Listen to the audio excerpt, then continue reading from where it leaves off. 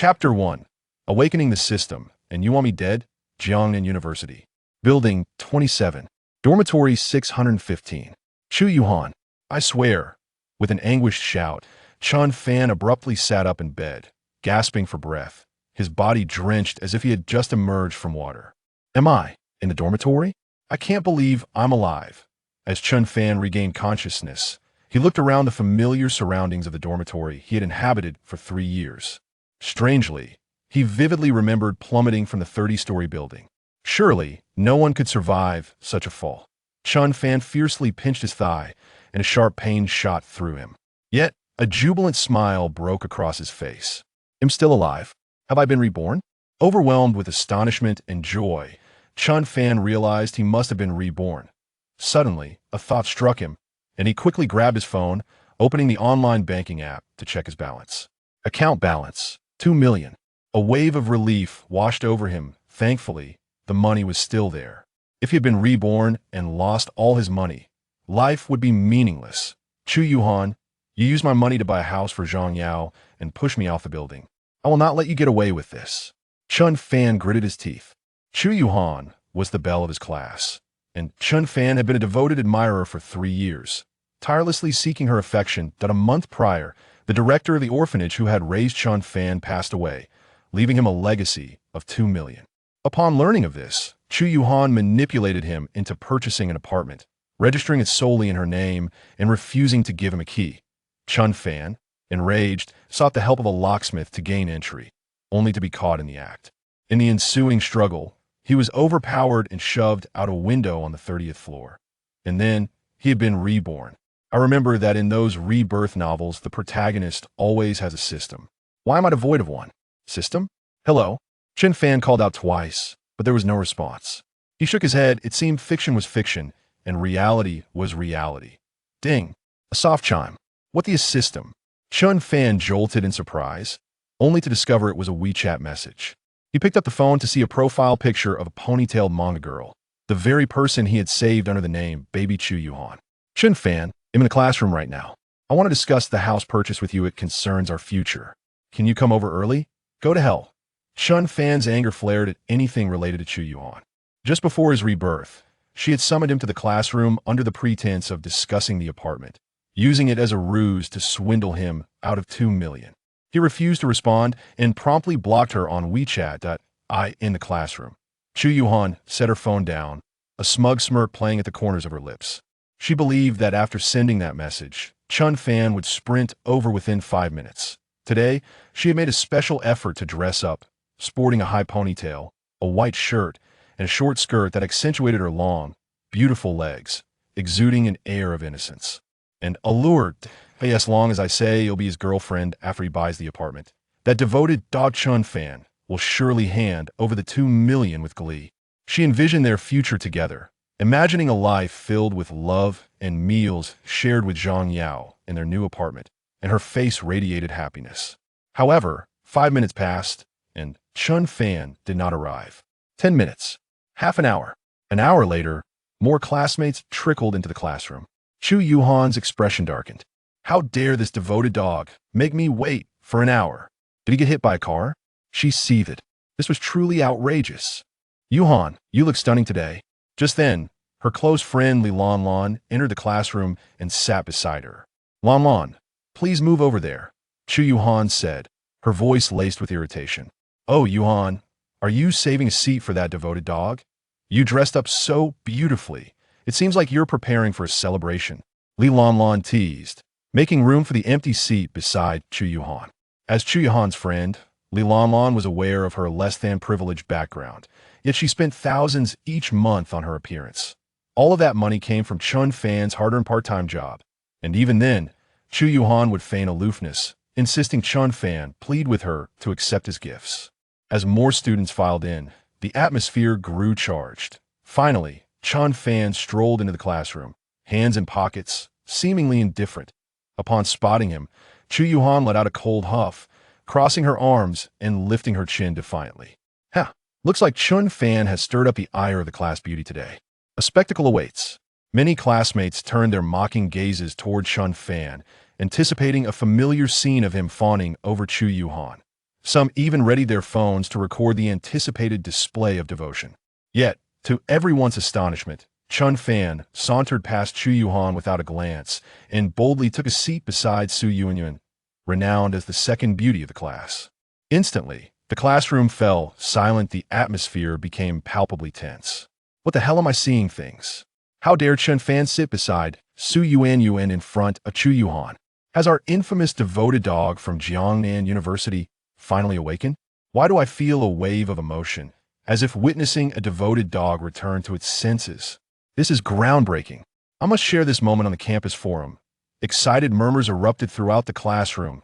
Su Yuanyuan, dressed in a short skirt revealing her alluring legs, with her chestnut curls cascading down and her full lips accentuating her striking features, was undeniably more beautiful than Chu Yuhan. However, due to Su Yuanyuan's materialistic demeanor, the class had crowned the seemingly pure Chu Yuhan as the belle tea that moment. Su Yuanyuan stared at Chen Fan in disbelief, her eyes wide.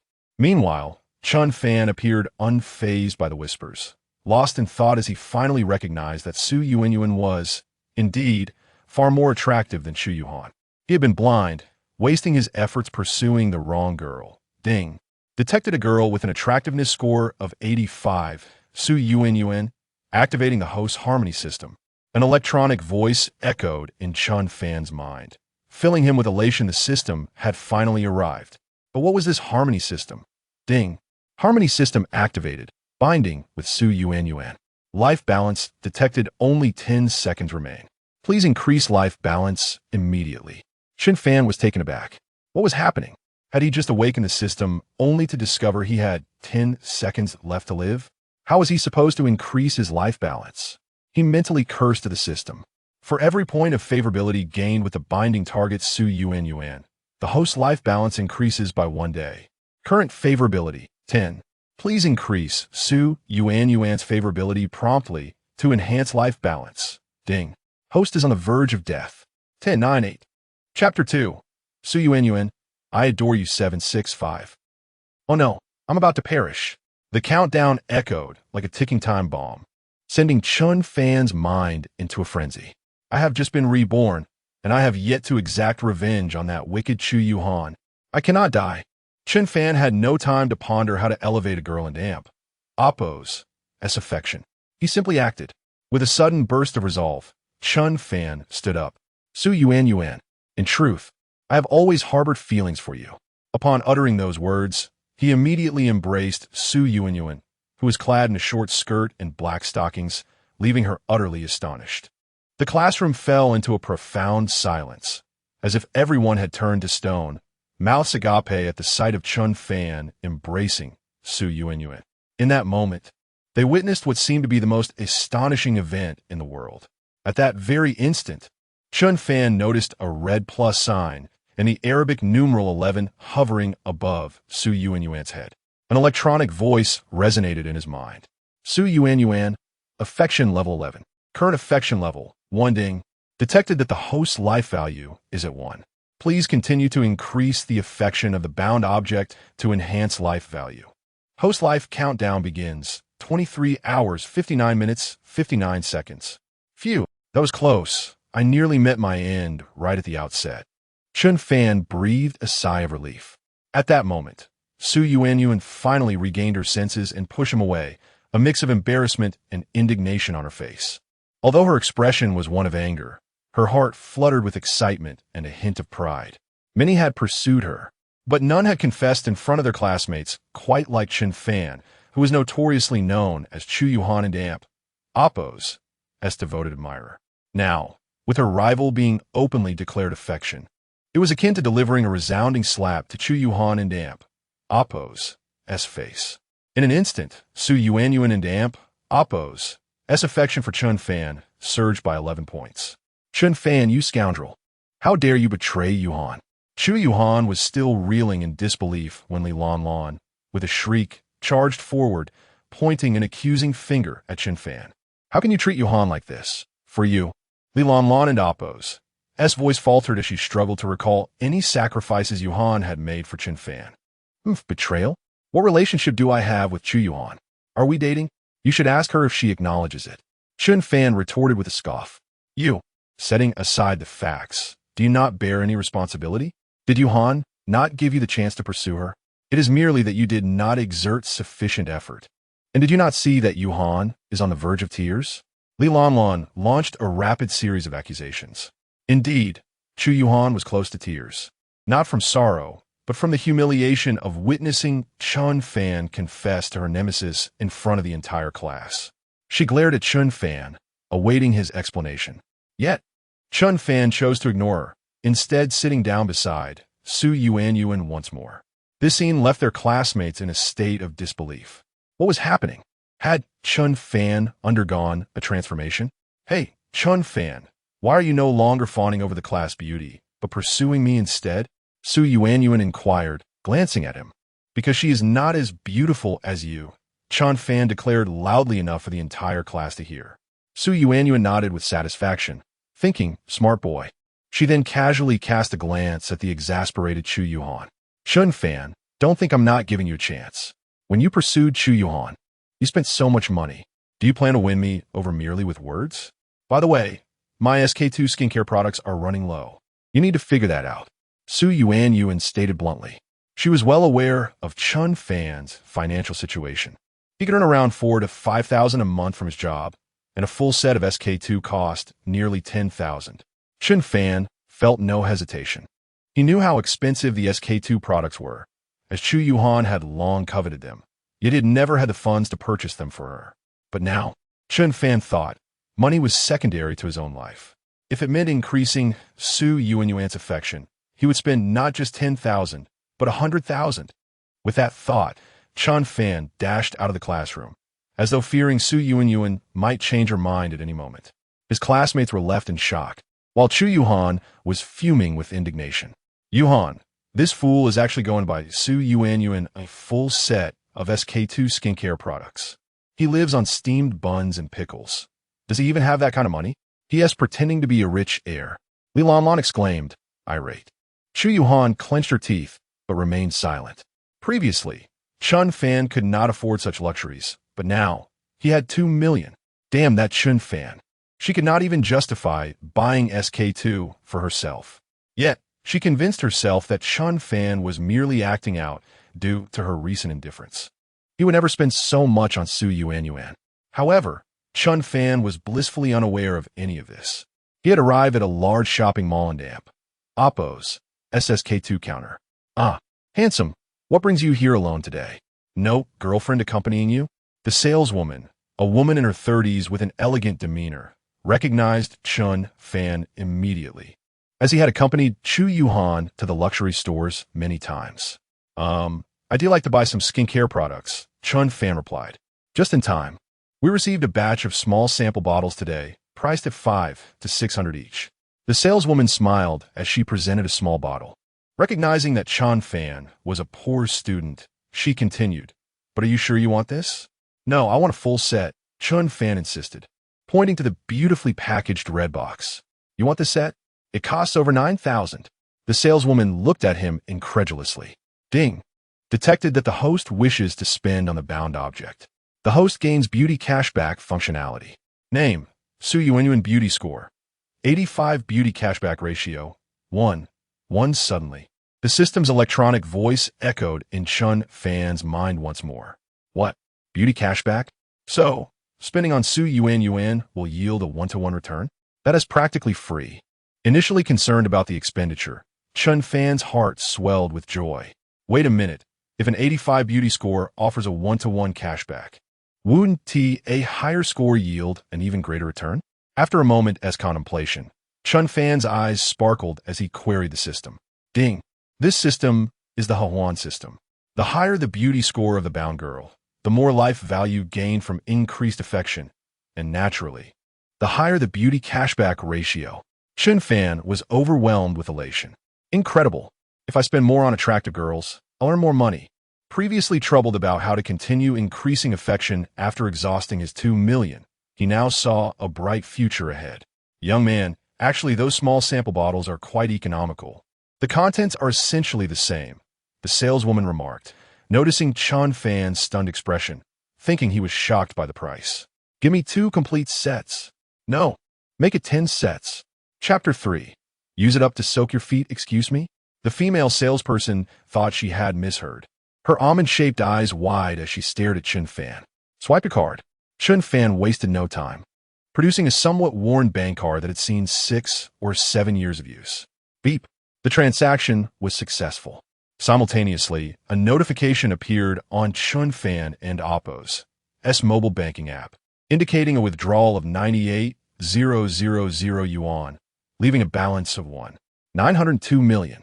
However, moments later, an incoming transfer of 98,000 yuan from a blank account reset his balance to 2 million. It truly was a cashback. Chen Fan felt a rush of excitement within him. Meanwhile, the female salesperson transitioned from confusion to sheer astonishment. She had never anticipated that he would indeed swipe for nearly 100,000 yuan. Her attitude towards Chen Fan shifted to one of deep respect. It seemed she had misjudged this seemingly ordinary handsome man. He must be a low-key, rich second-generation heir, with 10 exquisitely packaged SK2 skincare sets in hand. As if he were a supplier, Chen Fan and Oppo's SKs drifted to the nearby Prada boutique. He had accompanied Chu Yuhan there several times. She had dreamt of possessing one of the limited edition bags inside, once declaring that whoever bought her that bag would win her heart, though its price was a staggering 200,000 yuan. A smirk crept onto Chen Fan's lips at the thought, and he stepped inside. In the lecture hall, the teacher finished the class and exited. Olhat, Su Juanian. Still waiting for Chen Fan to buy you some magic water? Li Lanlan approached, her tone dripping with sarcasm, while Chu Yuhan stood by, arms crossed, smirking. The students who were about to leave the classroom turned back, feigning interest in their books, eager to witness the unfolding drama. Su Yuan. I advise you to go home and wash up early. Chen Fan has been pining after me for 3 years. I know his character all too well. If he were willing to buy you a set of SK2 skincare products, I would gladly relinquish the title of class beauty to you. Chu Yuhan scoffed, eyeing Su Yuan with disdain. Ha ha. Chen Fan eats steamed buns with pickles daily. All his money goes to Chu Yuhan, and she still waits for him, several students whispered. Su Yuan's complexion grew increasingly grim as she absorbed the ridicule from Chu Yuhan, Li Lanlan, and her classmates, her heart sinking to new lows. At that moment, she longed for a hole to crawl into. This Chen Fan is truly ruining me. Surrounded by laughter, Su Yuan felt an overwhelming sense of injustice. Just then, the classroom door swung open abruptly. Chen Fan, panting, made his entrance. The setting sun seemed to cast a golden glow around him. Yuan, I'm back, he exclaimed with a smile, striding towards Su Yuan. In that instant, Chen Fan appeared to her as a hero, rescuing her from her woes. With a resounding thud, Chen Fan placed the 10 beautifully packaged SK2 skincare sets onto the desk in front of Su Yuan. All of this? Su Yuan stood up, her eyes widening, breath quickening. Gasps erupted from the onlookers. The SK2 sets, each worth over 10,000 yuan, meant this was an expenditure of 100,000 yuan. A girl exclaimed, gazing enviously at Su Yuan. Wow, how extravagant. A boy, startled, quickly set down a set he had picked up to inspect. At that moment, even Chu Yuhan was left dumbfounded, doubting her own eyes, while Li Lanlan gaped in astonishment. Chen Fan, how could you buy so many? How much did this cost? Su Yuan's tone softened, her demeanor shifting to one of sweet charm. Oh, it's nothing valuable. The more you buy, the more you can gift to friends or classmates. If you have leftovers, you can always use them to soak your feet. Frankly, your feet are far more beautiful than someone else in amp. Oppo's face, Chen Fan remarked pointedly. 10,000 yuan in value, and not considered anything precious? To use it for foot soaking? Envy washed over the other girls, who regretted their earlier mockery of Su Yuan, wondering if she might indeed gift them a set. By the way, I noticed that bag of yours doesn't an amp. Oppo's suit your aura, so I picked up a bag for you while shopping. With that, Chen Fan produced the limited edition white Prada bag. Wow, what a stunning bag, and it's Prada? Su Yuan could no longer contain her excitement, leaping into Chen Fan's embrace. Ding! Su Yuanyuan's approval rating increased by 60. The system and Oppo's electronic voice chimed in Chen Fan and Oppo's mind. Host gains 60 life points. Current life points, 68. Truly, she was a gold digger. A single bag had boosted Su Yuanyuan and Amp. Oppo's favor by 60 points, equivalent to extending Chen Fan and Amp. Oppo's life by 60 days. This 300,000 yuan expenditure was well worth it. Chen Fan, this bag must cost several thousand, right? Su Yuanyuan released him, her admiration for the white bag growing. Numerous girls were evidently more intrigued by the luxury bag, flocking around. Yet, they failed to notice that Chu Yuhan and Oppo's eyes had turned red. Shock, confusion, jealousy, and rage erupted within her mind like a tempest. Chen Fan, how dare you buy this limited edition bag? It costs 200,000. Chu Yuhan shrieked, rushing to confront Chen Fan. 200,000 is nothing. I bought it for Yuanyuan. One Oppo's. What's wrong with that? Chen Fan replied, unfazed, brushing aside her hand. The classmates around them were left in stunned silence. A 200,000 yuan limited edition bag. How could Chen Fan suddenly possess such wealth? Su Yuan and Amp. Oppo's breath quickened, retreating a few steps, her hands protectively cradling the bag, watching everyone warily. Particularly wary of Chu Yuhan and Li Lanlan. Su Yuanyuan, you wretched girl, that bag is mine. Jealousy drove Chu Yuhan to madness. Her facade of purity and sweetness crumbled as she lunged at Su Yuanyuan. However, Su Yuanyuan had anticipated this, swiftly evading her attack, causing Chu Yuhan to tumble to the ground. Chen Fan, look at how frightening Chu Yuhan is now. Does she have some sort of mental illness? Su Yuanyuan clung to Chen Fan and Amp. Oppo's arm, feigning innocence. Chen Fan felt a flicker of satisfaction at Chu Yuhan and Amp. Oppo's crazed state, as the depression he had endured over the past 3 years dissipated slightly. Yuanyuan, let us go. I'll take you to a Michelin restaurant. With that, Chen Fan led Su Yuanyuan out of the classroom, under Chu Yuhan and Amp, Oppo's venomous glare and the complex expressions of their peers. The boys who had previously admired Chu Yuhan now recoiled from her unveiled greed, leaving only Li Lanlan to assist her up. Ding dong. At that moment, Chu Yuhan and Amp, Oppo's phone suddenly chimed. Upon opening it, she discovered a message from a contact labeled Darling. Darling, Henin, see you at the usual place tonight. Remember to wear a dress. Chapter 4. The money spent is worth it. She truly takes action at critical moments under the cover of night. In a secluded grove behind Jiang University, Chu Yuhan nestled in the embrace of a tall, slender man, weeping softly. This lanky youth, Zhang Yao, was renowned as one of the 4 literary prodigies in the college and was a classmate of Chu Yuhan. Both hailed from a remote northern county and had forged a bond during their high school years. How dare that detestable Chen Fan act in such a manner? Zhang Yao seethed with indignation, striking the nearby tree trunk with force, causing a splinter to embed itself painfully in his hand. Zhang Yao, please don't act impulsively. I know you are upset over my grievances, but if you confront that sycophant Chen Fan, the school will punish you. Just having your concern brings me great comfort. As Chu Yuhan gazed at Zhang Yao and Oppo's fierce expression, she mistakenly believed he was about to confront Chen Fan in a fit of rage for her sake. This thought warmed her heart, prompting her to hold him tightly. Zhang Yao was momentarily taken aback. His anger was indeed real, but it stemmed not from concern for Chu Yuhan, but rather from the realization that Chen Fan had squandered the 2 million he had earmarked for purchasing a home. Spending 30,000 in one go, each expenditure felt like a dagger to his heart.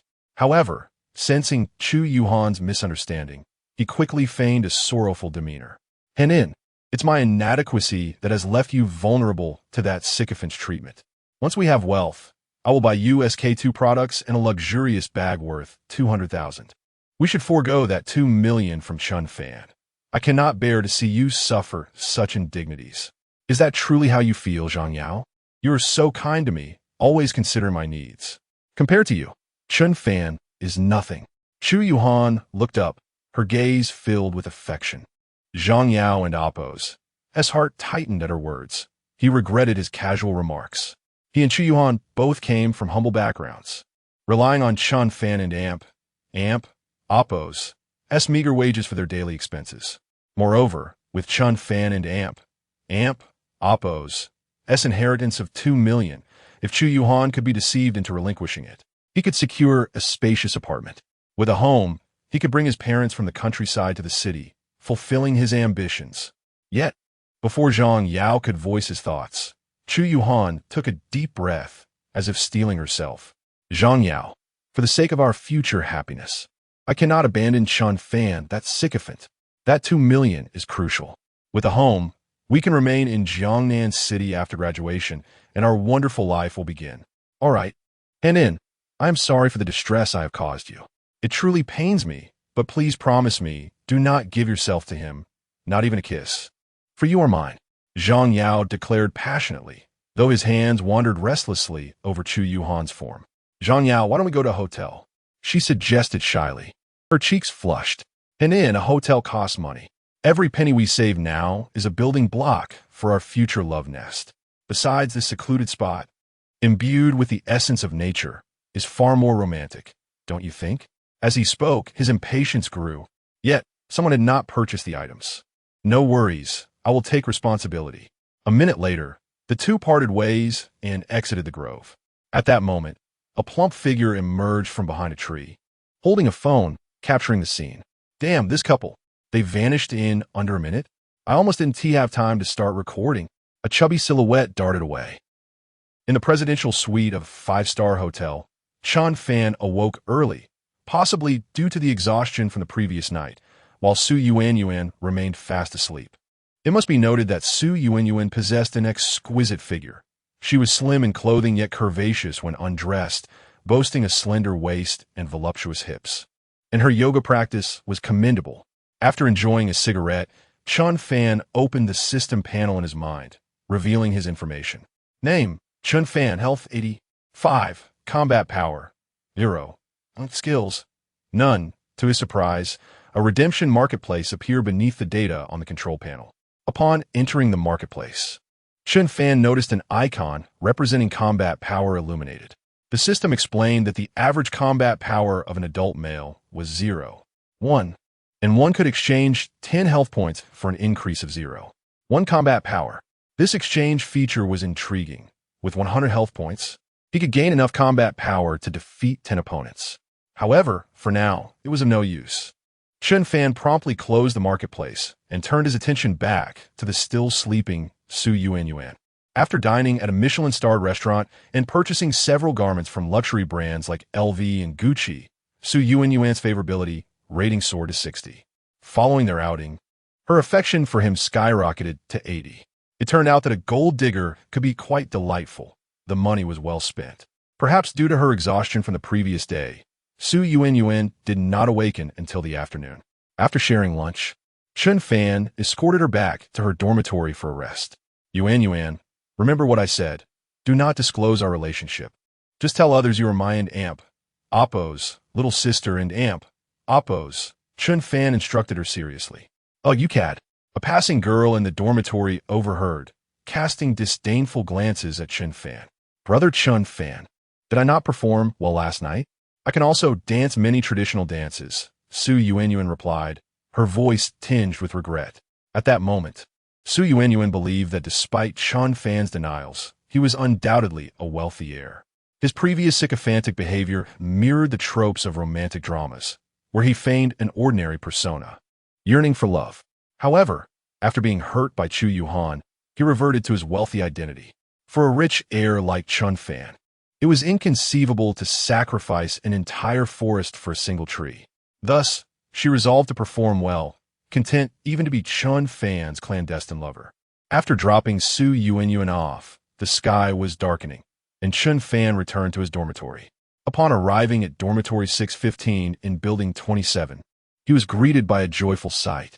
The folding table in the center of the room was set up, adorned with a plate of peanuts, several dishes of cold appetizers, and 2 bottles of liquor. His good friend and roommate, the chubby Li Wei, was already indulging. Why aren't you at the club, ordering models today, you glutton? Sneaking drinks here? Chen Fan laughed as he took a seat. Li Wei, a portly figure clad in Armani, clearly emanated the aura of a rich air. Upon Chen Fan and Oppo's entrance, he quickly stood to close the door, locking it with determination. Brother, tonight I have organized a gathering just for you. We're going to drink to our heart and Oppo's content, Li Wei declared, pulling out his phone and playing a video. Chapter 5. Misunderstandings abound, fear not, everyone. For Chen Fan remains unattached. However, promise me you will never yield your body to him. Not even a kiss, for you are mine. Zhang Yao.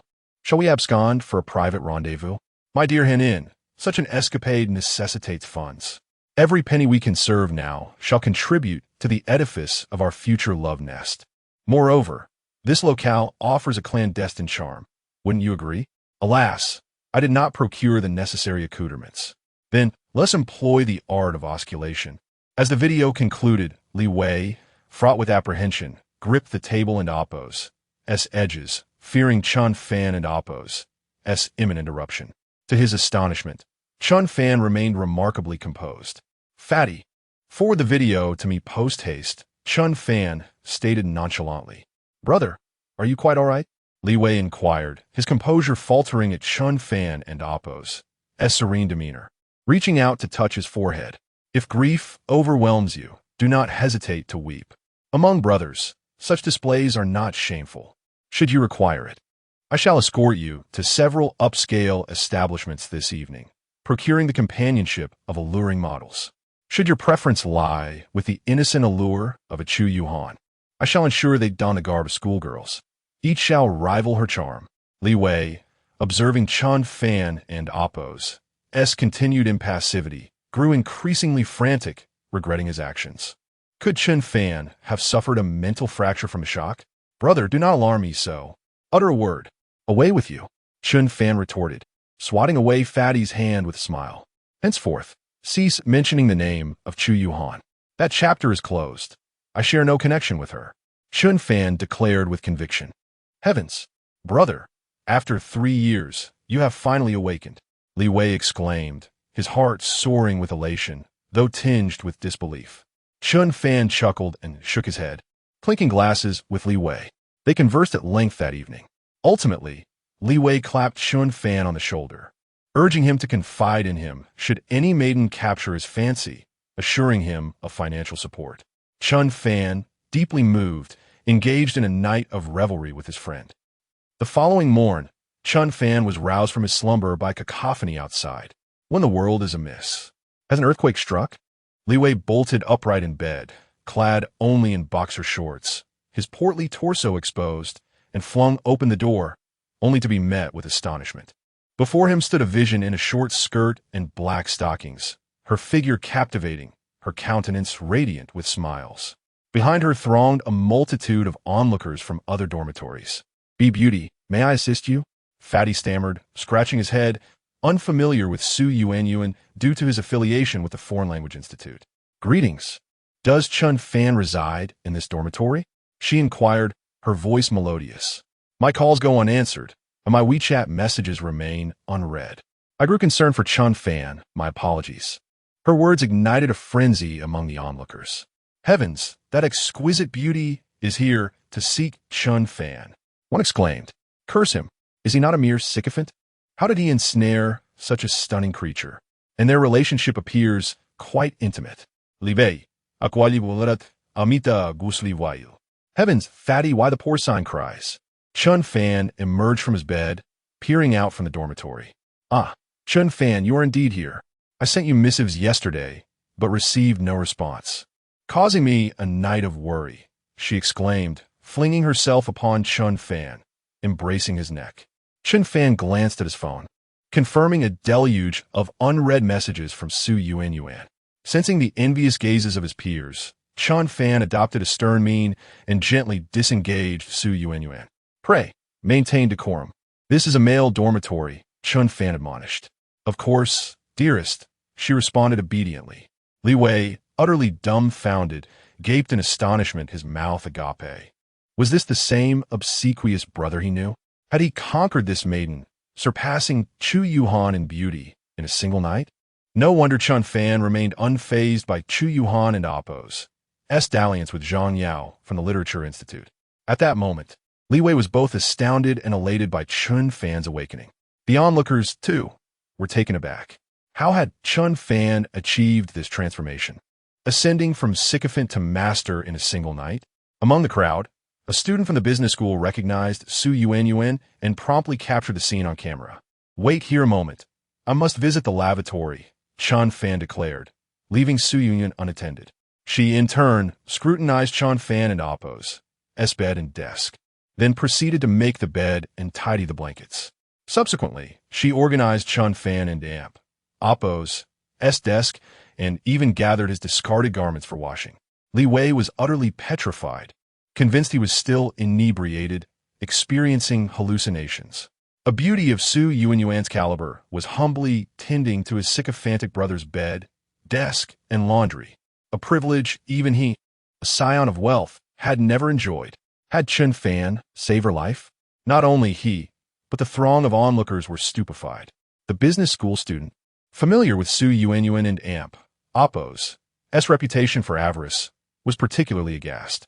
Upon Chen Fan and Appo's return from the lavatory, he discovered the dormitory had undergone a complete transformation, and Su Yuanyuan had just finished washing his clothes. He noticed that everyone was regarding him with a mixture of envy and admiration. Even Li Wei wore a complex expression. "Dearest Chen Fan, you have returned," she exclaimed, rushing towards him, only to be gently restrained. "Yuanyuan, we are among classmates. Such displays may lead to misunderstandings. Have you forgotten our discourse from yesterday?" Chen Fan reminded her. In truth, Chen Fan was not an irresponsible individual. However, the affection system was proving to be quite demanding, requiring him to continually bind with maidens and elevate their affection levels to augment his life force. Should he acknowledge a romantic entanglement with Su Yuanyuan? How could he bind with others? Thus, he was left with no choice. To refrain from being a scoundrel would mean his demise. "Yes, I understand, dearest Chen Fan. Everyone, please do not misunderstand. Chen Fan has adopted me as his cherished younger sister. We are not romantically involved." Chen Fan remains unattached. She clarified obediently, like a devoted follower. Petrification. Salt. Chen Fan's image among the male populace had reached its zenith. Their gazes were no longer those of envy or jealousy, but of reverence. Even Li Wei, the seasoned scion of wealth, cast a reverential glance towards Chen Fan. Hearing Su Yuanyuan's explanation, Chen Fan nodded in satisfaction. "Come, dearest, let's embark on a shopping spree," he declared, leading Su Yuanyuan out of the dormitory amidst the awestruck gazes of the crowd. In less than half an hour, an article titled "Shocking.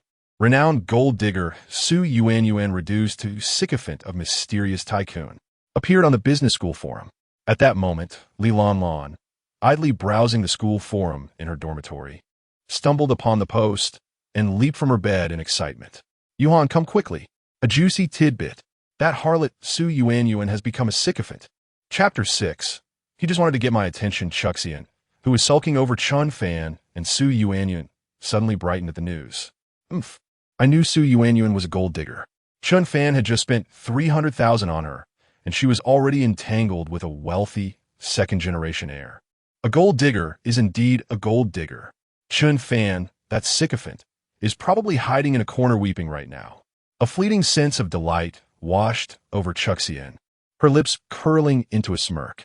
However, as she continued to read, her expression soured. The post titled "Shocking. The notorious gold digger Su Yuanyuan has become the lapdog of a mysterious rich second generation," was accompanied by photos from that time. She instantly recognized the so-called mysterious rich heir in the images. Chen Fan. Su Yuanyuan stood before him, her demeanor submissive as she cleaned his dormitory and did his laundry. More alarmingly, the post described how this mysterious rich heir commanded the beautiful class flower and warned Su Yuanyuan not to let others misinterpret their relationship. The once-renowned gold digger had utterly become a lapdog. Many in the business school recognized the stunning Su Yuanyuan, and while most were familiar with Chen Fan's reputation as a sycophant, few had seen him, hence the label of mysterious rich heir. That wretched Su Yuanyuan would do anything for money, and Chen Fan, with his meager earnings of 4 to 5,000 a month. Pretended to be a rich second generation. How shameless. Chuck Si-hin's facade of grace shattered, and she began to curse vehemently in the dormitory. Her roommates, including Li Lan, were taken aback, as the usually demure Chuck Si-hin seemed to have transformed into a tempestuous shrew. Unbeknownst to them, this was Chuck Si-hin's true nature. Hehuan, do you think Chen Fan could really be a rich heir? He spent 30,000 on Su Yuanyuan yesterday, Li Lan whispered, analyzing the situation. With his background, he's no rich heir. He could only afford to buy Su Yuanyuan a bag because he recently inherited 2 million, Chuck Si-hin remarked, feeling a pang of pain at the thought of that 200,000 limited edition handbag. What? 2 million inheritance? Li Lanlin's eyes widened in disbelief. Just then, Chuck Si-hin seemed to recall something and picked up her phone, scrutinizing the post several times. A mysterious smile crept onto her face. Chen Fan, that sycophant, seems to be playing smart, trying to entice me with a game of cat and mouse, Chuck Si-hin declared. Li Lan looked at the self-satisfied Chuck Si-hin with confusion. Lan, look at these images. Chen Fan is clearly making an effort to maintain distance from Su Yuanyuan. Moreover, he is pressuring her to clarify their relationship. Do you know why he is doing this? Chuck Si-hin wore a knowing smile. Why? I and Oppos am not quite sure, Li Lan admitted. Because this entire situation has been orchestrated by Chen Fan. He has bribed Su Yuanyuan to stage this performance for my benefit. His ultimate goal is to capture my attention, Chuck Si-hin exclaimed, revealing her deduction in one breath. Phew, Hehuan, with that perspective, everything unusual about Chen Fan lately makes perfect sense. Li Lan gasped, head, bidet ku ikining. She anticipated that Chen Fan could be so scheming. Lan, you must immediately post on the forum, exposing how Chen Fan bribed Su Yuanyuan to pretend to be a rich heir to attract my attention. I want to ruin his reputation. Chuck Si-hin seethed at the humiliation she had endured over the past few days. Li Lan nodded, promptly opening her computer to draft a post. Before long, a thread titled Sycophant Colludes with Gold Digger, pretending to be a rich heir, was published on the business school forum, instantly drawing a large crowd of onlookers.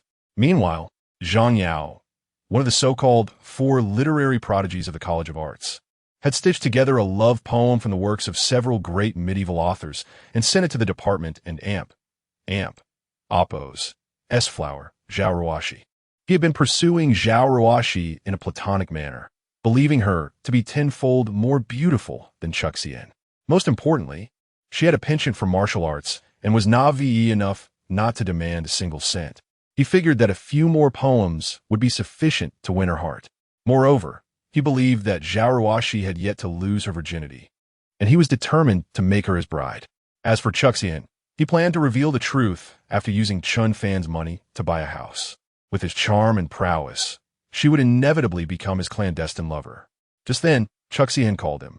Brother Zhang Yao, quickly log into our business school and Oppos S forum. There's something intriguing for you to see. Chuck Si-hin spoke mysteriously. What is it? Zhang Yao inquired. You'll find out when you look for yourself. Chuck Si-hin laughed before hanging up. Zhang Yao frowned, then got out of bed to log into the Jiangda Business School's forum. Instantly, a post titled Shocking. The notorious gold digger, Su Yuanyuan, has become the lapdog of a mysterious rich second generation. Popped up. As he clicked on it, he was greeted by an image of a sexy, attractive girl in a short skirt and black stockings obediently standing before a boy who wore an impatient expression. Damn, isn't that Chen Fan, that dog? Zhang Yao's eyes widened, a wave of jealousy surging within him. Though the girl could not compare to Zhao Ruoshi, she was certainly more attractive than Chuck Si-hin. If Chuck Si-hin was an 80, this girl was an 85. Her butterfly back and peach-like figure screamed perfection. Why did she show such deference to Chen Fan, acting like a sycophant? Why did he deserve such treatment? Only Zhang Yao should be entitled to such privileges. He felt an urge to scream, his teeth nearly grinding to dust. The post further fueled his envy, stating that such a beautiful girl was doing laundry for Chen Fan. However, immediately following was a comment titled Sycophant Colludes with Gold Digger, pretending to be a rich heir. After reading it, Zhang Yao couldn't help but smirk. A sycophant is indeed a sycophant.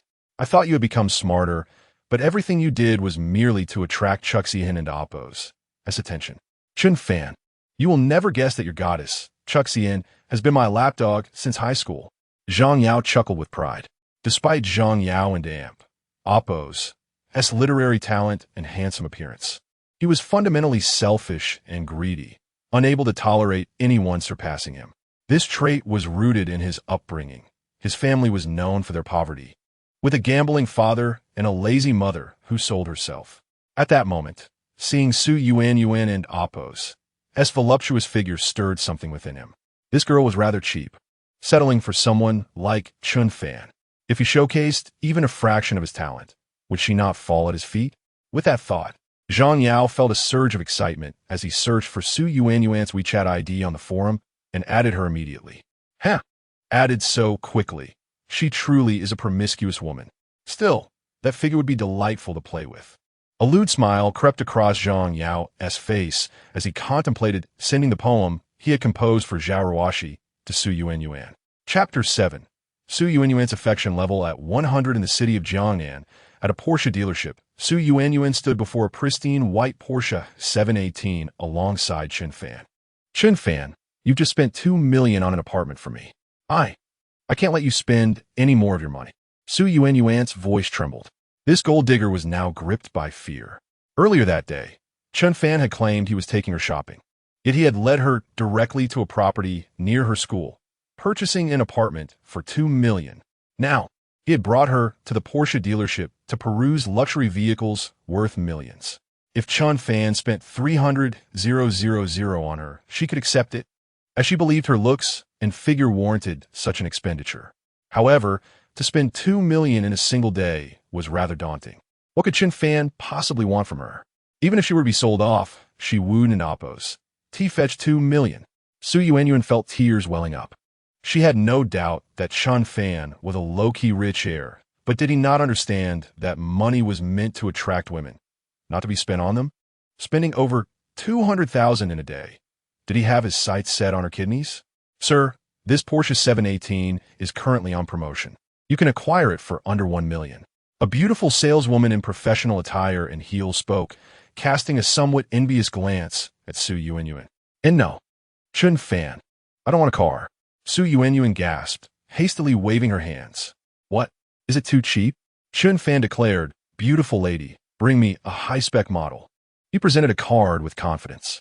Certainly, sir. We happen to have a high-spec model priced at $1.5 million. The saleswoman respectfully accepted Chen Fan's card. I'll also need your ID, sir. The saleswoman added with a smile. Yuan, hand over your ID. Chen Fan instructed her directly. Initially, Su Yuan intended to refuse. But upon gazing at the sleek, wine-red curves of the Porsche 718, she found herself unable to look away. After all, since Chen Fan had already bought her a $2 million apartment, a car seemed negligible. She resolved to hone her skills to repay Chen Fan in the future. Ding! Su Yuan and Appo's affection level increased by 19, reaching a total of 100. The system in Appo's electronic voice echoed in Chen Fan and Appo's mind. Has it really reached 100 so quickly? Chen Fan was taken aback. He had not anticipated Su Yuan's affection would rise so swiftly. In truth, gold diggers had their merits. At least one received as much as they contributed, unlike Chu Yuhan, who played the victim while seeking benefits. Eventually, Su Yuan drove off in the high-spec Porsche 718, leaving the dealership amidst the envious gazes of the sales staff. Chen Fan, the new apartment is right next to the school. Why don't we stay there tonight? Su Yuan proposed a cohabitation invitation. That apartment was a gift for you. I prefer to stay in the dormitory. Chen Fan replied expressionlessly. Su Yuan felt a twinge of disappointment, but nodded obediently. Ding dong. Suddenly, Su Yuan's phone rang. Talent Zhang Yao requests to add you as a friend? What nonsense. The name alone screams idiot. Su Yuan rolled her eyes and was about to decline when Chen Fan snatched the phone from her. Chen Fan, please don't misunderstand. I don't know this Zhang Yao at all. Su Yuan hurriedly explained, fearing Chen Fan was upset. I know him. He is Chu Yuhan and Appo's boyfriend. Chen Fan stated and promptly accepted the friend request. What? Chu Yuhan has been claiming to be single her entire life. She has a boyfriend? Su Yuan exclaimed in disbelief. Huh, I only recently learned they were together since high school. The reason for keeping it under wraps is to milk money from me, Chen Fan replied coldly. What? Chu Yuhan is so deceitful. She has fooled Chen Fan for 3 years. Su Yuan was appalled. Not just her, Zhang Yao is no better. Look, he just sent you a cringe-worthy love poem. Chen Fan chuckled, reading the overly sentimental lines aloud. Ugh, what a disgusting loser. Su Juanian Vito. What does he mean by platonic love? It means he wants to take advantage of you without any commitment, Chen Fan explained. Later that evening, Chen Fan returned to the dormitory, while Su Yuan was eager to settle into her new apartment. Once she arranged her new home, reclining contentedly on the sofa, her phone buzzed. Upon checking, she saw a notification from a group chat she had joined called the Jiangda Beauty Alliance, filled with attractive women from various departments at Jiang University. Seeing someone had mentioned her and included a link, Su Yuan felt a wave of curiosity. Before she could click the link, the chat was inundated with messages. Haha, Su Yuan, the gold digger, has latched onto a fake rich heir. What a joke. Just 30,000 and she has been reduced to this. Clearly, she has never seen real wealth. Unlike my beau, who spends over $1 million on me annually. And just yesterday, gifted me a 600,000 Mercedes. Moreover, it said Chen Fan has been a devoted servant to the business school Chu Yuhan for 3 years. Laughter ensued among the participants, many of whom were the most beautiful girls in their respective departments, while a few others with similar beauty levels merely observed in silence. Su Yuan felt her temper rising, her eyes reddening with indignation, nearly brought to tears. However, she suppressed her anger, gritting her teeth as she scrolled back to the beginning and opened the link to see what the post contained. Upon reading it, her fury dissipated, replaced by amusement. Ha! That green TBTCH, Chu Yuhan claims Chen Fan is merely a fake rich heir with a 2 million inheritance. It's laughable. Today alone, Chen Fan spent nearly 4 million on me. I can't wait to see her reaction when she discovers the truth. Without hesitation, Su Yuan dashed downstairs, snapping selfies in the car before returning to capture the apartment and Oppo's surroundings and the property deed. She also took screenshots of the chat messages Zhang Yao had sent to her. The group continued to mock Su Yuan, with some even suggesting she be removed from the chat. At that moment, Chu Yuhan chimed in. Girls, let us not be too harsh on Su Yuan. Her love for money might stem from family difficulties. Besides, she's also a victim in this situation. Chen Fan and Oppo's character is questionable. Otherwise, I would have refused him after 3 years of pursuit. Su Yuan, finding a boyfriend isn't solely about wealth. Character matters too. For instance, Chen Fan attempted to entice me with his 2 million, but I firmly declined. Chaptatam, Jujuan Vaam, Apos, Etif, Jujuan, Tatsling Visan. I truly wish to see her expression later. Su Yuan, upon witnessing Chu Yuhan and Oppo's remarks in the group chat, let out a cold laugh and proceeded to share a series of selfies featuring herself alongside luxury cars and property certificates. Sisters, what are you all discussing? It seems so lively. I just returned from shopping with brother Chen Fan, who bought me a high-end Porsche 718 today, costing over 1.5 million. I'm not well-versed in cars, and there are so many functions I don't understand. Does anyone here own a Porsche? Could you please enlighten me? By the way, brother Chen Fan knows I prefer living alone, and he also bought me a 2 million apartment today, though I'm not fond of the decor style. I do appreciate your opinions on that. Oh dear, how did I end up posting the property certificate? What a blunder if my information gets leaked. Why can't I retract it? As Su Yuan finished her remarks, the once vibrant chat of the Jiang University Beauties Association fell into an eerie silence. In the girls' dormitory, Chu Yuhan gazed at the sleek photographs of the sports car and the burgundy interior, her eyes reddening with envy. Especially when she saw Su Yuan and Oppo's name boldly inscribed on the property certificate. It felt as though the sky had collapsed upon her, and her heart ached to the point of suffocation. Why is this happening? How could Chen Fan buy her a car worth 1.5 million and a house worth 2 million? All of this should belong to me. Chu Yuhan murmured, tears streaming down her cheeks uncontrollably. She felt an overwhelming sense of injustice. After all, Chen Fan was supposed to be her devoted admirer, yet he had spent such a fortune on Su Yuanyuan. At that moment, the image of her boyfriend, Zhang Yao, flickered in her mind. She recalled how, during the sweltering summer, he had taken her to a small grove to save on hotel expenses, leaving her covered in mosquito bites, nearly exposed on several occasions. The following day, upon seeing her condition, Chen Fan had been deeply concerned, mistaking it for an allergy and insisting on taking her to the hospital. Without comparison, there is no pain.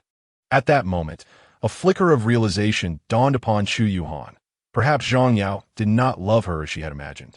Instead, it was Chen Fan, this devoted admirer, who had been consistently attentive and caring. Just then, the group chat buzzed back to life.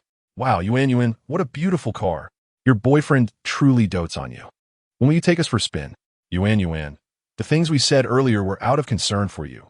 We didn't want you to be deceived. But it seems we were the fools.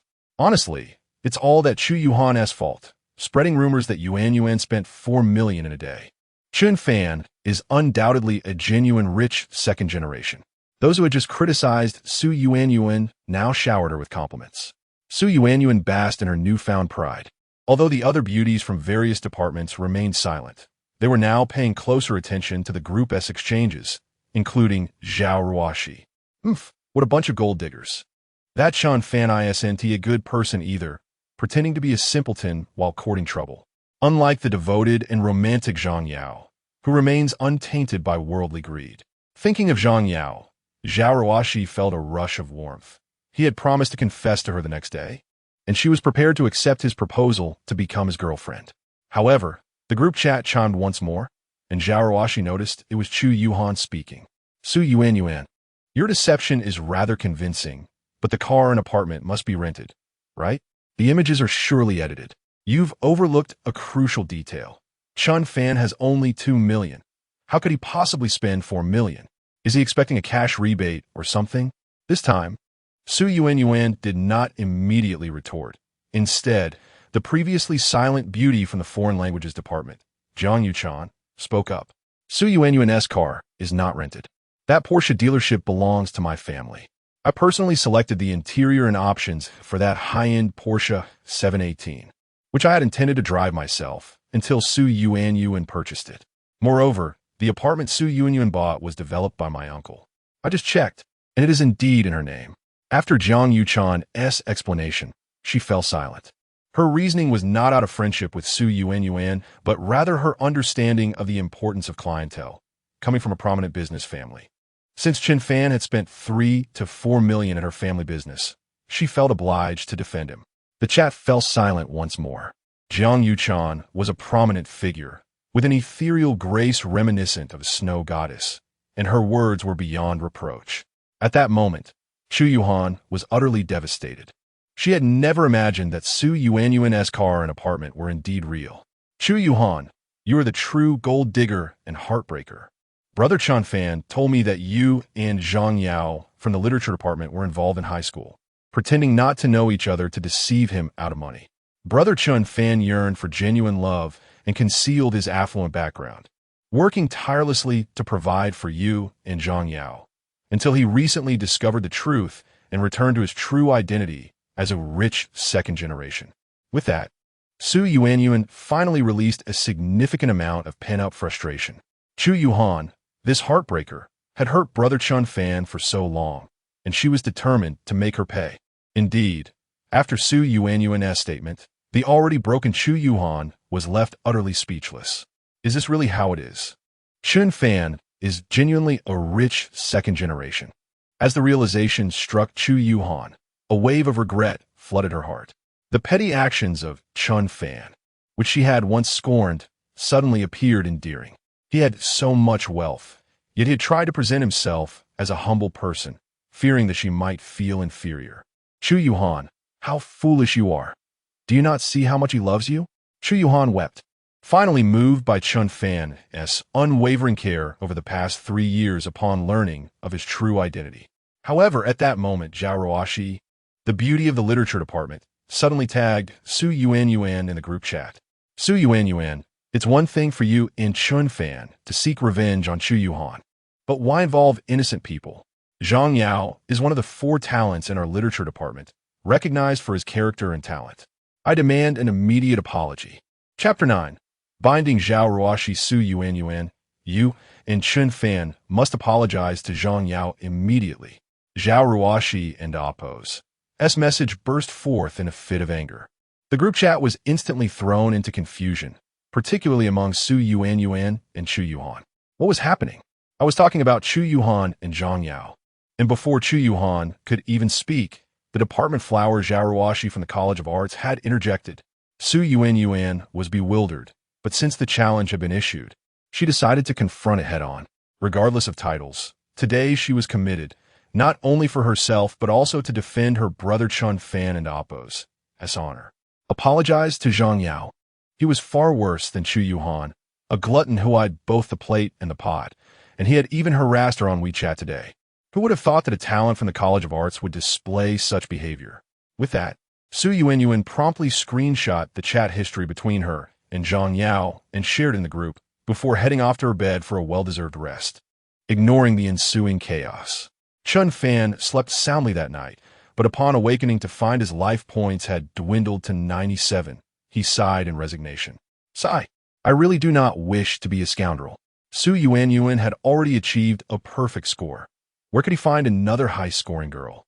Though Jiang University boasted many beauties, he had previously focused solely on Chu Yuhan and hardly knew anyone else. Perhaps it was best to grab breakfast first. One must be nourished to pursue romance. With that thought, Chen Fan shook his head and descended the stairs. Upon reaching the ground floor, he discovered a crowd gathered below. Intrigued, he moved closer. In the midst of the throng stood a tall, stunning girl clad in a form-fitting black athletic outfit that accentuated her perfect curves. Her high ponytail and breathtaking visage were captivating, but at that moment, her delicate brows were furrowed with anger, and she wielded a long spear. Indeed, it was a spear. What a beautiful girl, even more so than Su Yuan.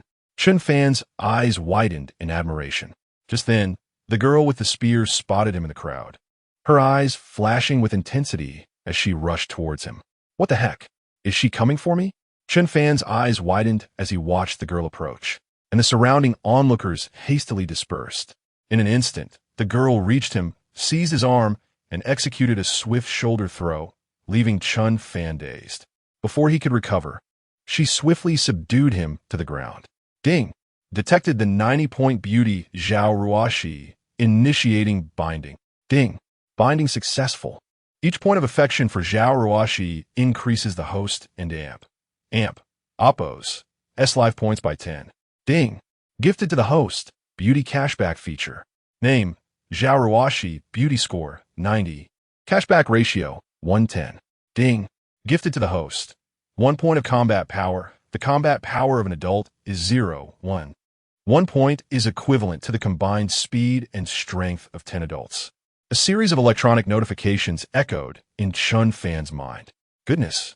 1 point of affection translates to 10 life points, and beauty cashback at a ratio of 1 to 10. This was equivalent to 10 Su Yuan. Moreover, he had been granted the strength and speed of 10 individuals. Chen Fan turned to gaze at Zhao Ruoshi, his eyes aflame with desire. However, from his vantage point, he was treated to an enticing view. You lecher! How dare you stare at me? Zhao Ruoshi, seeing Chen Fan's astonished expression, was further incensed. Classmate, it seems we are not acquainted. Chen Fan promptly replied. He exerted a slight effort and swiftly broke free from her grasp, leaping to a safe distance.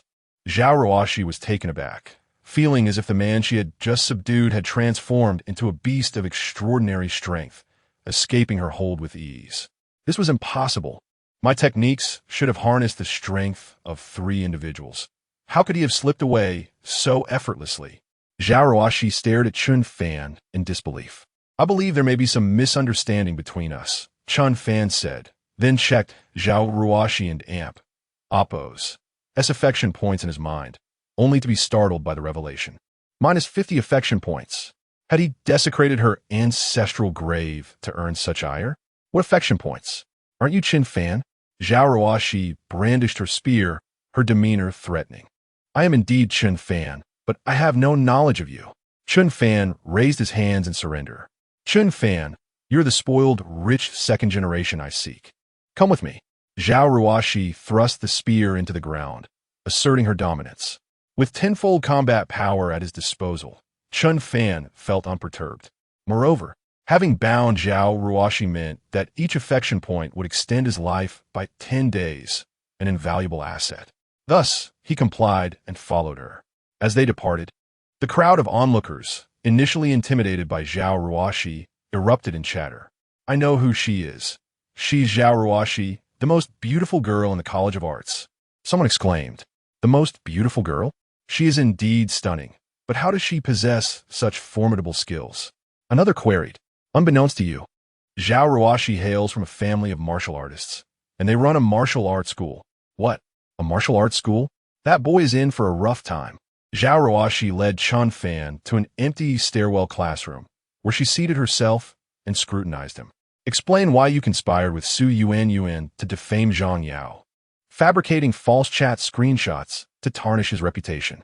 She fixed her gaze on Chen Fan. What conspiracy with Su Yuan to defame Zhang Yao? Chen Fan frowned, perplexed. Huh, keep pretending. Zhao Ruoxi scoffed, pulling out her phone to reveal the chat group of the Jiang University Beauties Association, presenting it to Chen Fan. Upon glancing at the screen, Chen Fan chuckled, casting a knowing look at Zhao Ruoxi. It seemed Zhang Yao and Oppo's ambitions were greater than anticipated, ensnaring even the most beautiful girl of the College of Arts. One Oppo's, that's so funny, Zhao Ruoxi demanded, her face flushed with indignation. Zhao, on what grounds do you accuse me of colluding with Su Yuan to slander Zhang Yao? ISN and Oppo's. It obvious? The poem Su Yuan screenshot is one Zhang Yao wrote for me. Your appropriation of it clearly indicates your guilt, Zhao Ruoxi asserted confidently. Chen Fan could hardly contain his laughter. He finally understood why Zhang Yao had targeted Zhao Ruoxi. She was utterly naive. However, if that poem was indeed written for you, how could either Su Yuan or I have known about it? Zhao Ruoxi and Oppo's eyes widened as Chen Fan and Oppo's words sank in, and she began to sense something amiss. If you remain skeptical, allow me to show you something else. With that, Chen Fan opened his phone and located the video that Li Wei had sent him. Chapter 10. The live broadcast across the school in the classroom of the School of Literature. Zhang Yao had meticulously styled his hair today. Adorned with a pair of gold-rimmed glasses and clad in a crisp white shirt, he fancied himself the male lead of a Korean drama. The reason he chose today to confess his feelings to Zhao Ruoxi was that nearly the entire School of Literature had no classes, ensuring that their moment would go unnoticed. The classroom was situated on the second floor, and below, several cherry blossom trees were in bloom, their delicate pink flowers stretching toward the window. Zhang Yao sat by the window, leaning against the sill, constantly adjusting his angle, a volume of Shakespeare in hand, attempting to embody the melancholic essence of a lovesick poet.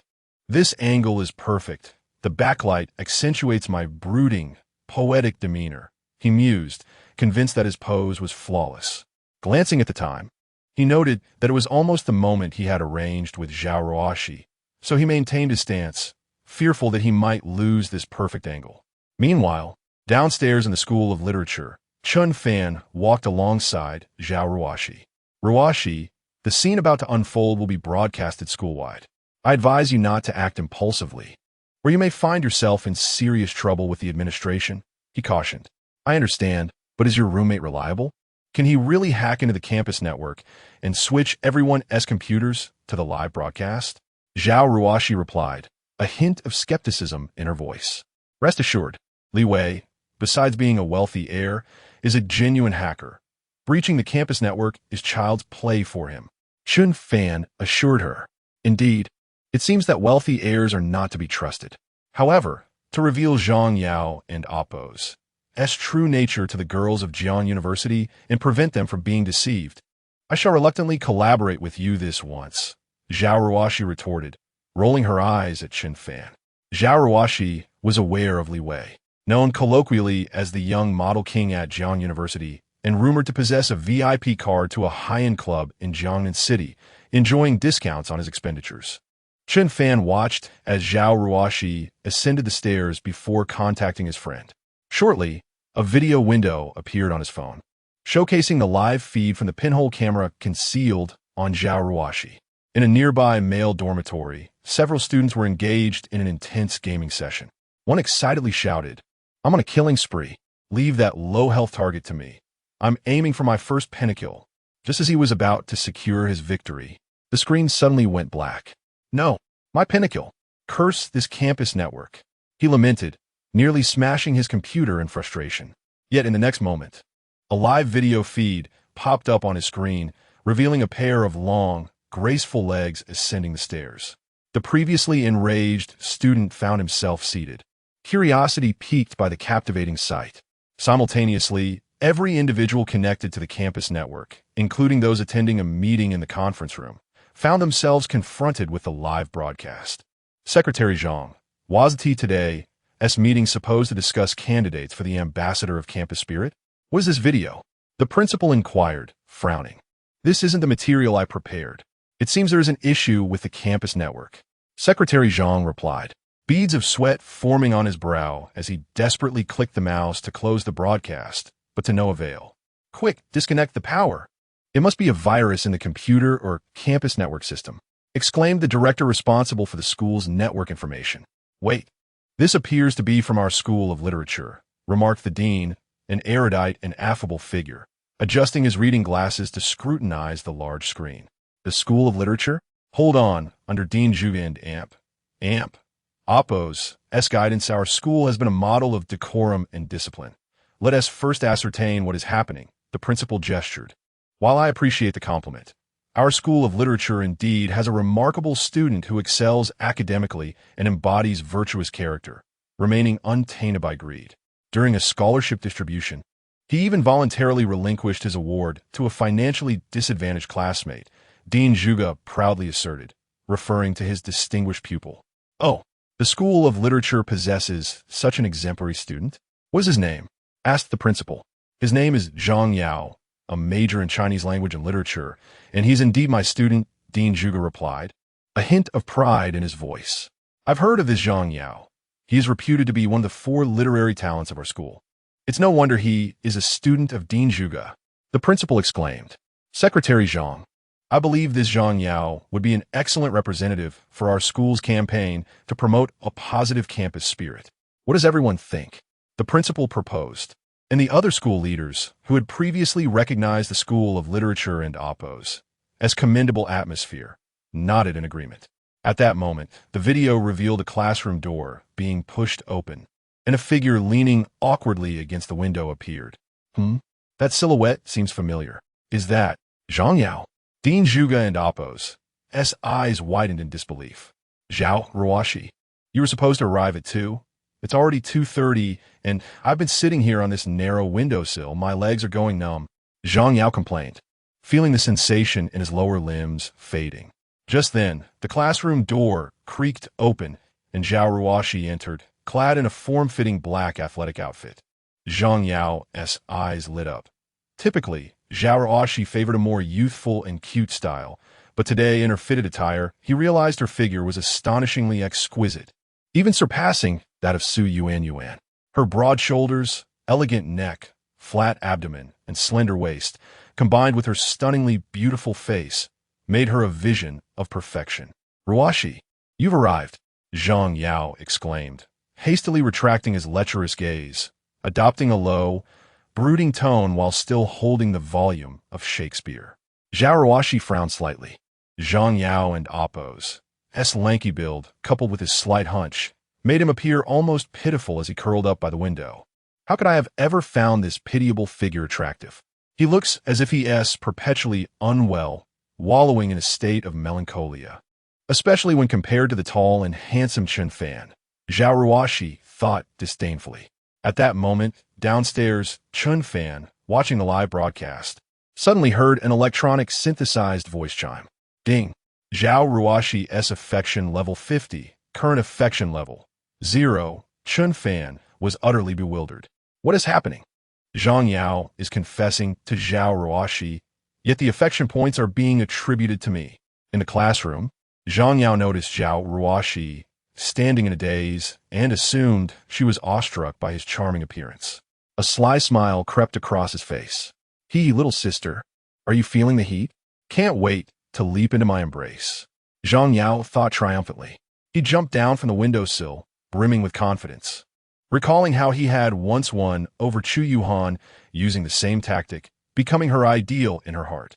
This time, he was equally certain he could capture Zhao Ruoxi and damp Appo's heart. Zhao Ruoxi, you are the most beautiful girl I have ever seen. Your eyes seem to hold the stars within them. Would you do me the honor of being my girlfriend? Chapter 11. The youngster dares to disgrace our reputation. Had it been in the past, Zhao Ruoxi would have been deeply moved upon hearing such words. However, ever since she viewed that video in the morning, all she felt was revulsion. Zhang Yao, you claim to be pursuing me, yet you haven't even bought me a bouquet? I heard that Chen Fan from the School of Business Administration bought Su Yuan a handbag worth 200,000. Zhao Ruoxi remarked with a cold smile. Zhang Yao was momentarily taken aback by her words, his eyes darting about. Ruoxi, affection built upon wealth, is the most unstable. It is replete with deceit and falsehood. I desire for our relationship to remain pure, devoid of any taint of monetary influence. My sincerity towards you is as evident as the sun and moon. Have you forgotten the poems I wrote for you? If I could, I would lay open my heart for you to see. Zhang Yao gazed deeply into Zhao Ruoxi and Appo's eyes, speaking earnestly, setting aside the fact that his poems were merely mass-produced bait. The mention of Zhao Ruhan nearly made her retch. Had it not been for the knowledge that they were live-streaming, she would have relished the thought of striking this leech of man. Meanwhile, in the conference room, the principal and leaders from various departments exchanged peculiar glances towards Dean Zhuge of the School of Arts. They were astute individuals and quickly discerned that this young man, named Zhang Yao, possessed a deep-seated cunning. His words were evidently designed to ensnare innocent young girls. Dean Zhuge, is this the Zhang Yao you described as possessing the elegance of a scholar from ancient times?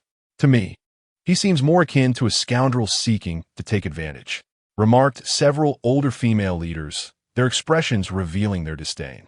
Dean Zhuge appeared embarrassed, yet stubbornly defended. Ladies and gentlemen, a graceful lady is best matched with a gentleman. I know this student well. He remains single, yearning for a love free from worldly concerns. The principal cast a meaningful glance at the now perspiring Dean Zhuge before returning to the video. In the girls and damp Appo's dormitory, Chu Yuhan watched the video of Zhang Yao's confession to Zhao Ruoxi, her eyes reddening. She felt as though she could hear her heart shattering.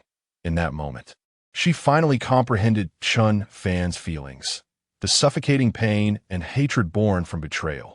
Chen Fan, I was wrong. I truly was. Memories of the past 3 years, during which Chen Fan had devoted himself to her, flooded her mind, and juxtaposed with Zhang Yao and Appo's actions, they filled her heart with profound remorse. Zhang Yao, this is all you're doing, you scoundrel. Chu Yuhan screamed in a frenzy. In the classroom, Zhang Yao continued his relentless efforts to persuade Zhao Ruoxi, but with each word, her expression grew increasingly grim. Zhang Yao, you say you've never had a girlfriend before? Ruoxi, I swear to the heavens that you are the only girl in this world who stirs my heart, the only one I wish to protect for a lifetime. After speaking, Zhang Yao attempted to embrace Zhao Ruoxi like a hero from a K-drama, only for her to deftly sidestep him. Really? Then who is Chu Yuhan? Zhao Ruoxi retorted with a cold sneer. Chu Yuhan. At the mention of her name, Zhang Yao's forehead began to bead with cold sweat. Ruoxi, don't misunderstand. Chu Yuhan and I are merely from the same hometown. We have no relationship whatsoever. If you don't believe me, I could block her contact right now. Zhang Yao hastily exclaimed. Enough. Zhao Ruoxi was thoroughly enraged. She had anticipated Zhang Yao and Appo's shamelessness, but never to this extent. Although Chu Yuhan was far from virtuous, most of the money she scammed from Chen Fan had gone to Zhang Yao for his living expenses. What sort of wretch is this? The thought sparked a flicker of understanding and compassion within Zhao Ruoxi towards Chen Fan and Appo's actions. Ding. Zhao Ruoxi and Appo's favorability 10. Current favorability 10. Post life value 100, current life value balance 197. 5. Do I need to post this? Chen Fan was once again astonished. No way, bro. Your confession has this magical rebound effect. Zhang Yao, I beg you to keep confessing a little longer. Zhang Yao, stop pretending. Look at this. Zhao Ruoshi, filled with fury, opened her phone and clicked on the video Chen Fan had sent her. At the same moment, Li Weili, who had been monitoring the situation, swiftly inserted a video recorded 2 days prior in the woods into the live stream. Instantly, the live broadcast displayed the scene of Zhang Yao and Chu Yuhan in the woods. Promise me, never give your body to him, not even a kiss. For you are mine. Zhang Yao said. How about we go to a hotel? Chu Yuhan replied. Hotels cost money. Every penny we save now is a twig for building our future love nest. Plus, this place is secluded. Don't you find it more romantic? But he didn't buy that. Then let us use our mouths. At that moment, the conference room fell into a deathly silence. The sound of a pin dropping could be heard. Shock. Utter disbelief. Click. Secretary Zhang could no longer hesitate and immediately unplugged the power source. All the school leaders, including the principal, cast furious glances at Dean Zhuge. Dean Zhuge trembled with rage, nearly fainting from embarrassment. Today, his reputation had been utterly tarnished. Having just nominated Zhang Yao as the school's ambassador for promoting its spirit, he was now faced with this scandal. If this were to leak out, Jiang University would become a laughingstock. This rascal has tarnished our reputation. I must cleanse our ranks. Dean Zhuge shouted, storming out of the conference room. Principal, do you think we should continue this meeting? Secretary Zhang asked, wiping his sweat. Continue what? This is a tremendous humiliation. Immediately expel this so-called talented Zhang Yao and that Chu Yuhan. The principal slammed his hand on the conference table, picked up his thermos, and prepared to leave. Just as he reached the door, he suddenly turned back and arranged for someone to chop down that grove in the school's backyard. In the classroom, as Zhang Yao watched Zhao Ruoshi play the video on her phone, cold sweat poured down his body, and his expression twisted in rage. Suddenly, he snatched the phone from the table and smashed it onto the ground, shattering it into pieces. Zhao Ruoshi, I pursued you out of respect, yet you vile woman dare to record me. Zhang Yao shouted, pointing at her in fury. Zhang Yao, you have finally revealed your true colors. Now, I am eager to see how everyone reacts once they discover your real self. Zhao Ruoshi clenched her fists, her anger boiling. Had it not been for the live broadcast, she would have unleashed a flurry of punches upon Zhang Yao, knocking him senseless. Zhao Ruoshi, you overestimate yourself. I am the favored student of the dean. Now that your video is gone, do you think people will believe you or me? Zhang Yao laughed triumphantly. Yet just then, the classroom door was kicked open with a loud bang. Chapter 12. I donated a gymnasium to the school Zhang Yao. You scoundrel. Dean Zhuge kicked open the door, his fury directed at Zhang Yao. Dean. Zhang Yao was taken aback, startled. Shouldn't and amp, oppose, to the dean be in meeting? How could he appear here? Dean, please let me explain. Today, Zhao Ruoshi invited me to the classroom, intending to confess her feelings for me. I just had a serious talk with her, urging her to prioritize her studies. Zhang Yao hastily explained. Upon hearing this, Zhao Ruoshi wore a look of disdain, while Dean Zhuge sneered coldly. Zhang Yao, I once considered you my proud protege, but I never expected you to be such a shameless wretch. Prepare to wait for the school's disciplinary notice. Dean Zhuge declared icily. After saying this, he ignored the stunned Zhang Yao and turned his attention to Zhao Ruoshi. Zhao Ruoshi, you ought to be ashamed. While others keep family scandals private, you chose to broadcast it to the whole school, turning the entire College of Literature into a laughingstock. Hurry up and turn off that camera. Dean Zhuge reprimanded. Zhao Ruoshi, caught off guard by the dean and amp, Oppo's appearance, stuck out her pink tongue and quickly removed the pinhole camera from her chest. The moment Zhang Yao saw Zhao Ruoshi take down the camera, despair washed over him as he slumped helplessly to the ground. It was over. Now the entire school would know his true colors. This incident created quite an uproar within the school. Countless students flocked to the small grove in the schoolyard to take selfies, dubbing it the Zhangchu battlefield ruins. Due to the immense impact, it even trended on social media. However, The school soon leveled the site and expelled both Zhang Yao and Chu Yuhan. Meanwhile, in the principal and Oppo's office, the tall, square-faced Principal Li Weigong scrutinized the files of Chen Fan and Zhao Ruoxi, with Dean Zhuge of the College of Literature seated beside him. You are Chen Fan, the mastermind behind this incident, and Zhao Ruoxi was your accomplice, correct? Principal Li fixed his gaze on Chen Fan. Principal, this was a joint decision between Chen Fan and me. He did not deceive me. Before Chen Fan could speak, Zhao Ruoxi stood up anxiously. Since childhood, her father had taught her to be responsible and loyal. This matter originated with her, and she could not allow Chen Fan to shoulder all the blame. You foolish girl. What nonsense are you spouting? Dean Zhuge scolded, secretly vexed by Zhao Ruoxi and Amp. Oppo's lack of awareness. Didn't end Amp. Oppo's. She realized the principal was biased? I am not speaking nonsense. By all rights, I am the mastermind. Chen Fan merely assisted me. Zhao Ruoxi asserted loudly. You. Dean Zhuge pointed at Zhao Ruoxi, shaking his head in disappointment. She was exceptionally talented, and he genuinely did not wish for her to face punishment due to this incident. Yet her stubbornness was proving problematic. At that moment, Chen Fan felt a surge of emotion. A beauty of Zhao Ruoxi and Oppo's caliber was standing up for him. Today, he would do everything in his power to ensure she faced no consequences. Since both of you are the masterminds behind this incident, prepare for expulsion. Principal Li Weigong waved his hand, casting a helpless glance at Dean Zhuge. Dean Zhuge sighed in disappointment, realizing he could no longer shield Zhao Ruoxi, as the incident and Amp, Oppo's fallout was too significant, even drawing severe criticism from the education authorities online. Principal, if I construct a large gymnasium for the school, could we possibly waive Zhao Ruoxi and Amp, Oppo's as punishment? Chen Fan suddenly proposed.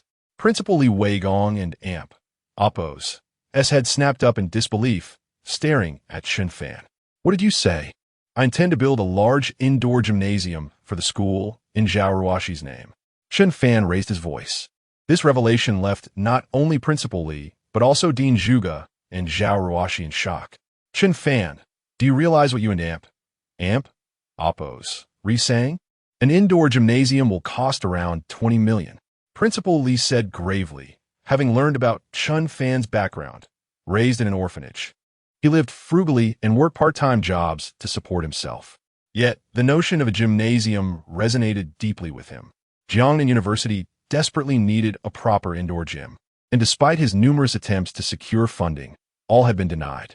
He had even sought external investment for a gym, but no one was interested in a venture that seemed destined to lose money. The gym had become a source of great distress for him. 20 million is merely pocket change for me, Chen Fan replied nonchalantly, though internally he was overjoyed. If Zhao Ruoxi could spend 2 million, it would yield a tenfold return on her beauty. Ruoxi, please provide me with your bank account number. Chen Fan said.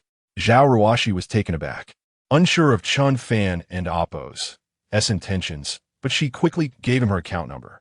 Chen Fan immediately transferred 2 million to her via mobile banking. Buzz. Zhao Ruoxi and Oppo's phone vibrated suddenly. Chen Fan, why did you transfer me 2 million? She exclaimed, nearly dropping her phone. Principal Li and Dean Zhuge were both startled. Transferring 2 million so casually indicated that this young man had some considerable means. Could Chen Fan and Amp, Oppo's background check have been inaccurate? Was he a wealthy heir? However, after the initial shock, Principal Li regained his composure. Chen Fan, 2 million is still far from the 20 million needed to construct the gym. Apologies. I mistakenly omitted a zero. Chen Fan grinned mischievously. At that moment, the tenfold return on Zhao Ruoxi and Amp, Oppo's beauty had just been deposited, and he promptly transferred another 18 million to her. Buzz. Zhao Ruoxi and Oppo's phone buzzed again. Chen Fan, why did you transfer me 18 million again? Zhao Ruoxi felt dizzy. She had never seen such a sum before and let out a shriek. Now, Principal Li and Dean Zhuge could no longer remain seated. They stood up, gazing at Zhao Ruoxi and Amp, Oppo's phone. Balance, 20,034, 663. 66 yuan. In an instant, the principal and Amp, Amp, Oppos, S office fell into a profound silence. Principal Lee and Oppos, S eyes burned with excitement as he looked at Chen Fan. Every year, some wealthy heirs enrolled at the school, but he had never encountered anyone so casually transferring 20 million to a girl. What kind of wealth must his family possess? Chen Fan, I cannot accept this money. I must return it to you. Zhao Ruoxi was genuinely startled by the 2 million and immediately attempted to refund it to Chen Fan. Chen Fan was equally alarmed. No, you mustn't return it. If you do, I'll lose 200 million. He quickly exchanged a glance with Principal Lee. Classmate, you absolutely cannot return this money. Principal Lee understood Chen Fan and Oppos' intent and hurriedly stepped in front of Zhao Ruoxi. Chapter 13. Does he like me? But how can I accept such a substantial donation from Chen Fan? If it's for the gym, it should be under his name. Zhao Ruoxi shook her head, expressing her reluctance. Li Weigong, unable to persuade her, grew anxious and quickly sought Chen Fan and Oppos' assistance. Ruoxi, there are reasons behind my willingness to donate a gym. To be candid, I am indeed from a wealthy family, yet my family values discretion. If I were to donate in my own name, they would face severe repercussions upon discovery. Chen Fan, feeling helpless, fabricated a rather clumsy excuse. However, judging by Zhao Ruoxi and Oppos' expression, she seemed to genuinely believe him. Zhao Ruoxi furrowed her brow, engaging in a mental struggle, and ultimately nodded in agreement to prevent Chen Fan from facing any punishment. Upon seeing her consent, Chen Fan sighed in relief. Thankfully, the 2 billion he had secured was not in vain. Li Weigong was the most elated, immediately making a call to convene a meeting for the design and construction of the gym, with Zhao Ruoxi as the donor, expected to attend and possess the right to choose among various design proposals. After exiting the Principal and Oppos' office, Chen Fan decided to leave first.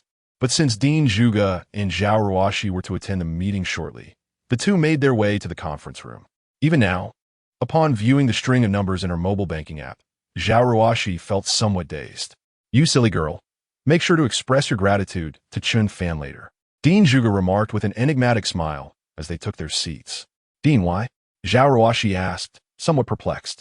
Well, I am merely assisting him in this matter. She protested, puffing her cheeks in mild defiance. You see, if he wished to remain anonymous, he could have easily donated without revealing his identity. The reason he went through such lengths is for your sake. While you were away in the restroom, Chen Fan made 2 requests. First, to design a dedicated martial arts training room on the top floor of the gym. Second, that you could remain at Jiang University after graduation. Dean Zhuge chuckled. Everything he did was for me? Zhao Ruoxi exclaimed, standing up in astonishment. A special martial arts training room designed just for me. Yes, I did mention my envy for the dedicated martial arts hall at Jiangnan Sports University during our chat this morning. I also told him how challenging it is for students from the literature department to find employment after graduation. He actually remembered all of that. In that moment, Zhao Ruoxi was overwhelmed with emotion, realizing that this man she had known for less than a day had taken her casual complaints to heart and acted upon them. Could it be that he likes me? Her heart raced, a mixture of nervousness and anticipation brewing within her.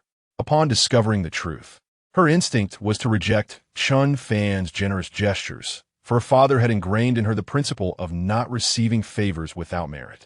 Yet, the allure of a personal martial arts hall and the prospect of a guaranteed position at the university after graduation was simply too enticing for her to dismiss. In truth, aside from being a bit of a flirt, Chen Fan has quite a few admirable qualities. At that moment, as Chen Fan made his way back to the dormitory, a synthesized electronic sound echoed in his mind. Ding! Tazusi va apos et favorabili namui. Current favorability 50. Reward 500 life points awarded to the host.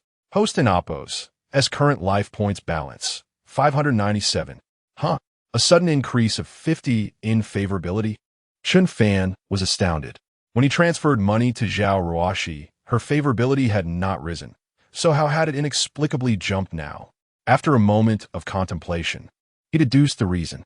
It must have been the conditions he casually mentioned in the Principal and Oppos' office, he felt somewhat at a loss for donating 20 million to the school. It seemed Zhao Ruoshi had learned of this. How serendipitous. A few remarks led to an increase of over a year and a half in life points. Chen Fan chuckled at his unexpected fortune.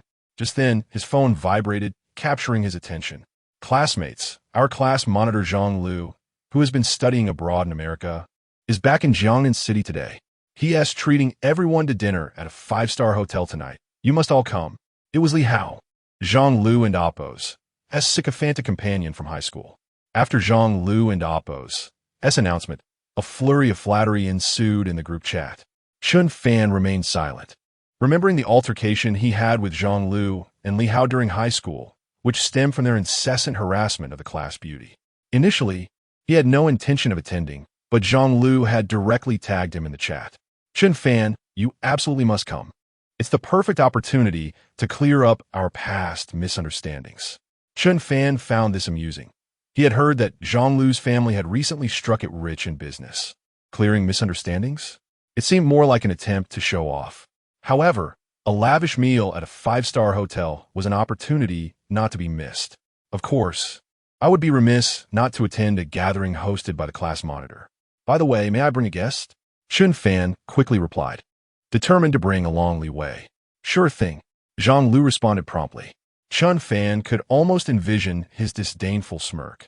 The chat quickly devolved into a chorus of classmates showering Zhang Lu with praise, which Chen Fan found tedious. He saved the address and returned to his dormitory. Li Wei, who had no particular plans for the evening aside from seeking out young models at a club or indulging in a foot massage, perked up at the mention of the class reunion. The Blue Sea Hotel, a 5-star establishment, was conveniently close to their school. Chen Fan promptly summoned a shared electric scooter, and the two made their way to the hotel. I say, Fatty, you ought to shed a few pounds. This scooter hasn't gone far and is nearly out of battery. Chen Fan grumbled. Come on, Fanzi, you're being unreasonable. You just suggested I drive my Ferrari, and now you mock me for riding a bike? One must be frugal where necessary. Li Wei retorted with a chuckle. Well then, why don't you ride another scooter? Chen Fan teased. That would truly be asking too much of me, my weighty friend. I can drive a Ferrari with one hand, but riding a scooter? This is my very first experience on 2 wheels. The two pedaled their electric scooter to the entrance of the Blue Sea Hotel. Upon arrival, Li Wei was taken aback. Well, brother, we've arrived at your home for dinner. What? This 5-star Blue Sea Hotel belongs to your family? Chen Fan was equally speechless, feeling a bit awkward about bringing a guest to what was essentially Li Wei and Appo's family establishment. What are you two doing? Shared electric scooters aren't permitted inside.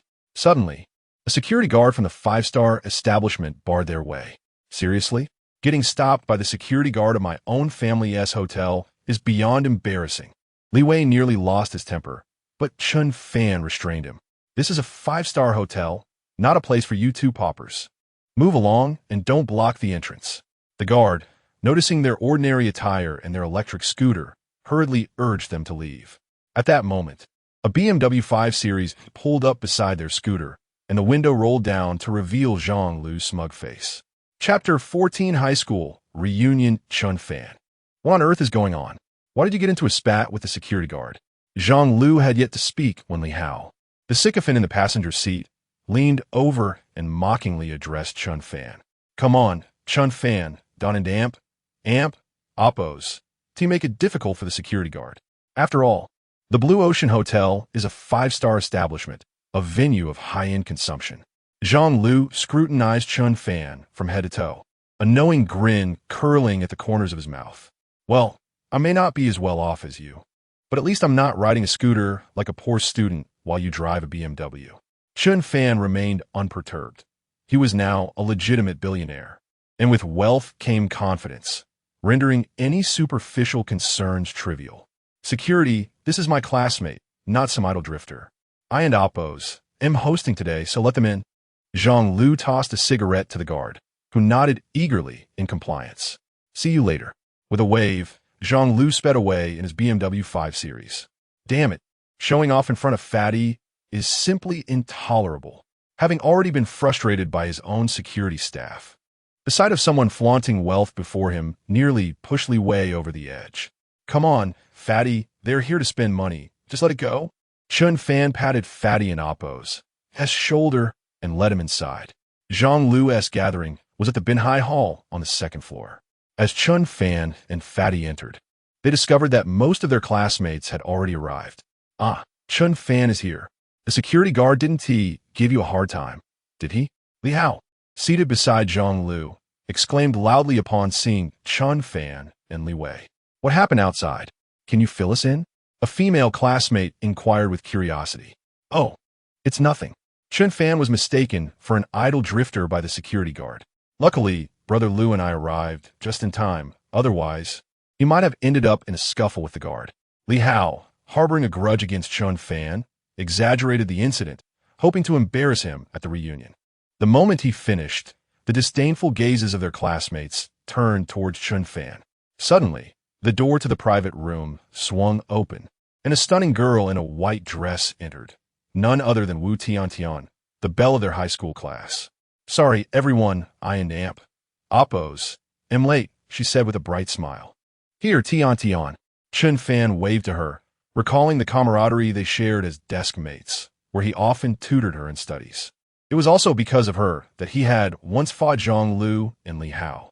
However, to Chen Fan and Amp, Oppos, as surprise, Wu Tiantian merely nodded at him before bypassing the empty seat next to him to sit beside Zhang Lu. Thank you for inviting me despite past grievances, Zhang Lu. May I sit next to you? She asked with a smile. It's my honor to sit with the class beauty, Zhang Lu responded, exhilarated, as he kicked Li Hao to make room. Witnessing this, the others glanced at Chen Fan with glee. They all knew he had once fought for her affection. And now, Wu Tiantian, choosing to sit next to Zhang Lu felt like a slap in the face for him. Chen Fan was momentarily taken aback, his expression darkening. In the past, Wu Tiantian had been solely focused on her studies, pure and beautiful, and he had regarded her as a younger sister.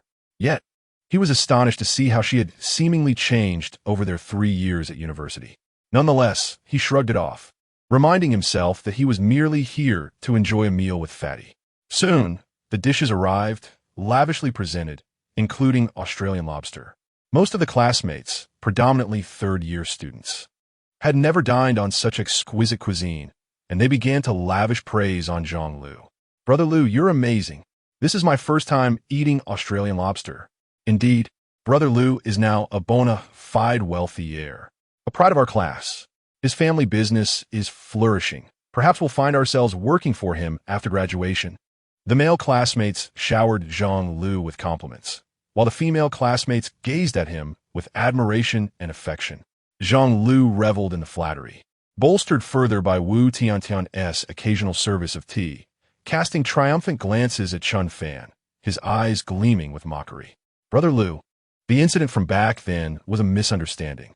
Chen Fan and I were merely desk mates. He mistakenly believed I had feelings for him, which led to the fight. Wu Tiantian suddenly spoke to Zhang Lu. The room fell into an abrupt silence as Chen Fan struggled to believe his ears, staring at Wu Tiantian as if she were a stranger. Back then, she had confided in him about Zhang Lu and Li Hao's relentless pursuit, which had prevented her from focusing on her studies. Yet now, to climb the social ladder, she seemed willing to betray him. Wu Tiantian glanced at Chen Fan, her beautiful eyes flickering with a hint of panic before she quickly regained her composure. She had indeed changed. Her university experience had unveiled the harsh realities of society, where only wealth mattered. Zhang Lu was the only affluent heir in her orbit, and she intended to secure her place beside him. Oh, it seems I was indeed mistaken. Chen Fan's heart sank completely. He had initially intended to surprise her with a gift of a house or a car, but now all he felt was a bitter smile within. Chen Fan, I think you should apologize to Zhang Lu. After all, you did strike it back then, and he graciously invited you to dine at this 5-star hotel to broaden your horizons. Wu Tiantian continued. Well then, I must thank our esteemed class leader for expanding my horizons. Chen Fan replied with a forced smile. Chen Fan, what is with your attitude? Just look at yourself, disheveled and defeated. Now look at Zhang Lu. Can't you see how much you failed? Wu Tiantian remarked. her cold gaze causing a slight discomfort within her. Ah, let us not press the matter of apologies. Don't blame Chen Fan for his current state. I've heard he recently suffered a romantic setback. It's only natural for him to feel a bit down. Zhang Lu feigned a magnanimous demeanor, his spirits high not only from undermining Chen Fan, but also from winning the favor of the girl he once adored. Ha ha ha, what a farce. I've heard he has been a doormat for someone at school for 3 years, and recently he got dumped.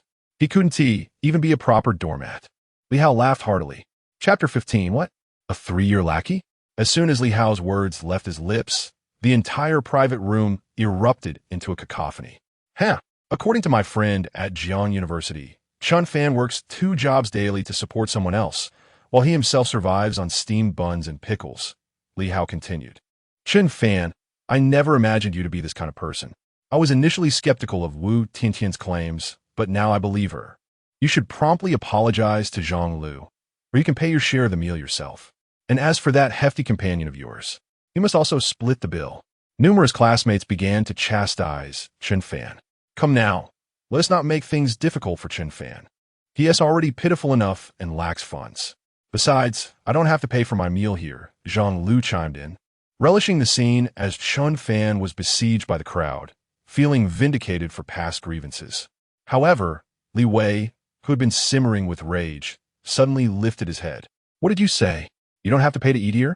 He glared at Zhang Lu. To be frank, my uncle is the general manager of this 5-star hotel. I can dine here whenever I please, free of charge, Zhang Lu boasted. His words rang true. Zhang Lu's uncle indeed held the title of general manager, and he and his family had never paid for their meals at this establishment. Damn it, I always pay when I come here. You claim to eat for free? Li Wei and oppose. His anger boiled over. He felt utterly humiliated after being embarrassed by the security guard in front of his friends, now faced with the revelation of his own hotel's management issues. How dare you speak? Who do you think you are? A freeloader brought here by worthless Chen Fan. Li Hao stood up, pointing an accusing finger at Li Wei. The others cast hostile glances toward both Chen Fan and Li Wei. Chen Fan, I never imagined you would stoop to this level. Zhang Lu kindly invited you to dinner. And instead of gratitude, you bring along a stranger to ruin the gathering. Wu Tiantian stood up, her face twisted in disdain as she condemned Chen Fan, genuinely looking down on him. Chen Fan, you better keep your friend in check. Don't let a single rotten apple spoil our classmates in AMP. Oppose. Reunion. Zhang Lu and AMP. Oppose. S expression soured, feeling that Chen Fan and his gluttonous companion were utterly ungrateful. Very well, Zhang Lu, you shall soon learn who I am, Li Wei declared, picking up his phone and dialing a number. Where are you? Get your ass up to the 2nd floor's Binhai Hall immediately. He hung up without waiting for a response. Chen Fan shook his head, wanting to intervene, but realizing that it pertained to his friend and oppose. As family business, he felt powerless to assist. 3 minutes later, a middle-aged man in a suit, sweating profusely and looking flustered, rushed in. Master. This man was Zhang Lu and Oppo's uncle Zhang Tianpeng, who had hurried over after receiving a call from Li Wei, the chairman and Oppo's son. Uncle. Zhang Lu and Oppo's demeanor changed drastically, and he sprang to his feet. Seeing his nephew seated at the head of the table alongside Master Li Wei, a sense of foreboding washed over Zhang Tianpeng. Master, I apologize for my tardiness, Zhang Tianpeng said, ignoring his nephew and addressing Li Wei with hands clasped respectfully in front of him. Shalt. Stunned silence. In an instant, everyone in the room, except Chen Fan and Li Wei, gaped with mouths agape, able to fit a fist inside. Zhang Lu trembled slightly. What was the identity of this freeloader that even his uncle, a 5-star hotel general manager, referred to as an AMP? Oppose. Master and AMP. Oppose. Zhang Tianpeng. It seems you are quite a character. I've heard the Zhang family dines and stays at the Blue Sea Hotel for free. You truly are impressive, while my father and I pay for our meals here. Li Wei slammed his palm on the table in fury. Master, there must be some misunderstanding. Zhang Lu, what is going on? Did you boast again at the dinner table? Zhang Tianpeng immediately confronted Zhang Lu, delivering a resounding slap to his face. Zhang Lu, frightened like a quail, was rendered speechless, while Wu Tiantian trembled beside him. You, Come here and apologize to Master Li. Zhang Tianpeng pulled Zhang Lu over to Li Wei as if he were a mere chick. Master Li, I sincerely apologize. I was merely boasting. Please disregard my words. Zhang Lu lamented, his face drawn and pale, slapping himself twice to emphasize his humility, utterly stripped of his earlier bravado. Enough. Given that you are a classmate of my good friend, I shall not make this difficult for you. However, Zhang Tianpeng, I have already contacted my father. Tomorrow, the group will be coming for an audit, and considering your years of service to the company, if you voluntarily address the issues and make reparations, we can put this matter to rest. Li Wei chastised Zhang Tianpeng while tapping the table. Zhang Tianpeng nodded repeatedly, wiping the sweat from his brow. Chen Fan, let us leave.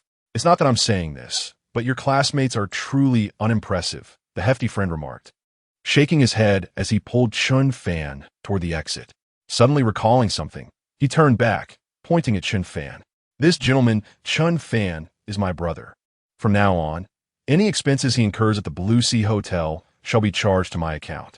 Zhang Tianpeng nodded vigorously and personally escorted Chen Fan and Li Wei out of the hotel. The security guard who had previously blocked Chen Fan and Li Wei was utterly petrified upon seeing them exit alongside the hotel's general manager. General manager, the guard stammered, rushing over, visibly nervous. What is this? You weren't so hostile earlier, Li Wei reprimanded. Why yes. Zhang Tianpeng wiped his brow, nodding repeatedly, then shot the guard a fierce glare. You dare to stop even a master? Get your things and leave immediately. Li Wei nodded, satisfied with Zhang Tianpeng and Oppo's handling of the situation, waving him off. Chen Fan, I apologize for the embarrassment today. It appears the family business has grown too large to manage properly. Get lost. Can't you just be normal? Chen Fan chuckled, scolding lightly. It was still early, so he declared, Come on, brother fat. Let me show you what nightlife truly means. Li Wei steadfastly refused to ride the shared e-bike again, insisting on hailing a taxi. Driver, take us to Fly Bar. Chapter 16. All-inclusive inside the private room of the Coastal Hall. After Chen Fan and Li Wei departed, the others lost their appetite. They were astonished to discover that the Blue Sea 5-star hotel belonged to Chen Fan's friend. Whispers circulated among the group. Wu Tiantian felt a twinge of anxiety, recalling the unkind words she had just directed at that young Master Li. She was suddenly filled with dread. How infuriating! How could Chen Fan know such an elite heir? Zhang Lu was equally perplexed, feeling publicly humiliated today, and his resentment towards Chen Fan only deepened. Brother Lu, calm down. Let us forget about Chen Fan. How about we hit the bar for a bit? Proposed Li Hao. Zhang Lu, his expression dark, nodded in agreement. He had brought along his father and Oppo's platinum membership card for the Fly Bar, intending to take his classmates to the largest bar in Jiangnan City to show off and salvage some dignity. Most importantly, his high school crush was beside him. If he could get her drunk, perhaps he might seize an opportunity later that night. Upon learning they were heading to the Fly Bar, excitement surged among the group. The Fly Bar was indeed the biggest in Jiangnan City. Without a membership, securing a table was impossible. One female classmate chimed in, I've been there before.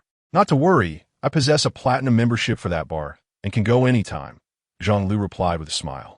My goodness, a platinum membership at Fly? That requires a minimum expenditure of over $1 million. The female classmate exclaimed, astonished. $1 million? The others looked at Zhang Lu in disbelief. Wu Tiantian was equally stunned. Spending over $1 million in a bar indicated Zhang Lu's family was extraordinarily wealthy, likely boasting assets in the tens of millions. Tian, how about we go have some fun at the bar? Zhang Lu ignored the group and turned to Wu Tiantian, feeling the weight of their eager gazes. Wu Tiantian's vanity swelled, prompting her to inch closer to Zhang Lu. Brother Lu, I'm all for it meanwhile. Just as Chen Fan and Li Wei arrived at the Fly Bar, several luxury cars, including Lamborghinis and Ferraris, sped past them. A group of young men, donned in sunglasses, leaped from their vehicles. Ah, the model prince has graced us with his presence today, but alas, you'll have to leave empty-handed. One young man, clad in expensive limited edition attire, approached Li Wei. Wang Zhe, what are you trying to play at? Li Wei retorted, his expression darkening. Not playing, just a friendly reminder that I have reserved all the VIP booths at Flybar today. If you wish to enter, you'll have to settle for the common tables. Wang Zhe boasted arrogantly. Wang Zhe, you're a diamond member, and so am I. Why should I sit at a common table? Li Wei's frustration escalated. Everything seemed to be going wrong today. He had nearly been kicked out of his own family restaurant, and now encountered rival heirs at the bar. The one who reserved the entire place isn't me, but the esteemed diamond member Zhou Honyuan. Wang Zhe's demeanor shifted to one of respect as he mentioned Zhou. Upon hearing Zhou Hongyuan's name, Li Wei's spirit dampened. Fine, let us go to the common table. At least it sounds livelier, Chen Fan interjected, finding the atmosphere of the bar overwhelmingly noisy anyway. Good call, my friend, Wang Zhe smirked, swaggering in with his entourage of affluent heirs. Let us just enjoy ourselves. Chen Fan encouraged, patting Li Wei on the shoulder. Li Wei nodded silently, clearly still seething. Sensing potential trouble ahead, Chen Fan decided to call Zhao Ruoshi. He hadn't expected much, but to his delight, she agreed to come and even mentioned bringing a friend along. This thrilled Chen Fan. If Zhao Ruoshi arrived, he wouldn't mind if they took over the entire bar. The Fly Bar, the largest in Jiangnan City, featured a vast area with a dance zone at the front, where men and women danced to deafening music, while booths lined the back and sides. Upon entering, Chen Fan immediately spotted the group of elite heirs, led by Wang Zhe, surrounding a young man lounging comfortably, presumably Zhou Hongyuan from one of the 5 prominent families of Jiangnan City. Why do they need so many booths? Chen Fan inquired, puzzled. What else could it be? Just for show, Li Wei replied, irritated. Then why not occupy the central booth? Wouldn't that be more advantageous? Chen Fan asked, noticing an empty golden booth surrounded by red ropes next to Zhou Honyuan. You're not aware? That booth is exclusive. Only those who recharge 1 billion as Emperor members can sit there. In Jiangnan City, only the heads of the 5 prominent families hold such memberships, explained by Hong, the beautiful sales manager of the bar. 1 billion as an Emperor member? It's not beyond my means, Chen Fan mused, contemplating upgrading Zhao Ruoshi to an Emperor membership to see if they could claim that golden booth. Just then, a throng of people surged through the entrance. To Chen Fan's surprise, it was Zhang Lu, Wu Tiantian, and a cluster of classmates arriving, with Zhou Honyuan having reserved all the booths. They were left to settle for the common tables. Upon spotting Li Wei, Zhang Lu's face paled, as though he had just swallowed a fly. Li, young Master Li, what a coincidence. He greeted, but Chen Fan ignored him, and Li Wei merely waved dismissively. The group hurriedly retreated to the common tables, looking dejected. ISN and Amp. Amp, Oppos. T just a wealthy friend? Why not greet your classmates? Why act so high and mighty? Do they truly believe they are also heirs? Some classmates grumbled, displeased by Chen Fan's indifference. Wu Tiantian, feeling similarly insulted, clutched Zhang Lu's arm, hoping to provoke Chen Fan. However, she soon realized that Chen Fan hadn't even glanced her way. Meanwhile, Zhang Lu felt elated, convinced that he had secured Wu Tiantian's affections, even planning to impress her later. Just then, Chen Fan's phone rang. He answered and turned to wave at Zhao Ruoshi, who was approaching with another girl. Today, Zhao Ruoshi wore shorts that highlighted her slender, fair thighs, paired with a snug white top that accentuated her curves. Her hair was tied into a high ponytail, exuding youthful charm with a hint of confidence, capturing the attention of many in the bar. Beside her stood a stunning girl in a flowing white dress, equally captivating, exuding grace and beauty that rivaled Zhao Ruoshi. Wow, these 2 girls are truly remarkable, even more beautiful than stars. Perhaps they should be invited over to amuse young Master Zhou. Chapter 17. Zhou Xiao invites you to join us, Chen Fan. I brought a friend. I hope you don an Amp, Oppos, T-Mind. Zhao Ruoshi approached with a stunning woman clad in white. Hello, my name is Jiang Yuchan, from Jiangdao Foreign Language College. The beautiful woman extended her hand toward Chen Fan. Greetings, I am Chen Fan. He reciprocated the handshake with Jiang Yuchan. Ding. Detected the 90-point beauty Jiang Yuchan, initiating binding. Ding. Binding successful. For every 1 point of affection added for Jiang Yuchan, the host gains 10 life points, current affection -10. Ding. Granting the host a beauty cashback feature. Name Jiang Yuchan, beauty score 90, cashback ratio 110. Ding. Granting the host the skill. Mastery of all languages that have ever existed on Earth. A series of synthesized electronic sounds echoed in Chen Fan and Amp, Oppo's, S-Mind. Another 90-point beauty bound to him? Mastery of all languages that have ever existed? This skill appeared impressive, yet seemed rather futile. Chen Fan and Oppo's gaze ignited with fervor. This was indeed a walking embodiment of life points and currency. He instinctively tightened his grip on Jiang Yuchan and Amp, Oppo's, hand. Jiang Yuchan frowned slightly, eyeing Chen Fan with suspicion before retracting her hand. Jiang Yuchan and Zhao Ruoxi were close friends, their families engaged in real estate. After Chen Fan donated a gymnasium to the school, Zhao Ruoxi promptly informed her best friend, hoping Jiang Yuchan and Oppo's family would take on the project. As they discussed this, they received a call from Chen Fan, ISN and Oppo's. That Jiang the campus flower and Zhao the campus flower? Li Wei exclaimed, jumping up excitedly, hastily offering seats to the two stunning beauties. The immediate presence of these two campus queens drew the attention of the entire venue, for their beauty eclipsed all the gaudily adorned ordinary girls present. At that moment, Zhang Lu, Wu Tiantian, and others at a nearby table turned, witnessing Zhao Ruoxi and Jiang Yuchan greeting Chen Fan, leaving them utterly astonished. What? How does Chen Fan know such campus beauties? Two of them. Li Hao gasped in disbelief, envy coloring his cheeks. Zhang Lu swallowed hard. The sight of these two beauties rendered Wu Tiantian beside him utterly lackluster. If these two were 90 points, then Wu Tiantian barely reached 75, utterly overshadowed in both looks and figure. Wu Tiantian, equally shocked, couldn't and Oppo's. Fathom how these campus beauties could associate with someone like Chen Fan, whom she deemed a mere pauper. Zhao Ruoxi, experiencing the excitement of her first night out at a club, felt a rush of novelty. Chen Fan initially hoped to sit beside her, seeking physical closeness to foster some affection. However, Jiang Yuchan swiftly interjected, positioning herself between them. Ruoxi, you and Oppo's been on campus, and Haven T interacted much with outsiders. You nearly fell for that scoundrel Zhang Yao. You must learn to be more cautious around certain individuals. Jiang Yuchan's crystal-clear eyes subtly darted towards Chen Fan. Indeed, Yuchan, you're absolutely right. Thanks to Chen Fan, I almost succumbed to that despicable Zhang Yao. Chen Fan, thank you. Zhao Ruoxi earnestly nodded at Jiang Yuchan and then beamed at Chen Fan. Jiang Yuchan rolled her eyes dramatically. Does anyone understand? This girl would help count the money when she sold off one day.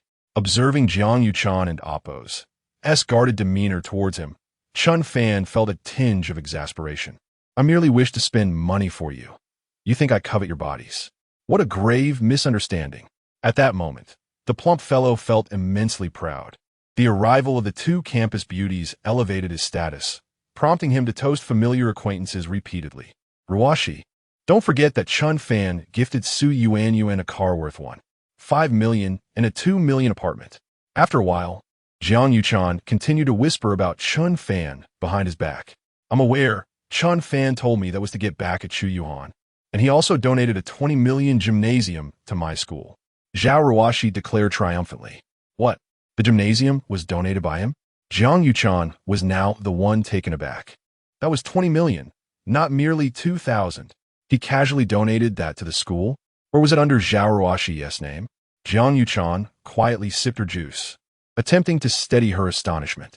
She began to wonder if she had misjudged Chen Fan and felt a twinge of envy towards Zhao Ruoxi. Ding!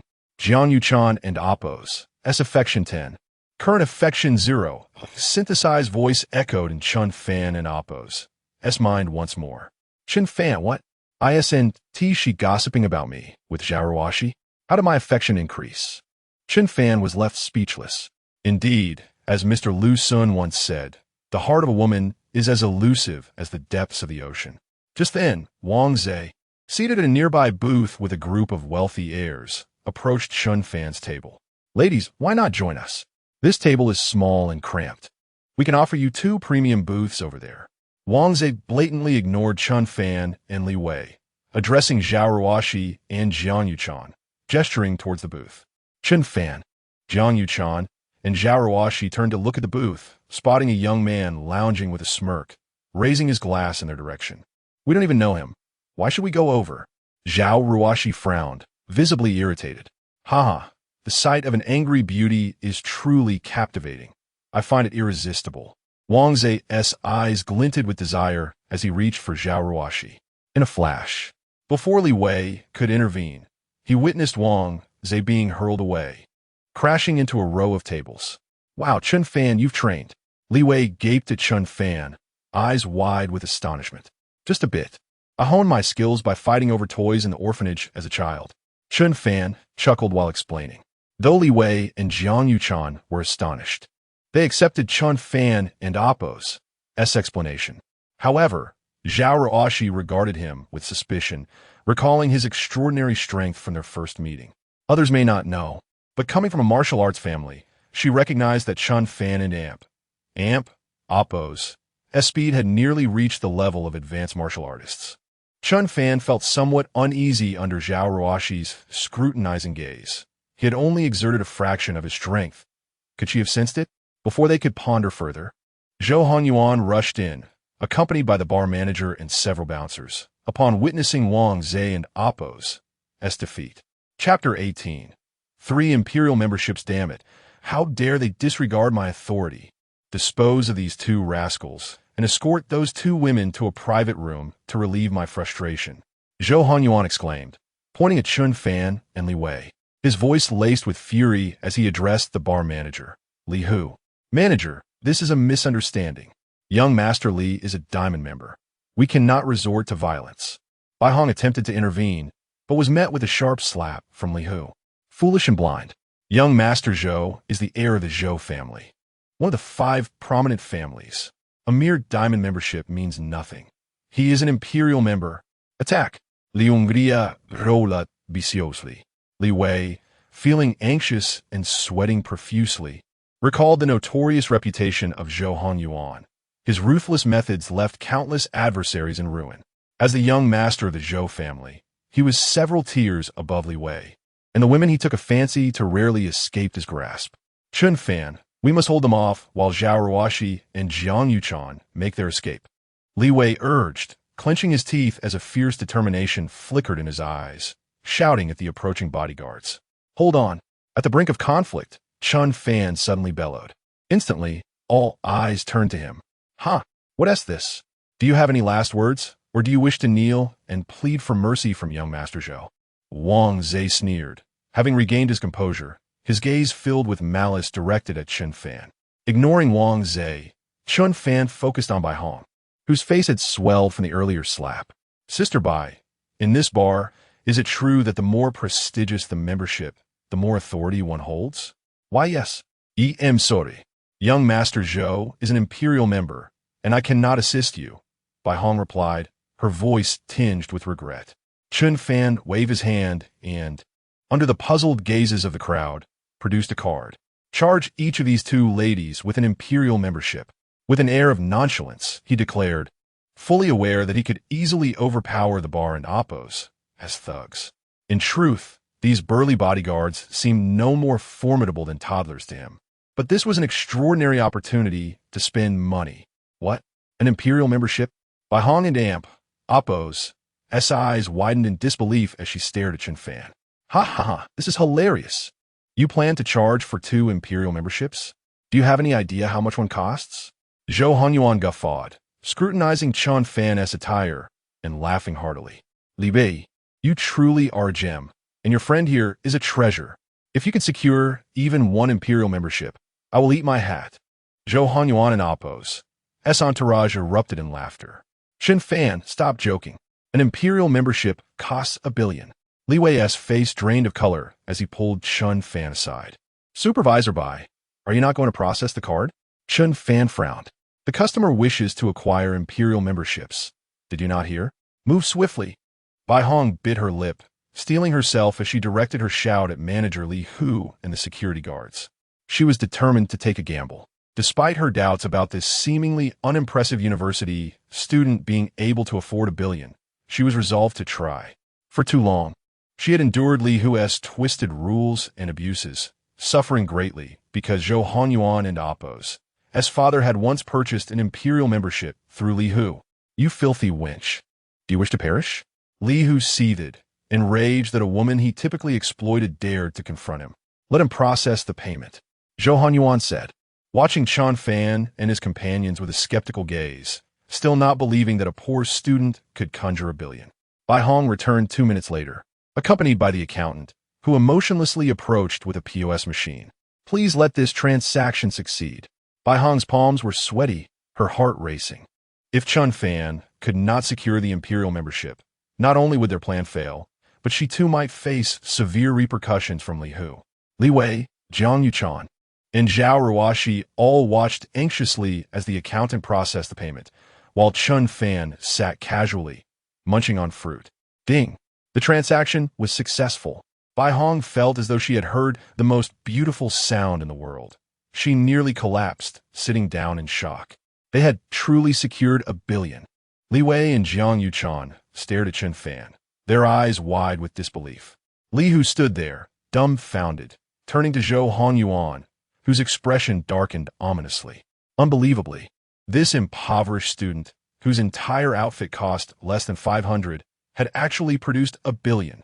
Wang Zhe and the other wealthy heirs exchanged astonished glances, their faces a mixture of shock and disbelief.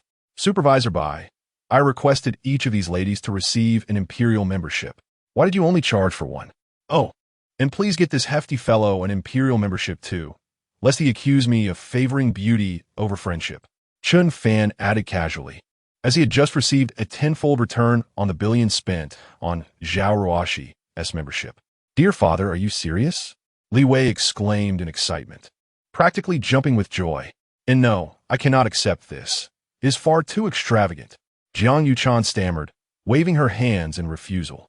$1 billion was an unimaginable sum for her entire family.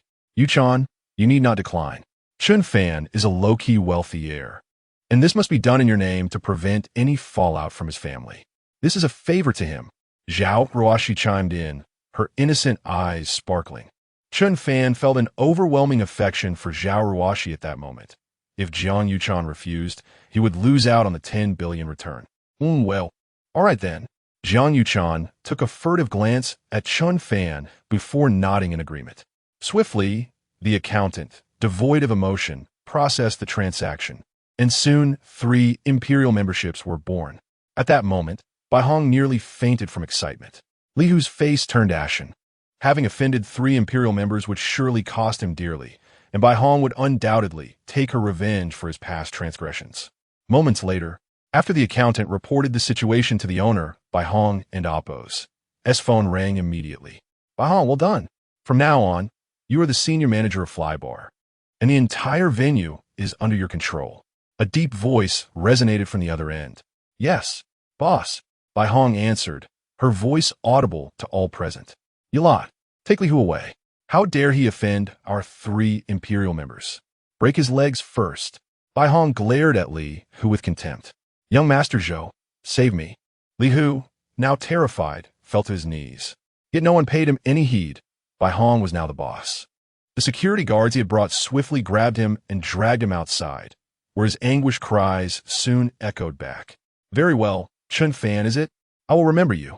Zhou Honyuan glowered at Chen Fan, preparing to leave with Wang Zhe and his entourage. Are you leaving just like that? Apologize to these 2 lovely ladies. Chen Fan retorted coldly, fully aware that he had the financial means and strength to stand his ground against the so-called 5 prominent families and Zhou Honyuan's threats. Wang Zhe charged forward, pointing at Chen Fan and berating him. I almost forgot about you.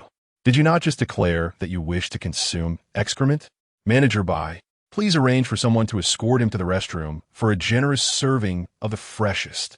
Upon Chen Fan's command, 2 security guards swiftly approached and dragged the ashen-faced Wang Zhe towards the restroom. As Wang Zhe and Appo's screams echoed, Zhou Honyuan approached Zhao Ruoxi and Jiang Yuchan, his expression dark and brooding. I apologize, esteemed ladies, I was in the wrong. Chapter 19, this is my third brother, Zhao Dao, a proud security guard. Enough, just leave. Chen Fan waved his hand dismissively, as if shooing away a fly. Zhou Hehuan, the heir of one of the 5 prominent families, glared darkly at Chen Fan and his companions. Chen Fan, I will remember this, he seethed inwardly, before departing with his group of terrified wealthy friends. Ha ha ha, Chen Fan, you are incredible, making Wang Zhe eat dirt and putting Zhou Xiao in his place. Tonight and Oppos. Events will surely reverberate throughout the elite circles of Jiangnan City, Li Wei exclaimed. His face flushed with excitement. But do you think we might have gotten ourselves into trouble? The Zhou family is one of the 5 major families with significant influence in Jiangnan.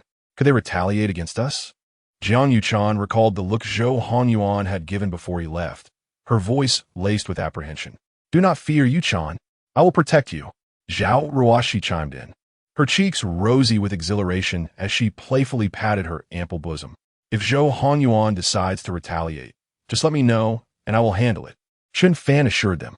In truth, he secretly hoped Zhou Hehuan would retaliate against Jiang Yuchan, allowing him to swoop in like a hero and earn her favor. Otherwise, his meager combat prowess would be rendered utterly pointless. A further blow to her family's business would provide him another opportunity to enhance his own appeal. Zhou Hehuan, do not waver. Strike back fiercely. Chen Fan mused contentedly. Jiang Yuchan, initially concerned, felt reassured by Chen Fan's words. After all, he was a mysterious wealthy heir capable of effortlessly spending 100 million. No one truly knew the extent of his family's power. At that moment, the bar, previously filled with pulsating dance music, suddenly fell silent, the lights dimming completely. Many patrons glanced around in confusion, unaware of what had transpired. Suddenly, a beam of golden spotlight illuminated Chen Fan, Zhao Ruoshi, Li Wei, and Jiang Yuchan where they sat. Ladies and gentlemen, today marks a historic moment for our fly bar. We have just welcomed 3 new Emperor-level members. With this announcement, the crowd erupted in cheers. All your expenditures today will be halved, thanks to these 3 Emperor members. As White Rainbow spoke, the atmosphere ignited with excitement. Chen Fan, Li Wei, Zhao Ruoshi, and Jiang Yuchan were lifted by the bar staff on a golden palanquin, paraded through the throng as the crowd worshipped them. With a thunderous crash, countless streamers cascaded down like a vibrant rainbow. Amidst the jubilant cries of the masses, the 4 were placed in the central golden booth. As they settled into their seats, the booth began to rise slowly, elevating over 2 meters and granting them a commanding view of the revelers below. Ding! Zhao Ruoshi's favorability 20, current favorability 70, reward, 200 life points awarded to the host. Current life points, 796 ding. Jiang Yuchan's favorability 50, current favorability 50, reward, 500 life points awarded to the host. Current life points, 1296, 2 electronic voices resonated in Chen Fan and Oppos' mind. Excellent, he thought. His lifespan had just increased by 2 years. He nodded in satisfaction. He had previously perceived this system as somewhat cumbersome, but now he found it remarkably advantageous. Meanwhile, in the bar's backroom, a man clad in a Versace suit, exuding an intimidating aura, gazed at the elevated golden booth in the center of the bar. White Rainbow stood respectfully by his side. What's she doing here? If the old man finds out, it would be disastrous, the scarred man muttered to himself. White Rainbow, did they just offend Zhou Hehuan? He inquired. Yes, boss. Just now, White Rainbow recounted the recent events respectfully. The man in the Versace suit was Zhao Dao, the owner of Fly Bar and an underground figure in the northern district of Jiangnan City. Upon hearing the details, Zhao Dao's expression darkened. The Zhou family is not merely one of the 5 major families in Jiangnan. White Rainbow, procure a set of security uniforms for me. Also, I have matters to attend to. You will be in charge of the bar for the time being, Zhao Dao sighed. At that moment, Chen Fan, Zhao Ruoshi, Jiang Yuchan, and Li Wei were sipping juice when a man in a security uniform with a menacing scar on his nose approached them. Little sister, is that really you? Zhao Dao exclaimed, recognizing her instantly. Third brother, Zhao Ruoshi, her mouth full of fruit, leapt up in excitement. Chen Fan, Li Wei, and Jiang Yuchan quickly stood as well. Third brother, I have heard from my father that you are working as a security guard. I didn't oppose. Do you expect to see you here? Zhao Ruoshi exclaimed, looking at Zhao Dao. Yes, I haven and amp. Oppose. T been here long. I and amp. Oppose. V. He'd been working night shifts and am planning to resign soon. Zhao Dao replied nonchalantly. Chen Fan, this is my third brother, Zhao Dao. A proud security guard. Zhao Ruoshi introduced him to Chen Fan. Upon learning that he was Zhao Ruoshi and Appo's brother, Chen Fan refrained from overstepping and promptly shook Zhao Dao and Appo's hand. Zhao Dao scrutinized Chen Fan, noting his simple attire and yet lavish demeanor, and found him tall and handsome, a suitable match for his little sister. After a moment and Appo's contemplation, Zhao Dao gripped Chen Fan and Appo's hand with slightly more force. Name, Zhao Dao. Age, 38. Combat power, 0. Fi Chen Fan and Appo's mind instantly presented Zhao Dao and Appo's information. He was taken aback. This Zhao Dao was not to be underestimated. His speed and strength equated to that of 5 average individuals combined. The implications of such an enhancement were staggering. For instance, if a normal person in Appo's 100-meter sprint took 20 seconds, Zhao Dao could achieve it in 4, surpassing even Usain Bolt. If an average person's maximum punch generated a force of 100 kilograms, Zhao Dao's would be 500 kilograms. Such a person could easily triumph in a 1-on-20 confrontation. Crack! Zhao Dao clenched his fist, exerting almost double the strength of an adult. Yet Chen Fan remained unfazed, his hands steady as a rock, impervious to Zhao Dao and Appo's efforts. Could this young man also be a martial artist? Zhao Dao thought in astonishment, contemplating using more force, only to be halted by Zhao Ruoshi, who quickly intervened. Third brother, what are you doing? Chen Fan is just a student, Zhao Ruoshi complained. Hey, little brother, my apologies, but your grip is quite impressive, Zhao Dao said, scratching his head awkwardly. As a reputed figure in the underground world, it would be quite embarrassing if word got out that he had exerted force against a student. The group settled at a table. Zhao Dao declined juice, and Chen Fan ordered him a bottle of Louis XIII. They began discussing the design and construction of the school gymnasium. Ultimately, through Chen Fan's efforts, they successfully increased the gym's total budget to 50 million. I propose that since Ruoshi understands design and Yuchan is knowledgeable about engineering, while Fatty and Appo's family primarily deals in construction materials, we should establish a company together. Also, third brother, you need not continue as a security guard. I will offer you a 10% stake and $1 million annual salary if you join us. Chen Fan declared earnestly, surveying the group. Chapter 20. Establishing a company. Upon hearing this, everyone was suddenly taken aback. By heavens, Chen Fan, I have long harbored such an idea. I shall prove my worth to my tyrannical father, Li Wei exclaimed, rubbing his hands in anticipation. Even Zhao Ruoshi and Jiang Yuchan seemed eager to join in. Only Zhao Dao cast a knowing glance at Chen Fan, as if regarding a fool. For students, along with a security guard, starting company? Surely, they were jesting. It would lead to nothing but ruin. Unbeknownst to him, this was precisely what Chen Fan wished to see, combining Zhao Ruoshi, the naive innocent, Li Wei, the budding model, and Jiang Yuchan, the delicate flower, with the burly security guard would spell disaster for a newly established company. It was hard to fathom the magnitude of their losses. Yet this very chaos would allow Chen Fan to continuously invest in Zhao Ruoshi and Jiang Yuchan, reaping dividends in beauty. In other words, the greater their losses, the more he would gain. I shall initially invest 1 billion, of course, under the names of Ruoshi and Yuchan. After all, I aspire to be a low-profile scion, Chen Fan declared. The rest of the group was left dumbfounded.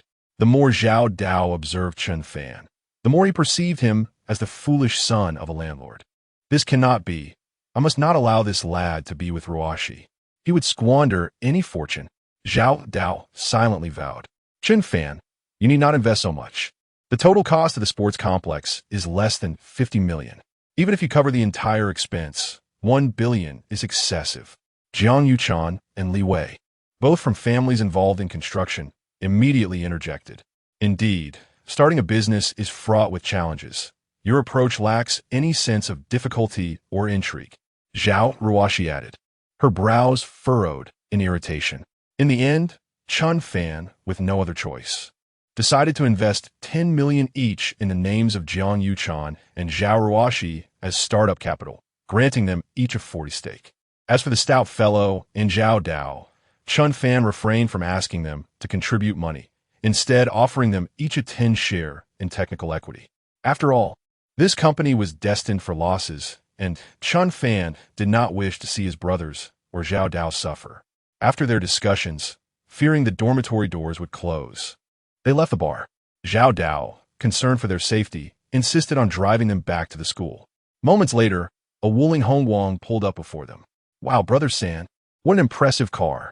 The license plate reads 59s, truly regal. Surely, this cannot be a fake plate, Li Wei exclaimed, startled by the number. I was fortunate enough to acquire this plate back in the day. Now hop in, it and Oppos. It's chilly outside, Zhao Dao urged. Li Wei nodded, and Zhao Ruoshi and Jiang Yuchan remained silent, climbing into the vehicle. Chen Fan, however, cast a contemplative glance at Zhao Dao. He recognized that license plate from a time spent shopping with Chu Yuhan, where she had envied a luxury Range Rover adorned with the same number, stating that a man ought to drive such a vehicle. Now, it appeared on Zhao Dao and Amp, Oppos, S. Wuling Hongwang. It seemed that Zhao Dao was indeed not simple. Perhaps he was, like Chen Fan, a wolf in sheep's clothing. Zhao Dao drove the Wuling Hongwang, first dropping off Li Wei, then Chen Fan, Zhao Ruoshi, and Jiang Yuchan at the school. Ruoshi, you and your female classmates should head back to the dormitory. I need to have a word with Chen Fan, Zhao Dao instructed. Brother San, please do not bully Chen Fan. He is merely an ordinary student. Zhao Ruoshi warned earnestly as she departed. Understood, off you go. Zhao Dao waved his hand and lit a cigarette, offering one to Chen Fan. Care for a smoke? No, thank you, Chen Fan replied, sitting upright, feeling somewhat anxious, as if he were a young scoundrel caught in the act of deceiving family. Is this your first visit to a nightclub? Zhao Dao inquired. Yes, Brother San, Chen Fan responded. Zhao Dao scrutinized him, seeming satisfied with his demeanor. Chen Fan, I am quite familiar with the owner of Fly Nightclub. Shall I arrange for him to refund you the 3 billion you spent tonight? Zhao Dao had entirely misconstrued Chen Fan as a naive rich heir, recklessly spending for the sake of impressing a girl, wondering what familial repercussions awaited him. However, upon hearing Zhao Dao's offer for a refund, Chen Fan's face turned pale. Brother San, no, please, you cannot refund that 3 billion. He almost cried. Zhao Dao was taken aback by Chen Fan and Amp, Oppos' reaction. You, my boy, are far too concerned with appearances. You will inevitably suffer for it. Come on, let us go. Zhao Dao shook his head, adopting a tone of someone who had been through it all. Yet, since Chen Fan insisted, he decided against the refund. After all, 3 billion was no trifling sum, and Fly Nightclub barely earned a few tens of millions annually. The thought of returning such a sum was painful. Meanwhile, in Jiangnan City, at the Zhou residence, Zhou Hanyuan sat in a lavishly decorated villa, his expression dark and brooding. A middle-aged man, resembling a butler, stood before him. An orphan from an orphanage? How can a mere orphan possess 3 billion? What purpose do our intelligence personnel serve? Zhou Hanyuan slammed his hand on the table, his voice filled with rage. Young master, the only information we could gather pertains to his time at the orphanage. Subsequently, the orphanage suffered a devastating fire, leaving only him and the director as survivors. Unfortunately, the director has since passed, leaving us with no means to investigate his identity further. This is all we could ascertain from official records, the butler lamented. It appears Chen Fan and Oppos' identity is indeed complex. However, opposing me in Jiangnan City is tantamount to seeking death. And those two women, Zhao Ruoshi and Jiang Yuchan, I must have them. Zhou Hanyuan and Amp, Oppos' eyes gleamed with lustful intent as he thought of the two beautiful women, his body ablaze with desire. Young master, acquiring these two women should pose no difficulty. They lack significant backgrounds. A little pressure on their families should suffice to ensure their compliance, the butler advised. However, Given that this is the moment you're taking over the family business, with many eyes watching, I recommend delaying this matter. Indeed, you are correct. Once I have ascended as the new head of the Zhou family, I will ensure those two women are on their knees begging for my attention. And I shall make Chen Fan suffer a fate worse than death. Zhou Hehuan seethed with resentment. Chapter 21. Enigmatic ancient script. The following morning, Zhao Dao, accompanied by Zhao Ruoxi, Jiang Yuchan, and Li Wei, proceeded to handle the business registration formalities. Chen Fan, feigning discomfort, relinquished all responsibility, leaving the group to their own devices. Chen Fan shook his head, then descended from his dormitory. As soon as he stepped outside, a familiar figure caught his eye. It was Chu Yuhan. Their gazes met. Chen Fan eyed Amp, Oppos, we've been here since 5:00 and Amp, Oppos, clock, eagerly awaiting your arrival. Chu Yuhan exclaimed, rushing towards him with palpable excitement. What do you want from me? Chen Fan inquired, his brow furrowed with concern. Chen Fan, I am contrite for my past actions. I beseech you to grant me another opportunity to be your girlfriend. I will make amends for my transgressions. Chu Yuhan pleaded, her eyes brimming with tears. I cannot bear the weight of your recompense. Chen Fan retorted, pushing her aside and striding forward. Chen Fan, I profess my genuine affection for you. Wherever you may venture, I shall follow. Whether you are impoverished or affluent, healthy or infirm, I shall remain steadfast by your side, forevermore. Chu Yuhan proclaimed, her voice laced with emotion, as she knelt in the middle of the road. Passers-by cast envious glances at Chen Fan. Chen Fan recoiled at Chu Yuhan's words, a wave of nausea washing over him. He fled the scene in haste. An indignant male student, wearing glasses, approached Chu Yuhan. Madam, there are plenty of worthy gentlemen in this world. Do not squander your affections on such a scoundrel. Allow me to assist you in rising to your feet. Get lost, you odious wretch. How dare you malign my Chen Fan? Chu Yuhan retorted, shoving the student away. Chen Fan loves me so deeply that he concealed his affluent background, working 2 jobs to provide for me while subsisting on meager fare. Yet, I failed to appreciate his devotion. I'm filled with remorse. Chu Yuhan lamented, overcome with emotion. At that moment, a group of men, dressed as migrant workers, approached, led by Zhang Yao and a middle-aged peasant woman. The woman, her face etched with severity, slapped Chu Yuhan across the face. You vixen, you seduced my son, causing his expulsion from school. Now you seek to consort with other men. The woman, Zhang Yao and Amp, Oppos, S mother, Zhang Zuolan, possessed formidable strength from years of manual labor. Take this harlot home. If she fails to produce a male heir, I shall beat her to within an inch of her life. Zhang Zuolan commanded. Several workers seized Chu Yuhan. No, I refuse to go with you. Help! Help! Chu Yuhan cried out in terror, but onlookers merely observed. Chu Yuhan, cease your caterwauling. You caused my expulsion. Now, return home with me and atone for your sins through marriage and hard labor. Zhang Yao snarled. Bystanders attempted to intervene, but Zhang Yao rebuffed them. We are no longer students of Jiangda University. Mind your own affairs.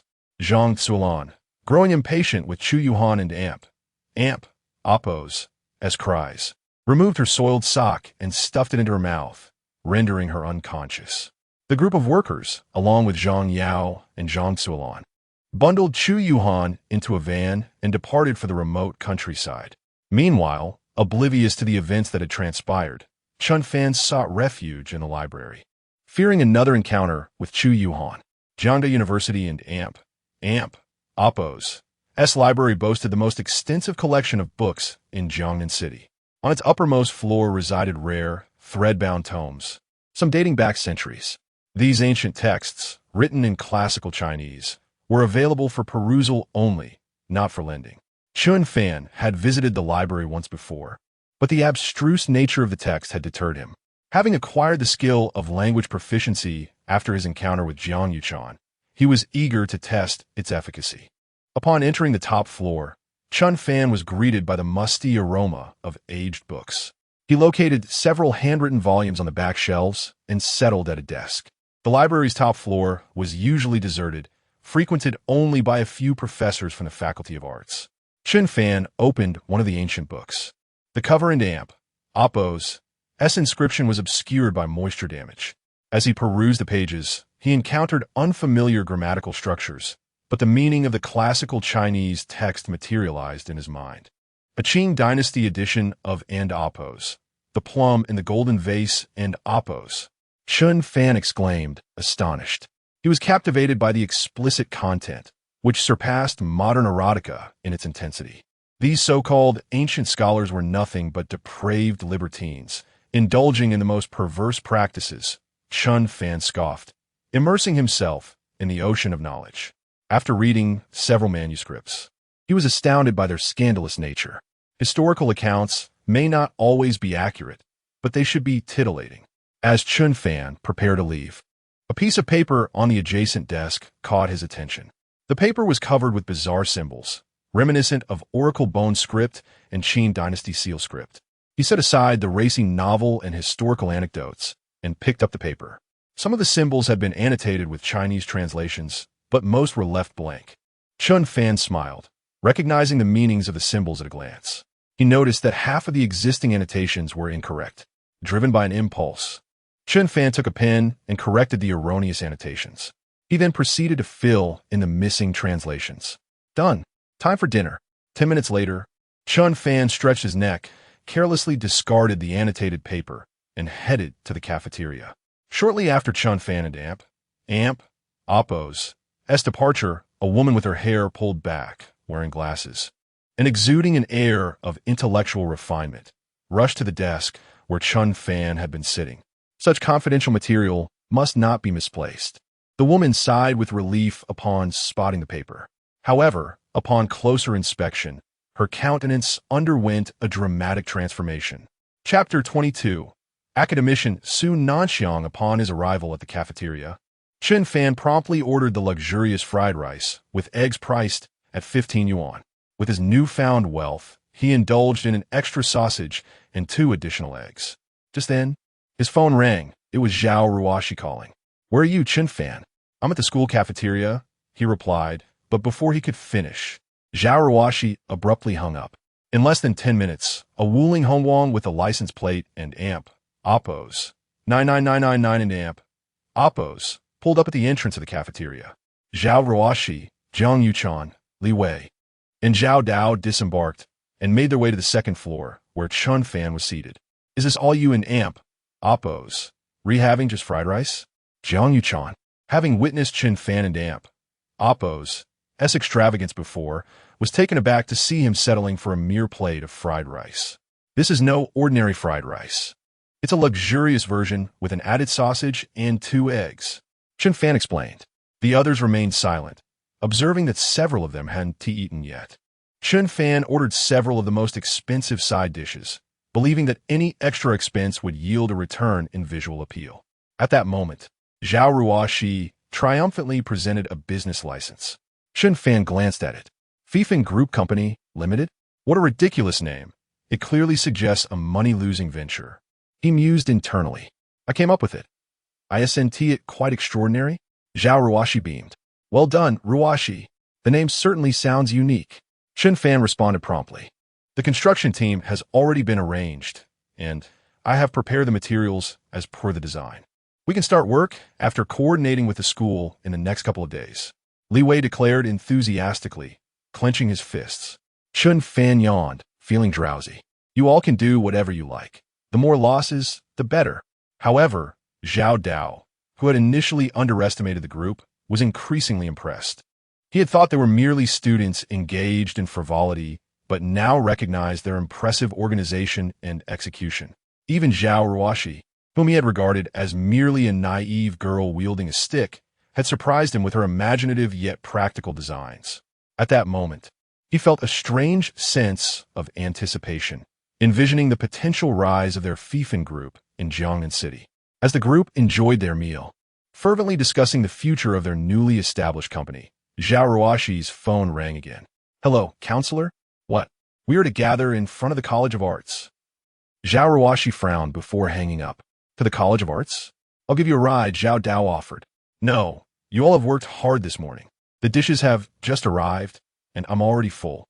I'll take Ruoshi, Chen Fan interjected, finishing the last bite of his fried rice. Grabbing the keys to the Wuling Hongguang and handing Zhao Ruoxi a pancake before leading her to the car. Upon their arrival at the College of Arts, all students majoring in Chinese studies had already assembled in a large lecture hall.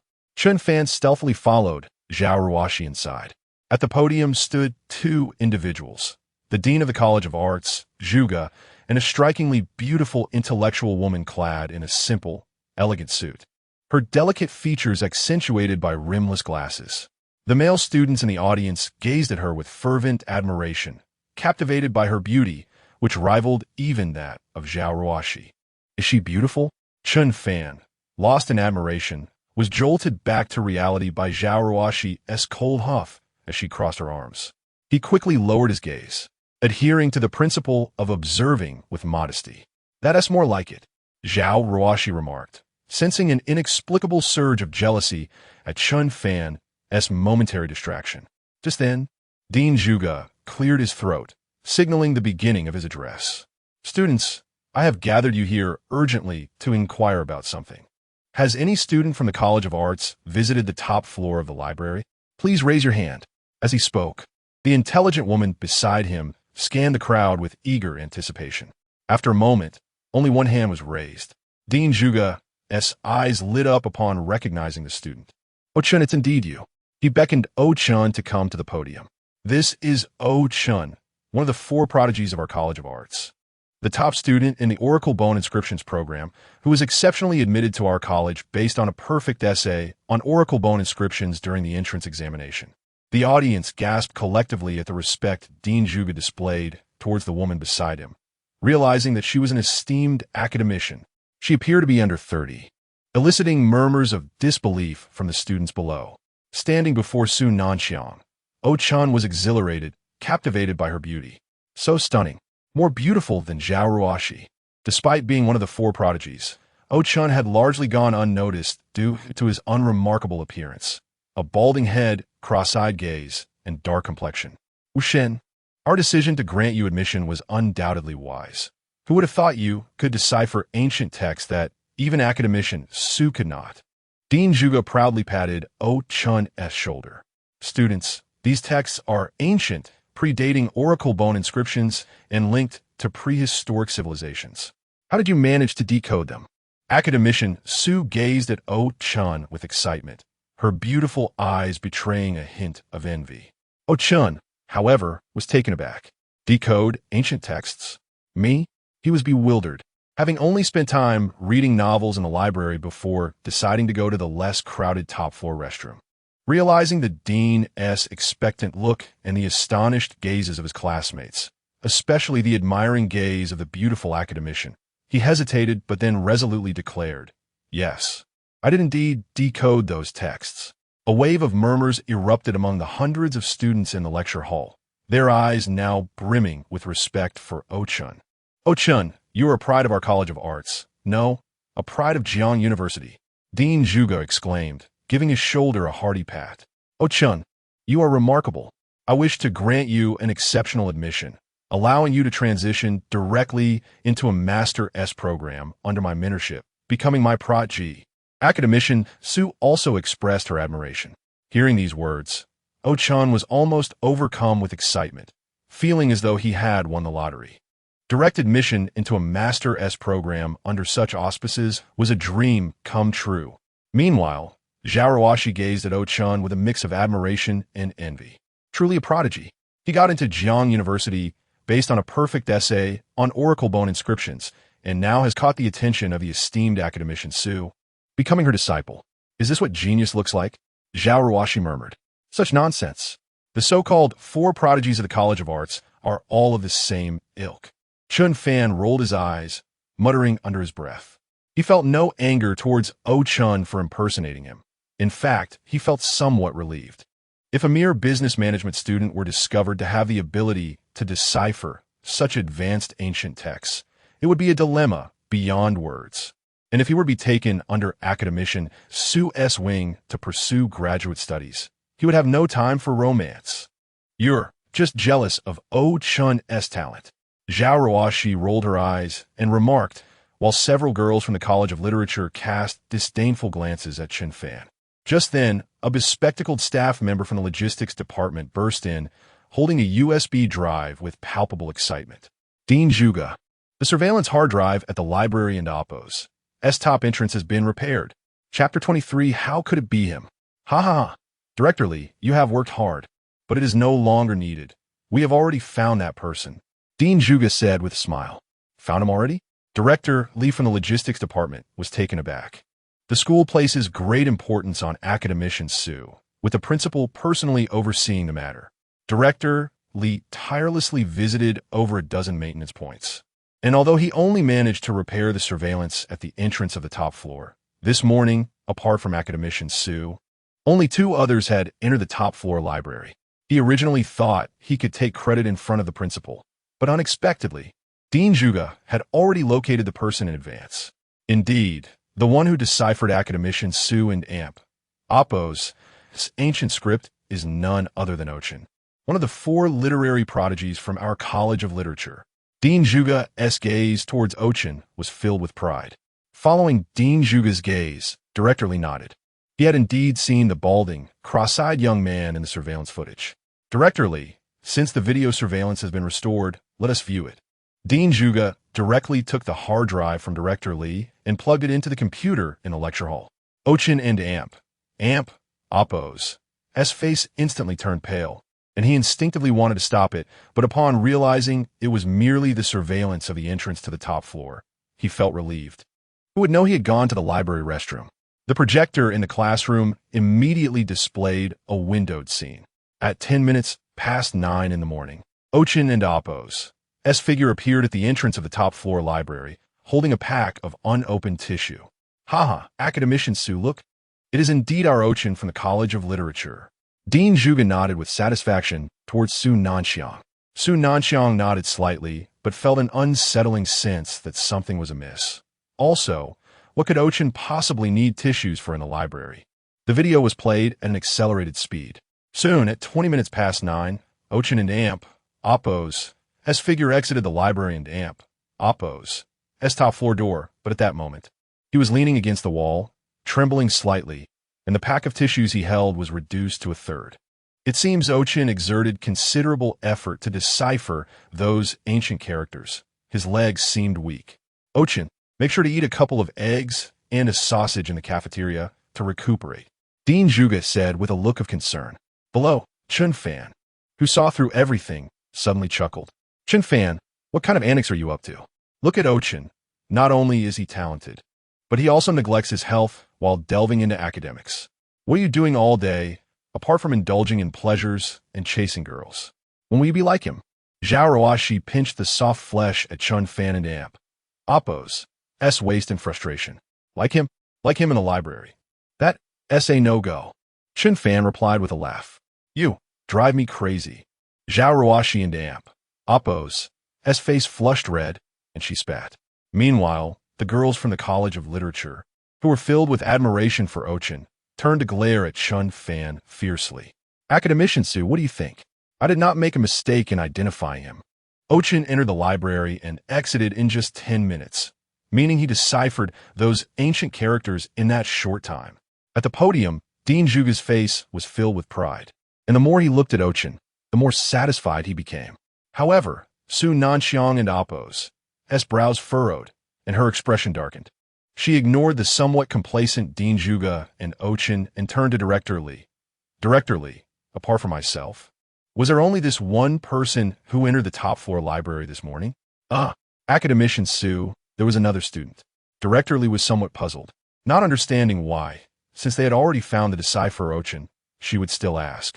Hearing this, Su Nanxiang and Oppo's beautiful eyes lit up. Quickly, continue playing for me. Although Director Li was somewhat confused, he continued to fast-forward the video. Sitting next to Zhao Ruoshi, Chen Fan's eyes widened as he suddenly realized something. Oh no, it's going to be exposed. I'm out of here, Chen Fan said as he attempted to flee, but Zhao Ruoshi grabbed him. What do you think you and Oppo's going? Sit still and learn from the talented Ochen. Zhao Ruoshi firmly grasped Chen Fan and pressed his head onto her smooth, long thigh. Chen Fan had no choice but to obediently lie there. The entire classroom, except for Chen Fan and Su Nanxiang, looked on in confusion as Su Nanxiang continuously fast-forwarded the video. At 40 minutes past 9, Su Nanxiang and Appo's graceful figure appeared at the entrance of the top-floor library. Soon, at 10:00 and Appo's clock, a handsome young man with his hands in his pockets whistling appeared in the video, only to exit at 20 minutes past 10. Found him. It's him.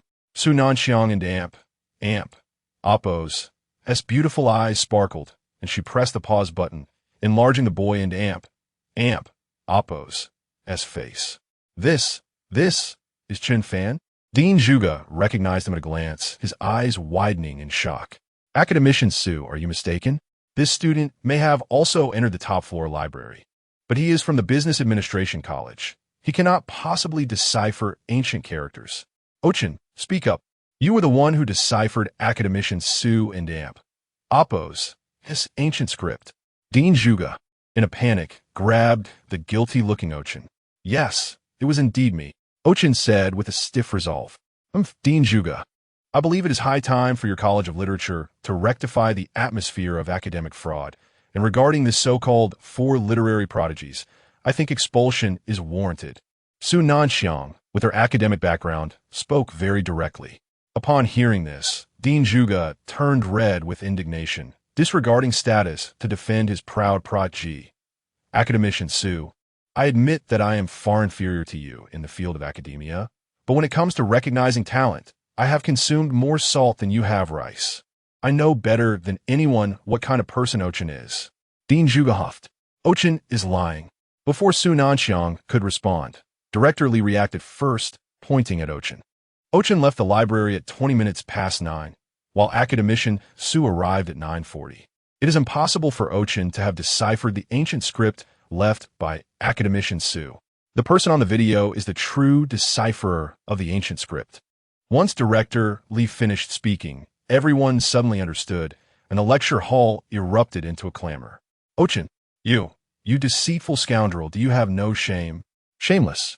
Dean Zhuge felt a wave of dizziness, staggering back several steps, nearly spitting out blood. First, Zhang Yao, the hypocrite, disgraced him in front of the entire school. And now another shameless interloper, Ochen, has thoroughly tarnished Dean Zhuge's reputation. Shameless. You have brought disgrace to our College of Literature. Get out. The students from the College of Literature all stood up, pointing at Ochen and cursing furiously. Ochen and Appo's face turned pale, trembling all over, covering his face as he dashed out. At that moment, Zhao Ruoxi was stunned. The face on the projector was none other than the one resting on her thigh, Chen Fan. The girls who had previously glared at Chen Fan because of Ochen also widened their eyes and stood up. The person on the surveillance was right here. Everyone immediately turned to Chen Fan and Appo's position, just in time to see him lying on Zhao Ruoxi and Appo's thigh.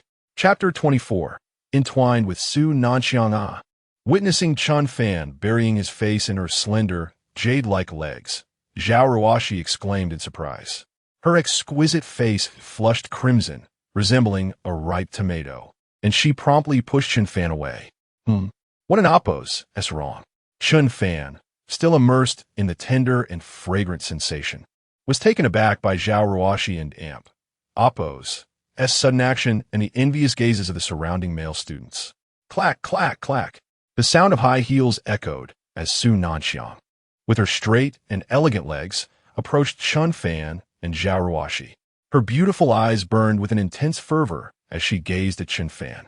It was the kind of look one might expect from a man who has been single for 3 decades, beholding a peerless beauty in her birthday suit. Hello, I am Su Nanxiang, an academician at the Chinese Academy of Sciences. I wish to take you as my personal disciple. Gasp. Chen Fan, Zhao Ruoxi, and the surrounding students were all astonished by Su and Appo's declaration. Wait, is there even such a thing as Appo's personal disciple and Appo's? No, I'm an Appo's inner circle disciple and Appo's. So Nanqiang clarified, wiping a trace of saliva from the corner of her mouth. Witnessing this, Chen Fan felt a shiver run down his spine. Heavens! Could this stunning academician Su be a man-eating viper? I don't want to betray my teacher. Ding. Discover girl with a beauty score of 91, Su Nanxiang. Commencing binding. Ding. Binding successful. For every point of favorability gained from Su Nanxiang, the host will receive 50 points of health. Current favorability, 0. Ding. The host is granted the beauty rebate function. Name, Su Nanxiang, beauty score, 91, rebate ratio, 150. Ding. The host is granted the skill, Golden Gaze, capable of instantly identifying and analyzing the relevant information of objects, penetrating their interiors, repairing and mastering them, and dispelling arrays and exorcising evil. A series of synthetic electronic sounds reverberated in Chen Fan and Appo's mind. Oh ho, it actually worked. And at 150. Indeed, I am a natural disciple D-Fire. But why is she looking at me with such ardor? And why is her favorability at 0? Chen Fan was puzzled. Then, as if struck by a sudden realization, his eyes widened. Could it be that Su Nanxiang sees me as a mere tool? He knew that some researchers are incredibly fervent, consumed by their studies to the exclusion of all else, with no room for emotion. Su Nanxiang stared intently at Chen Fan, her beautiful eyes practically ablaze. Seeing him frozen in place, she assumed he was unwilling, recalling the sight of him burying his head in the lap of the petite beauty beside him. Su Nanxiang and Appo's eyes flickered with an idea. She sat down next to Chen Fan and made a move that shocked Dean Zhuge and Director Li, and drove all the male students to madness with envy. You like legs, do you? Teacher also has long legs. Try it and see if it's comfortable. If you become my disciple, you can rest your face on my legs every day. With that, Su Nanxiang pulled Chen Fan closer, pressing his head on her long, straight, and exquisite legs. Chen Fan felt a wave of softness against his face, and the alluring fragrance of a mature woman filled his nostrils, lulling him into a dreamlike state. Chen Fan, you lecher! What are you doing? Zhao Ruoshi shrieked, pushing Su Nanxiang away and pulling Chen Fan behind her, glaring at Su Nanxiang with vigilance. Zhao Ruoshi, do not disrespect academician Su. Dean Zhuge roared. It and Appo's. That's all right. It and Appo's. That's all right. You must be Chen Fan and Appo's girlfriend. You and Appo's. Very beautiful. I Don and Appo's. Intend to steal your boyfriend. I simply want him to be my student. Su Nanxiang said to Zhao Ruoshi. I'm not his girlfriend. Zhao Ruoshi felt that her reaction had been excessive. Chen Fan was kind to her, but they had not reached that level of intimacy. Moreover, academician Su was simply eager to take Chen Fan as her disciple, hence her impetuousness. Chen Fan, you should accept academician Su and Appo's offer. This is a rare opportunity, Zhao Ruoshi urged. As long as you are willing to follow me, you can skip your master and Appo's degree and go straight for a doctorate. Pack your things and come back to Xiaojing with me. Su Nanxiang and Appo's beautiful eyes burned with unparalleled fervor, and she wished she could knock Chen Fan unconscious and carry him away in a sack. Chen Fan shuddered involuntarily. Heavens! How can a seasoned playboy like me face such a stunning beauty like Su Nanxiang? I feel like I am damp. Appo's turned into a little rabbit. Academician Su, I think it in Appo's. It's better to take things one step at a time. I still want to finish my undergraduate degree before pursuing a doctorate with you. Chen Fan quickly replied. Now that Zhao Ruoshi and Jiang Yuchan and Appo's loss-making company had just started, and he was about to leave before it even started losing money, Woon and Appo's. That'd be a huge loss. Finishing your undergraduate degree before leaving is also good. Su Nanxiang frowned slightly, then nodded. Chen Fan breathed a sigh of relief. Zhao Ruoshi breathed a sigh of relief. Countless male students from the Faculty of Arts who envied Chen Fan breathed a sigh of relief. In that case, I and Appo's stay at Jiangnan University. That way, you can both complete your undergraduate degree and be my disciple. Coincidentally, I also have some matters to attend to in Jiangnan City, Su Nanxiang continued. Everyone. After the students dispersed, only Dean Zhuge and Su Nanxiang remained in the lecture hall. Academician Su. Although Chen committed the disgraceful act of impersonation, he is still a rare talent in our Faculty of Arts. I will resign from my position as Dean of the Faculty of Arts in the hopes that you will give him another chance and prevent the principal from punishing him. Dean Zhuge pleaded, looking as if he had aged 10 years. He knew the capabilities of the academician Su Nanxiang before him. She was not only an academician at the Chinese Academy of Sciences and a leading figure in archaeology, but the power behind her was even more terrifying. Now that I and Oppos, VE, found the person who deciphered my ancient script, you can handle the others as you see fit. Let me be alone for a while. Su Nanxiang waved her hand like an ice queen, and Dean Zhuge retreated, relieved. For a student from the Faculty of Business Administration to be able to decipher ancient script. It an amp, Oppos, has simply the talent of all talents in archaeology. Why not an amp? Amp, Oppos, I have such talent. Su Nanxiang Kulanchit had feastightly. As someone who had displayed extraordinary talent in ancient script from a young age and had no rivals, she now felt a strong sense of possessiveness. I want to possess Chen Fan and Oppos, as talent. Su Nanxiang and Oppos, as heart burned with fervor, and she licked her lips. Since I can and Oppos, possess his talent, then I will possess him. Make him submit to me, and belong only to me. Su Nanxiang whispered, growing increasingly excited. Even she herself did not realize that Chen Fan and Oppos' talent had stirred up a certain trait deep within her character. Chapter 25. The commencement of the gymnasium construction. Affection for Zhao Ruoxi 10. Current affection 80. Reward 100 life points for the host. Current life points balance 1395. As Chen Fan strolled along the path, a sudden electronic, synthesized voice resonated in his mind. What is going on? Turning to Zhao Ruoxi beside him, he wondered if she was in awe of his talent. What are you staring at? Zhao Ruoxi replied, her cheeks flushing slightly. By the way, how did you decipher the ancient script of academician Su? Zhao Ruoxi, eager to shift the topic, posed her lingering question. Oppos, as quite a coincidence. When I was in the orphanage as a child, I happened to come across an ancient book that contained annotations of those characters. Chen Fan fabricated a casual excuse. I knew it. How could a frivolous person like you, who seems to be all about chasing girls, possess such talent? Zhao Ruoxi, for reasons unknown, felt a sense of relief, as if this seemingly unlearned Chen Fan belonged to her once more.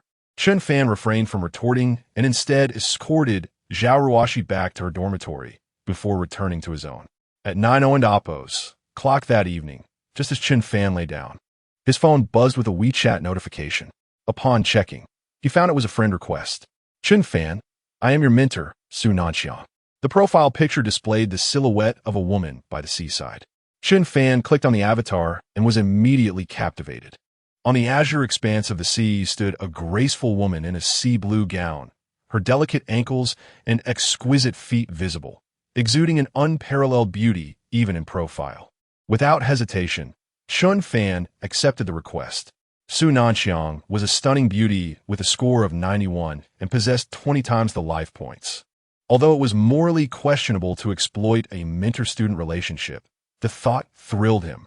As this thought crossed his mind, a wicked smile crept onto his lips. Unbeknownst to him, the anticipation of how to exploit the mentor-student dynamic would soon be overshadowed by an impending dread. After clicking accept, a message promptly arrived, as if Su Nanxiang had been waiting on the other end. Chen Fan, you are my first disciple, and I would like to gift you something. I'll send you some options. Let me know which style you prefer. With that, Su Nanxiang sent over a dozen images.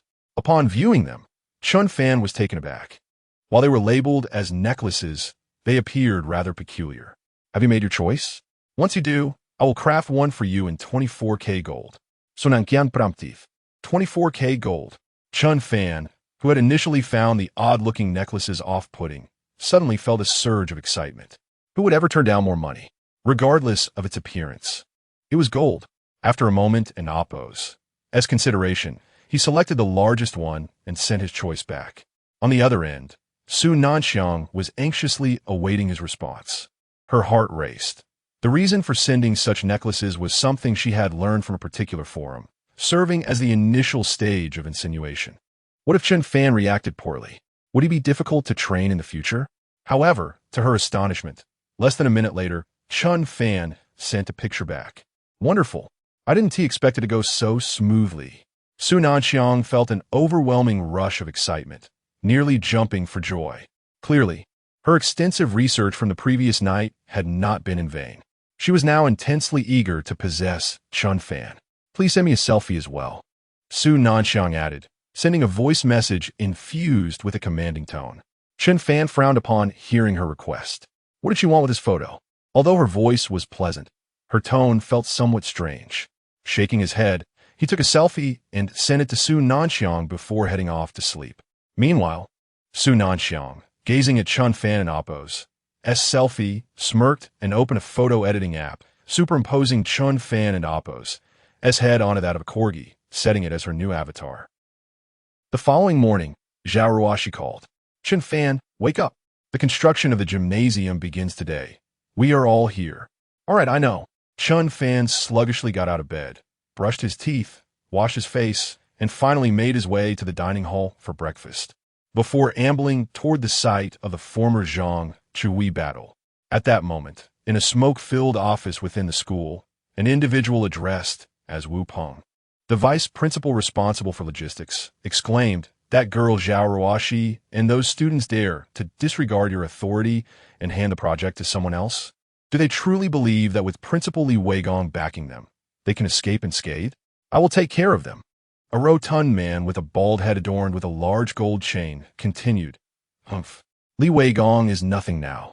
My nephew, Zhou Hanyuan, has assumed control of the Zhou family. He has already made arrangements with those above, and soon Li Weigong will be forced into early retirement, paving the way for me to take his place. From now on, Jiang University will be under my dominion." Wu Peng's face radiated with arrogance. The ball man, known as Long Air, rejoiced. Having allied with Wu Peng, he anticipated a future where all projects within the school would be his to dictate, and he could pursue any female student he desired. Yet, the gymnasium was funded by Zhao Ruoxi's donation. If they were to eliminate her, who would finance the project? Wu Peng mused, reclining in his chair while smoking a cigarette. I'll go intimidate them. They won't even be able to start the work. We must secure this project. You will construct it, and I will oversee the acceptance. On a project valued at 50 million, we stand to earn at least 40 million. 40 million. Long Air licked his lips, his eyes gleaming with greed. He pulled out his phone and called his subordinates. Hey, gather 50 brothers, bring weapons, and wait in front of Jiang University. Smash all those construction vehicles. Long Air commanded before hanging up and preparing to leave. By the way, that Zhao Ruoxi girl isn't bad at all. Book a room at a hotel and send her to my room. I want her money and her as well. Wu Peng leered, emboldened by the anticipation of his imminent appointment as principal. He had even compiled a list of the most attractive female teachers and students at the school. Meanwhile, outside the school, several excavators and dump trucks were already stationed. Zhao Ruoxi and Li Wei were busy registering the vehicles with the security staff. Jiang Yuchan was within the school, organizing the layout, while Zhao Dao was outside escorting building materials and had yet to return. Suddenly, a fleet of unmarked vans appeared outside the school, and a group of 50 to 60 men clad in black, wielding machetes and clubs, leaped out and charged towards the excavators and dump trucks, racing towards Zhao Ruoxi. Chapter 26. The incident smashed them all. With a single command from the Ball Dragon 2, over 50 black-clad thugs surged forth, wreaking havoc upon the dozen or so dump trucks and excavators, dragging the drivers from their vehicles and subjecting them to brutal beatings. The school security guards, witnessing the chaotic scene outside, wore expressions of sheer panic, hurriedly attempting to call for reinforcements via their radios. However, at that moment, Wu Peng, the deputy principal overseeing them, stepped forward. This is a matter outside the school. You are not permitted to intervene. Upon recognizing their supervisor, the security guards promptly set down their radios. Stop. What are you doing? Zhao Ruoxi and Appo's expression turned from shock to fury as she saw the frenzied group of assailants. In an instant, she dispatched several of them with fluid movements. Li Wei charged in as well, relying solely on his bulk to topple a few. But he was soon surrounded by even more of Dragon 2 and Amp, Appo's men. This girl must be Zhao Ruoxi. She and Amp, Appo's, quite capable. Don and Amp, Oppos, T use weapons. If you mar her face, I won't spare you. Dragon 2 observed Zhao Ruoshi, who was holding her own against a dozen attackers. Brother, this girl is too fierce. Our guys have been injured. After a moment, a short thug with a pained expression approached, clutching his groin. Dragon 2's eyes shifted, and he turned his gaze toward Li Wei. Bring that fatso over here. Li Wei, now lying on the ground after being overwhelmed by 7 or 8 men, was soon dragged before Dragon 2, bloodied and battered. Girl, if you don an oppos, stop. Your friend here might lose his life. Dragon 2 brandished a dagger, menacingly hovering it over Li Wei. Ruoshi, don an oppos, worry about me. Just run. Li Wei shouted, his face smeared with blood. Fatty, that an oppos. That's what you get for talking back. A glint of malice flashed in Dragon 2 and Amp. Oppos. S eyes as he plunged the knife into Li Wei and Amp. Oppos. S thigh. Li Wei and Amp. Oppos.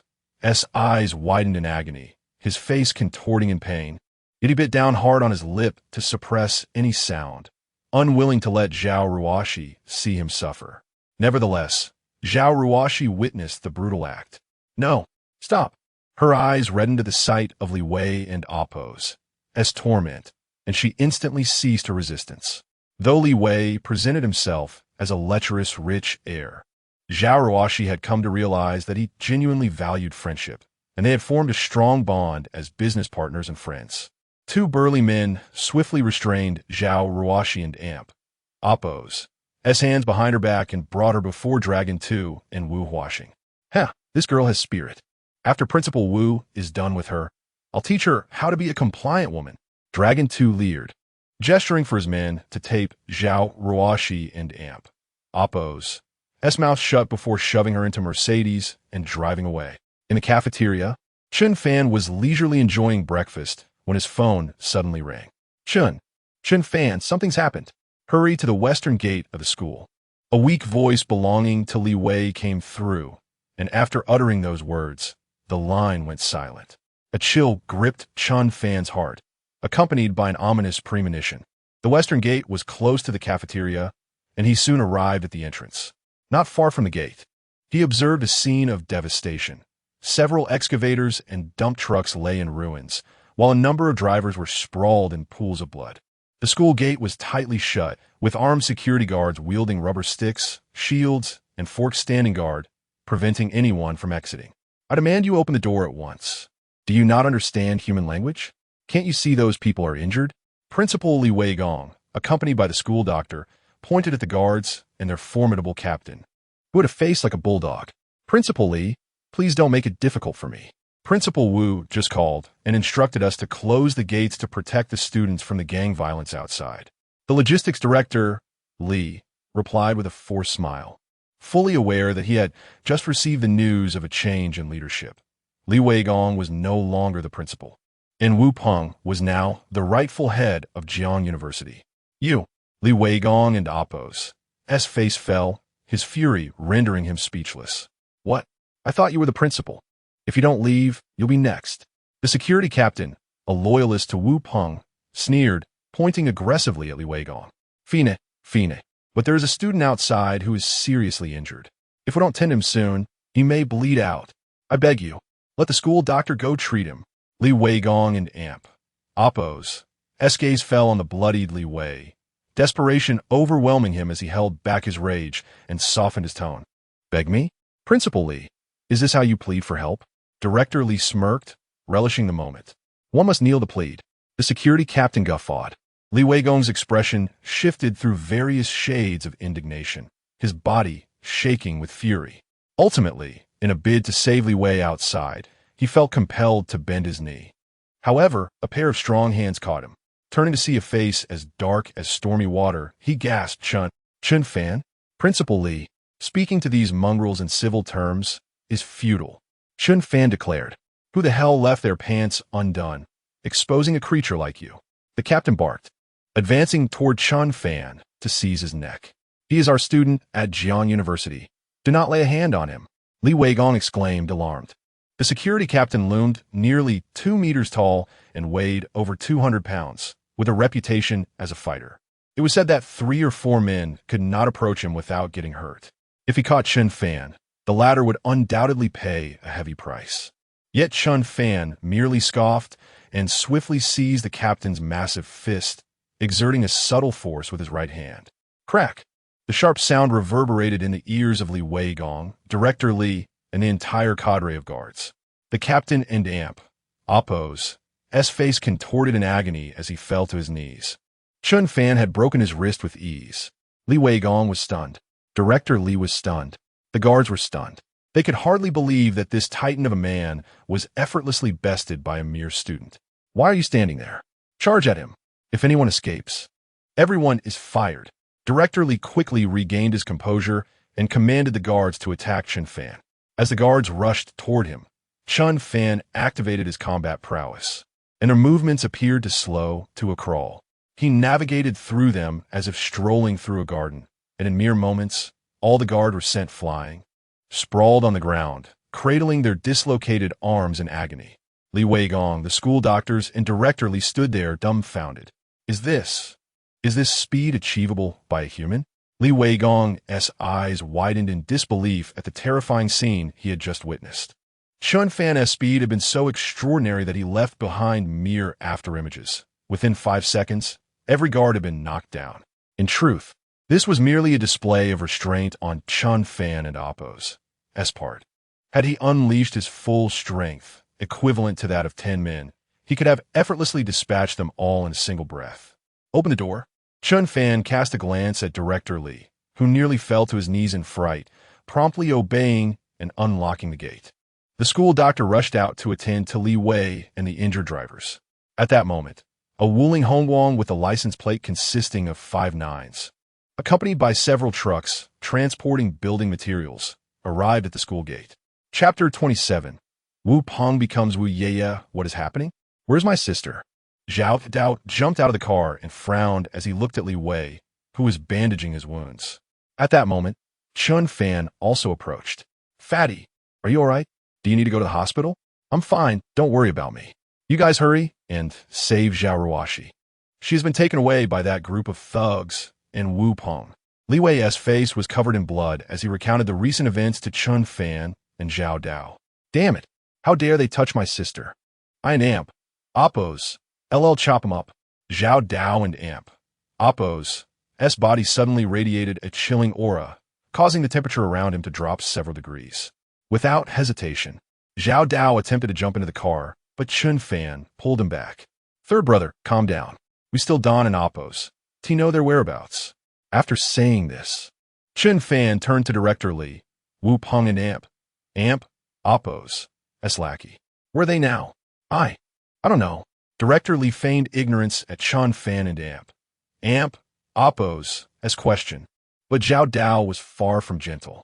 He drew a dagger, seized Director Li, and slashed it across his face. Blood. I am bleeding. Help me. Director Li screamed like a pig being slaughtered. Damn it, speak up. If you don't, the next cut will be to your neck. Faced with Zhao Dao's frigid killing intent and his emotionless gaze, Director Li had no doubt that Zhao Dao would kill him in the next moment. I'll tell you, Principal Wu must have taken Zhao Ruoshi to the luxury hotel opened by Long Air. Director Li fell to his knees, confessing. Chen Fan, let's go. Get in the car. Zhao Dao commanded. Go ahead, Chen Fan. Quickly rescue that girl. Leave this to me. Libe Nudda Sulamli. Although the dismissal documents have been issued, the work has not been transferred. I'm still the principal of this school. Rest assured, Principal Chen, go do what you must. Wu Peng will find it difficult to take on this role. Chen Fan replied before turning to leave. Kid, why aren't you getting in the car? Are you planning to run there? Zhao Dao shouted. Third brother, there's no time. I really have to run. With that, Chen Fan left behind only an afterimage and vanished from Zhao Dao's sight. Wow, this speed. Damn, could this kid be a grandmaster? Zhao Dao's eyes widened in shock. In all of Jiangnan City, the only true grandmaster was his reclusive godfather. How could this young man attain such a level? However, there was no time for Zhao Dao to ponder. Chen Fan's matters could be discussed later. The most important thing now was to rescue Zhao Ruoshi. A Wuling Hongguang dashed out, flooring the accelerator in pursuit of Chen Fan's vanished direction. At the luxury suite on the top floor of the hotel, Wu Peng and Long Air leered at Zhao Ruoxi, who was bound hand and foot. Wu Ge, this girl is truly a beauty. She must be a virgin. Long Air licked his lips. Hee hee, after I'm done enjoying her, I'll let you have her for a couple of days, Wu Peng leered. Zhao Ruoxi's eyes blazed with fury, twisting and struggling against her restraints, emitting muffled sounds from her sealed mouth. All right, Wu Ge. You teach this little wild horse a lesson. I'll go downstairs and keep watch. Long Air, thrilled at the prospect of participating, then closed the door. As soon as Long Air left, Wu Peng impatiently began to undress. Listen, little beauty, I am now the principal of Jiangda. If you serve me well and become one of my concubines, you will benefit in the future. But if you disobey, Wu Peng was left in nothing but his underwear as he lunged toward the terrified Zhao Ruoxi. However, at that moment, bang, the door was kicked open with a loud crash, and Chen Fan entered with a grim expression. Muffled cries escaped Zhao Ruoxi as she seized the opportunity to break free from Wu Peng and Appo's grasp and jumped behind Chen Fan. With a slight effort, Chen Fan snapped the ropes, binding Zhao Ruoxi. Chen Fan. Tears welled in Zhao Ruoxi's beautiful eyes, resembling a wronged child as she hugged him tightly. Zhao Ruoxi's favorability 10, current favorability 90, host rewarded with 100 health points. Host current health balance 1494. Ding. Congratulations to the host for binding the target Zhao Ruoxi's favorability reaching 90 points, granting an additional reward of 20 billion funds. Host current balance 21. 9 billion. An electronic synthesized voice echoed in Chen Fan's mind. Wow, an extra reward of 20 billion. Not bad at all. All right, Ruoxi, it's okay now. Chen Fan patted Zhao Ruoxi and Appo's back. Damn, how could Long Air be so careless and let someone barge in? Wu Peng, angered by the interruption, cursed inwardly as he sized up Chen Fan. You're the rich second generation, Chen Fan? Wu Peng recognized him, having heard much about Chen Fan's recent exploits at Jiangda over the past month. Chen Fan surveyed the grotesque figure of the man clad only in a pair of briefs, a cold smile appearing on his face. Yes, that's me. Since it's you, this will be easy. I am Principal Wu Peng of Jiangda, and I command you to get out, Wu Peng asserted arrogantly, pointing at Chen Fan. A creature like you is fit to be a principal? Chen Fan approached with a mocking smile. What do you want? I'll warn you, if you take another step forward, I will have you expelled and your student status revoked. Wu Peng retreated 2 steps, fear flickering across his face. Chen Fan's earlier kick had revealed him to be a skilled fighter. Let us see if you can truly become principal first. Chen Fan stepped forward and delivered a flying kick, breaking several of Wu Peng and Appo's ribs. This was Chen Fan's mercy. Otherwise, the force of that kick could have easily sent him flying. Wu Peng screamed in agony, nearly losing consciousness. Do you dare treat me like this? I am a principal. Wu Peng, now unable to move, could only shriek in pain and cast venomous glances at Chen Fan and Zhao Ruoxi. How could such a person become principal? I shudder to think of how many innocent students and teachers he would harm. Zhao Ruoxi and Appo's eyes flashed with indignation as she suddenly kicked Wu Peng in the groin. A scream erupted from Wu Peng, 10 times more wretched than before. Chen Fan looked down. Well, Ruoxi, that kick of yours was quite impressive. You've turned Wu Peng into Wu Yiya, no more manhood. Oh, my dream of a harem. Upon hearing Chen Fan's words, Wu Yiya fainted. At that moment, Zhao Dao had just arrived at the luxury hotel with his men, only to find the floor strewn with moaning bodies. Among them, Long Air was the worst off, barely recognizable. Brother Dao, this is their gang leader, Long Air. One of Zhao Dao and Appo's subordinates pointed at the battered figure. Is this the one who kidnapped my sister? Zhao Dao coldly glared at Long Air, knowing that Chen Fan had already gone up and that Zhao Ruoxi should be safe. So he felt no urgency. Knife, brother knife. Zhao Dao does not know Long Air. Yet Long Air is well aware of the authoritative figure in the North District, Zhao Dao. Upon recognizing him, Zhao Dao immediately knelt down with a thud. Brother knife. I had no idea that girl was your sister. Otherwise, even with tenfold courage, I would not have dared. Long Air trembled all over. Bury him. And the rest of you investigate their backgrounds. Send everyone to the Public Security Bureau, Zhao Dao coldly commanded, then ascended the stairs. He never hesitates to take action against these societal scum. Yet the situation with Wu Peng, who is not only the current president of Jiang University, but also the maternal uncle of the newly appointed head of the Zhou family, Zhou Hehuan, complicates matters considerably. Chapter 28. The terrifying power and background of Chen Fan Zhao Dao was in a quandary regarding how to deal with Wu Peng when a sudden scream echoed from upstairs. As he rushed in, he discovered Wu Peng, unconscious and bleeding profusely, alongside the furious Zhao Ruoshi and Chen Fan. Zhao Dao thought to himself, well, no need to deliberate any longer. It appears Wu Peng has been quite thoroughly dealt with. He cleared his throat. Ruoshi, are you all right? Third brother, why did you take so long? If it weren't and Oppos, tea for Chen Fan and Oppos, S timely arrival I would have. Zhao Ruoshi and Oppos. S beautiful eyes brimmed with tears as she spoke. Feeling aggrieved, Zhao Dao nodded solemnly, turning his gaze to Chen Fan. Brother, consider this a debt of gratitude I owe you. Chen Fan shook his head. There and Oppos. S no need for such formalities among us. You two should leave. I will take care of matters here. Zhao Dao said, taking a deep breath. Third brother, won't this cause you trouble? Wu Peng is no ordinary individual. Not only is he the principal, but he is also related to the Zhou family. Zhao Ruoshi expressed her concerns, realizing she had acted impulsively. It's of no consequence. I am good friends with the owner of Fly Bar, who is the underground king of the Northern District. He will assist me in resolving this issue, Zhao Dao reassured her. Ruoshi, you should step outside. I need to speak with third brother privately. Noticing Zhao Dao and Oppos' troubled expression, Chen Fan urged Zhao Ruoshi to leave. Chen Fan, why haven't you left? This matter is beyond the scope of your youthful involvement, Zhao Dao said, his mood visibly agitated. Third brother, you are worried about the Zhou family, aren't you? If it concerns money, just tell me the amount, and I will handle it, Chen Fan replied, taking a seat and casually picking up a nearby stainless steel thermos. You don't understand. The Zhou family is far from simple, and in this world, money is not omnipotent. Zhao Dao sighed.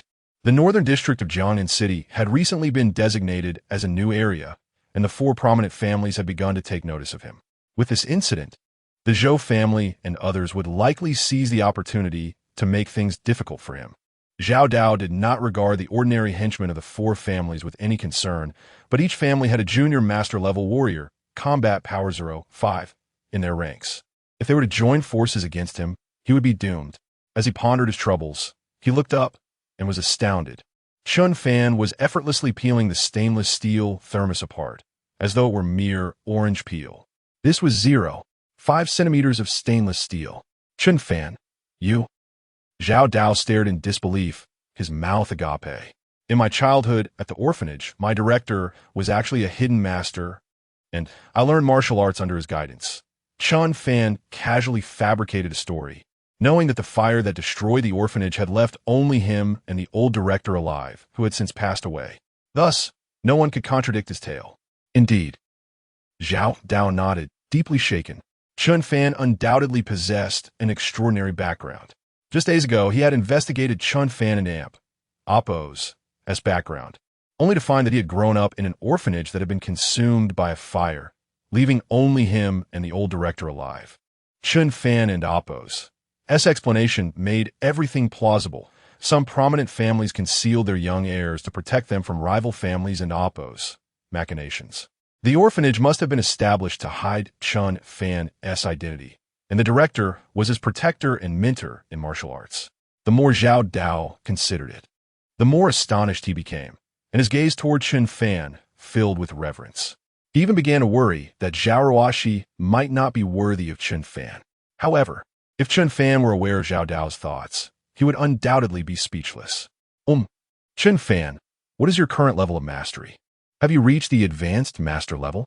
Zhao Dao cautiously inquired. Advanced master level? Chen Fan looked puzzled. Yes, you see, in the martial arts world, we classify levels based on speed and strength. When a person in Oppos' power and speed are 5 times at an ordinary person, they reach the junior master level, 6 times. The intermediate master level 7 times the advanced master level. And beyond that is the grandmaster level, which is beyond our current understanding. So no need to concern yourself with it yet, Zhao Dao explained with a smile. Chen Fan nodded thoughtfully. According to Zhao Dao and Appo's S classification, he felt his combat power of 1.0 could be considered the advanced grandmaster level, but he deemed it wise to remain low-key and keep some cards close to his chest.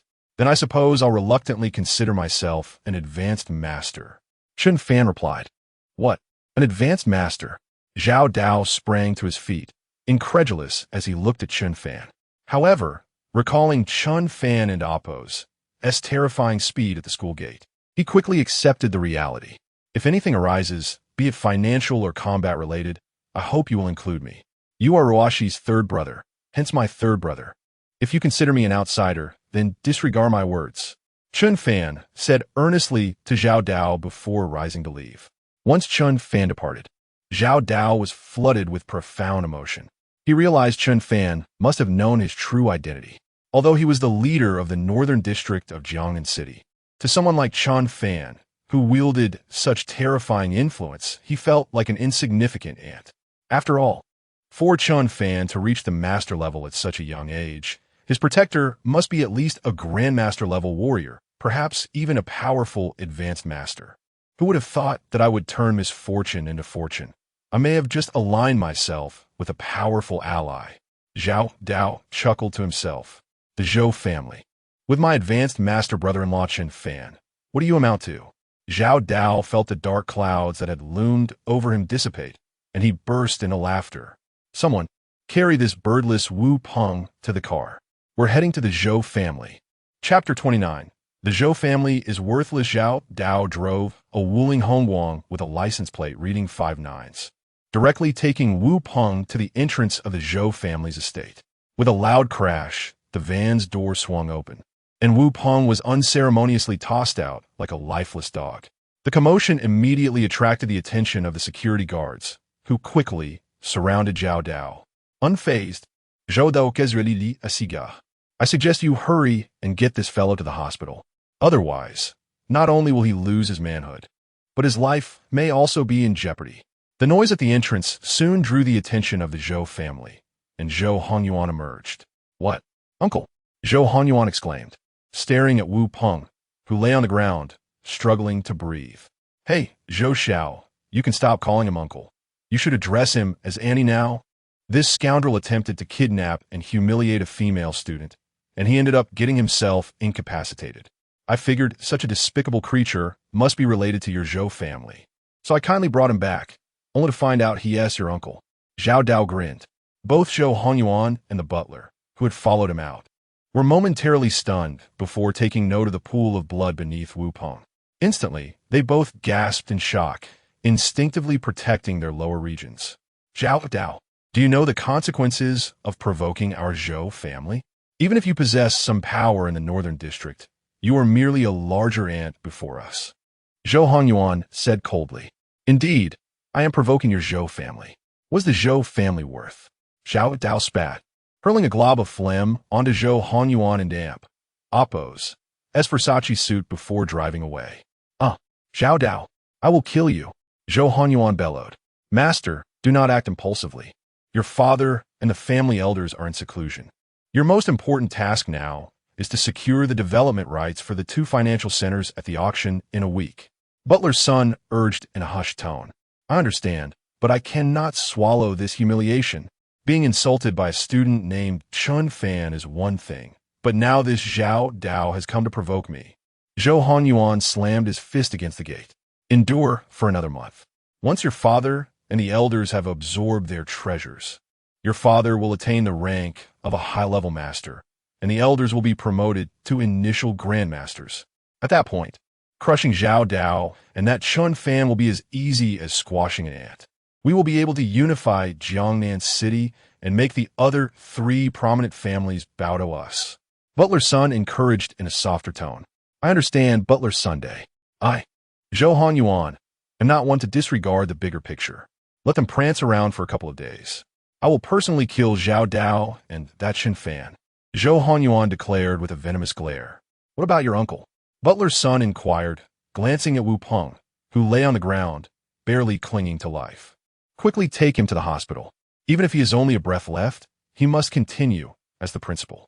After all, if the new campus of Jiang University in the Northern District is developed into a high-end villa area, the profits will be at least several hundred billion. Chen Fan accompanied Zhao Ruoxi to the hospital to visit the portly Li Wei, who was already there. "Fatty, are you all right?" Chen Fan asked, carrying several boxes of supplements. "What can happen to me? I felt like an ant being pinched. Did you not see how valiantly I fought against 20 of them?" Li Wei boasted, attempting to sit up but wincing in pain as he inadvertently strained his wounds, causing his flesh to quiver. "Sit down, don't move." Chen Fan quickly pressed him back down and recounted the events of rescuing Zhao Ruoxi. "Well done. Scoundrels like Wu Peng deserve to be made eunuchs. Otherwise, who knows how many teachers and female students they would harm.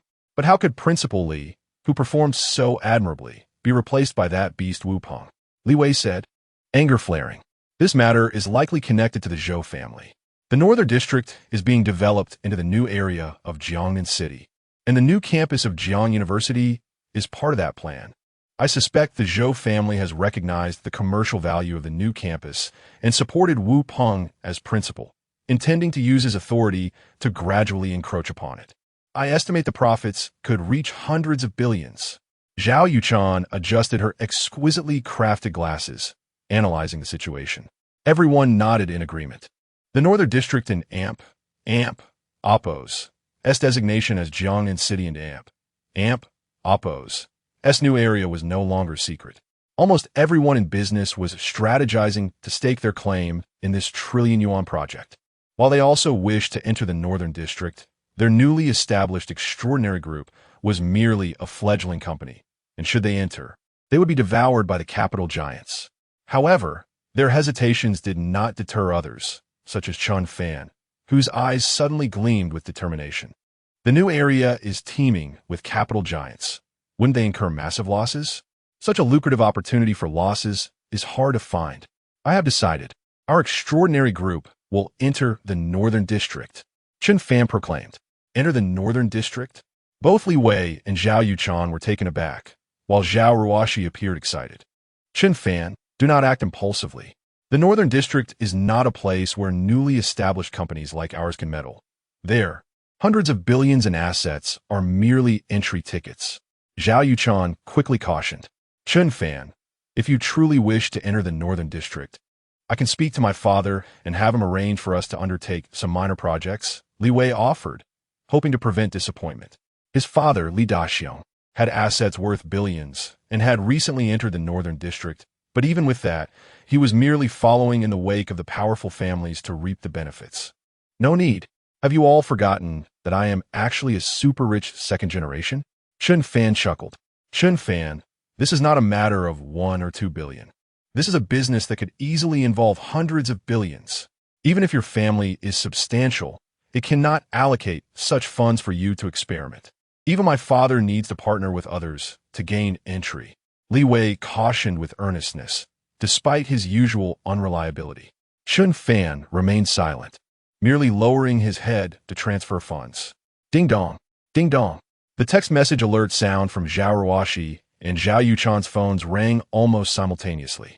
They opened their phones in confusion. 2 seconds later, Zhao Yuchan let out a shriek, jumping up in terror as she gazed at Chen Fan. Meanwhile, Zhao Ruoxi, slower to react, was counting the long string of zeros. 100 billion. Chen Fan, you actually transferred 100 billion to me, exclaimed Zhao Yuchan, her eyes wide with shock. Li Wei's eyes bulged in disbelief as he stared at Chen Fan, realizing the immense power of the family backing him. But he had never expected it to be this formidable. At that moment, Zhao Ruoxi finally counted the zeros and leaped up in excitement. Chen Fan transferred 100 billion to me too. Chapter 30. Su Nanxiang and Oppo's. Terms ding. Jiang Yuchan and Oppo's. Affection 30. Current affection 80. Reward 300 life points. Current life point balance 1793. A synthesized voice echoed in Chen Fan's mind.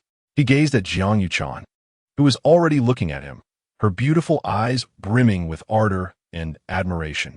Based on his previous encounter with Su Yuanyuan, Chen Fan knew that an affection level of 80 meant Jiang Yuchan was now within his grasp. Gazing at her slender, jade-like legs, fair skin, profound cleavage, shapely posterior, and her captivating face, Chen Fan felt a surge of desire. Seeing the fervent look in Chen Fan's eyes, Jiang Yuchan blushed and lowered her head. Zhao Ruoxi noticed her expression and, despite her naivete, sensed something was amiss. She tightened her grip on Chen Fan's arm, pressing her body against him, and cast a provocative glance at Jiang Yuchan. Forgetting their sisterly bond, Jiang Yuchan also clung to Chen Fan's other arm. Ahem, I've transferred the money. Discuss how to advance into the Northern District. Don and Amp, Oppos, worry about finances, be bold. Engulfed by Zhao Ruoxi and Jiang Yuchan, the flames of desire within Chen Fan ignited. Knowing he couldn't remain there without losing control, he swiftly excused himself, leaving behind a shocked and envious Li Wei and Zhao Ruoxi and Jiang Yuchan, their rivalry palpable. After descending the stairs, Chen Fan immediately called Su Yuanyuan. 10 minutes later, a white Porsche 718 pulled up in front of the hospital. Su Yuanyuan, clad in a purple, figure-hugging dress and sheer stockings, leaped out of the car and embraced Chen Fan. Chen Fan, darling, you finally remembered me. Sensing the voluptuous figure in his arms, no less alluring than Zhao Ruoxi or Jiang Yuchan, Chen Fan and Amp, Oppos, gaze shifted. Detecting the change, Su Yuanyuan paused, then, a smile playing on her lips, she pulled Chen Fan into the car. Chen Fan took the driver's seat, and Su Yuanyuan kept herself occupied throughout the journey. Upon arriving at her apartment, she demonstrated a variety of newly acquired skills and yoga techniques, leaving Chen Fan bedazzled. Chen Fan, after a cigarette, transferred 100 million to Su Yuanyuan. For such an obedient and studious girl, a reward was in order. With the transfer complete, Chen Fan's account balance stood at 18 billion. Although he had transferred 10 billion each to Zhao Ruoxi and Jiang Yuchan, they hadn't yet spent the money, so no cashback had been triggered. The same applied to Su Yuanyuan and Amp, Oppos, case. Ding. A message alert sounded on Su Yuanyuan and Amp, Oppos' phone. Perhaps exhausted from her earlier performance, she lay languidly on the bed, barely able to lift her phone. Seeing the transfer notification, a 1 followed by a string of zeros, she exclaimed, Chen Fan, darling. I Hehuan and Amp, Oppos, even spent the money you gave me last time. Why did you transfer another million? Then realizing something was off, she wondered at the number of zeros after the 1. What an Oppos is going on? Did I overexert myself and become dizzy? Shaking her head, she counted the zeros one by one. Ones, tens, hundreds, thousands, 10,000s, hundreds of millions. 100 million. Su Yuanyuan's eyes widened in disbelief as she looked at Chen Fan. Chen Fan, darling, you actually transferred 100 million to me. Is all this money for me? Am I dreaming? She covered her mouth, tears welling up, and then slapped herself. Of course. It and Oppos, for you. Spend as you please. I and Oppos, transfer more if you need it. Enroll in more classes. Don and Oppos, be afraid to spend money. Your yoga and other skills need to be refined, and you shouldn't neglect foreign languages like Japanese and English. Chen Fan stroked Su Yuanyuan's head and said earnestly, Chen Fan, darling, don't worry. I'll study hard. The next time you see me, you'll be amazed. Su Yuanyuan nodded excitedly. A promising student. Chen Fan nodded in satisfaction. At that moment, Chen Fan's phone rang. Hello, Chen Fan. I found out what you asked me about.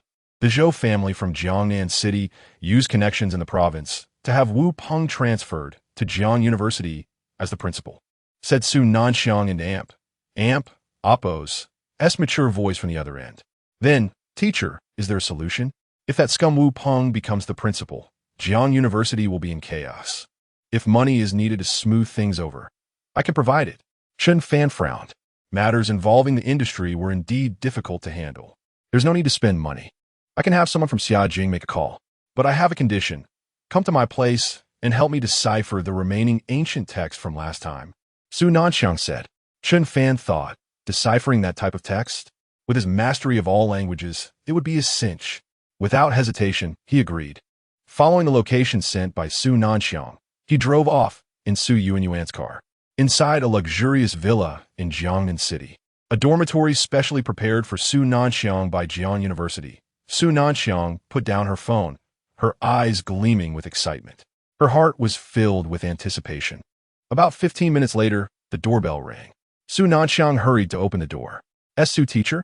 Chen Fan's eyes widened at Su Nanxiang's attire, a white blouse and A-line miniskirt, black stockings and red-soled high heels, her hair styled up. Chen Fan, coming quickly. Su Nanxiang peeked outside, and, seeing no one, breathed a sigh of relief and immediately locked the door. Here, put on this necklace. You picked it out yourself, remember?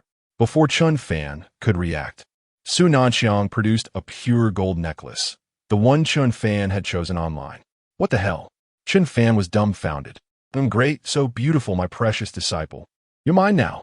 Su Nanxiang patted Chen Fan's head excitedly. Oh, and change your clothes.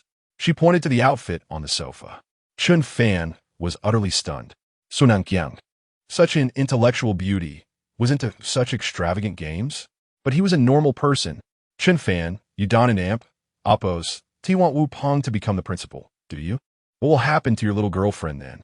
Seeing Chen Fan hesitate, Su Nanxiang smirked and threatened. Snap! Su Nanxiang walked towards Chen Fan, her long, jade-like legs in motion.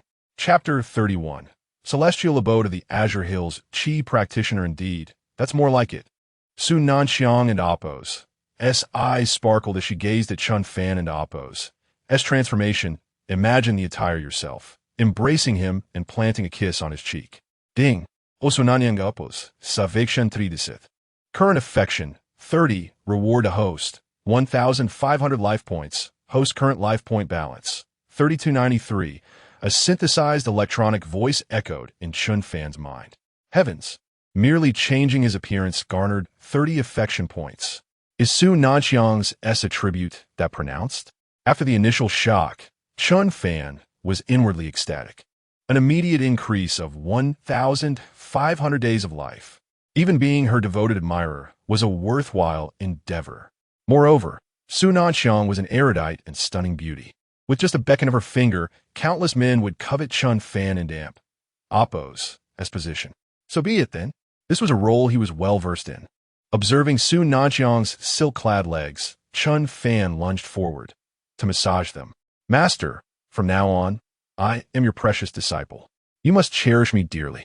Su Nanxiang's beautiful eyes widened abruptly, her delicate frame trembling slightly. Each word uttered by Chen Fan intensely stimulated her every nerve cell. At that moment, Su Nanxiang's heart raced. Her brain flooded with dopamine. Ding! Osunanyanges Avekshantridisit. Current affection, 60, reward a host, 1,500 life points, host and amp, Oppos, current life point balance. For 1,793, another 1,500 days of life added. Chen Fan was overjoyed. Su Nanxiang alone surpassed all other bonded subjects combined. Chen Fan contemplated stoking the flames further. If her affection soared to 80, he could directly become a rebellious disciple. A moment later, Chen Fan noticed Su Nanxiang, her face flushed with embarrassment, hurrying to the restroom. Upon her return, she had changed her stockings. Precious disciple, there's another task for you. The ancient script you deciphered last time was only half completed. I must trouble you to decipher the remaining portion as well. With those words, Su Nanxiang stood up and retrieved 2 pieces of brocade of unknown material from the room. The brocades were tattered, and only half of the ancient script was legible. These 2 brocades were obtained at a considerable cost from an imperial tomb. Less than half of the text is discernible. Barely 100 characters. Despite this, I have spent years studying them and have only deciphered a few characters. Yet, you managed to decipher half of one in under 10 minutes. Diligence pales in comparison to innate talent. Su Nanxiang shook her head and chuckled wryly. Her gaze towards Chen Fan filled with admiration. However, after a moment, Su Nanxiang smiled again. Nevertheless, I am now your master. Your talent, including your entire being, belongs to me. Su Nanxiang gazed at Chen Fan with ardent eyes. These are merely 2 scraps of cloth. What is so special about them? Chen Fan remarked. taking the two fragmented brocades and examining them with a puzzled expression. However, the instant his hands touched the tattered brocades, Chen Fan and Amp, oppose, as pupils transformed into gold. Immediately, an arcane golden rune emanated from his eyes, then merged into the fragmented brocades, causing the damaged areas to gradually mend and complete themselves. You possess the legendary Golden Eye divine ability. Witnessing this, Su Nanxiang was utterly astonished. Her beautiful eyes widened as she gazed at Chen Fan. Oh, you're familiar with the Golden Eye? Now, it was Chen Fan and Appo's turn to be surprised. He had not expected Su Nanxiang to recognize this divine ability. Yes, I once encountered it in the archaeological records of a senior scholar. It was documented in the tomb of an ancient emperor. Legend has it that the Golden Eye physique is exceptionally rare, with perhaps only one individual born every millennium. It can see through illusions, perceive objects, and even restore all damaged treasures. Su Nanxiang and Appo's voice trembled with excitement. Chen Fan and Appo's expression was somewhat peculiar. He was not born with the Golden Eye. It was merely an additional reward from the system that bonded him. Of course, Chen Fan would never reveal this. Chen Fan, you must never reveal your Golden Eye ability to others. Otherwise, you will be confined as a tool for the rest of your life, never seeing the light of day. Su Nanxiang and Appo's beautiful eyes flickered as she spoke with a cautionary tone. Upon hearing this, Chen Fan nodded in agreement. He understood the principle that possessing a treasure invites danger. He had inadvertently activated the Golden Eye and displayed it before Su Nanxiang. He would be more mindful of the occasion in the future. Seeing Chen Fan and Appo's agreement, Su Nanxiang was inwardly delighted. She had just told a white lie. In reality, if others were to discover Chen Fan and Appo's Golden Eye physique, it would undoubtedly cause a sensation throughout all of China. Countless families would vie for Chen Fan, treating him as an honored guest, and their women would line up to inherit this legendary Golden Eye bloodline. Therefore, to possess Chen Fan exclusively, Su Nanxiang had employed a small deception. Let's put these matters aside for now. Now that the ancient script on the brocades has been completed, let's decipher the text first, Chen Fan said, proceeding to decipher the text. 5 minutes later, Chen Fan had translated both the upper and lower sections of the completed ancient script. Celestial abode of the Azure Hills, Qi practitioner, Chen Fan muttered, stunned upon reading the first line. His expression turned peculiar. Qi practitioner? Is this cultivation? Su Nanxiang's expression grew even more animated and moved. It is a celestial abode left behind by an ancient Qi practitioner. There may even be his inheritance within. Master, this is the 21st century. How can you, a research institute academician, still be superstitious? Do you think this is a cultivation novel? Cultivation. Chen Fan rolled his eyes, retorting speechlessly. Precious disciple, you do not understand. As you follow me, you will gradually realize that this world is far different from what you imagine. While the existence of immortals remains to be verified, the existence of cultivating Qi practitioners is real.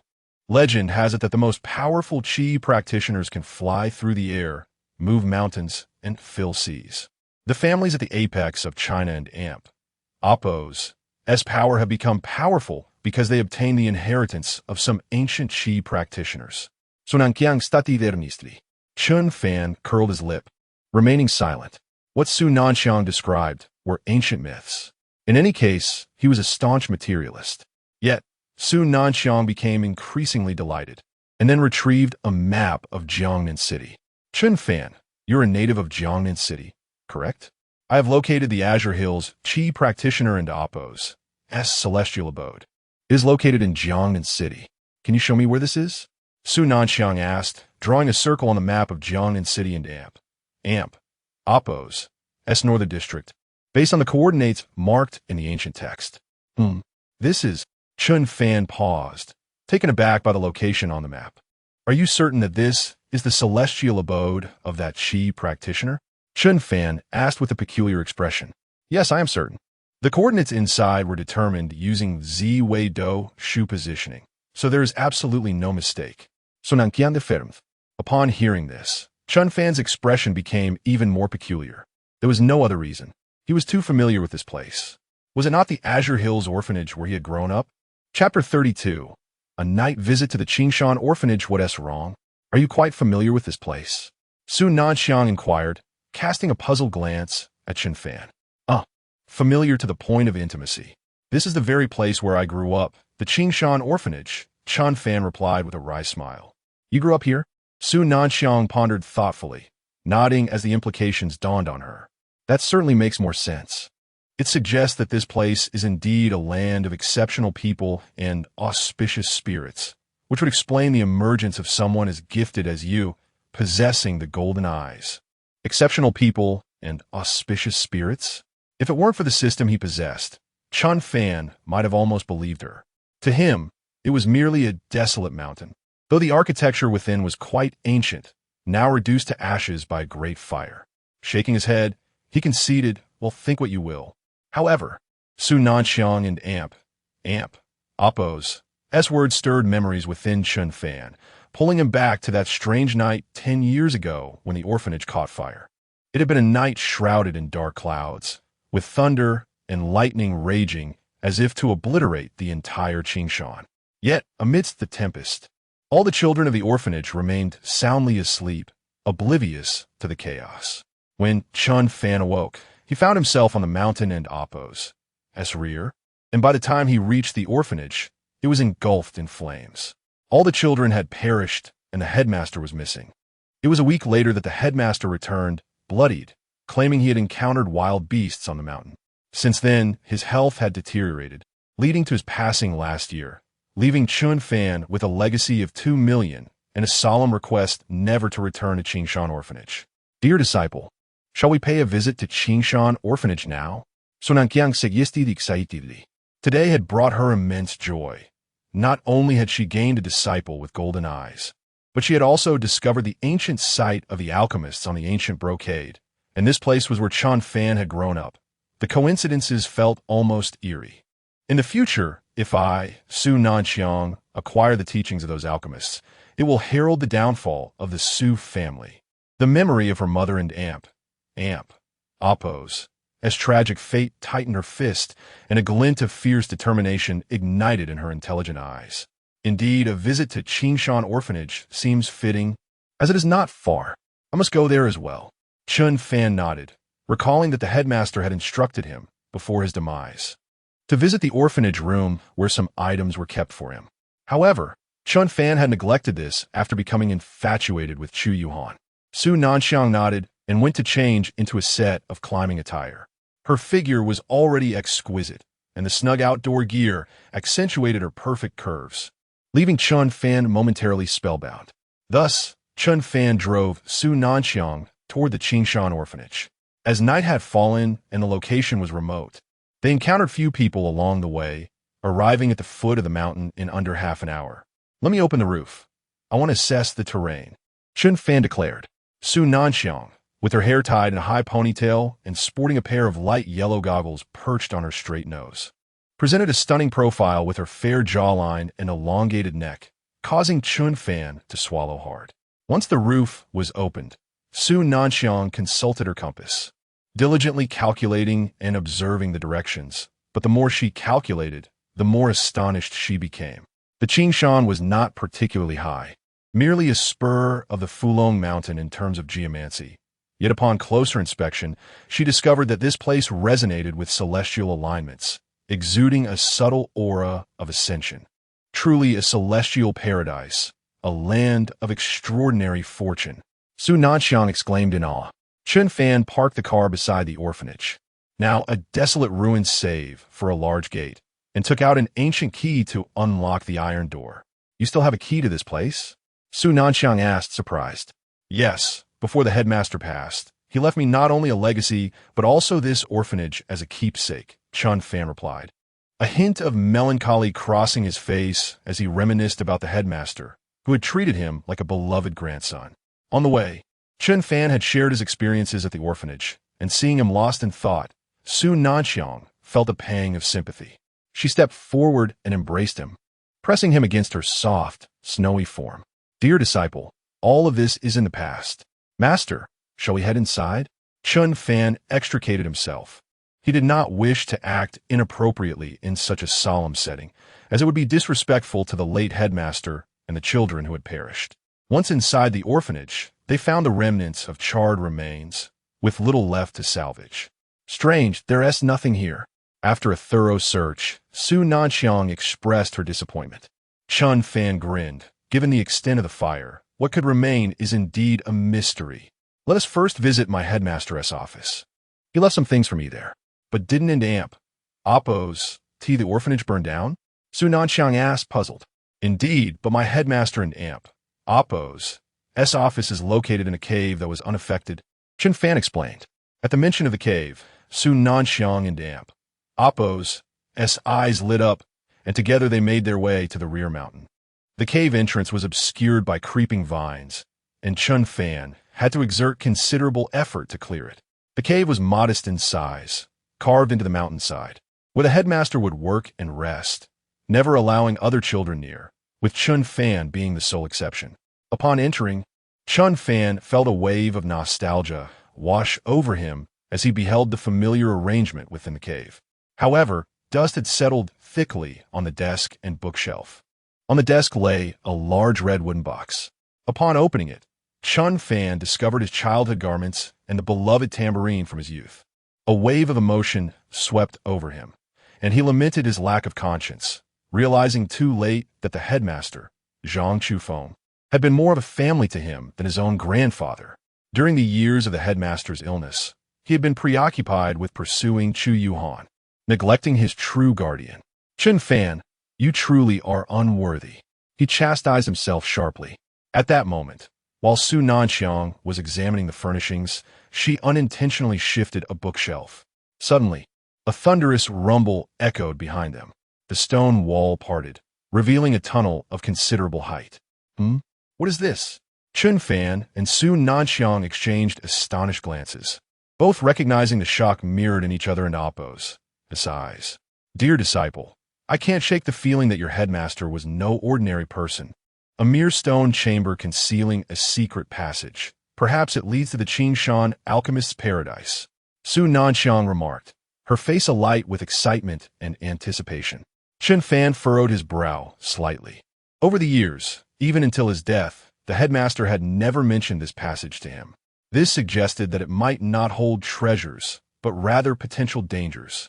Yet, driven by curiosity and the lingering questions about the fire and Zhang Chufeng's mysterious injuries, he stepped into the tunnel alongside Su Nanxiang.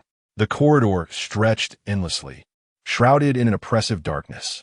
As Su Nanxiang activated the spotlight atop his head, the surrounding scene sent shivers down both their spines. Within the passage lay a gruesome array of bones, both animal and human, some of which emitted a faint, ethereal glow reminiscent of jade, suggesting that their former owners were no ordinary beings. Yet, as they ventured deeper, the corridor widened, and the accumulation of bones increased, with those towards the rear radiating a distinct golden shimmer.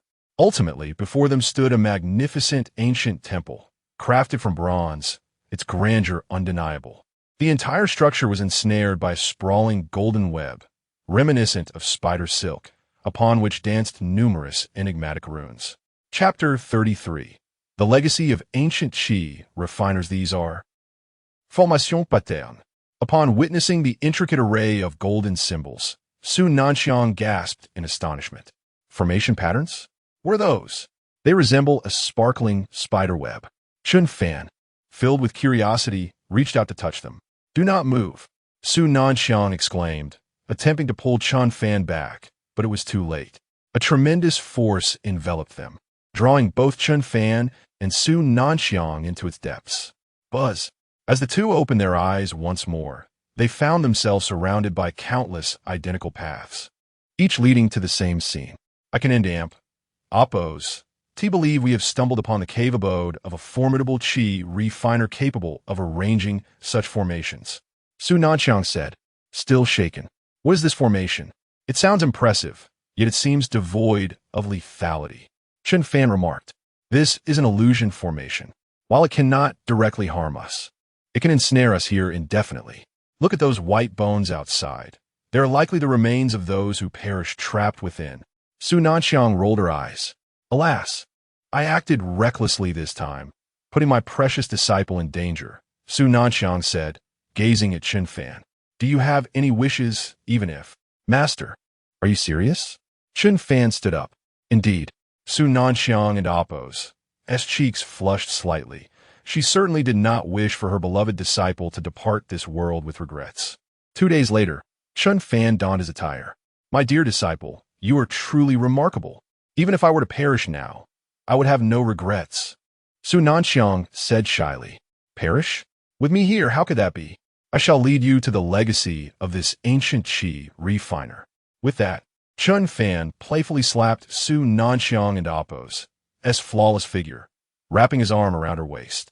His golden eyes glimmered with intensity, beams of light emanating from them, instantly dissolving the surrounding illusions, leaving only a path leading to an ancient bronze temple. As they beheld the path before them, Su Nanxiang and Appo's exquisite eyes widened in realization. How could she have forgotten that her disciple possessed the extraordinary ability to see through all illusions with his golden eyes? Yet, perhaps it was fortunate she did, for she had been blissfully unaware of his immense power. Soon, they arrived at the ancient bronze temple, adorned with intricate depictions of dragons and phoenixes, exuding an air of antiquity and vitality. Upon entering the grand hall, they discovered a solitary white jade platform, upon which rested a skeleton radiating golden light. We have found it. The remains of this ancient qi refiner are still here. The legacy must also remain. Su Nanxiang exclaimed, her body trembling with excitement. Chen Fan, utilizing his golden eyes, scanned the golden skeleton, and information flooded his mind. Identity: skeleton of the qi refiner Qing Shan, 6,000 years ago. Level: Grandmaster, Master. What level is a Grandmaster? Chen Fan inquired, puzzled. A Grandmaster is an ancient realm of qi refinement. According to unearthed ancient documents, the realm of qi refinement is divided into innate and acquired stages. Innate refers to levels achieved solely by natural talent without any cultivation methods, classified as martial artist, master, and grandmaster. Acquired refers to levels attained through ancient cultivation techniques, sensing qi, condensing qi, qi lake, qi sea, and grandmaster level. So many stages. Chen Fan was genuinely astonished. According to Zhao Dao and Appo's earlier assessment, his current combat strength should place him at the pinnacle of the grandmaster level. He had thought himself invincible, only to realize he was merely a novice. I must remember to remain humble. Chen Fan reflected. Chen Fan. It seems there is something on that white jade platform. Su Nanxiang suddenly exclaimed with delight. As they approached the platform, they indeed discovered a scroll and a rectangular golden metal object, reminiscent of a brick. Upon nearing the platform, they were enveloped by a sensation of comfort, as if a subtle energy was penetrating their bodies. This white jade platform is a treasure, Chen Fan remarked. Yes, if I'm not mistaken, this is a spirit stone, formed from condensed spiritual energy. The power of this formation is sustained by it. However, judging by its current state, it may only have a few months of use left. So Nanqiang observed. Chen Fan nodded, then picked up the ancient scroll, which was inscribed with intricate ancient characters and various cultivation postures. He translated the text in a modern language and presented it to Su Nanxiang. Wonderful. I have obtained a grandmaster level qi cultivation method. All my years of studying ancient characters have led to this moment. Su Nanxiang exclaimed, her eyes gleaming as she carefully stored the scroll. My precious disciple, all of this is thanks to you. Su Nanxiang gazed at Chen Fan with a dreamy expression. 2 hours later, Chen Fan dressed once more. Chen Fan, will you truly not cultivate here? Ancient texts state that dual cultivation between men and women can expedite the process. Moreover, this spirit stone is a rare treasure. Paired with this grandmaster level qi cultivation method, we might swiftly reach the acquired stage. Su Nanxiang, her attire barely concealing her form, blushed as she gazed at him seductively. Chen Fan shook his head in refusal. Setting aside the reliability of this qi method, He possessed a system that allowed him to convert life force into combat power at will, instead of laboring through cultivation. He could simply engage with more companions to enhance his strength. Ultimately, they agreed Su Nanxiang would remain, utilizing the Spirit Stone to cultivate the Qing Shan Qi method until its energy was depleted, while Chen Fan took the rectangular golden object and exited the formation. This heavy brick-like object, according to Su Nanxiang and Appo's analysis, was likely a type of extraterrestrial iron.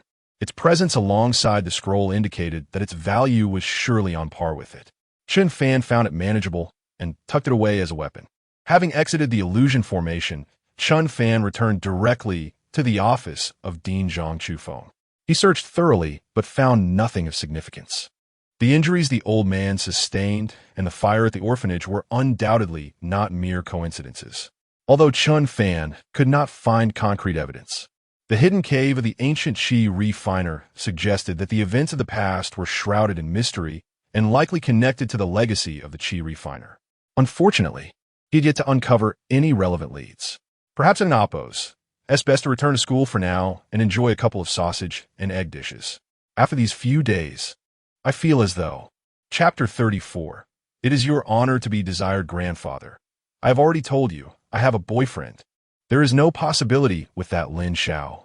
In a villa in Jiangnan City, Jiang Yuchan exclaimed loudly to an elderly man with white hair and beard seated in a grand chair. Slap! A middle-aged man beside the elderly man stepped forward and struck Jiang Yuchan across the face. Jiang Feng, what are you doing? How dare you hit my Yuchan? Ever since your brother passed away, you have been bullying us orphans and widows. A woman in her 40s, still possessing an air of elegance, rushed forward, embracing Jiang Yuchan and scolding the middle-aged man. Li Yakin, this is a matter of the Jiang family. It is not your place to meddle. You shameless harlot. Speak another word, and beware of grandfather taking away your family and Appo's Porsche dealership. Jiang Yuchan and Appo's uncle had yet to speak, but a young man with a nonchalant expression next to him pointed at Li Yakin and berated her. Jiang Chun, I am your aunt. How can you speak to me like that? Moreover, that dealership was left to us by Yuchan and Appo's father. Upon hearing that the dealership might be taken from her and Jiang Yuchan, Li Yakin felt a wave of dread wash over her. What is yours? Grandfather has yet to divide the family property. All assets of the Jiang family belong to him. Jiang Chen sneered. And you, Jiang Yuchan, do not overestimate yourself. The Lin family is a billionaire clan. For Lin Xiao to take an interest in you is merely your good fortune. Jiang Chen turned to Jiang Yuchan and remarked, What does a billion mean? My boyfriend transferred me 100 billion. Jiang Yuchan retorted, Ha, you crack me up. 100 billion transferred to you? Jiang Yuchan, besides your looks, what else do you have? Jiang Chen laughed so hard he nearly rolled on the ground, and Jiang Yuchan's uncle also scoffed.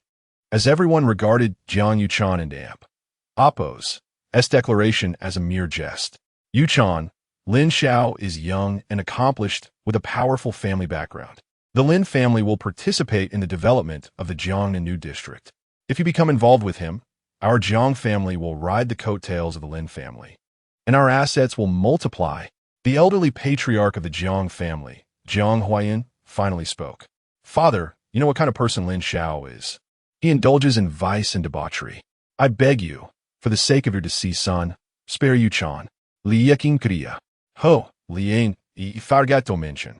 Lin Xiao is not just interested in your daughter, but he also has an interest in you. He desires both of you to serve him. You shameless fiend. Liyakin and Appo's face flushed with anger. Mother, let us leave.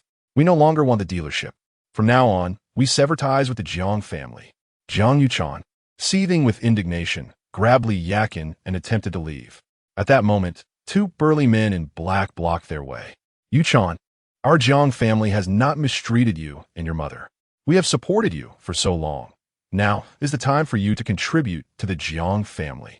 After speaking, Jiang Huayuan clapped his hands, and the two men in black immediately restrained Jiang Yuchan and Li Yakin.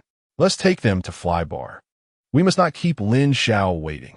Jiang Huayuan commanded, leading Jiang Feng and Jiang Chun as they escorted the two women into a luxury Mercedes-Benz. Initially, Jiang Yuchan struggled fiercely, but upon learning that their destination was Flybar, she calmed down. After all, Chen Fan had once secured an emperor membership for her there, and the senior manager, Bai Hong, knew her. "Grandfather, you have never been to Flybar, have you?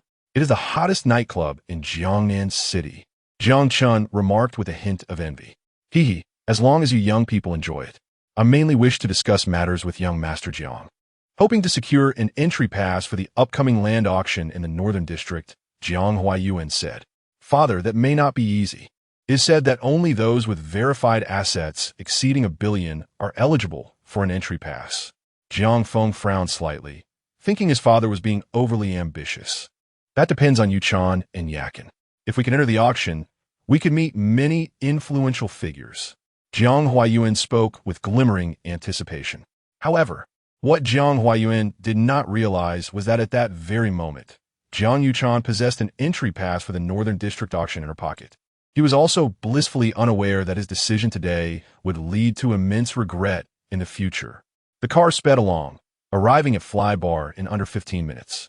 Lin Zhe, the young master of the Lin family, stood at the entrance of the bar, frequently glancing outside until he spotted the Jiang family's luxury Mercedes and hurried over.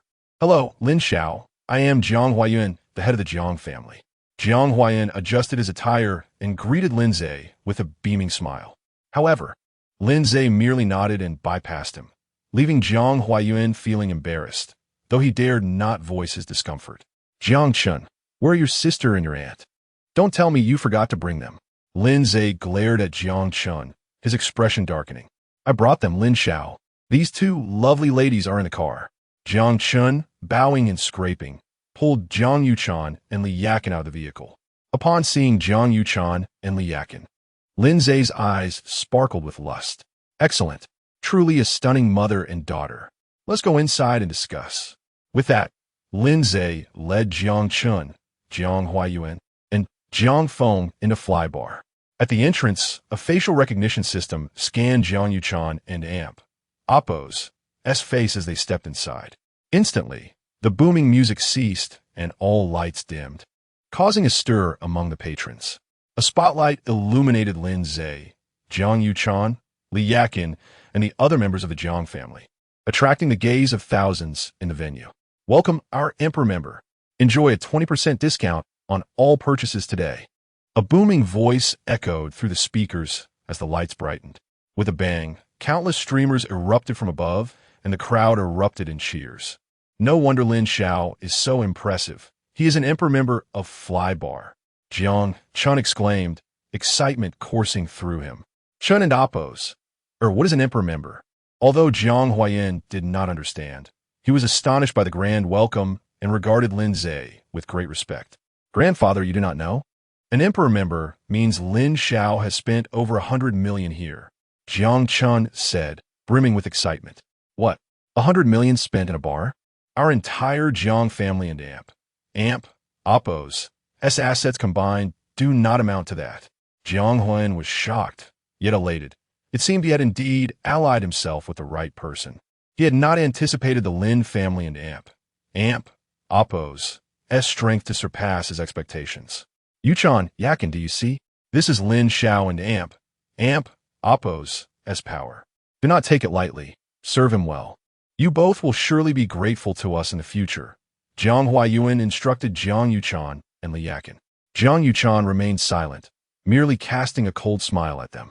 Meanwhile, Lin Zhe was utterly bewildered. When did he become an Emperor member? Surely, his father must have recharged his card. Yes, it must be so. His father, Lin Tenmao, had recently brought many friends to the bar for discussions regarding cooperation in the Northern District, likely to showcase their strength. With this realization, Lin Zhe's confusion vanished, replaced by a smug expression. At that moment, a newly appointed supervisor rushed over in a flurry. She had taken over the position previously held by Bai Hong and was unfamiliar with Jiang Yuchan. Upon seeing Lin Zhe, who stood proudly among the crowd, she mistakenly assumed he was a distinguished Emperor member. "Esteemed Emperor member, your exclusive booth has been prepared for you. Our senior manager, Manager Bai, is personally arranging your drinks.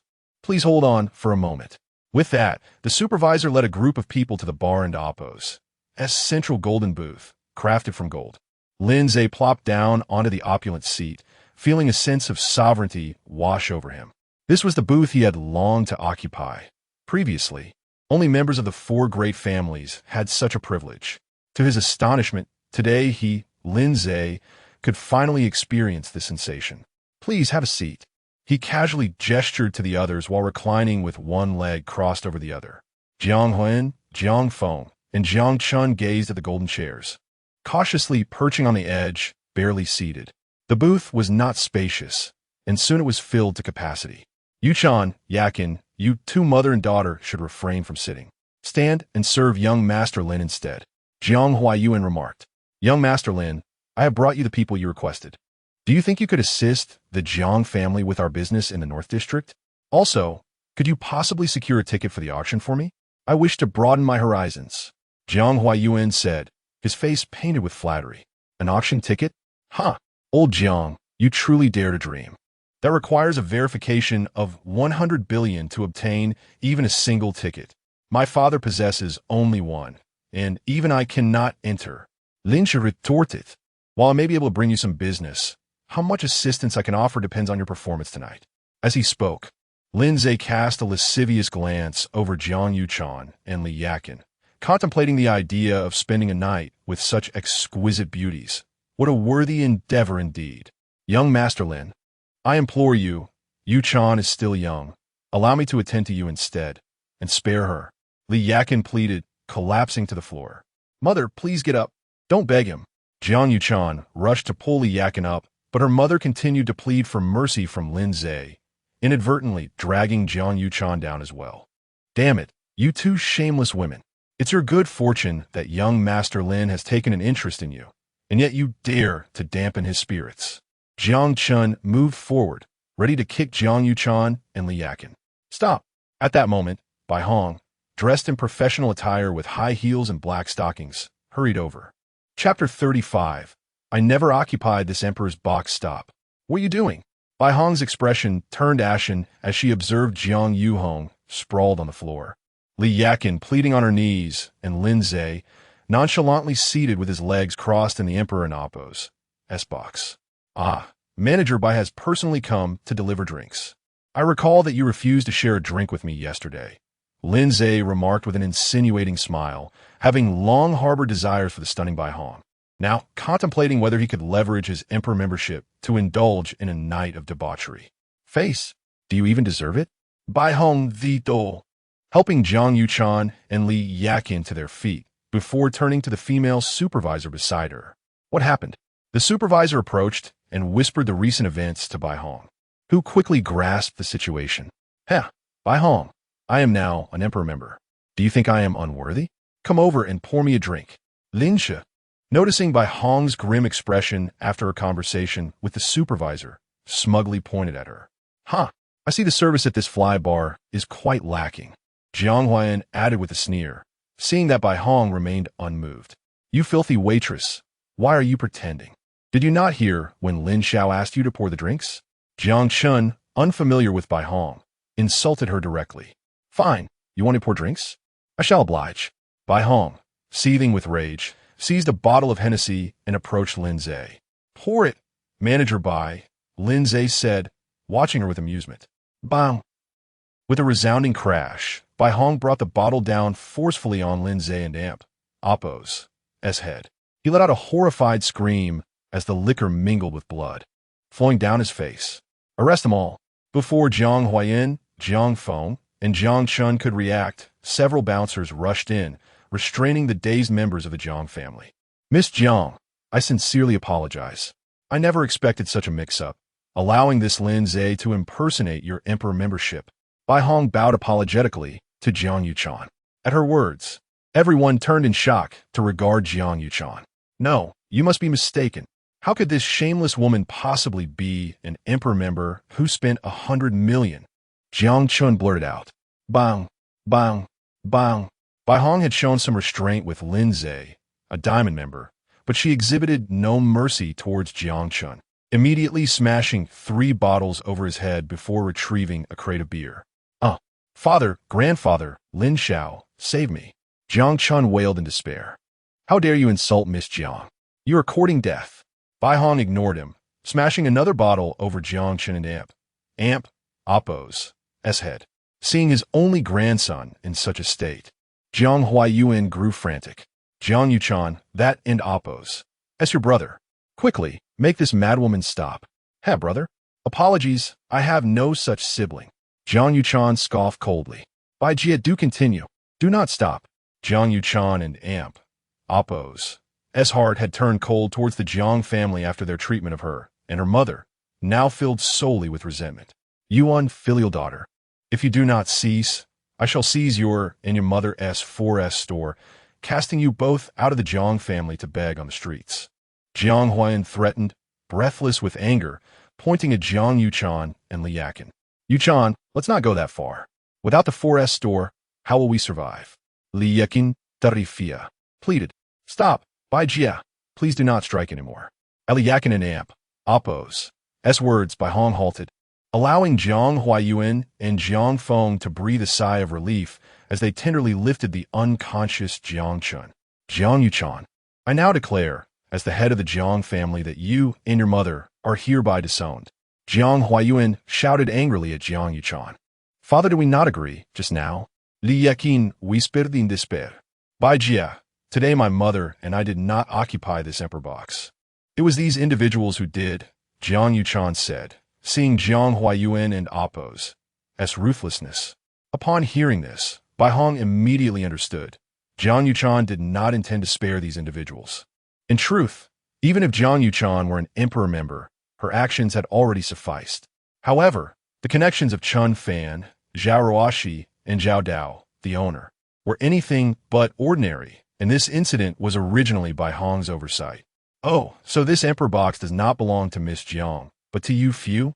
Bai Hong remarked with an enigmatic smile. Occupying your box is no great feat for cleaning and sanitation. I will offer you 10,000. Is that sufficient? Jiang Huaiyuan replied coldly, preparing to lead Jiang Feng and Jiang Chen away. 10,000 is hardly adequate. Occupying this emperor box requires a minimum of 100 million. Bai Hong responded with a smile, as several bouncers stepped forward to block their path. Of course, you can share this expense with Lin Xiao, each contributing 50 million. It and Appo's. That's not a significant amount. What? 50 million? Are you robbing us? Jiang Feng shouted angrily, and Jiang Huaiyuan and Appo's expression darkened severely. ISN and Appo's. T. Jiang Yuchan, an emperor member? She is still a member of the Jiang family. This amount should fall on her, Jiang Huaiyuan argued, though the Jiang family and Appo's assets exceeded 1 billion. They could only muster 2 to 3 million in cash. That will not do. Have you forgotten? You just expelled Miss Jiang from the family. No money? Then each of you shall leave behind an arm or a leg. Bai Hong declared, and a bouncer immediately brandished a large knife. Jiang Huaiyuan was filled with regret. Lin Xiao, this is all because of you. You must help us. Jiang Huayan gazed fearfully at the knife in the bouncer's hand, pleading with Lin Zhe. ISN and Appo's. It merely an emperor membership? My father, Lin Tianmao, has assets worth tens of billions. He will be here shortly with funds. Lin Zhe, covering his injured head, glared venomously at Bai Hong and Jiang Yuchan. Upon hearing this, Bai Hong and Appo's brow furrowed. She had not anticipated that Lin Zhe was the son of Lin Tianmao, a man of considerable influence. This matter had indeed become complicated. Before Jiang Yuchan and Bai Hong could ponder further, a middle-aged man rushed over with several bodyguards in tow. Dad! Lin Zhe cried out, rushing towards him as if he had found a savior. Every day, you only know how to cause trouble. Do you not realize I've been occupied with a collaboration proposal with Fei Fan Group? Lin Tianmao scolded as he regarded his son, who indulged in debauchery. But his ire escalated upon seeing the injury on Lin Zhe and Appo's head. Damn it! Who did this? Dad, it was those 2 shameless women. Hurry, have them dealt with. Lin Zhe pointed accusingly at Jiang Yuchan and Bai Hong. Jiang Yuchan, I shall see how you meet your end. The 3 members of the Jiang family glared venomously at Jiang Yuchan. However, As Lin Tianmao stormed over, his expression froze upon seeing Jiang Yuchan and Appo's face. Jiang. Jiang Zone? Chapter 36. This is General Manager Jiang of the Billion Group. General Jiang, I never expected to see you here. Lin Tianmao exclaimed excitedly as he approached Jiang Yuchan for a handshake. Father, do you know this brazen woman? Lin Zhe and Appo's eyes widened in shock as he looked at Lin Tianmao. What the hell? How could you speak to General Jiang like that? Lin Tianmao was taken aback. General Jiang is the general manager of the extraordinary group. Lin Tianmao's expression changed dramatically, and he slapped Lin Zhe hard. What do you mean? The extraordinary group with a cash flow of 200 billion. Lin Shivastund. Bai Hong was equally astonished. The three members of the Jiang family collectively gasped in disbelief. Noticing the unusual expressions on everyone's faces and recalling Lin Zhe's earlier words, Lin Tianmao hurriedly approached Bai Hong to get the details. After learning the full story, Lin Tianmao was seething with rage. You ungrateful wretch! How dare you bring General Jiang here? Quickly bow and apologize to General Jiang. If you ruin our collaboration with the extraordinary group, the shareholders will surely have your head. And I want an Appo's to be able to protect you. With a swift kick, Lin Tianmao sent Lin Zhe sprawling to the ground, his anger palpable. I have been working tirelessly to secure a partnership, and you just had to bring her here. If it weren't an amp, Appo's, for the fact that you are my only son, I would have dealt with you severely. General Jiang, I was wrong. I failed to recognize your stature. I bow before you. Lin Zhe, upon realizing Jiang Yuchan and Appo's identity, was filled with dread, and he repeatedly bowed to her under the astonished gazes of the Jiang family. General Jiang, I will certainly discipline him when we return. Please, do not let this scoundrel affect our business. Lin Tianmao spoke humbly. General Lin, are you mistaken? Jiang Yuchan is merely a student. How could she possibly be the general manager of a billion-dollar corporation? Jiang Huayuan interjected. Lin Tianmao scrutinized Jiang Huayuan with disdain and scoffed. You are the one who has always sought to connect with my Lin family and amp. Appo's business aren't an amp. Appo's you? You truly are short-sighted, discarding the big picture for trivial gains. Your granddaughter has already reached great heights as the leader of a billion-dollar enterprise, yet you still act so foolishly. Thud. Jiang Huayuan and Amp, Appo's face drained of color, and he stumbled backward. Jiang Feng and Jiang Chen wore expressions of shock. If they had harbored any lingering hope before, Lin Tianmao's confirmation left no room for doubt. General Lin, I'm not one to ignore the larger picture. Your collaboration proposal with the Lin Group must be expedited. I need to present it to my investors. Also, regarding the VIP booth, both you and Jiang Huayuan will each compensate 50 million to the bar. Jiang Yuchan stated impassively. Yes, General Jiang. Although Lin Tianmao felt pained at the prospect, he dared not refuse. If Jiang Yuchan were to be displeased, their entry into the northern district would be jeopardized. Yuchan, I am your biological grandfather. 50 million? Are you trying to force the Jiang family into ruin? Jiang Huayuan and Appo's blood pressure skyrocketed at the mention of the compensation, while the Jiang family and Appo's total assets amounted to 100 million. Producing 50 million in cash at once would not only thwart their northern district ambitions, but also threaten their regular business operations due to a broken cash flow. Jiang Huayuan, you just ousted me and my mother from the Jiang family. The fate of the Jiang family has nothing to do with me, Jiang Yuchan said, pulling Li Yakin out the door. Watching Jiang Yuchan and Li Yakin leave, Lin Zhe, who had been stewing in frustration all night, stood up in a rage, grabbing a bottle and marching toward the Jiang family members. Damn it, you fools dare to make me offend General Jiang. I and Appo's, I'll make you all pay. Cries of distress echoed throughout the bar. After leaving the bar, Jiang Yuchan and Li Yakin did not return to the Jiang family, but instead called Chen Fan. What? You and your mother have been expelled from the Jiang family and are now homeless? What a stroke of luck.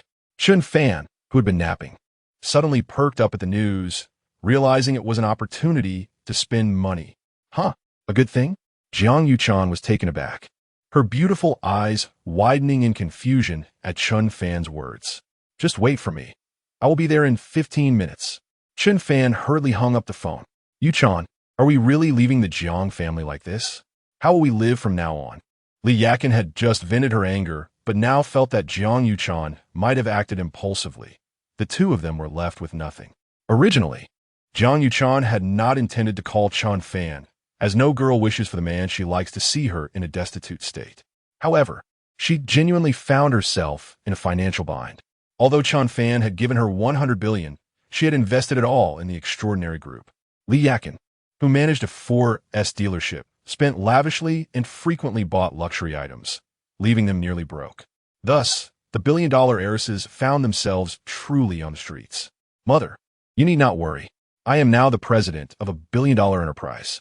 I haven't and amp, oppos, receive my salary yet, but in the future, I will earn 500,000 every month and take care of you.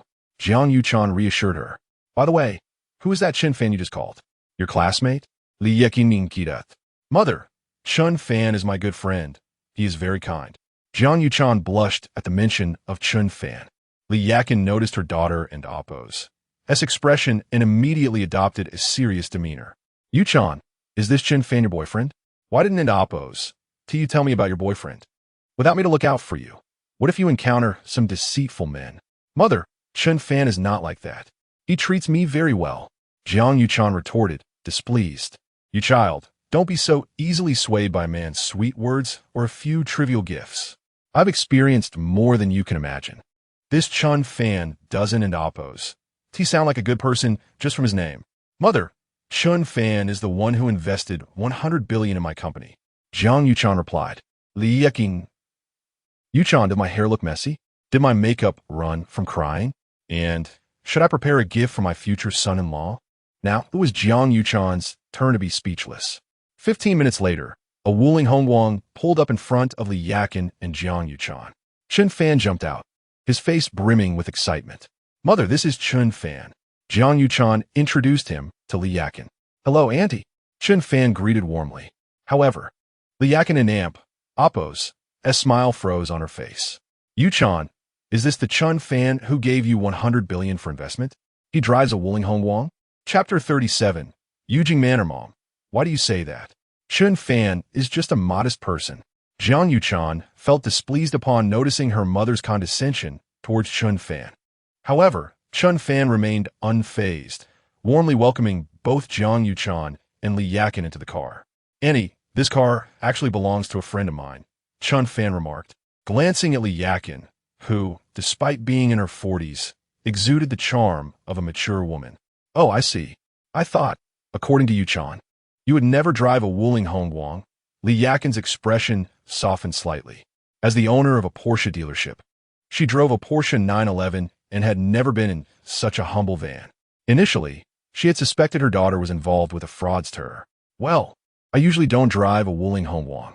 I don't own a car, so I take taxis. Chen Fan explained. Li Yakin. Jiang Yuchan. Chen Fan, where are you taking us? RN and amp. Oppos. T we supposed to be renting a house? The rent in this area ISN and amp. Oppos. T cheap.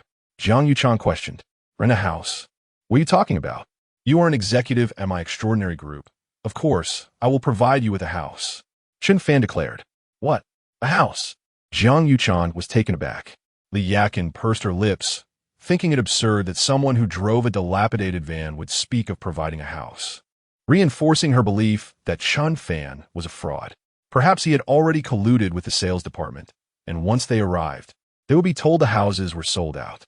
She often encountered such tactics in her dealership, where young men pretending to be wealthy would seek to impress women, often resulting in small kickbacks for the sales staff. Just wait and see how I expose you for the fake rich guy you are. Li Yakin thought to herself. Chen Fan, ISN and amp. Amp? Oppos. T this inappropriate? What if Rawashi finds out you're buying me a house? One and amp. Amp? Oppos. T should be upset? Jiang Yuchan said with a hint of jealousy. Why would she be upset? I can always buy her another one. Chen Fan replied, bewildered. So, Chen Fan actually has feelings for me. Willing to risk Ruashi's anger to buy me a house. Jiang Yuchan's heart swelled with sweetness. Her cheeks flushed, incensing Li Yakin further. Chen Fan drove directly to the upscale villa district of Yujing Mountain Villa in Jiangnan City. Wait, is this Yujing Mountain Villa? Why are you bringing us here? Li Yakin recognized the place. It was the most prestigious villa area in Jiangnan City, renowned for its prime location and environment, with villas starting at over 100 million. Li Yakin had once attended a high school reunion here and was astounded by the opulent decor, dreaming of owning a villa in Yujing Mountain since then, having visited secretly several times. Auntie, didn't end Oppos. Do you just say you wanted to provide Yuchan with a house? I think this Yujing Mountain Villa is perfect. Chen Fan suggested. What? A villa in Yujing Mountain for Yuchan? Li Yakin was first shocked and excited, but upon realizing she was in a shabby van, her spirits dampened. This Chen Fan is pretending to be someone who belongs in Jiangnan's most luxurious villa area. Just as Chen Fan was about to enter the sales office, a Mercedes-Benz S-Class sped by, nearly colliding with his van. Are you blind? Do you think you deserve to hit my car? The driver of the Mercedes shouted as he rolled down the window. You and Amp. Oppos. Re the one who suddenly came barreling in. How can you be unreasonable? Jiang Yuchan retorted angrily from the passenger seat. Don and Oppos, T waste time with such people. We are here to buy a house today, Chen Fan advised. Humph, what a coward. Li Yakin thought Chen Fan was intimidated by the luxury of the Mercedes, rolling her eyes in disdain. Both cars parked almost simultaneously in the sales office's lot, with Chen Fan getting out first and opening the doors for Jiang Yuchan and Li Yakin. Well, if at ISN and Oppos, T. Li Yakin. How come you in Oppos? Read a van now. A woman, adorned in a black dress and sporting sunglasses, emerged from the earlier Mercedes, linking arms with a middle-aged man as she approached them. You are Zhang Huilan? Li Yakin and Amp. Oppos. S. eyes widened in disbelief. What Zhang Huilan? That name sounds dreadful. After graduating high school, I studied abroad, and now everyone calls me by my English name, Luna. Zhang Huilan's expression shifted. With a transformation like that, your mother must recognize you. They must have been quite close in high school. Chen Fan remarked, eyeing the woman with a snake-like face. Close? I often hear my mother say that this woman, out of jealousy for my mother and Amp, Oppos, S. beauty, frequently tried to sabotage her. And the story about studying abroad is just a cover for her washing dishes in America for 2 years, Jiang Yuchan said indignantly. Yakin, are you here to buy a house? The properties in Yujing Mountain are not cheap. They start a minimum of 100 million. Zhang Huilan scrutinisa Li Yakin. Jiang Yuchan and Chen Fan with amusement. Li Yakin felt embarrassed and was about to fabricate a story to escape, but Chen Fan spoke up. Yes, we are indeed here to buy a house, he affirmed. Li Yakin was furious and stamped her foot, glaring at Chen Fan. This boy had already embarrassed her by driving a van, yet he insisted on pretending. If Zhang Huilan uncovered the truth, she would be utterly humiliated. But now that the words were out, she had no choice but to follow Chen Fan and Jiang Yuchan. Zhang Huilan whispered to the driver of the Mercedes, and then, with a triumphant grin, strutted ahead with the middle-aged man. Welcome.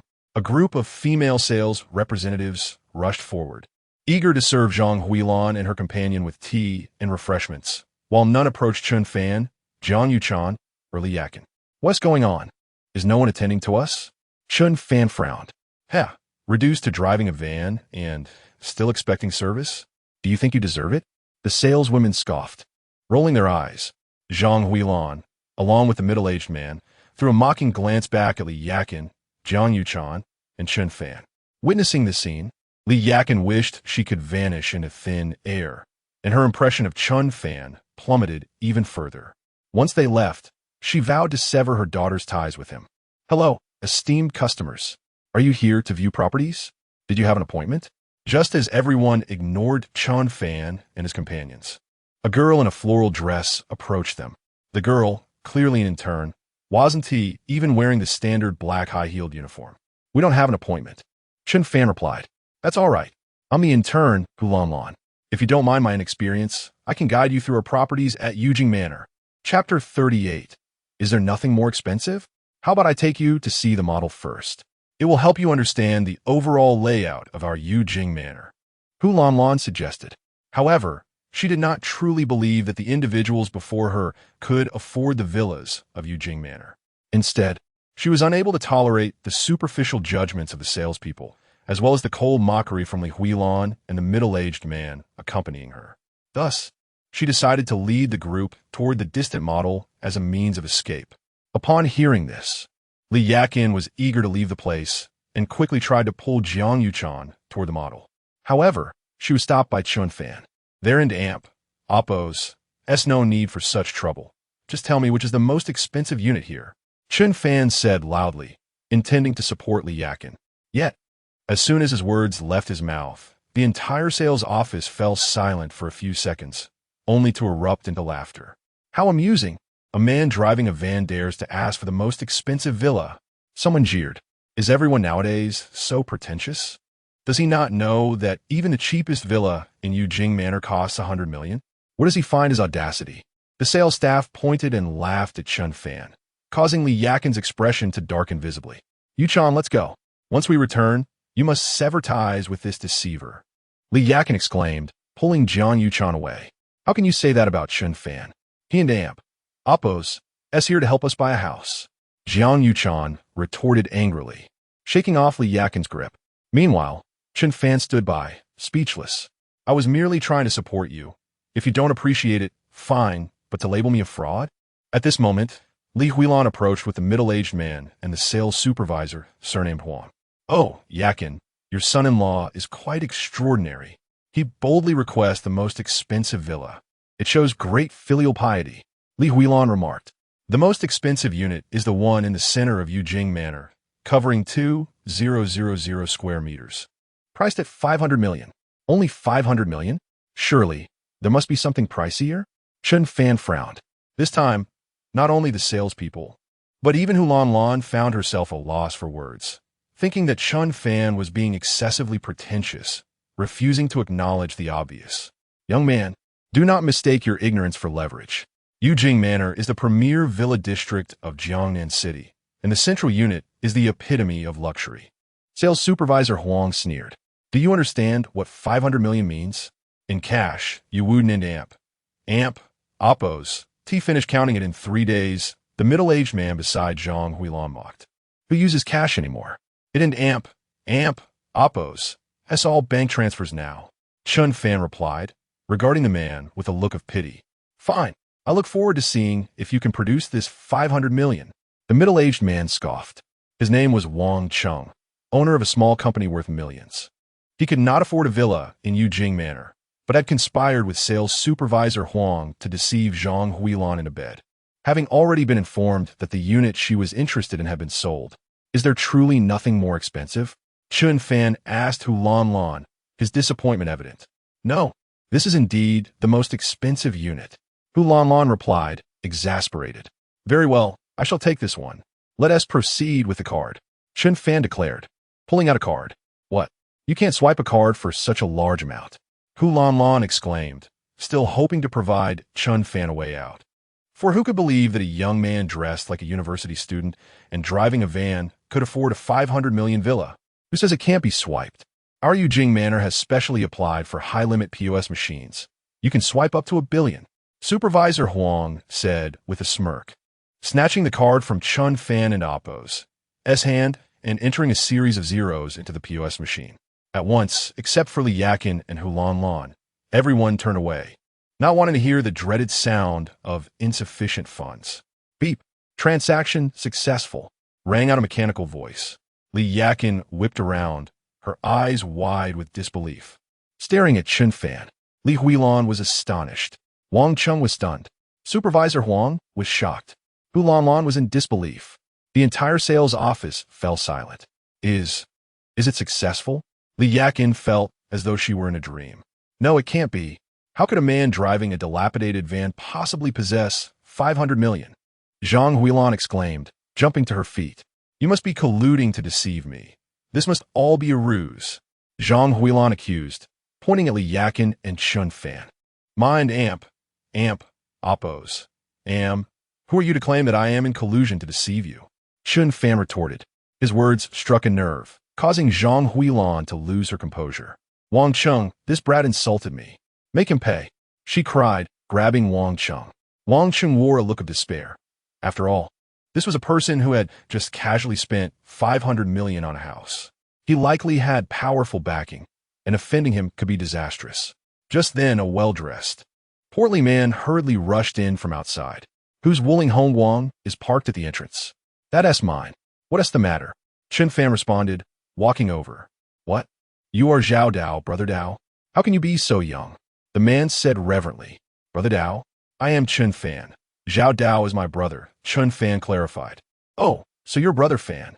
Greetings. I am a sales manager of Yujing Manor, Shun Xinghua, the sales manager said, extending his hand. Oh, are you well acquainted with my brother? Chen Fan inquired, puzzled, considering Zhao Dao had previously worked as a security guard. I dare not presume. Brother Dao is the underground figurehead of the entire North District. I have admired him for a long time, and upon seeing his license plate, I hurried here. Manager Shen replied, rubbing his hands together. Underground figurehead of the North District? Chen Fan was taken aback. While he had suspected Zhao Dao's identity was not simple, he had not anticipated him to be the underground boss of the North District. Li Yakin and Jiang Yuchan shared a look of astonishment, while Li Yakin remained composed. Jiang Yuchan was taken aback to discover that the person she often dined with was a figure from the underworld. At that moment, Manager Shen noticed the odd expressions on everyone in Oppo's faces and immediately called Hehuan aside. After hearing about the recent events, Manager Shen slapped Supervisor Huang across the face. What the hell is wrong with you? How dare you treat Brother Fan this way? Are you seeking death? You don't need to come back tomorrow, no. You're fired today. Hehuan will take your position. Supervisor Huang had already felt his legs turn to jelly upon realizing Chen Fan was Zhao Dao's brother. And with Manager Shen's declaration, he felt a weight lift from his shoulders. Just then, Wang Cheng seemed to remember something, his eyes widening in realization as he dashed out. Stop! Don't damage that Wuling Hongguang. Chapter 39. This house is too large. Without a man, it is unsafe. What? A car was smashed? Chen Fan, Shun Xinghua, and the others were momentarily taken aback, quickly rushing outside. Although the Wuling Hongguang was not particularly valuable, it was borrowed from someone else by Chen Fan. If this vehicle held any special significance to Zhao Dao, it would transcend monetary concerns. However, upon arriving outside, everyone was left in shock. The windows of the Wuling Hongguang were completely shattered, the tires punctured, and the body deformed beyond recognition. Boss, daring to flaunt while driving a van? As per sister-in-law's instructions, I've taken care of it, boasted the Mercedes driver, brandishing a wrench as he approached Wang Cheng with a triumphant air. Thud! Wang Cheng's face turned pale, and he dropped to his knees in terror. It's over. Shen Xinghua's expression mirrored his fear. Only Zhang Huilan remained disdainful. It's just a van, so what if it's ruined? Wang Cheng, you can always compensate them for a new one. Shut your mouth, you wretched woman. Do you realize the trouble you've caused? That's Brother Dao's car, and we might lose our lives over this. Wang Cheng rushed forward and slapped Zhang Huilan, knocking her fake nose askew. Lose our lives. Zhang Huilan, witnessing the seriousness in Wang Cheng's eyes, suddenly felt a wave of fear wash over her. How dare you smash Brother Dao's car? You truly don't know when to stop. Shen Xinghua immediately directed several tall security guards to restrain Wang Cheng, Zhang Huilan, and the driver. Fango, what should we do about this? He inquired of Chen Fan. What can be done? The car is already destroyed. Chen Fan regarded the terrified Wang Cheng and Zhang Huilan with no sympathy. Such people thrived on exploiting the weak, and they had brought this upon themselves. Thus, he promptly called Zhao Dao to explain the situation. What? My car was smashed? Zhao Dao was at a loss. If word got out that a driver had vandalized his vehicle, he would lose face in Jiangnan City. You handle it as you see fit. Just leave the car there and remember to retrieve the license plates. After hanging up, Chen Fan approached Wang Cheng. You'll compensate Zhao Dao with 20 million. Chen Fan figured that since Wang Cheng had the means to buy Zhang Huilan a property worth over 100 million, he should pay a little to learn a lesson. Thud! To Chen Fan's surprise, Wang Cheng collapsed to his knees. Fango, please spare me. I don't have 20 million. Wang Cheng, didn't you say you were going to buy me a villa worth 100 million? How can you not have 20 million? Hurry up and compensate them. Zhang Huilan urged anxiously. Yes, Fango, It was this wretched woman who incited the driver to act. I had nothing to do with it. Besides, I truly don't have 20 million. The house purchase was a scam I orchestrated with Supervisor Huang to deceive that wretched Li Huilan. Wang Cheng continually kowtowed to Chen Fan. What? Wang Cheng, you dare deceive me? Zhang Huilan was taken aback. Yakin, we've been high school classmates for 3 years. You must help me. Please plead with your son-in-law to spare me. Zhang Huilan cried, kneeling before Li Yakin. Observing Zhang Huilan begging at her feet, Li Yakin felt an immense satisfaction, and her fondness for Chen Fan grew exponentially. However, her inherently kind nature softened her heart as she witnessed Zhang Huilan's desperate pleas. Despite the many times she had been wronged. Chen Fan, what do you think? Li Yakin shyly looked towards Chen Fan. Chen Fan understood her unspoken suggestion. Since Annie has spoken, let us waive the 20 million. However, without a car, it's rather inconvenient around here, he remarked. Upon hearing this, Wang Cheng seized the keys from the driver's hand and respectfully handed them to Chen Fan. Fan go, having spared us. How can we let you take a taxi back? This Mercedes S-Class is my compensation to you. Chen Fan nodded, accepting the keys without further comment.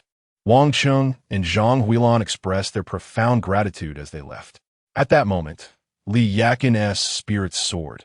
Although she had been expelled from the Jiang family, her daughter's friend had just gifted her and Jiang Yuchan a luxurious villa valued at 500 million. Moreover, the very woman who had bullied her since high school now knelt before her in supplication. As she gazed at Chen Fan, her admiration deepened. If not for his relationship with her daughter, she might even have considered pursuing him herself. The house was exquisitely furnished, with all imported luxury items, ready for immediate occupancy. After signing the contract, they headed straight to the grand villa. Yuchan, what stage have you and Chen Fan reached? Have you slept together yet? Li Yakin pulled Jiang Yuchan aside, her curiosity piqued. Mom, what are you talking about? Chen Fan and I are just friends. Jiang Yuchan's face flushed instantly. Oh, if he is willing to spend so much on you, then surely you must be in a relationship. I noticed the property title was in your name. Li Yakin exclaimed, astonished. And with your beauty and figure, how could he possibly resist? Chen Fan is wealthy and handsome. He doesn't lack for girlfriends. The girls around him are no less impressive than I am. Jiang Yuchan replied, looking downcast. Yuchan, you're not being realistic. It's perfectly normal for a top-notch rich heir like Chen Fan to have multiple partners. Now that we've been cast out by the Jiang family, Chen Fan not only doesn't disdain us, but has also bought us a 500 million mansion. Where else can you find such a man? Tonight, you must sleep with Chen Fan. If you don't, I'll take matters into my own hands. In my prime, I was the campus belle, and I've aged gracefully. Who knows, Chen Fan might even fancy a change of pace. Li Yakin said dreamily, her eyes sparkling with mischief. Mom, Chen Fan is mine. You can't take him. Jiang Yuchan protested, panic-stricken. All right, I want to take him. Just make sure to dress well. I have a set of Q-style lingerie that I've never worn. You should try it on, Li Yakin said with a smile, pulling Jiang Yuchan along. At that moment, Chen Fan was inspecting the interior decor. Upon seeing the two emerge, he approached them. It must be said that while Jiang Yuchan was a stunning beauty, her mother, Li Yakin, appeared to be in her 20s despite being in her 40s. Her looks rivaling even those of Jiang Yuchan and exuding a mature allure akin to a ripe peach. What a pair of exquisite mother and daughter flowers. Chen Fan couldn't help but swallow hard. Auntie, Yuchan, it seems everything is in order here, and it's getting late. Perhaps I should head back. If anything comes up, feel free to call me. He suggested. What? You're leaving? Jiang Yuchan's face turned anxious. Chen Fan, you can't leave. This house is so large, and with just the two of us, it's frightening. What if a rogue shows up? Li Yakin chimed in. Moreover, I just noticed the soundproofing is excellent, and I usually sleep very soundly at night, so I wouldn't hear a thing, she added with a sly smile, pushing Jiang Yuchan closer to Chen Fan. Indeed, Chen Fan, this house is too expansive. Without a man, it feels unsafe. Jiang Yuchan leaned in, wrapping her soft arms around one of Chen Fan's. Chapter 40. Do not call me mom, call me mother-in-law the next day. Chen Fan rose early. Jiang Yuchan lay on the bed like a languid kitten, exhausted from the previous day's events. Come on, it's time for breakfast. Aunt Yakin has knocked on the door several times. I and Amp, Oppos, am not hungry anymore, Jiang Yuchan replied, casting a resentful glance at Chen Fan. Then you should rest well. Chen Fan smiled. How annoying. Jiang Yuchan and Amp, Oppos, cheeks flushed with embarrassment. Upon entering the dining room, Chen Fan discovered that Li Yakin had prepared an extravagant feast. Stir-fried chives with eggs, oysters, beef tendons, lamb kidneys. Aunt Yakin, this is too much. Chen Fan scratched his head, feeling somewhat awkward. Oh dear. Young people these days lack restraint. After the ruckus last night, you must replenish your energy. While you are young, you must take care of yourself. It will be too late when you grow old.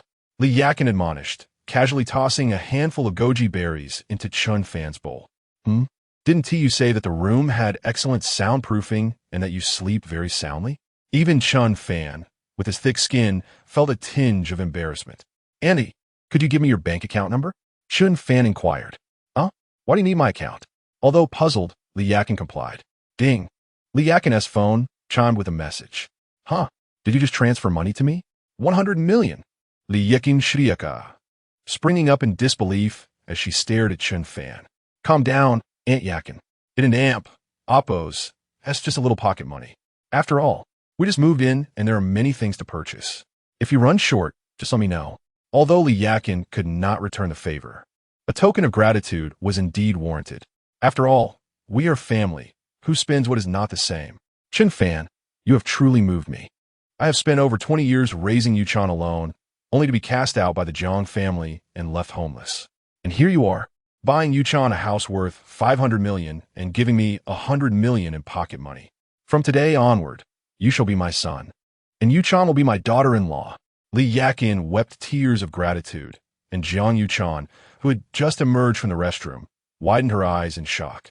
Mom, what nonsense are you talking about? I and Amp, Oppos, am not joking. From now on, Chen Fan is my son. You need not call me mom anymore. Just call me mother-in-law, Li Yakin said with utmost seriousness. Jiang Yuchan, a face filled with disbelief. I grew up in an orphanage. From now on, Aunt Yakin, you shall be my godmother. After saying this, Chen Fan transferred another 100 million to Li Yakin. Li Yakin nearly fainted from excitement upon seeing 200 million in her account. My dear son, you are such a good son to me. I know you have many girlfriends outside. Yuchan, I'll keep an eye on you. Feel free to expand your horizons. I'll ensure that your outside affairs flourish while the home front remains steadfast. Mom, how can you turn against me? I am your daughter. Jiang Yuchan protested. Just behave. If you don't take good care of Chen Fan, I won't hesitate to take you down. Li Yakin laughed as she served Chen Fan more food while casting a stern glance at Jiang Yuchan. After a delightful breakfast, Chen Fan intended to return to his room for a nap, but at that moment, his phone rang. Hello, master. How is the training going? Chen Fan inquired as soon as the call connected. My dear disciple, everything is going smoothly, but I need your assistance with one matter. The sultry voice of Su Nanxiang came through the line. Your senior sister, Sun Siyuan, is arriving from Zijing to Jiangnan City today. Please pick her up and settle her in my villa. Picking someone up is a trivial matter. Chen Fan replied. By the way, your senior sister is highly skilled in medicine. I know you've been meeting many girlfriends lately, and I worry about your health. Have her help you with your well-being once she arrives, Su Nanxiang said earnestly. What? Healthcare? Chen Fan and Amp, Oppos, eyes widened in utter disbelief. But the line had already gone dead. Shortly after, Su Nanxiang sent him flight information via WeChat, accompanied by a message from a profile featuring a cute anime girl. After adding the contact, Chen Fan drove towards the airport. Meanwhile, at the Wang family estate, one of the 4 prominent families of Jiangnan, several luxury cars, including Bentleys and Maybachs, were en route to the airport. In the midst of this convoy, a handsome and tall young man sat in a Rolls-Royce Phantom next to a girl whose looks were on par with Su Nanxiang. Brother, is this person we are picking up really that important? Even all the family elders, including you as the new head of the Wang family, are here. When those famous international doctors came, we only sent a butler to greet them. The girl asked, puzzled. Ah, Yin, you don't understand. This isn't just anyone. This is Sun Siyuan from the esteemed Sun family of traditional medicine. If it weren't for our ancestors having once forged a bond with her family, we would never have had the opportunity to invite her. Moreover, I've heard that she is exceptionally beautiful. Wang Ting licked his lips. How perfect! While Sun Siyuan treats Grandpa, why not try to win her over as my sister-in-law? Wang Yuyin said with a mischievous smile. I would love to. If I could marry someone from the Sun family, it would elevate our Wang family's status significantly, unlike now when we're on the decline. If Grandpa doesn't pull through this time, our stock prices will plummet, and we might even be ousted from the four prominent families, becoming a second-tier family in Jiangnan City. Wang Tung sighed heavily. However, what worries me most is you. Some old-timers in the family are already considering betraying us to ally with the Zhou family, and even want to marry you off to Zhou Hanyuan. Wang Tung said through gritted teeth. Brother, I would rather die than marry that scoundrel. Wang Yuyin's exquisite face turned pale. Don't worry, I would risk my life to ensure you never become Zhou Hanyuan's plaything. Wang Tung clenched his fists tightly. Having lost their parents in a car accident at a young age, they had grown up together, making Wang Yuyin the most important person in Wang Tung's life. The Wang family's cars sped through red lights, quickly arriving at the airport. Just then, Wang Tung noticed a brand-new Wulin Hongguang van parked at the front of their convoy, seemingly leading the procession and instantly lowering the convoy and amp. Oppo's prestige. Chapter 41. Senior Sister Sun Siyuan Young Man. Here is 1,000 yuan. Please relocate your van. A driver clad in a suit and white gloves approached Chen Fan as soon as he stepped out of the car. Chen Fan turned to observe the luxurious convoy behind him and thought, it seems I have encountered a wealthy individual. Nevertheless, 1,000 yuan is too tempting to refuse. Although Chen Fan possessed a staggering sum of over 6 billion in his bank account, who could ever have too much money? The van was a recent purchase, a practical vehicle that could accommodate both passengers and cargo, which Chen Fan had grown accustomed to driving. He had just acquired it and already made a quick profit of 1,000 yuan. He promptly parked the vehicle at the back of the convoy and sent a photo of the van along with its license plate to Sun Siyuan.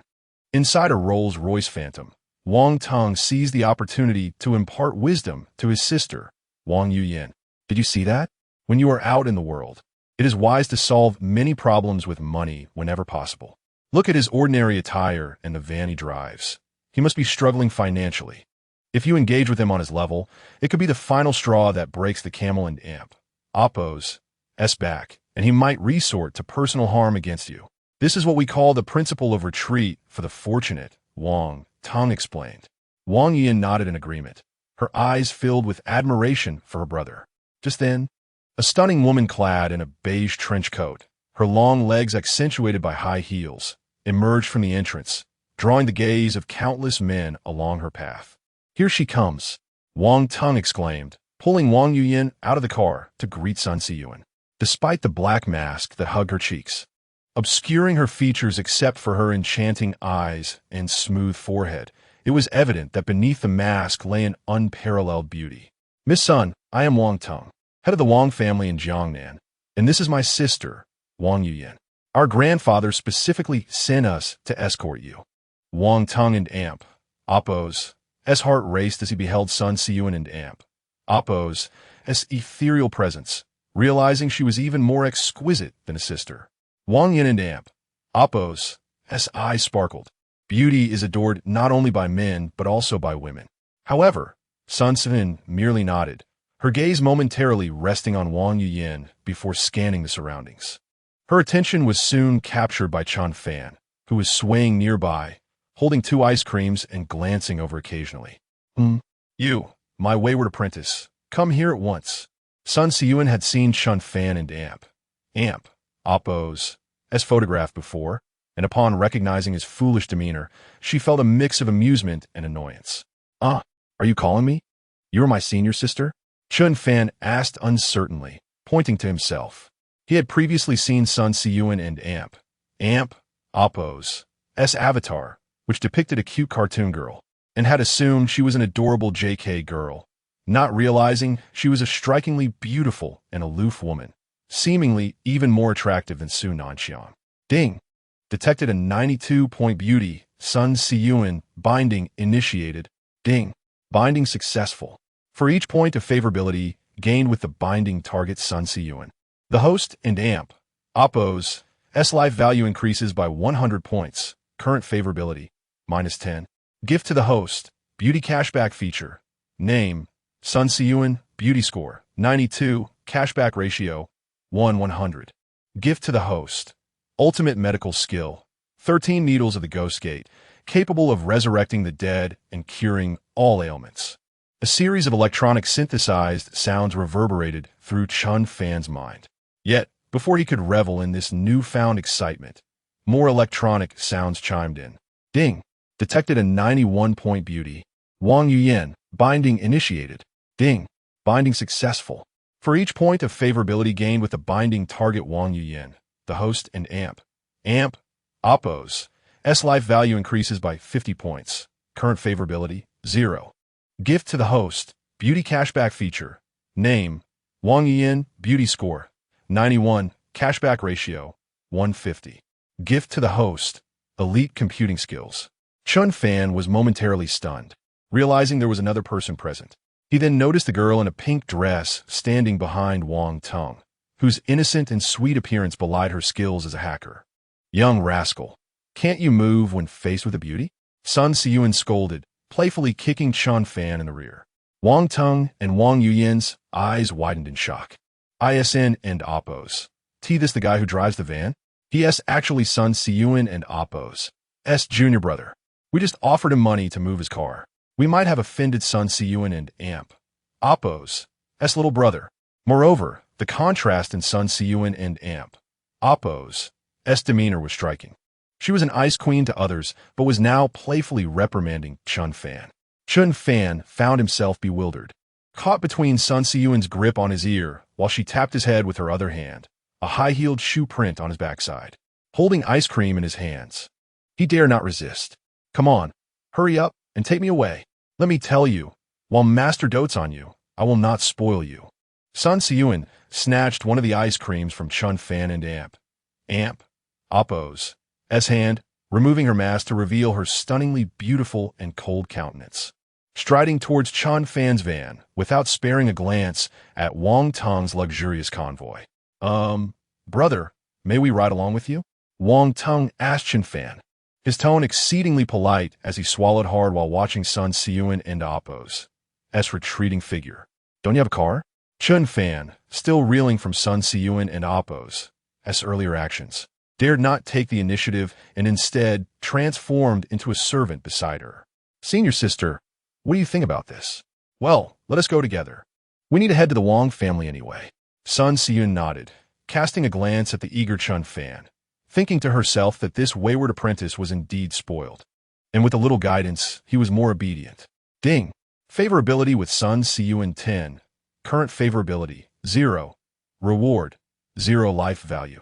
Current life value balance, 4790. A system notification sounded in Chen Fan and amp, Oppo's mind. He felt a surge of joy, realizing his assumption was correct. Although his senior sister had a fiery temper, she could also be easily swayed. Chen Fan opened the car door, and Sun Siyuan took the passenger seat. The rear compartment had sliding doors, and it was a first for Wang Tung and Wang Yuyan to sit in such a modest van. They were momentarily unsure how to open the doors. It wasn't until Chen Fan rushed over to assist that they successfully entered. Brother, this van is quite advanced. It has sliding doors. We should get one for our family. Wang Yuyan exclaimed, her eyes sparkling with curiosity, unlike her brother, who was speechless. Chen Fan, junior brother, I'm hungry. Let us go get something to eat. Sun Siyuan playfully slapped the back of Chen Fan and amp, Oppo's head. Miss Sun, brother Chen Fan, I have already reserved a table at the newly opened Michelin 3-star restaurant in Jiangnan. Would you like to try it? Wang Tung said eagerly, rubbing his hands together in a bid to please.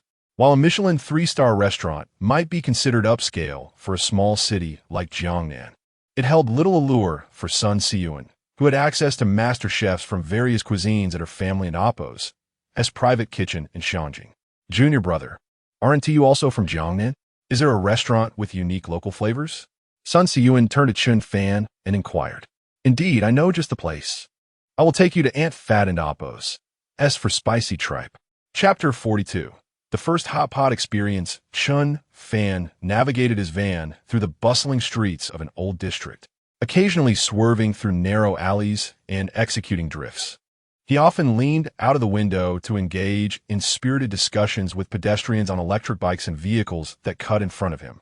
You'll kill someone driving that broken van so fast. Damn it, watch where you're going on that bike. The North District of Jiangnan City was indeed an old area, characterized by narrow roads, heavy traffic, and a robust local spirit. Along the way, Chen Fan transformed into a vocal commentator, unleashing a torrent of colorful language. Wang Tung frowned deeply at the foul language, struggling to comprehend how someone as esteemed as Sun Siyuan could have such a brash junior. However, upon glancing up, he was taken aback. His younger sister, Wang Yuyin, was gazing at Chen Fan with admiration, her cheeks flushed with excitement, and Sun Siyuan and Amp, Oppo's eyes also sparkled with appreciation as she looked at him. Sister, you must never learn such foul language, Wang Tung whispered urgently. But brother, don't you think a man like that is so manly and handsome? He is completely different from the people we usually encounter, Wang Yin exclaimed, her eyes twinkling with admiration. It's just a few curse words. How is that manly or handsome? Wang Tung silently fumed, but given that Chen Fan was Sun Siyuan's junior, he dared not confront him directly. He merely shot a glare at Wang Yuyin, suppressing his frustration. Sun Siyuan, on the other hand, was quite pleased. Though she appeared as an icy beauty, she harbored a fiery temperament, yet her upbringing had left her devoid of such colorful expressions. Eventually, Chen Fan parked in front of a dilapidated alley, having long left the Wang family's luxury car fleet in his dust. Chen Fan, I see that this area is mostly residential. It doesn't look like there are any restaurants around, Wang Tung remarked, his brow furrowed in disdain at the seemingly impoverished surroundings. You don't understand. The hidden eateries in that alley hold the true culinary delights of Jiangnan City, Chen Fan replied confidently. What could possibly be tasty in those shabby little eateries for the common folk? Besides, this is the North District, and it will soon be demolished, Wang Tung scoffed. Ultimately, Chen Fan stopped in front of a small 3-story red brick building, the very place where he had worked for 3 years while pursuing Hehuan. Known for its hot pot and beef tripe, the proprietors, the plump couple, had treated him kindly, often inviting him to dine with them as if he were family.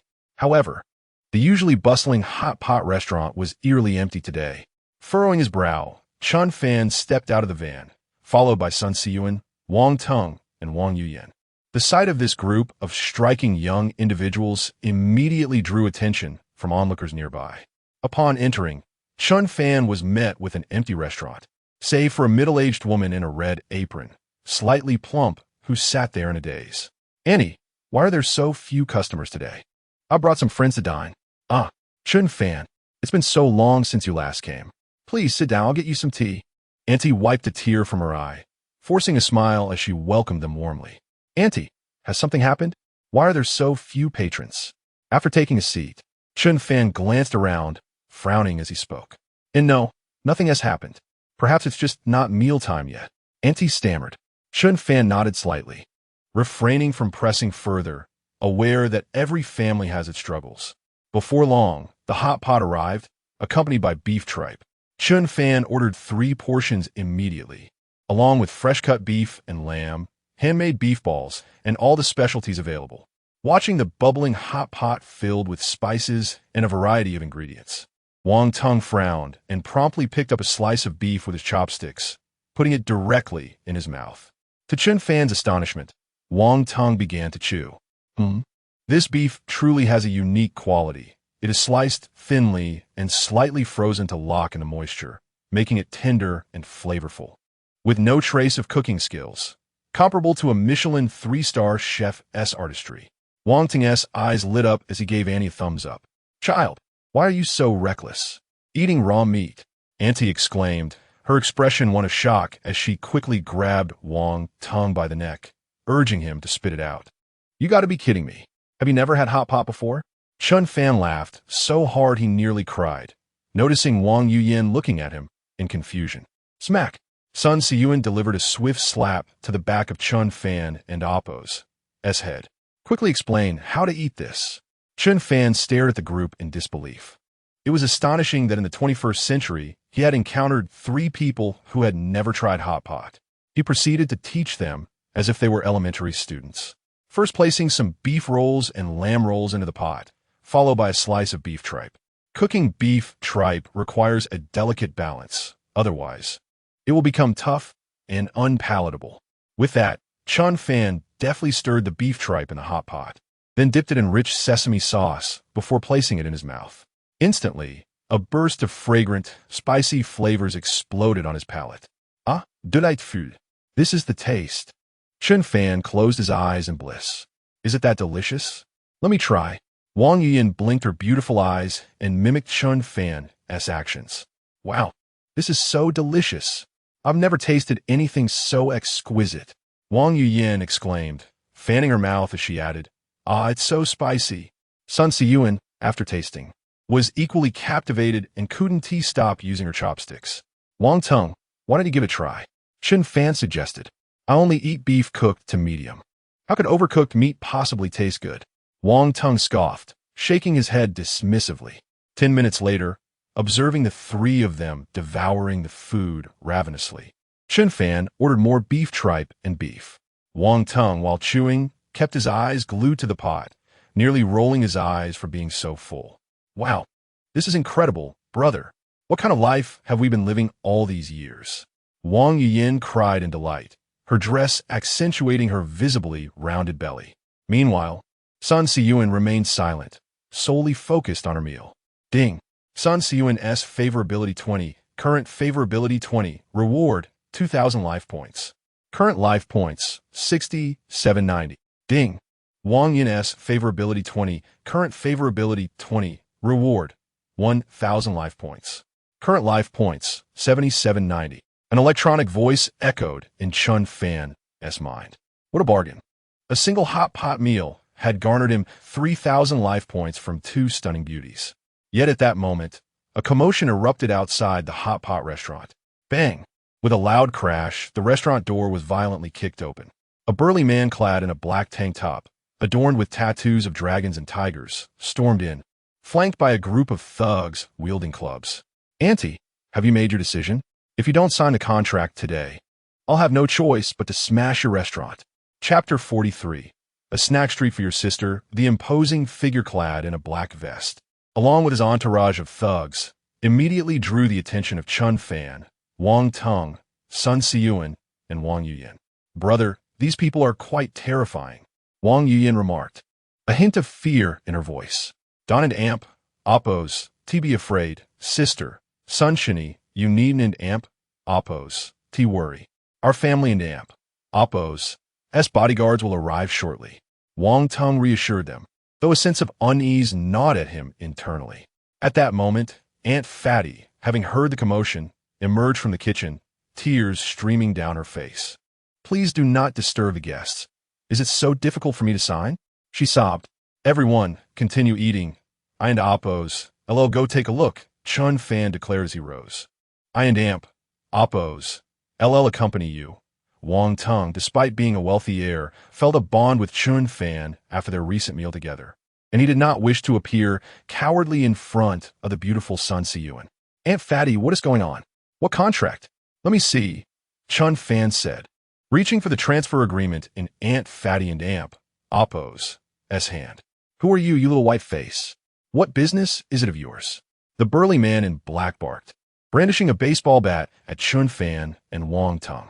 Chen Fan remained calm, but Wang Tung, the head of the Wang family, was not accustomed to such insults. How dare you speak to us like that? You little brat. Not only will I insult you, but I will also beat you. Zhang, who raised his bat, aiming for Wang Tung's head. Wang Yuyin gasped, covering her mouth in shock. Wang Tung's eyes widened in fear as he watched the bat descend. However, before it could connect, a strong hand seized it. Without even lifting his gaze, Chen Fan held the contract in one hand and gripped the baseball bat with the other. Do you wish to die? Zhang, who seethed, drawing a dagger and lunging at Chen Fan and Amp, Appo's, abdomen. Yet, Chen Fan remained unfazed, delivering a swift kick to Zhang Huandamp, Oppo's chin, sending him flying through the establishment and into the street beyond. This was but a mercy from Chen Fan. Otherwise, he would have shattered Zhang Huandamp, Oppo's skull. The remaining thugs, witnessing their leader's defeat, charged at Chen Fan, but he continued his assault without breaking stride, dispatching them one by one until the floor was littered with groaning bodies. Wang Tung was astounded. Wang Yuyan was stunned. Aunt Fatty was incredulous. Sun Siyuan and Oppo's beautiful eyes widened in disbelief, her expression reflecting her astonishment. Who would have thought this young man possessed such prowess? He did not resist when I struck him. He understands the hierarchy of respect. Ding. Sun Siyuan's affection level 20. Current affection level 40. Reward. Host gains 2,000 life points. Current life points 9790. Ding. Wang Yuyan's affection level 10. Current affection level 50. Reward. Host gains 500 life points. Current life points 10290. The electronic voice echoed in Chen Fan and Oppo's mind. Brother, your skills must be that of a high-level martial artist. Wang Tung exclaimed, excitement evident in his tone. The Wang family, while financially comparable to the other three great families, lacked the same number of skilled fighters. The strongest in their family was his grandfather, who had achieved the rank of intermediate master but was gravely ill.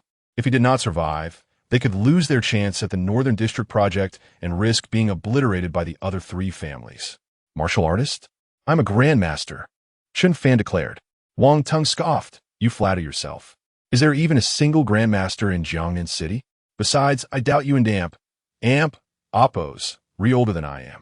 Aunt Fatty, you and Oppo's reselling this 3-story building for only 200,000? The land alone must be at least 1,000 square meters, and with the Northern District set for redevelopment, it could easily fetch 5 million. Chen Fan frowned. Alas, I am aware, but the Zhou Group has hired a gang of thugs, coercing us to sign the transfer agreement. Those who refuse face serious consequences. My uncle is currently in the hospital, Aunt Fatty lamented, wiping her tears. The Zhou Group? Chen Fan and Oppo's memory stirred. He felt a sense of familiarity, but could not place it. The Zhou Group is the company of Jiangnan City and Oppo's foremost family, the Zhou clan, Wang Tung explained. The Zhou family? Zhou Hanyuan? Chen Fan finally recalled the young Zhou who had been taught a lesson at the fly bar. Indeed, Zhou Hanyuan has taken over the family business and is now the new patriarch of the Zhou family, Wang Tung confirmed. Chen Fan nodded slightly and dialed a number. Moments later, Zhao Dao and Oppo's car arrived, although by coincidence, he had opted for a vehicle similar to Chen Fan and Oppo's rather than the luxurious S-Class Mercedes that Wang Chung had provided. Damn it, how dare the Zhou family cause trouble in my territory? Zhao Dao cursed as he directed his men to carry away the Zhou thugs. Upon seeing Zhao Dao, Wang Tung and Oppo's eyes widened. Dao, brother Dao, a Wang family head, what brings you here? Zhao Dao nodded. Wang Tung, a prominent figure in the business world, was also a distinguished member of Zhao Dao and Oppo's bar. Third brother, Wang Tung, is my friend. We came for a meal and encountered these Zhou family goons trying to force Aunt Fatty to sell her property. Chen Fan recounted the events. Indeed, the Northern District is set for development. Although key areas are being auctioned by the Yi family, surrounding lands are available for private transfer. Recently, the major families have been acquiring nearby properties, Zhao Dao said, his expression serious. Since it in Oppo's permissible to buy and sell, so long as the price is fair, there should be no issue. However, for the Zhou family to offer 200,000 for a property worth 5 million is nothing short of robbery. Chen Fan affirmed, then suddenly turned to Wang Tung. Wang Tung, does your family have any interest in Aunt Fatty Snack Street? Wang Tung's eyes sparkled with interest. He recognized the snack street's potential value after its eventual demolition, which could transform into a pedestrian street worth billions. Our Wang family is indeed interested, but the Zhou family. Wang Tung hesitated, aware that their ailing patriarch rendered them unable to confront the Zhou family. Are you afraid of the Zhou family? That could be easily resolved. I will purchase it and then gift it to Sister Yin, Chen Fan proclaimed boldly, all the while calculating the implications in his mind. Gifting me a snack street? Wang Tung stared in disbelief at Chen Fan, unable to comprehend his intentions. How could someone who drove a delivery van possess such wealth? Moreover, after their pleasant meal, he wondered if Chen Fan had ulterior motives toward his sister, prompting a surge of protectiveness. Wang Yin also gazed at Chen Fan with wide eyes. A snack street as a gift? Though she was the cherished princess of the Wang family, no one had ever bestowed such an extravagant present upon her. Did Chen Fan truly have a means? Aunt Fatty, gather your neighbors and inform them I wish to purchase at a fair market price. The commotion had drawn the attention of many nearby residents, and soon the luxurious convoy of the Wang family arrived, prompting the local merchants to flock toward them. Fair market price? Is what you say true? Aren't you worried about the Zhou family's retaliation? Many were incredulous, asserting that they had been threatened by the sycophants of the Zhou group, with offers that scarcely amounted to a tenth of the market price. Yet this was indeed true. This was my third brother, Zhao Dao. Would I fear them? Chen Fan declared, gesturing toward Zhao Dao, and many merchants, familiar with the underground king of the northern district, instantly found credence in Chen Fan and Amp, Oppo's, S words. However, I possess only 5 billion, and the opportunities are limited. First come, first served. After stating this, Chen Fan approached Wang Yuyan. Please provide me with your car number. Chapter 44. The 13 Needles of the Ghost Gate. Ding dong. The notification sound of Wang Yuyan's text message echoed. 500 million. Why have you transferred such a substantial amount to me? Wang Yuyan was taken aback, even as the heiress of one of the 4 prominent families. She had never received such a large sum all at once. I mentioned I would gift you a snack street. Just wait here to sign the contract and transfer the property into your name. Chen Fan stated. At this moment, Wang Tung was already astonished. Transferring 500 million so casually was something he could scarcely imagine doing himself. Indeed, being a disciple of Sun Si Yin certainly indicated that Chen Fan was no ordinary individual. However, why was he exclusively bestowing such a gift upon his sister? Did he harbor ulterior motives regarding her? Wang Tung and Amp, Oppo's, gaze toward Chen Fan turned cautious. No amount of money, even 50 billion, could compare to his sister and Amp, Oppo's, safety. Sun Si Yin remained relatively unfazed. She was merely surprised. For her family, money was merely a number. Whenever the Wang family, renowned as the apothecary clan, expressed financial need, affluent families globally would rush to provide assistance. Rest assured, Master Wang, Chen Fan and Oppo's actions stem from necessity. His family maintains a low profile and prefers not to be in the limelight, hence he invests in this manner. Furthermore, 500 million is trivial. He recently gave away 2 billion. Zhao Dao reassured. 2 billion. Wang Tung was initially stunned, then understood. Chen Fan and Oppo's backing was likely formidable. He had heard of illustrious families choosing to invest discreetly. Well then, I appreciate the kindness of Brother Chen Fan and Brother Dao. We can discuss the profits from this venture later. Wang Tung thought to himself, pleased. The snack street could yield at least several billion. Especially with Zhao Dao overseeing it. This felt like easy money. All right, Yin, since Chen Fan has made such arrangements, you shall sign the contracts with these vendors while we return to the Wang family, Wang Tung declared. Yes, brother, you could trust me with this. And Chen Fan, if you and Amp, Oppo's, reconcern about the transfer, I can draft an acknowledgement for you. Wang Yin exclaimed, excitement bubbling within her as she felt capable of aiding her family's business. She was also immensely grateful to Chen Fan for his trust, given he had just treated her to a hot pot meal before transferring 500 million. Please, I told you that Snack Street is a gift to you. If funds run low, just ask me again. Didn't we just connect on WeChat? Chen Fan responded, startled by the thought of her acknowledgement potentially jeopardizing his assets. After leaving the hot pot restaurant, the trio boarded a van, and Wang Tung noticed another brand new Wuling van nearby. Are today's magnates so understated? It seems I must replace my Rolls-Royce Phantom with a Wuling upon returning, he silently resolved. Chen Fan drove the Wuling swiftly to the Wang family estate. Initially, The security at the entrance hesitated to let them in, but when Wang Tung rolled down the window, the guard nearly lost composure. It was astonishing to see the head of the Wang family returning in a van. Upon arriving at the villa in the estate and Oppo's center, they found an elderly man, tall yet emaciated, waiting for them, supported by another.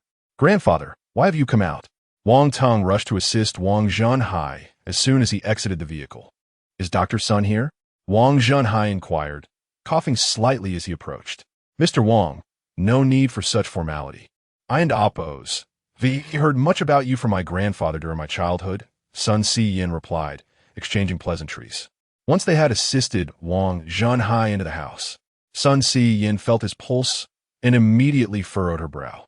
The pulse was erratic, akin to a sudden storm against a window, fluctuating between urgency and calm. Reminiscent of withered vines entangled, difficult to navigate. Sun Si-yin frowned. While other doctors might misdiagnose this pulse as a descendant of the apothecary clan, she recognized it as a sign of poison infiltrating the heart. Meanwhile, Chen Fan wandered about the room, occasionally examining the wall paintings and potted plants. "Si-yan, if there's an issue, please speak freely. I've endured this hidden injury for years and count myself fortunate to have made it this far," Wang Zhenhai sighed, observing Sun Si-yan's troubled expression. "Mr. Wang, in this family, if you were to pass, who would benefit the most?"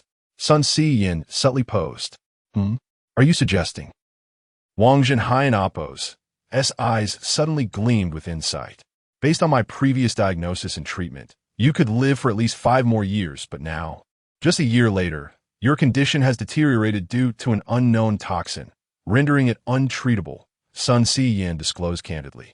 "What? Are you saying someone has poisoned grandfather?" Wang Tung finally comprehended, rising in anger. "It must be fourth uncle. He has been in close contact with the Zhou family recently." Wang Tung slammed his palm onto the table. "Tung and Oppo's, do not be disrespectful in front of Si-yin.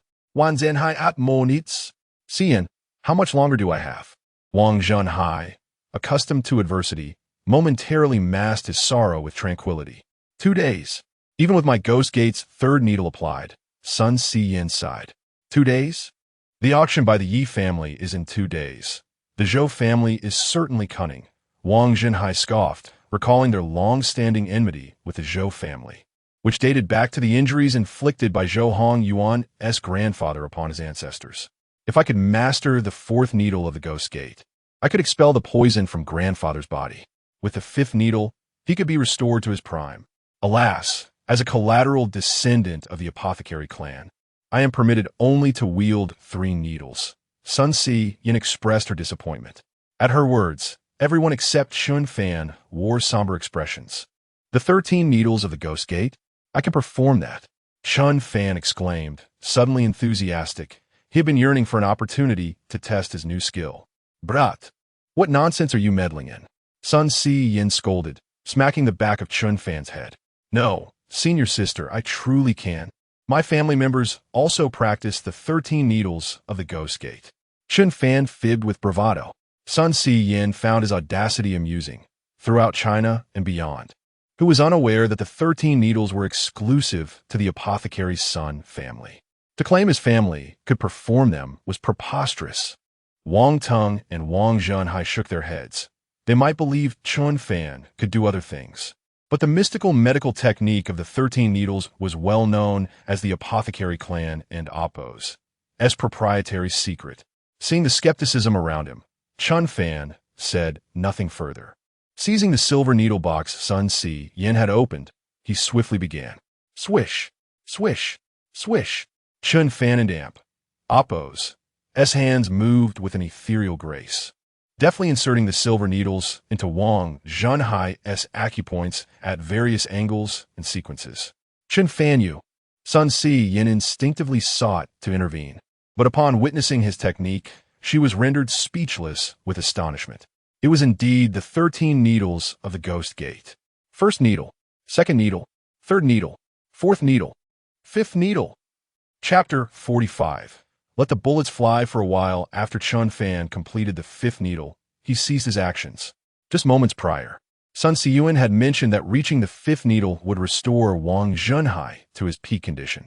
The room fell into an eerie silence, with everyone regarding Chen Fan as though he were a creature of legend. Particularly, Sun Siyuan gazed at him in utter astonishment. "Why do you look at me like that?" "Old man, I have already restored your body to its prime. Shall we take a few steps?" Chen Fan spoke nonchalantly, with the system granting him the 13 ghost needles. Utilizing the fifth needle required minimal effort and caused him no strain. Even Wang Zhenhai, who had weathered many storms, found himself deeply astonished. During the process of the needle application, he felt the long-lost strength within him rapidly returning. The dark injuries that had tormented him day and night vanished entirely. At that moment, he felt as if he had reverted to the peak of his 40s. Simultaneously, years of accumulated power erupted within him, shattering the bottleneck that had confined him to the master realm, his aura now magnified exponentially. "I have broken through to the advanced master realm," Wang Zhenhai exclaimed with uncontainable joy, looking at Chen Fan with fervor. "Little divine doctor, please accept my gratitude for this rebirth." Wang Zhenhai knelt before Chen Fan, followed by Wang Teng, who also fell to his knees in elation. Chen Fan's 13 ghost needles not only eradicated the deadly poison and old injuries plaguing Wang Zhenhai, but also facilitated his ascension to the advanced master realm, revitalizing the Wang family, which had been on the brink of extinction at the hands of the Zhou family, and even propelling them to greater heights. The entire power dynamics of Jiangnan City would be reshaped as a result. Chen Fan deftly evaded the two men's kneeling forms and assisted them up from the side. After all, he needed to pursue the granddaughter and sister of the old man. As a junior, it would be inappropriate to accept the reverence of his elders. "What is this? Wang Teng, Yu Yin, and I are all friends. My senior sister is also your junior. Besides, this is nothing significant to me, merely a simple task." Chen Fan waved his hand casually. Such a great favor deserves no words of thanks. From now on, whenever the little benefactor requires assistance, our Wang family shall comply. Wang Zhenhai trembled with excitement as he earnestly pledged to Chen Fan, and Wang Teng gazed at him with immense gratitude. "Old Master Wang Teng, I must ask you to keep Chen Fan and Appo's use of the 13 ghost needles a secret. Otherwise, he will face relentless pursuit from the Sun family." Sun Siyuan urged with a serious expression. "If this matter is leaked by Wang Teng or myself, may the heavens strike us down." Wang Zhenhai and Wang Teng solemnly vowed, fully aware that the 13 ghost needles were a closely guarded secret of the Sun family. Should outsiders discover that it had fallen into other hands, no matter the cost, they would be exterminated. "Chen Fan, although you cannot disclose your family's background, I believe it is connected to a certain individual. However, I implore you to keep all matters regarding that person confidential, even from your senior sister," Sun Siyuan said earnestly, her gaze fixed on Chen Fan. Chen Fan was left speechless, puzzled by the direction of the conversation, but he could not reveal that it was the reward bestowed upon him by the system. He could only nod helplessly. Sun Siyuan acknowledged this, considering the matter settled. "Grandfather, let's go and capture that traitor, fourth uncle," Wang Tang exclaimed eagerly as he stood. "Not so fast. Let the bullets fly for a while. Go announce to the outside world that I am gravely ill and that a family meeting will convene tonight. I wish to see how many have pledged allegiance to the Zhou family." Wang Zhenhai's expression turned cold. Meanwhile, at the Zhou family estate, Zhou Hehuan sat in the main seat, alongside a middle-aged man clad in traditional Chinese attire. Opposite them stood an elderly man bearing a resemblance to Wang Zhenhai, who was none other than Wang Zhenhai and Appo's fourth brother, Wang Jintao. "Master Zhou, second Master Zhou, I have just received news from the family that Wang Zhenhai is on the brink of death. Tonight is the perfect opportunity to seize the Wang family," Wang Jintao declared with excitement. "Then allow me to congratulate you in advance, fourth Master Wang, on becoming the new head of the Wang family," Zhou Hehuan remarked, crossing his legs in amusement. "I am unworthy of such praise. Once I ascend to the position of head, the Wang family will become a subordinate force of the Zhou family, and I, Wang Jintao, shall be the most loyal dog of the Zhou family." Wang Jintao quickly bowed to express his loyalty. However, there are still many in the family who support the current head, such as third brother Wang Junjiang, who is a staunch ally of the head. Wang Jintao added, a bunch of blind fools. Even if Wang Zhenhai were still alive, he would meet his demise once my father and elder brother emerged from seclusion. Zhou Chengjia, the middle-aged man in traditional attire, and Zhou Hehuan and Amp, Appo's second uncle, scoffed disdainfully. He was the strongest force within the Zhou family, second only to Zhou Hehuan and Amp, Appo's father and grandfather. A mid-level master who had remained behind to oversee matters while the others were in seclusion. As I understand it, that Wang Junjiang is an advanced martial artist. And fourth master, you are merely a beginner, correct? Zhou Henyuan inquired, scrutinizing Wang Jintao. To be honest, Master Zhou, that is indeed the case. Moreover, the forces aligned with third brother should not be underestimated. Combined with the head and Appo's faction, they comprise 2 advanced martial artists, 5 mid-level martial artists, and 10 low-level martial artists. Whereas I possess only half their strength, Wang Jintao admitted, a hint of embarrassment crossing his face. They are all worthless martial artists. Zhou Chengjie sneered, his disdain evident. Second uncle, how about you lead a team to pay a visit? The Wang family still possesses vast resources, if they come under the Zhou family and Appo's control. Once my father and grandfather emerge, we will dominate the northern district, leaving all other families in the dust. Zhou Henyuan declared, his ambition palpable. Very well. I shall lead a team. Zhou Qingji agreed. Upon hearing this, Wang Jintao's heart soared with joy. He could almost envision himself seated on the throne of the Wang family. Thank you, Master Zhou and Second Master Zhou. Once the deed is done, I, Wang Jintao, shall certainly pledge my loyalty to the Zhou family. Furthermore, as soon as I assume the position of head, I will immediately send Wang Yuyan to serve you. Prepare to enjoy your evening. Wang Jintao flattered. At the mention of Wang Yuyan, Zhou Henyuan and Appo's eyes gleamed with desire. She was the most beautiful girl he had ever encountered. Upon hearing her name, his second brother stood up. Then I shall look forward to it. Summon all martial artists above the rank of warrior to assemble immediately, and prepare a large bell to send Wang Zhenhai off. Chapter 46. The Delivery of the Bell Grandfather. I and Appo's just received word that shortly after Wang Jintao went to the Zhou family, they had begun to gather their forces. Moreover, Wang Jintao and Appo's faction has already started making moves and has clashed with third uncle and our people. Wang Tong rushed in to report. It truly is the fourth. They say an elder brother is like a father. How much effort I expended to nurture and educate him. Yet he is utterly unlearned and commits unspeakable acts. And now he dares to betray the Wang family. Wang Zhenhai lamented, his face a mix of sorrow for the unfortunate and anger at the unworthy. Please forgive me for the embarrassment. My family is in misfortune. Tonight, there may be significant events in the Wang family, and I fear for your safety. Perhaps it would be wise for you both to take your leave. Wang Zhenhai expressed his concern for Sun Siyuan and Chen Fan.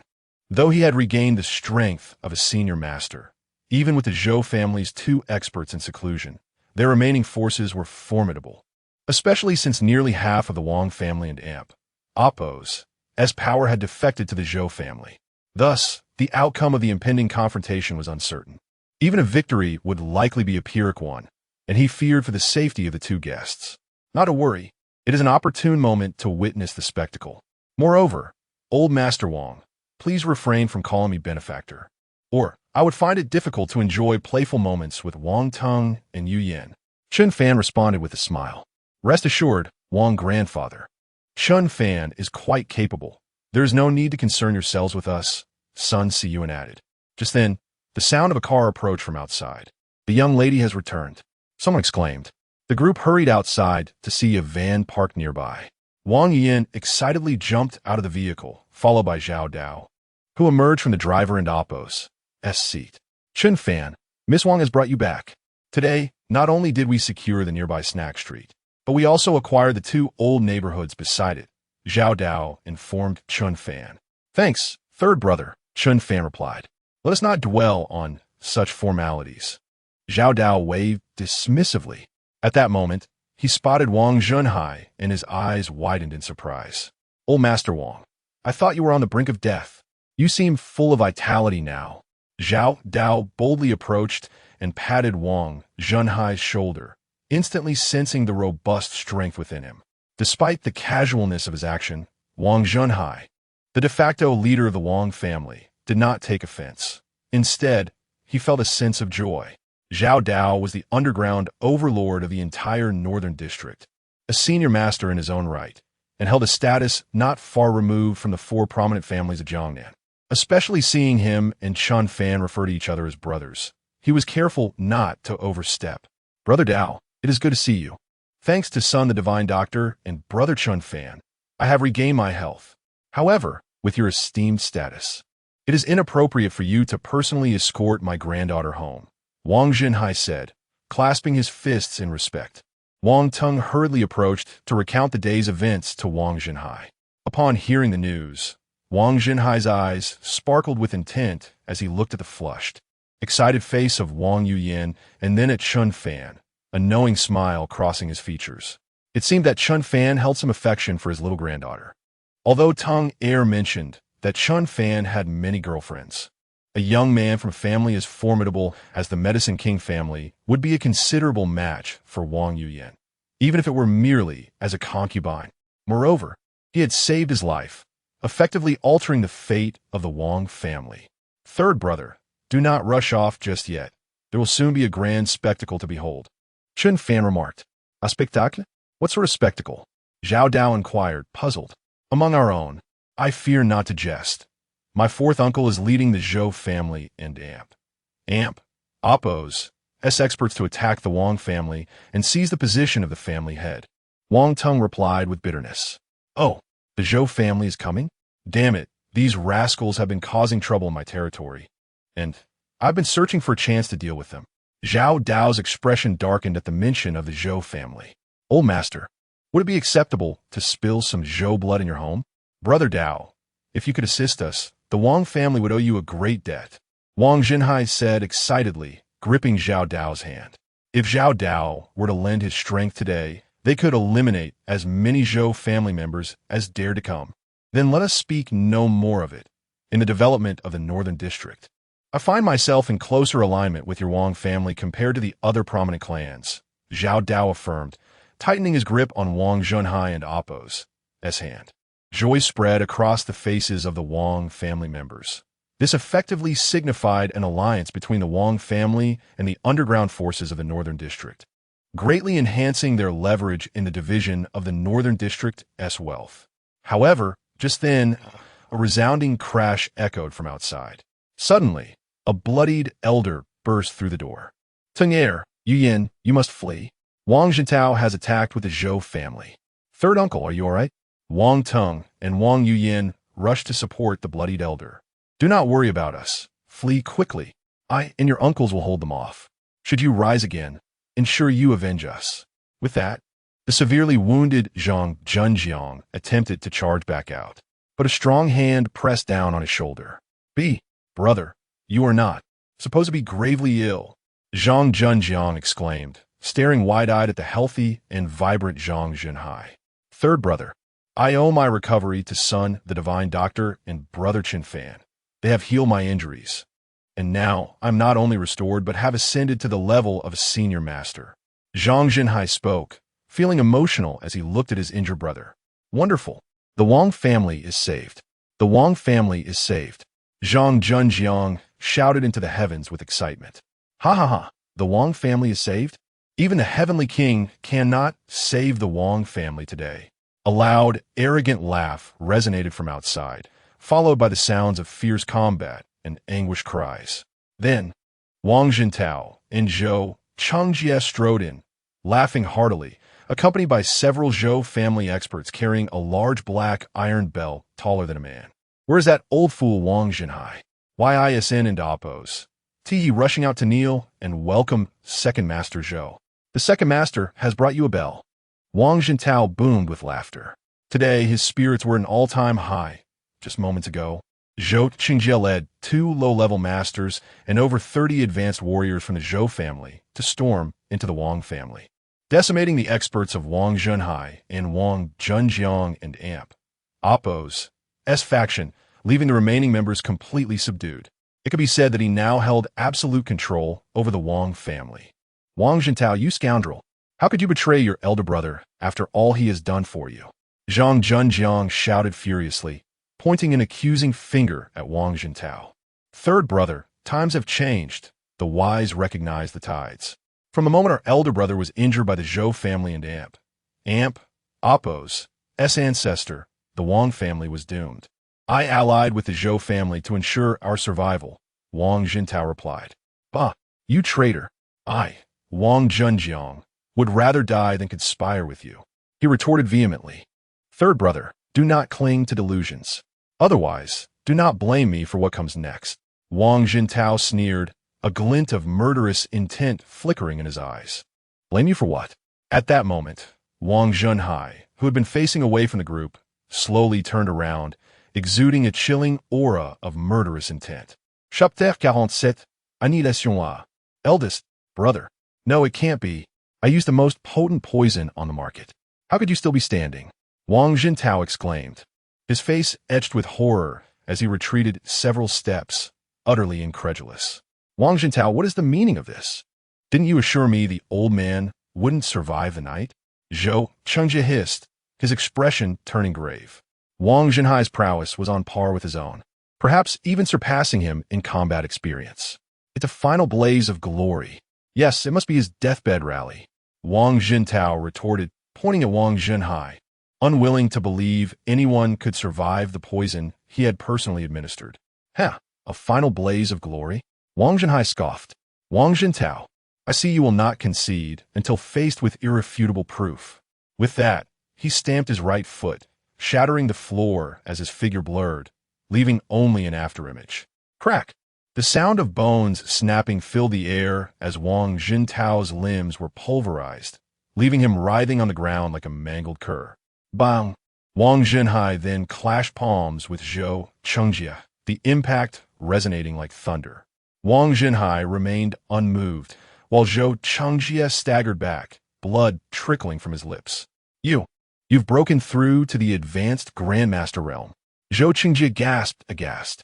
He had only recently attained the intermediate Grandmaster level, and even an unascended Wang Zhenhai would have been a formidable opponent. Now, with Wang Zhenhai and Amp, Oppo's S ascension, he stood no chance. Zhou Qingjie realized their plan to seize control of the Wang family had failed utterly. Fortunately, the Zhou family had brought 2 novice grandmasters and over 30 advanced martial artists. While they couldn't and Amp, Oppo's, to eliminate Wang Zhenhai, they could surely make a strategic retreat. Old Wang, it seems your family has been spared this time. I shall take my leave, Zhou Qingjie announced, turning to depart. Second Master Zhou, save me. Wang Jintao pleaded from the ground, his shattered limbs throbbing with agony. You incompetent fool, you nearly brought about my demise.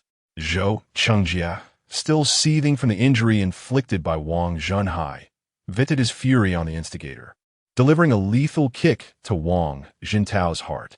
His body hurtled through the air, a gaping, bloody hole where his heart had been, marking his instant demise. Jintao! Wang Zhenhai roared, his hair standing on end. Even though Wang Jintao had betrayed the family, Wang Zhenhai had only intended to cripple him, never to end his life. Oh, old Wang, am I not to be thanked for ridding you of a traitor? Also, I advise you to remain calm. I have 2 novice grandmasters and over 30 advanced martial artists outside. Zhou Qingjie sneered.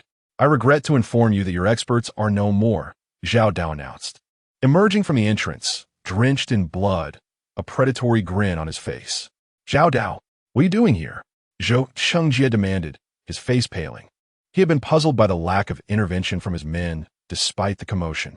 Now he understood they had been slaughtered by Zhao Dao. Zhao Dao, do you truly wish to meddle in the Wang family and Oppo's S affairs and make an enemy of the Zhou family? What if I do? The Zhou family has been wreaking havoc on my territory, killing my brothers. Today I settle the score, Zhao Dao proclaimed, unleashing a palm strike at Zhou Qingjie. Zhou Qingjie attempted to block, but he was no match for Zhao Dao. He was sent flying, coughing up blood. Trapped between Wang Zhenhai and Zhao Dao, Zhou Qingjie found himself in dire straits. Damn it, a setback in the gutter. Wang Zhentao will be the death of me, Zhou Qingjie thought darkly. Suddenly, he lunged forward, seizing a woman of ethereal beauty, a veritable ice queen. Don and Oppos, T-move. Brian Oppos, LL kill her. Zhou Qingjie threatened, nervously eyeing the crowd. Zhou Qingjie, do not act rashly. She is from the Sun family of healers. The Zhou family cannot bear the consequences of harming her. Wang Zhenhai warned. Chen Fan frowned. He had been engrossed in a lively exchange with Jiang Yuchan, Zhao Ruoxi, and Su Yuanyuan, his fingers flying across the screen, when Sun Xian was suddenly taken hostage. What? A member of the Sun family of healers. Zhou Qingjie exclaimed, taken aback. It all made sense now. The Sun family must have been involved in Wang Zhenhai and Amp, Oppos' miraculous recovery and breakthrough. Old Wang, order everyone to stand down and prepare a vehicle. Otherwise, if this healer girl dies here, the Wang family will face annihilation. Zhou Qingjie hissed. He wouldn't dare kill Sun Xian, but he was willing to gamble. Wang Zhenhai and Zhao Dao were caught in a dilemma. Eliminating Zhou Qingjie, the Zhou family's third strongest expert, would cripple the family. But they couldn't risk Sun Xian's safety. Wang Zhenhai narrowed his eyes, gathering his strength, his right foot slightly pivoting. Ha! Old Wang, I advise against any rash actions. At this distance, the only way to save her is if you are a Grand Supreme Master. Zhou Qingjie sneered. Wang Zhenhai and Oppos' heart sank. He knew Zhou Qingjie was right. Saving Sun Xian from a Grandmaster and Oppos' grasp required the speed and power of a Grand Supreme Master. As the situation reached a stalemate, and Wang Zhenhai and Zhao Dao considered conceding, Chen Fan, recognizing the urgency, finished his conversation with the three women, sending each a message of affection. Phew, exhausting. Chen Fan sighed, putting down his phone. Then, his figure vanished. The next moment, he appeared behind Zhou Qingjie, retrieving the golden brick from the ancient Qi cultivator and bringing it down on Zhou Qingjie and Oppos' head. Bang! Zhou Qingjie, an intermediate grandmaster, instantly went wide-eyed and stiffened before collapsing into unconsciousness. Crap, did I hit him too hard? I and Oppos' am still a student. Chen Fan exclaimed, startled. Even if he and Oppos' not dead. He and Oppos' a vegetable. Sun Xian retorted, unimpressed. Chen Fan had saved her, but she had clearly seen him preoccupied with his phone while she was held hostage. Apart from Sun Xian, the Wang family stared at Chen Fan in bewildered awe. Gee, Grand Supreme Master. Chapter 48. Senior sister, you must learn computer science.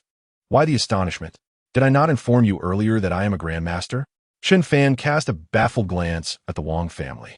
How can you be a Grandmaster at such a young age? Wang Tung exclaimed, his envy palpable. The old geezers in Jiangnan City have spent countless fortunes on treasures like Millennium Ginseng and Century-Old Mountain Ginseng, yet none have reached the level of Grandmaster. How can we believe you? At this moment, Wang Zhenhai, too, wore a complex expression after his initial shock. The few individuals at the pinnacle of power in Jiangnan City had not attained the heights that a young man in his early 20s had effortlessly achieved. Was this the profound heritage of those prestigious families? How formidable must the true power holders within those families be?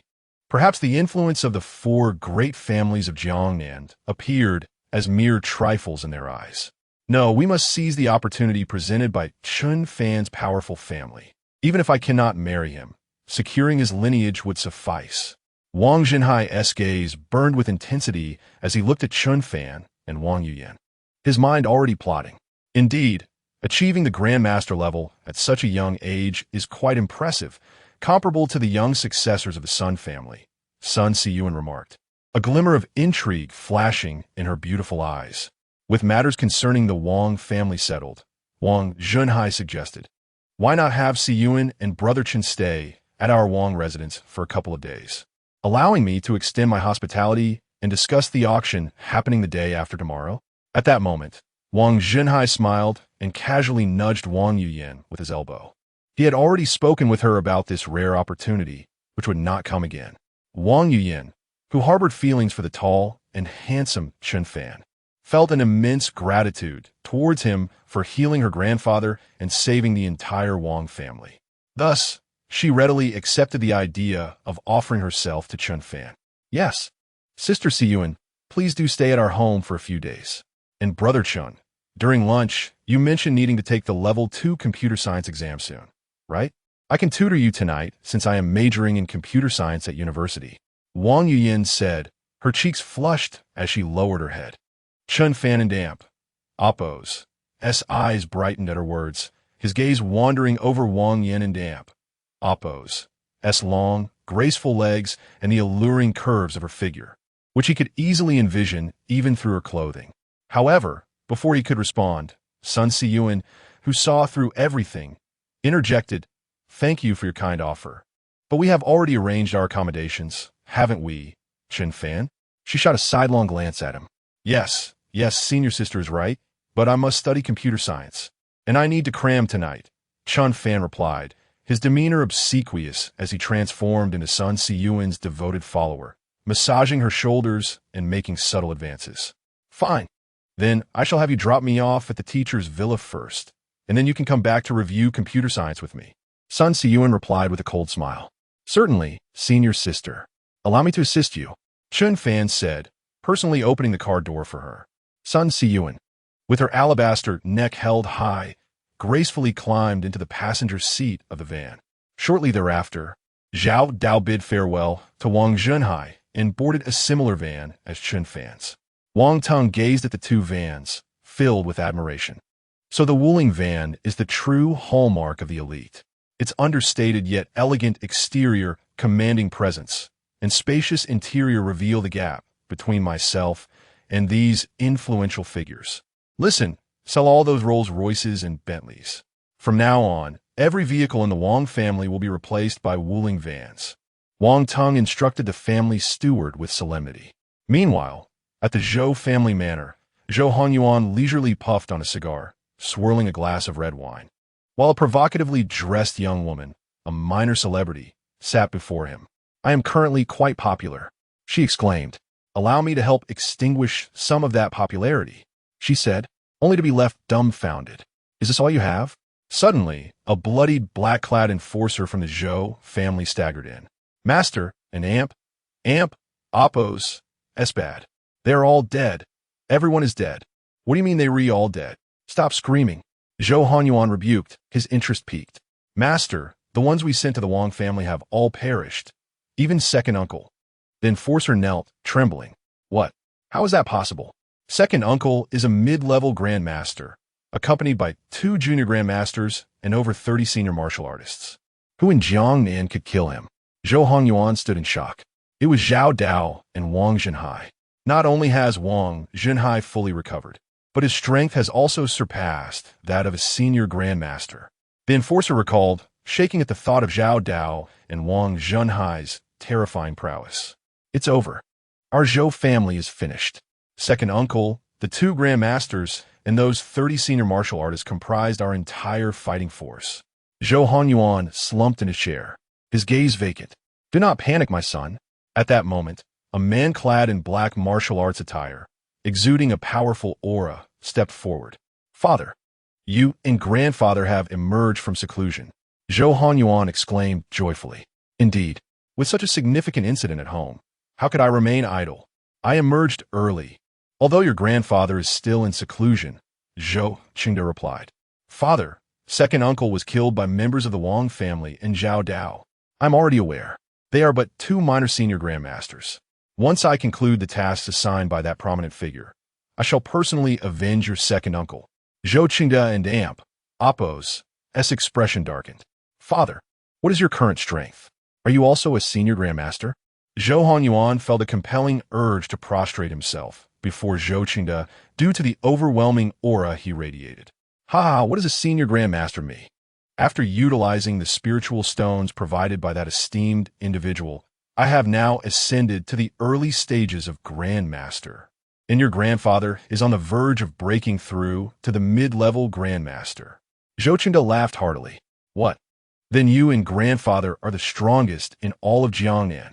Hehuan was first shocked, then elated. His heart raced with excitement. With a grand master-level father and grandfather, he would be invincible in Jiangnan, able to pursue any woman he desired. Even those from the four great families would have to submit to him. How have you progressed on the plans to assimilate the various families and businesses before my seclusion? That prominent figure expects us to secure the Qinglong mountain range in the northern district. This matter cannot afford any errors. After conferring with your grandfather, we have decided that not only will the Zhou family capture Qinglong Mountain, but we shall also leverage that prominent figure's reputation to seize the entirety of the northern district. In the future, our Zhou family shall evolve into a trillion-level family, Zhou Qingde declared, brimming with excitement. What? Seizing the entire northern district? Zhou Hehuan was astounded. I have devised a flawless plan. Should Feng Yuxiu and Zhao Kongming cooperate, our Zhou family will be able to devour the entire northern district at the auction. It seems I must personally visit those two families. With my current prowess as a grandmaster, coupled with the name of that prominent figure, if Feng and Zhao do not act foolishly, they will have no choice but to bow down to us. Chapter 49. Are you hungry, senior sister? Senior sister, we and Amp, Appo's, VE arrived. Chen Fan drove directly to Su Nanxiang and Appo's villa, then entered alongside Sun Siyuan. Indeed, the decor is quite elegant, Sun Siyuan remarked, surveying the villa. At that moment, her peripheral vision caught sight of some equipment on the sofa, along with a conspicuously worn pair of stockings, causing her brows to furrow in surprise. To her astonishment, the usually aloof and intellectual beauty, Teacher Su, had such a playful side. An image flashed through Sun Siyuan and Appo's mind of Su Nanxiang dressed in gray stockings, looking as docile as a little kitten, and Chen Fan. No wonder Chen Fan had become a rebellious disciple. Even she, as a woman, found herself captivated, barely able to control her thoughts. Little did she realize that she had misunderstood the dynamics between Chen Fan and Su Nanxiang. Suddenly, Sun Siyuan and Amp, Appo's expression turned peculiar. Chen Fan, wait here for a moment. I need to use the restroom. Her cheeks flushed slightly as she walked into the bathroom. Chen Fan nodded, feeling an uncanny familiarity with the scene, reminiscent of Teacher Su and Appo's demeanor and posture from their last encounter. Once inside the restroom, Sun Siyuan finally exhaled. Sun Siyuan, I can't believe you fantasized about the teacher and Chen Fan. What is the difference between you and that rebellious disciple? She slapped her flawless face in disbelief. That Chen Fan, I must teach him a lesson. Redirecting her frustration towards Chen Fan, Sun Siyuan glanced around the restroom and spotted a purple silk robe belonging to Su Nanxiang. She quickly changed into it and emerged. Senior sister, why are you wearing the teacher's clothes? You look stunning. Chen Fan instinctively began to utter a classic line, but abruptly halted. Sun Siyuan, clad in the elegant purple silk robe, was undeniably breathtaking, beyond mere words. If Sun Siyuan in a trench coat was a snow lotus, untouched by the mundane world, then in silk sleepwear, she transformed into a bewitching enchantress. Her eyes sparkled like the spring waters of the Seine, while her luscious red lips resembled blooming roses, and her long, graceful legs could raise the blood pressure of any man, making them swoon. What are you staring at? Is being a rebellious disciple not enough? Now you wish to be a rebellious younger brother? Sun Siyuan sneered at Chen Fan. And no, I would never harbor such thoughts about my senior sister. Chen Fan replied, a bit flustered. He prided himself on respecting his teachers, and what had occurred in that ancient artifact workshop was merely to avoid leaving regrets for his mentor. Oh, so you truly have no improper thoughts about me? Sun Siyuan leaned down, placing a delicate leg on the sofa beside Chen Fan, her playful gaze holding a hint of mischief as a silver needle appeared in her hand. Following her gaze to the bulging pocket on his right side, Chen Fan was momentarily taken aback. Senior sister, are you hungry? I have some ham sausages. Sun Siyuan was equally surprised, realizing this bold lad dared to tease her. Indeed, I am quite hungry, she replied with a cold smirk, swiftly and accurately jabbing the silver needle into Chen Fan's bulging pocket. However, the expected scream from Chen Fan did not materialize. Did I miss the acupoint? Or could his tolerance be that strong? A flicker of confusion crossed Sun Siyuan and Appo's as beautiful eyes as she jabbed a few more times. Senior sister, Don and Appo's, bother. This is a double happiness brand sausage. Made to national standards. It's perfectly safe to eat. Chen Fan exclaimed as he pulled out a sausage riddled with needle holes from his right pocket. Senior sister, you truly are from a family of medicinal experts. Your awareness of food safety is commendable, testing a mere sausage with a silver needle. Now it was Sun Siyuan and Appo's turn to be dumbfounded. It really is a sausage. At that moment, she noticed the left pocket of Chen Fan and Appo's trousers and smirked again. Uh-huh, got you now. With a triumphant smile, she directed the silver needle towards the left side. Puff, puff, puff. Chen Fan remained expressionless. Sun Siyuan's face suddenly reflected confusion. This cannot be. It shouldn't be possible. This feels like the greatest mystery of my 10-year career. Stabbing this acupoint should induce excruciating pain akin to childbirth. How can he endure it without a sound? Senior sister, is the double happiness brand sausage not to your taste? Not to worry. The one in my left pocket is from Jinluo, another well-known brand. Chen Fan smiled as he retrieved the Jinluo sausage from his left pocket. Oh. Sun Siyuan instantly broke her composure. Where on earth is it? Senior sister, isn't this a bit inappropriate? I am your junior. Chen Fan widened his eyes. I will count to 3. Swish. Sun Siyuan gasped, covering her mouth to suppress her scream. This is 2. Junior brother, master was right. Your issues are quite significant. External methods like silver needles can no longer suffice. Sun Siyuan swallowed hard, speaking earnestly. What should I do, senior sister? I still have so many girlfriends to take care of. Chen Fan feigned panic. I never expected Sun Siyuan would have a day of becoming a rebellious sister to her younger brother. Sun Siyuan's gaze turned seductive. Ding. Sun Siyuan's favorability 30. Current favorability 70. Reward 3,000 health points. Current health points 13289. 2 hours later, Chen Fan appeared in the Wang family manor, inside Wang Yiyan's bedroom. Brother Chen Fan, you look quite tired. Will you still study computer science tonight? Wang Yiyan asked, her cheeks flushed. She had taken a rose milk bath that evening. Wearing a cool and sexy spaghetti-strap nightgown, her hair styled in twin ponytails. Her skin was as smooth as freshly shelled eggs, exuding a sweet fragrance. Of course, we must study. Computer science is too important to skip sleep. Chen Fan declared resolutely, opening his laptop. With his bound divine-level computer system, he quickly bypassed various firewalls. Yiyan, should we begin with the European and American regions, or the Japanese and Korean ones? Chen Fan inquired. Seeing the learning videos on the webpage, Wang Yiyan and Appo's face turned crimson. Then it will depend on you, brother Chen Fan, she replied shyly.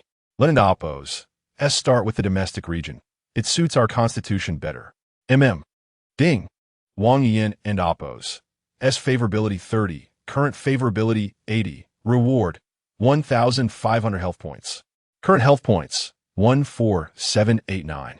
Chapter 50. The Yi family auction 2 days had swiftly passed, and today marked a momentous occasion for the entire city of Jiangnan. The most prestigious Yi family auction house in all of Huaxia was set to hold an auction in Jiangnan City.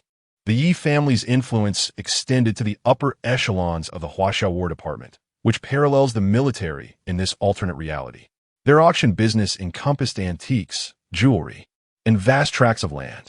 For the sake of fairness, the Jiangnan municipal authorities had entrusted the auction of land in the northern district directly to the Yi family auction house. This decision was born out of necessity, as they could not contend with the powerful foreign capitalists, nor the 4 prominent families that controlled the local economy and livelihoods. Thus, they turned to the Yi family auction house, a behemoth that local forces dared not provoke. The entire city of Jiangnan buzzed with activity, as the affluent aristocrats and wealthy merchants, whose assets exceeded 100 billion, hurried towards the auction venue. Simultaneously, many wealthy individuals from neighboring cities flocked to the event, for the auction would include not only the northern district and Appo's land, but also a plethora of other treasures. The influential members of the Wang family were also preparing for the occasion. Grandfather, brother Chen Fan, The vehicles are all ready. The auction begins at 10:00 and Amp, Oppo's clock. We can depart now, Wang Tong exclaimed, gesturing towards the fleet of brand-new Wuling vans before Wang Zhenhai. Wang Zhenhai replied with a sigh. It is commendable that you look up to Chen Fan, but you ought to learn from his depth of character rather than merely imitating his surface. Understand that we are not the only family attending the Yi family auction. There will be notable figures and affluent merchants from surrounding cities, including some of my friends. Your choice here. Wang Zhenhai inhaled deeply, unsure of how to express his thoughts. Despite leading a humble lifestyle and shunning ostentation, the Wang family was one of the 4 prominent families in Jiangnan. Arriving in a convoy of vans felt akin to a public embarrassment. Wang Tong, however, remained defiant. His neck craned in protest. Chen Fan, if Wang Tong's arrangements are inadequate, shall we wait a moment so I can arrange for a few different vehicles? Wang Zhenhai suggested awkwardly. No worries, the vans are perfectly fine. I have one myself. They are practical for transporting people and goods alike, Chen Fan replied nonchalantly, leaping into one of the vans. Seeing Chen Fan had already boarded, Wang Zhenhai held his tongue, casting a disapproving glance at Wang Tong before ushering the family into the van. Brother Chen Fan, come back early. I am eagerly awaiting your return. We have much to learn about the European and American sectors, as well as the Japanese and Korean sectors. Wang Yuyan, dressed in a red dress, called out to Chen Fan. Rest assured, I shall return to study with you. Chen Fan responded. Wang Tong overheard this exchange, his ears perking up at the mention of the Japanese and Korean sectors, as well as the European and American sectors. If even Chen Fan, a master of the Ghost Gate 13 acupuncture, sought to learn, surely there was much to gain. Respect blossomed within him. Indeed, success is seldom a mere stroke of luck, and without diligent steps, one cannot traverse 1,000 miles. He resolved to delve into these sectors upon his return. Sun Siyuan did not accompany them, for Chen Fan had entrusted her with the 4th and 5th needles of the Ghost Gate 13 acupuncture. Thus, she was engrossed in her studies, having no inclination to attend the auction. As Chen Fan and the Wang family made their way to the auction, a call came in from the portly Li Wei. Over the phone, Li Wei sounded exuberant, informing Chen Fan that he, along with Jiang Yuchan and Zhao Ruoshi, was already en route, vowing to shine at the auction and prove to his estranged father that one should not underestimate the youth. By the way, Grandpa Wang, I just realized that I do not have a ticket, Chen Fan suddenly recalled. Not to worry. The backbone of this auction consists of our 4 prominent families in Jiangnan. So the Yi family auction house has provided us with a special green channel, Wang Zhenhai assured with a smile. Before long, the Wang family and Oppo's convoy of vans arrived at the auction and Oppo's Grand Plaza. The square was teeming with luxury vehicles, resembling a car exhibition, where even the Mercedes-Benz S-Class found itself overshadowed by a plethora of Bentleys and Rolls-Royce Phantoms. Consequently, the sight of the Wang family's fleet of pristine Wuling vans instantly drew the attention of nearly everyone present. Ha ha ha, this is utterly hilarious. Which rustic fool thought it wise to bring a fleet of vans to the Yi family auction? It is simply laughable. One billionaire businessman guffawed. Indeed, with so many wealthy merchants from out of town, this is a disgrace for us Jiangnan residents. How did the security even allow them in? Another chimed in, as laughter erupted among the wealthy. Nearby, a dispute unfolded among several individuals, including Li Wei, Jiang Yuchan, and Zhao Ruoshi. You scoundrel! It's bad enough that you neglect your studies to frolic in clubs, but you dare come here to cause a scene? Do you even comprehend where you are? If anything goes awry, I cannot save you. Li Wei's father, Li Maogua, a stout man resembling his son, admonished him. Bah, you think I'm here to cause trouble? My friends and I are here to participate in the auction for land development.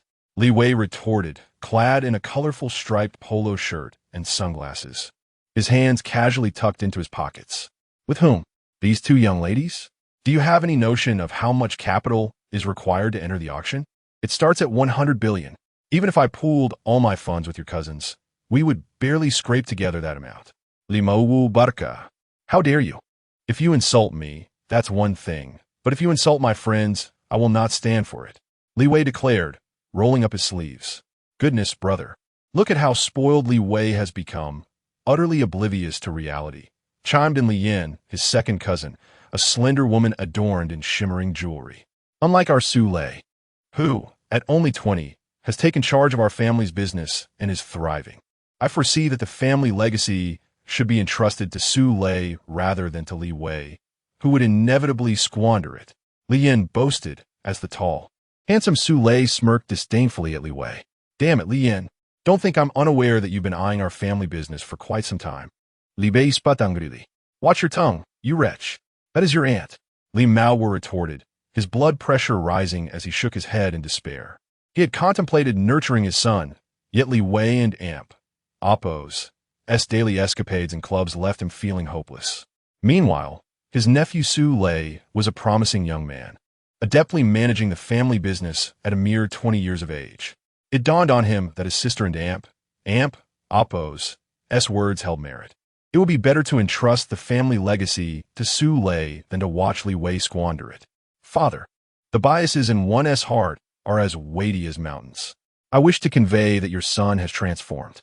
My friends and I will undoubtedly shine in this Northern District development, Li Wei said, sensing his father's despondent demeanor and placing a comforting hand on his shoulder.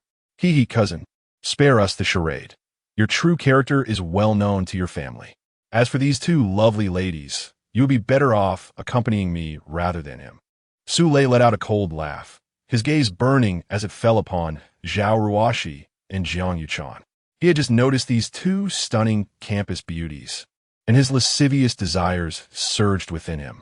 Damn it, Su Lei, are you courting death? These two are my brother and Amp, Oppo's women, and he will be here shortly. He is associated with the Wang family from the Four Great Families. Li Wei retorted with a sneer. Upon hearing this, Li Maoguo and Amp, Oppo's fleeting hope was once again extinguished. You've changed, you and Oppo's become quite the braggart. What makes you think you can associate with the Wang family? You know someone from the Wang family? Su Lei, along with his mother Li Yin and several other cousins, erupted into laughter. Li Wei, look over there. A convoy of vans is arriving. Your friend seems to be among them. Su Lei chuckled, pointing at the Wang family's fleet of vans. Li Wei followed Su Lei and Oppo's finger and saw Chen Fan stepping out of the vehicle. Oh, you've got quite the knack for predictions. That indeed is my brother. Chapter 51. You may insult me, but not my brother from a distance. Chen Fan spotted Li Wei's flamboyant appearance and instructed the Wang family's convoy to halt. Chen Fan, over here. Li Wei waved enthusiastically, while Zhao Ruoshi and Jiang Yuchan eagerly approached him, each wrapping an arm around one of his.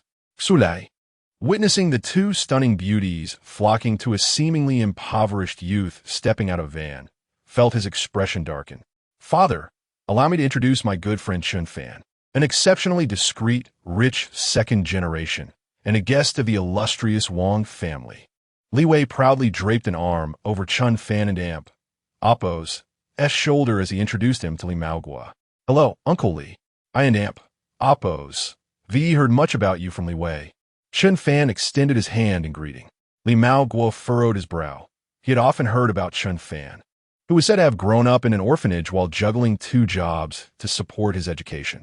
Now, he was suddenly claimed to be a hidden rich second generation and a guest of the Wang family, an assertion that struck him as utterly absurd.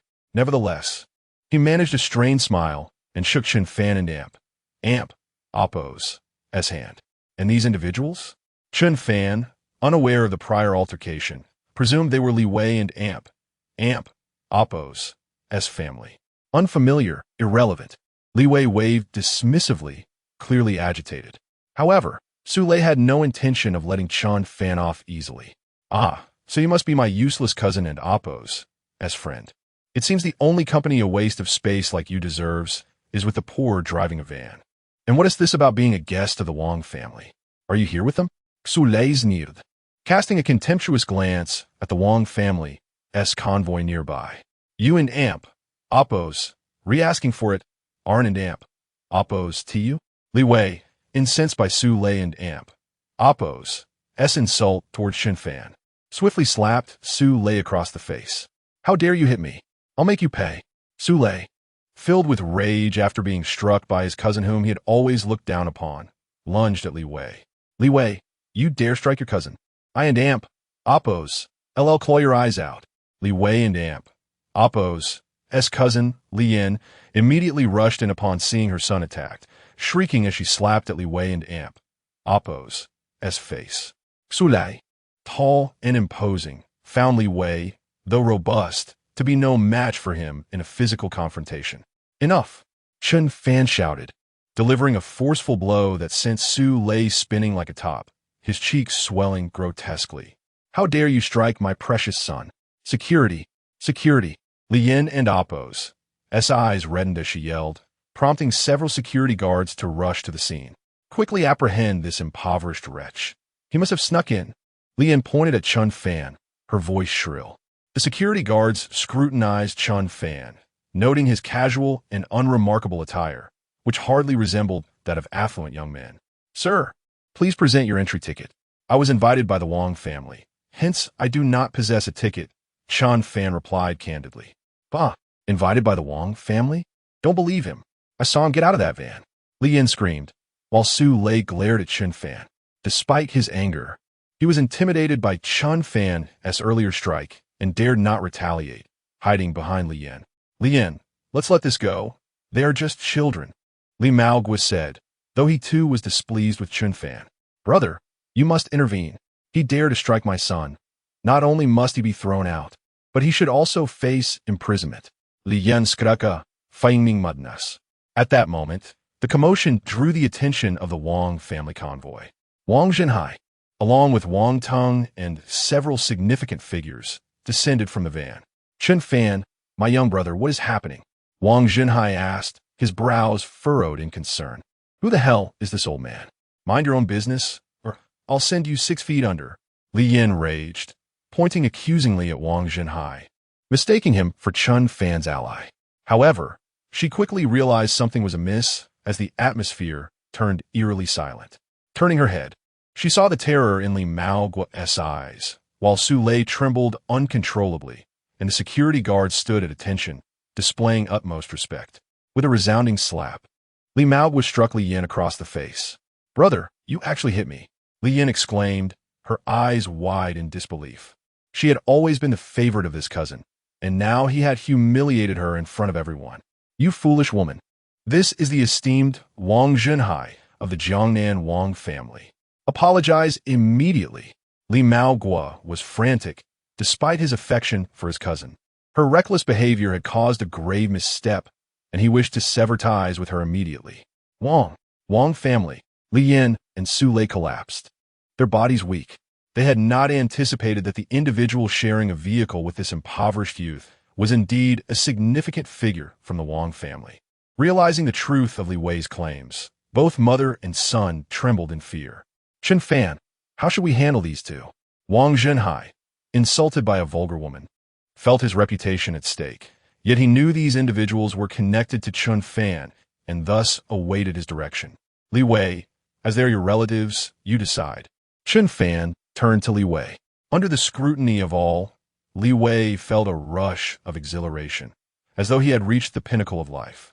Observing the anxious expression of Li Maogua and the terrified figures of Li Yin and Su Lei, a smirk crept across his face. Father, now, but do you believe me? My brother Chen Fan shares an extraordinary bond with the Wang family. Li Wei triumphantly addressed Li Maogua. I believe. This time I was wrong. Please plead with Chen Fan and the elder Wang to spare my cousin and brother. Li Maogua urged fervently. I always said, while you could insult me without consequence, insulting Chen Fan and the elder Wang is tantamount to courting death. After speaking, Li Wei looked towards Chen Fan. How about we just expel them? After all, they're family. Chen Fan nodded, then addressed Wang Zhenhai. Yes, have them removed from the venue. They are not permitted to attend the auction. Consequently, Li Yin and Su Lei were escorted out by several security personnel. Uncle, the auction is about to commence. Why not join us? Chen Fan inquired. Is that truly permissible? Li Maogua asked excitedly, rubbing his hands in reverence. Certainly, let's all go together. We are all family, Chen Fan replied casually. Father, consider yourself fortunate to be in my company. treat me with more respect in the future," Li Wei declared, hands on his hips. Just then, an impressive convoy of luxury vehicles arrived, halting before the Wang family and Chen Fan. As the doors swung open, 3 commanding figures emerged, led by a middle-aged man flanked by 2 others of similar age to Wang Zhenhai. Zhou Qingde, Feng Yuxiu, Zhao Zongming. Wang Zhenhai's pupils dilated in shock. Chapter 52. The 3 conditions of Zhou Qingde. Wang Zhenhai, you old fool, your life is remarkably resilient. Zhou Qingde gazed at Wang Zhenhai with an expression of utmost gloom. Ha ha ha, whether my life is resilient or not is not for you to judge. In any case, I have outlived your second brother and those short-lived members of the Zhou family. Zhou Qingde, you are still not worthy of my attention. Bring your father instead. Wang Zhenhai laughed heartily, now that his strength had ascended to the level of a senior master. He had assumed Zhou Qingde remained merely a mid-level master, and thus held him in disdain. Hee, old Wang, you may have spoken too soon. A sinister smile crept across Zhou Qingde and Appo's lips, and an invisible aura suddenly erupted from him, sending forth a powerful current in all directions from his epicenter. Thud, thud, thud. Wang Zhenhai staggered back several steps under the impact of this overwhelming force, his face instantly reflecting a look of horror. You have unleashed your true energy. Have you truly attained the Grandmaster Realm? What? The Grandmaster Realm? The members of the Wang family and the surrounding wealthy onlookers were instantly struck with astonishment and dread. To speak of the Wang family, even those small businessmen with fortunes of only a few billion had come to understand the hierarchy of martial artists upon entering the circle. In the entire Jiangnan city, a Grandmaster had not been seen for over a decade. As far as they knew, martial arts were divided into 3 grand realms: martial artist, master, and grandmaster. Each of the 4 prominent families in Jiangnan City that produced master-level experts had invested hundreds of billions in acquiring various rare materials and medicinal pills, coupled with decades of relentless training to achieve the master realm. The absence of grandmasters was primarily due to the fact that these master-level practitioners lacked the legendary techniques of qi refinement. After all, a person in Appo's physical potential is limited. When one in Appo's speed and strength reach a certain threshold, it becomes unbearable for an ordinary person. The upper limit of speed and strength that the body can withstand is a combat power of 0.7 at the senior master level, equivalent to the combined speed and strength of 7 individuals. Thus, to transcend the master realm and elevate to the grandmaster realm, one must cultivate the qi refinement method, absorbing spiritual energy to enhance the body and amp Appo's strength and break through to grandmaster. It is said that upon reaching the grandmaster level, the density of one in Appo's bones becomes as hard as steel, and the skin and muscles are as resilient as wild boar hide, rendering them impervious to ordinary firearms. Furthermore, after cultivating the qi refinement method, one has invisibly stored true energy within their meridians, capable of inflicting harm even by plucking a flower or picking a leaf. The external manifestation of true energy is the hallmark of a grandmaster. Now, Zhou Qingde had evidently reached the grandmaster realm, and even a novice grandmaster could easily overpower 5 or 6 senior masters. A veil of gloom enveloped Wang Zhenhai's heart. The Zhou family must have received support from some formidable family possessing qi refinement techniques, and now Zhou Qingde had become a grandmaster. His father, Zhou Tianyang, must be even more powerful.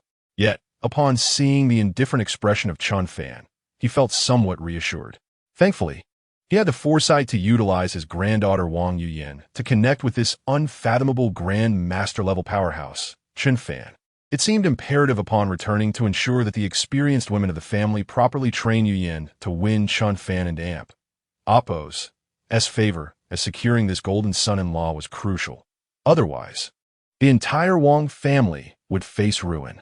With this thought, Wang Zhenhai's gaze towards Chen Fan grew increasingly fervent. At that moment, Zhou Qingde spoke once more. Old Wang, do not say that I am not giving the Wang family an opportunity. If you wish to survive, I present you with 3 conditions. What conditions? Wang Zhenhai and Appo's brow furrowed instantly. First, Today, at the Yi family auction, my Zhou family has reserved the entire venue in the North District. Second, cede 90 of the Wang family and Oppo's industries and assets to the Zhou family. Third, tomorrow, you shall send all the women of the Wang family to the Zhou family for companionship, while the men of the Wang family must kneel and serve properly. Zhou Qingde said with a sinister smile. Upon hearing the third condition, Zhou Hehuan behind him turned pale with excitement, as this suggestion had come from him. However, as soon as Zhou Qingde's 3 conditions were laid out, the entire Wang family erupted in fury. Zhou Qingde, I dare you. Before Wang Zhenhai could speak, Wang Teng lunged at Zhou Qingde like an enraged leopard, his eyes ablaze with fury. Opus, Wang Zhenhai shouted, but it was too late to intervene. Bang! Before Zhou Qingde could make a move, Feng Yuxiu beside him had already acted, striking Wang Teng and Oppo's heart with a single palm. In an instant, Wang Teng was sent flying like a cannonball, his shirt shredded to pieces, with a palm-shaped hole blown through the back of his clothing. Teng und Oppo's Wang Zhenhai rushed over to support Wang Teng, then reached for his heart, his expression shifting dramatically. The Feng family and Oppo's heart-shattering palm. His heart has been crushed into pieces. Feng Yuxiu, the Wang family has never crossed paths with the Feng family. Why have you inflicted such a vicious attack on my grandson? Wang Zhenhai roared. Witnessing Wang Teng and Oppo's labored breaths, knowing the end was near. Wang Zhenhai, you are still unaware. My brother Zhao and I have already allied with the Zhou family along with the Feng family and Zhao family, becoming subordinate forces of the Zhou family. Your grandson dared to attack our master, and thus he is doomed. Feng Yuxiu sneered. What? You have allied with the Zhou family. Wang Zhenhai's face registered shock. He had not anticipated that the Feng and Zhao families, both part of the 4 great families, would submit to the Zhou family. Wang Zhenhai, I advise you to obediently comply with the 3 demands of our master. Otherwise, the fate of everyone in your Wang family will be akin to that of Wang Teng. You have no idea who lies behind our master. Zhao Kongming scoffed. He, merely a dog awaiting slaughter. Why waste words on him? Let us depart. The auction is about to commence. Zhou Qingde glanced down at the pale-faced Wang Zhenhai, then turned with Feng Yuxiu, Zhao Kongming, and Zhou Henyuan, striding into the venue. Teng and Oppo's, it is Grandpa's inadequacy. I failed to protect you. Wang Zhenhai looked at Wang Teng, who was nearing the end, tears streaming down his face, feeling as though he had aged 10 years in an instant. Wang Teng was his only grandson. How could his heart not ache at the thought of losing him? No. If you continue to weep, he may truly perish. Just then, as Wang Zhenhai wallowed in despair, the calm voice of Chen Fan reached his ears. Young brother Chen Fan, what do you mean? Wang Zhenhai's eyes widened as he turned to Chen Fan. What do you mean? Have you forgotten how I healed you? Hurry and lift him into the van. If his last breath escapes, even the 13 ghost needles cannot save him. Chen Fan rolled his eyes. Chapter 53. The mysterious veiled woman within the confines of the van. Chen Fan administered the 4th needle, and Wang Teng gradually regained consciousness. Chen Fan, Grandpa. Wang Teng called out, his complexion pale. Do not speak. You need to rest quietly. In a month, you shall fully recover, Chen Fan instructed.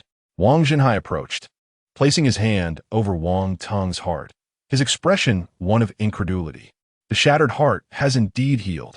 The 13 ghostly needles are truly unfathomable. This is only the 4th needle. Tears of excitement brimmed in Wang Zhenhai and Oppo's eyes as he grasped Chen Fan and Oppo's hands, nearly kneeling before him. Chen Fan quickly assisted him arise. Master Chen, you have once again saved my Wang family. I, Wang Zhenhai, am at a loss as to how to repay you. Third brother, did you not recently marry a young star? Return swiftly and send her to Chen Fan, along with all the beautiful women from our family, regardless of marital status, to allow him to choose. Wang Zhenhai could hardly fathom how to express his gratitude, even changing his form of address. Considering Chen Fan and Oppo's preference for stunning women, he hastily proposed utilizing the family and Oppo's genetic fusion technique. Please no, that is utterly inappropriate. Chen Fan hastily waved his hands in refusal. For he was no lecher. His pursuits of women were solely for the sake of survival. Alas, I believe we should refrain from attending. The Zhou family is determined to seize the land in the northern district, and with the Feng and Zhao families having allied with them, their available capital nearly amounts to 500 billion. Our chances appear slim, Wang Jinhai remarked. In truth, while the financial aspect was one consideration, the primary concern lay in Wang Zhenhai and Oppo's trepidation regarding the formidable forces behind the Zhou family, which possessed the ability to cultivate qi. Such a power in Huaxia wielded tremendous influence, capable of extinguishing the Wang family as easily as one would crush an ant. 500 billion? Chen Fan expressed mild surprise, though it was merely that of fleeting astonishment. To him, 500 billion merely represented a trivial expenditure for a binding partner. Initially, Chen Fan held little interest in the land auction in the northern district. However, one parcel included the Qingshan mountain range, the very area where he had grown up, and where his master, Su Nanxiang, still practiced. Thus, Chen Fan resolved to acquire the entirety of Qingshan Mountain as his private estate. Since we are here, we might as well take a look. I've heard there are other treasures up for auction, Chen Fan suggested. Wang Jinhai nodded in agreement, eager to witness the renowned Yi family auction himself. Consequently, Wang Jinhai first dispatched someone to escort Wang Tong back to the Wang family estate. Then, accompanied by Chen Fan, Li Wei, Zhao Ruoxi, Jiang Yuchan, and others, they entered the auction venue through the green channel reserved for the four great families. The auction hall was adorned in a classical and elegant style, with merely over 100 seats, yet even those were not fully occupied, as entry required a minimum asset verification of 10 billion. Seats for the four great families and other affluent guests from afar were arranged in the front row, with the remaining seats allocated based on the verified capital. Wang Zhenhai and his companions settled in the left side of the front row, while the Zhou, Feng, and Zhao families occupied the right side. As the distinguished guests took their seats, elegantly attired women in kipeos approached to serve tea. The tea of the highest quality was priced at 200,000 to 300,000 per pound, filling the entire auction hall with its fragrant aroma. Now do you understand your son and Oppo's prowess, you misguided father? Had it not been for my brother, would you be seated in the front row of the auction? These are exclusive seats for billionaires. Libe Buesta, crossing his legs as he spoke to the anxious Li Maowa beside him. Yes, it was my fault. I shall never underestimate you again. The family business will be entrusted to you, Li Maowa replied, trembling, barely daring to sit fully on his chair. For behind him were titans of industry with assets in the hundreds of billions. Surprisingly, those once considered unreachable titans of large corporations now looked upon Li Maowa with favor, seeing him seated at the same table as the Wang family's elder, leaving Li Maowa both astonished and flattered. At that moment, Chen Fan noticed that the central position in the front row was conspicuously vacant and turned to Wang Zhenhai with curiosity. Old Master Wang, why is the center seat in the front row empty? Even the four great families can only sit on the sides. Could there be someone of higher status arriving? Wang Zhenhai nodded, then shook his head. In the Yi family's auctions, regardless of wealth or status, one may only sit on the sides of the front row. The central seats are reserved for those from families with the ability to cultivate qi, belonging to the most powerful clans. Oh, then today I shall have the opportunity to observe the elite families, Chen Fan replied with keen interest. Alas, you may be disappointed. For at an auction held in a small place like Jiangnan City, despite the presence of valuable items, those elite families rarely attend and are unlikely to appear. Wang Jinhai explained with a smile.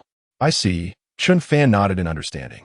For the broader context of Huaxia, Jiangnan City was indeed an inconspicuous locale.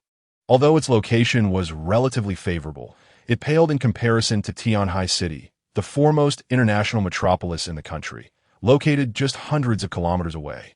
Consequently, Jiangnan City lacked resources for development, rendering it akin to a remote village in the eyes of Tianhai City. Before long, most attendees had arrived, and the auction was poised to commence. At that moment, a commotion erupted at the entrance, followed by the appearance of an elder with white hair and beard, clad in a practice uniform, exuding an ethereal presence. He was accompanied by a tall, elegantly dressed woman in a flowing white gown, her face veiled, and her demeanor reminiscent of a celestial being. Though obscured by a veil, her statuesque form and graceful movements, coupled with her enchanting eyes that seemed untouched by the mundane, suggested an extraordinary beauty concealed beneath. Moreover, a faint fragrance reminiscent of orchids and musk emanated from her, igniting fervor among the billionaires present. These affluent individuals, accustomed to the charms of models and campus beauties, found themselves dwarfed by the presence of this veiled woman, whose allure rendered their previous conquests mere trifles. Yet, as the attendees rose to their feet, none dared to show disrespect, for leading the woman was none other than Yi Nantian, the head of the Yi family auction. Chapter 54. Ancient alchemical formulas. Yi Nantian nodded in acknowledgement to the standing merchants and then directly escorted the woman in the white veil to the central position of the front row. Chen Fan, seated at the far left edge of the front row, was close enough to the veiled lady to catch a whiff of a fragrance reminiscent of orchids and musk. "Miss Jiang, I apologize for my inadequate hospitality. Is this seat acceptable for you?" Yi Nantian respectfully guided Jiang Qingyi to the central position of the front row. "Hee, Uncle Yi, you are too courteous. Xingyao and I are like sisters, and today is her first time hosting an auction. As her elder sister, I must come to support her." Jiang Qingyi replied with a smile, her voice as melodious as pearls falling on a jade plate. The host of today and Oppo's auction was indeed Yi Nantian and Oppo's granddaughter, Yi Xingyao, who was also a close friend of Jiang Qingyi. "Miss Jiang, could it be that you are from the Jiang family of Tianhai?" Wang Zhenhai, who had been listening intently, widened his eyes in disbelief when he heard Yi Nantian refer to her as an Oppo's, Miss Jiang, and Oppo's. Ah, does old Wang know her? Chen Fan and Oppo's interest piqued, as he could tell from her demeanor that the veiled woman was at least on par with Sun Siyuan, a renowned beauty, exuding a sense of vitality. "I am unworthy to know someone from the Jiang family, especially one who receives such reverence from the Yi family. This woman must be from the Tianhai Jiang family." Wang Zhenhai commented. "Oh, is the Jiang family that formidable?" Chen Fan inquired further. "Indeed, in Tianhai, the second largest city in China, there are two colossal families, one of which is the Jiang family. The other family is intricately connected to the Jiang family. Although the Jiang family does not practice martial arts, their status surpasses even those colossal families," Wang Zhenhai explained. "And why is that?" Before Chen Fan could ask, Zhao Ruoxi, who was nearby, voiced her curiosity. Having grown up in a martial arts environment due to her father's practice, she was familiar with these prominent families. This is because the Tianhai Jiang family is renowned for their alchemical expertise, standing alongside the Sun family, known as the Oppo's, Southern Alchemy and Northern Medicine, and Oppo's families. It is said that the pills crafted by the Jiang family can significantly enhance the success rate of martial artists in breaking through their realms. For instance, if I could obtain Oppo's, Hehuan Dan and Oppo's, from the Jiang family, my physical strength would immediately ascend to another tier. Even without a cultivation method, I could reach the Grandmaster level with sufficient accumulation. Wang Zhenhai spoke with great admiration. "How impressive! Once I have some wealth, I will certainly buy one for my father." Zhao Ruoxi exclaimed. "Ha! Little girl, if such pills could be bought with money, then the entire Jiangnan city would be filled with grandmasters. For ordinary people, these pills typically require rare and precious herbs or equally valuable treasures for exchange," Wang Zhenhai said, smiling at the adorable Zhao Ruoxi. Seated in the central position of the front row, Jiang Qingyi could hear Wang Zhenhai's remarks and nodded slightly. She thought to herself that these individuals possessed some insight, but the young man beside her was rather insufferable. He was handsome, yet he was surrounded by two beauties, constantly casting glances in her direction, an obvious scoundrel. He was nothing like her brother Yuba, who not only possessed extraordinary talent and strength, but was also one of the top 5 young figures in China, known for his integrity and dedication to love. This man was utterly unworthy compared to her illustrious brother. At that moment, the lights on the auction stage suddenly illuminated. And a stunning woman clad in a pale blue qipao, her hair elegantly styled, exuding an air of cultured grace, gracefully emerged from backstage. Her exquisite and classically refined visage elicited gasps of admiration from the assembled merchants, who felt their attendance was already worthwhile. Indeed, she is truly beautiful. Almost on par with my master sister, Chen Fan nodded, finding the classical beauty on stage aligned with his aesthetic. After all, which Chinese person has not dreamed of having a companion who complements them perfectly? Good evening, ladies and gentlemen. I am Yixing Yao, the host of Today and AMP, Oppos, S Auction. Welcome to the Yi Auction House. Yixing Yao smiled as she spoke, her gaze playfully sweeping towards Jiang Qingyi in the center, winking charmingly. The Yi Auction House, renowned as the largest in China, showcased not only a stunning host, but one who eclipsed many so-called celebrities. A woman of celestial origin cannot be compared to mere worldly beauties. You may not know, but Yi Xingyao is the beloved granddaughter of Yi Nantian. Many attendees began to murmur excitedly among themselves. Esteemed guests, I hereby declare that the auction officially commences. With Yi Xingyao's announcement, the entire venue fell into a hushed silence. Now, presenting our first auction item, Yi Xingyao continued, as two other elegantly dressed women in qipeos brought forth a glass display case. Inside lay a piece of weathered leather parchment, partially torn and marked by the passage of time. Ladies and gentlemen, what you see before you is a scroll unearthed from the tomb of an ancient alchemist, Yi Xingyao introduced, pressing a button on the electronic pen in her hand. Immediately, 3D images of the scroll appeared on the tablets provided to every attendee. What? From the tomb of an ancient alchemist? Could this scroll contain the secrets of alchemical techniques? The wealthy merchants below could hardly contain themselves, growing restless. Alchemical techniques were the foundational heritage of every prominent family in China, passed down for hundreds or even thousands of years. Possessing a set of such techniques could ensure a continuous stream of powerful individuals and wealth for one's family, ultimately elevating them to the pinnacle of power in China. How could they not be excited? Even Wang Jinhai, Zhou Qingde, Feng Yuxiu, and Zhao Kongming found themselves rising unconsciously, breath quickening, gazes fervently fixed on the ancient scroll within the display case. I'd bid 50 billion.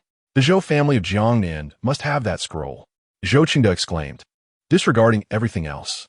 Ever since he had practiced a fragment of alchemical technique passed down by a significant figure, he had come to understand the immense value and importance of alchemical techniques for martial artists. I bid 60 billion. I bid 70 billion. Numerous affluent businessmen from nearby provinces began to fervently raise their bids. Even Wang Jinhai felt compelled to bid, but was stopped by Chen Fan. What an alchemical technique! Merely an ancient alchemical formula. What? Not an alchemical technique? Wang Jinhai and AMP, Oppos, S eyes widened in astonishment. Chen Fan had not intentionally lowered his voice. Jiang Qingyi, Yi Nantian, and Yi Xingyao, all seated centrally, were surprised by his words, glancing at him in intrigue.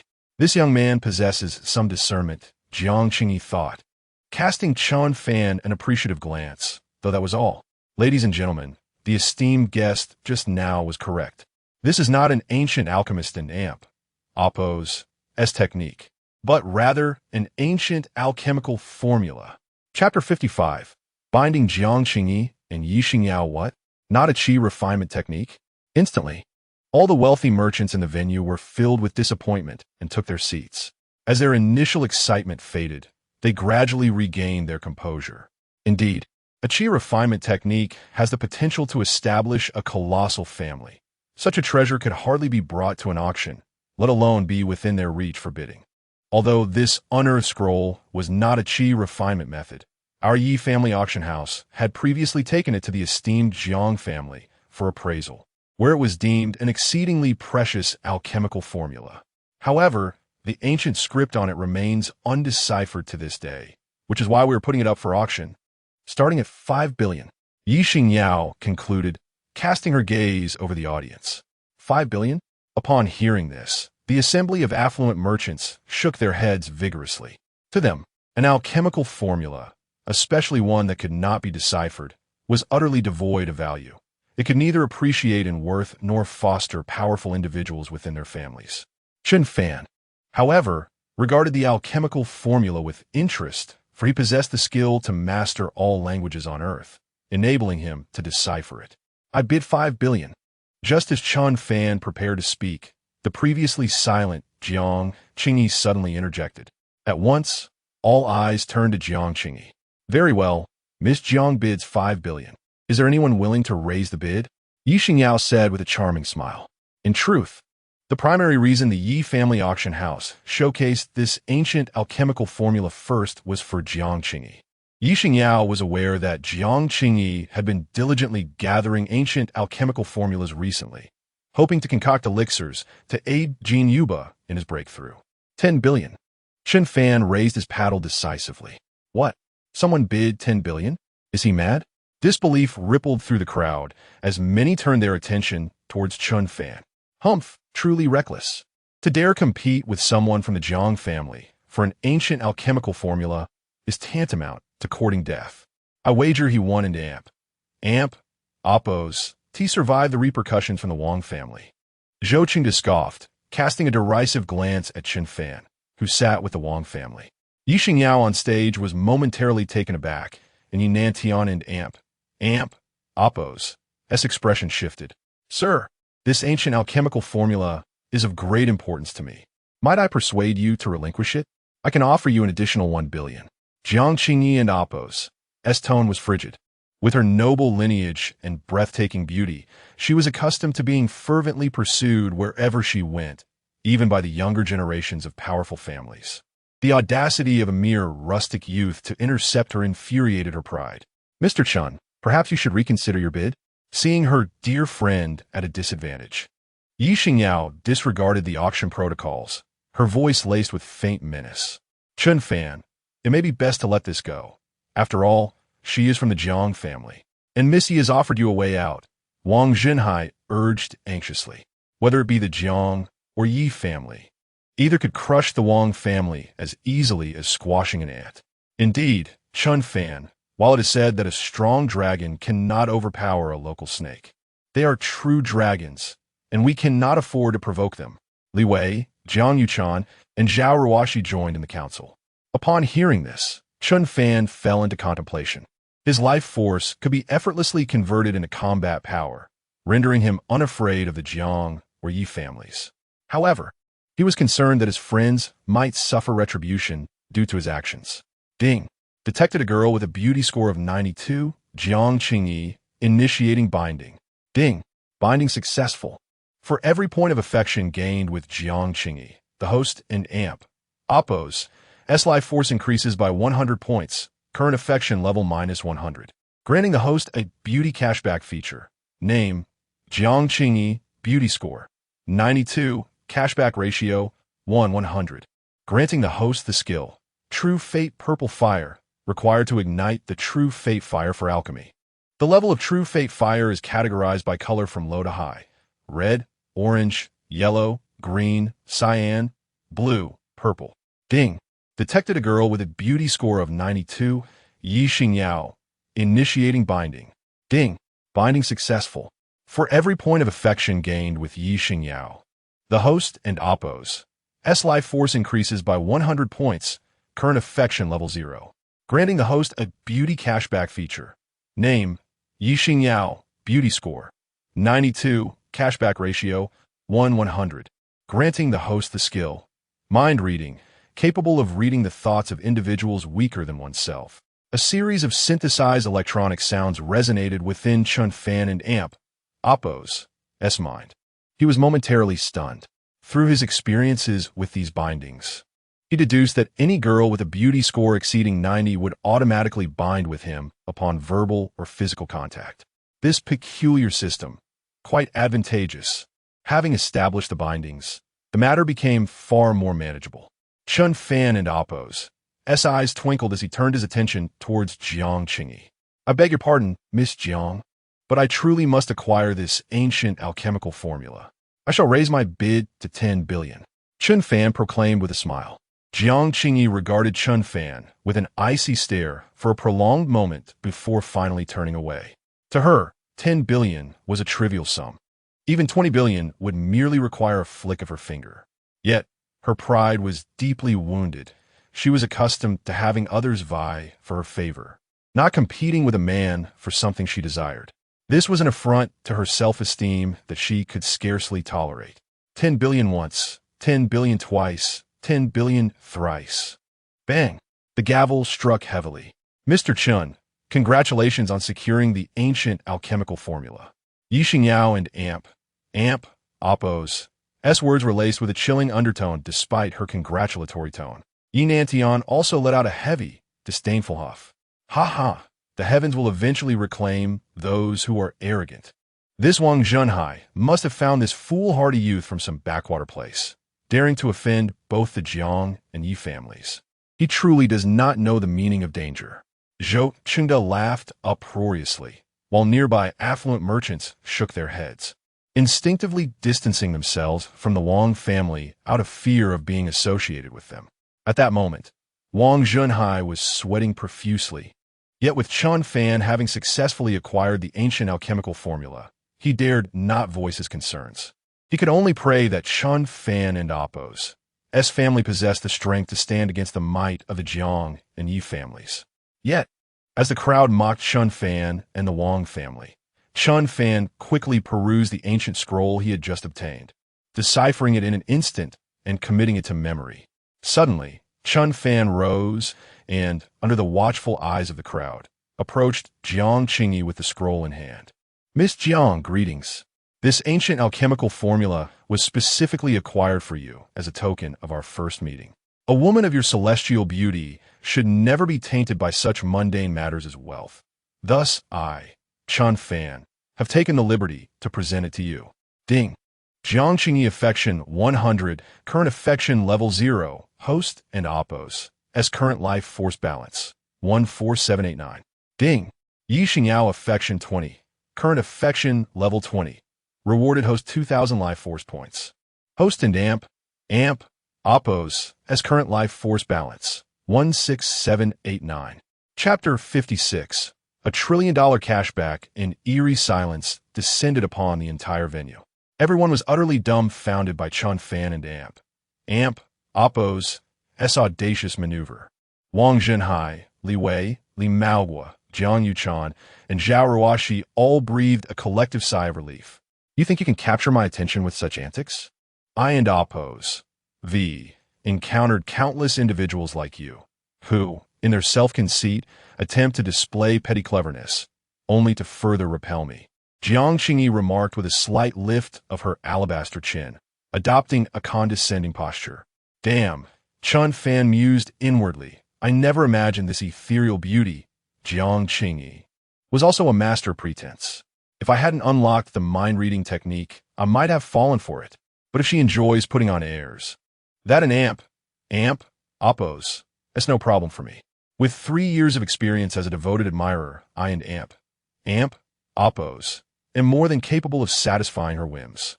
Miss Jiang, please forgive my audacity, Chen Fan declared in a resounding voice. I was simply captivated by your celestial aura and unparalleled beauty, which compelled me to resort to such measures. Mere flattery. Although Jiang Qingyi feigned disdain, she was secretly delighted.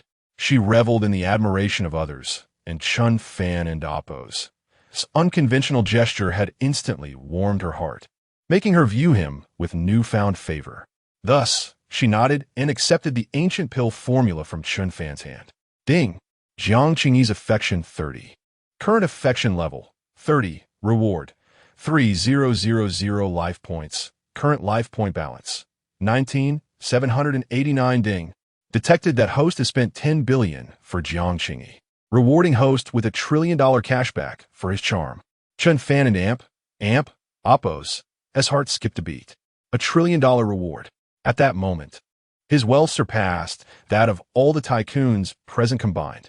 You and Amp, Oppos, recalled Chen Fan, aren't an Amp, Oppos, to you?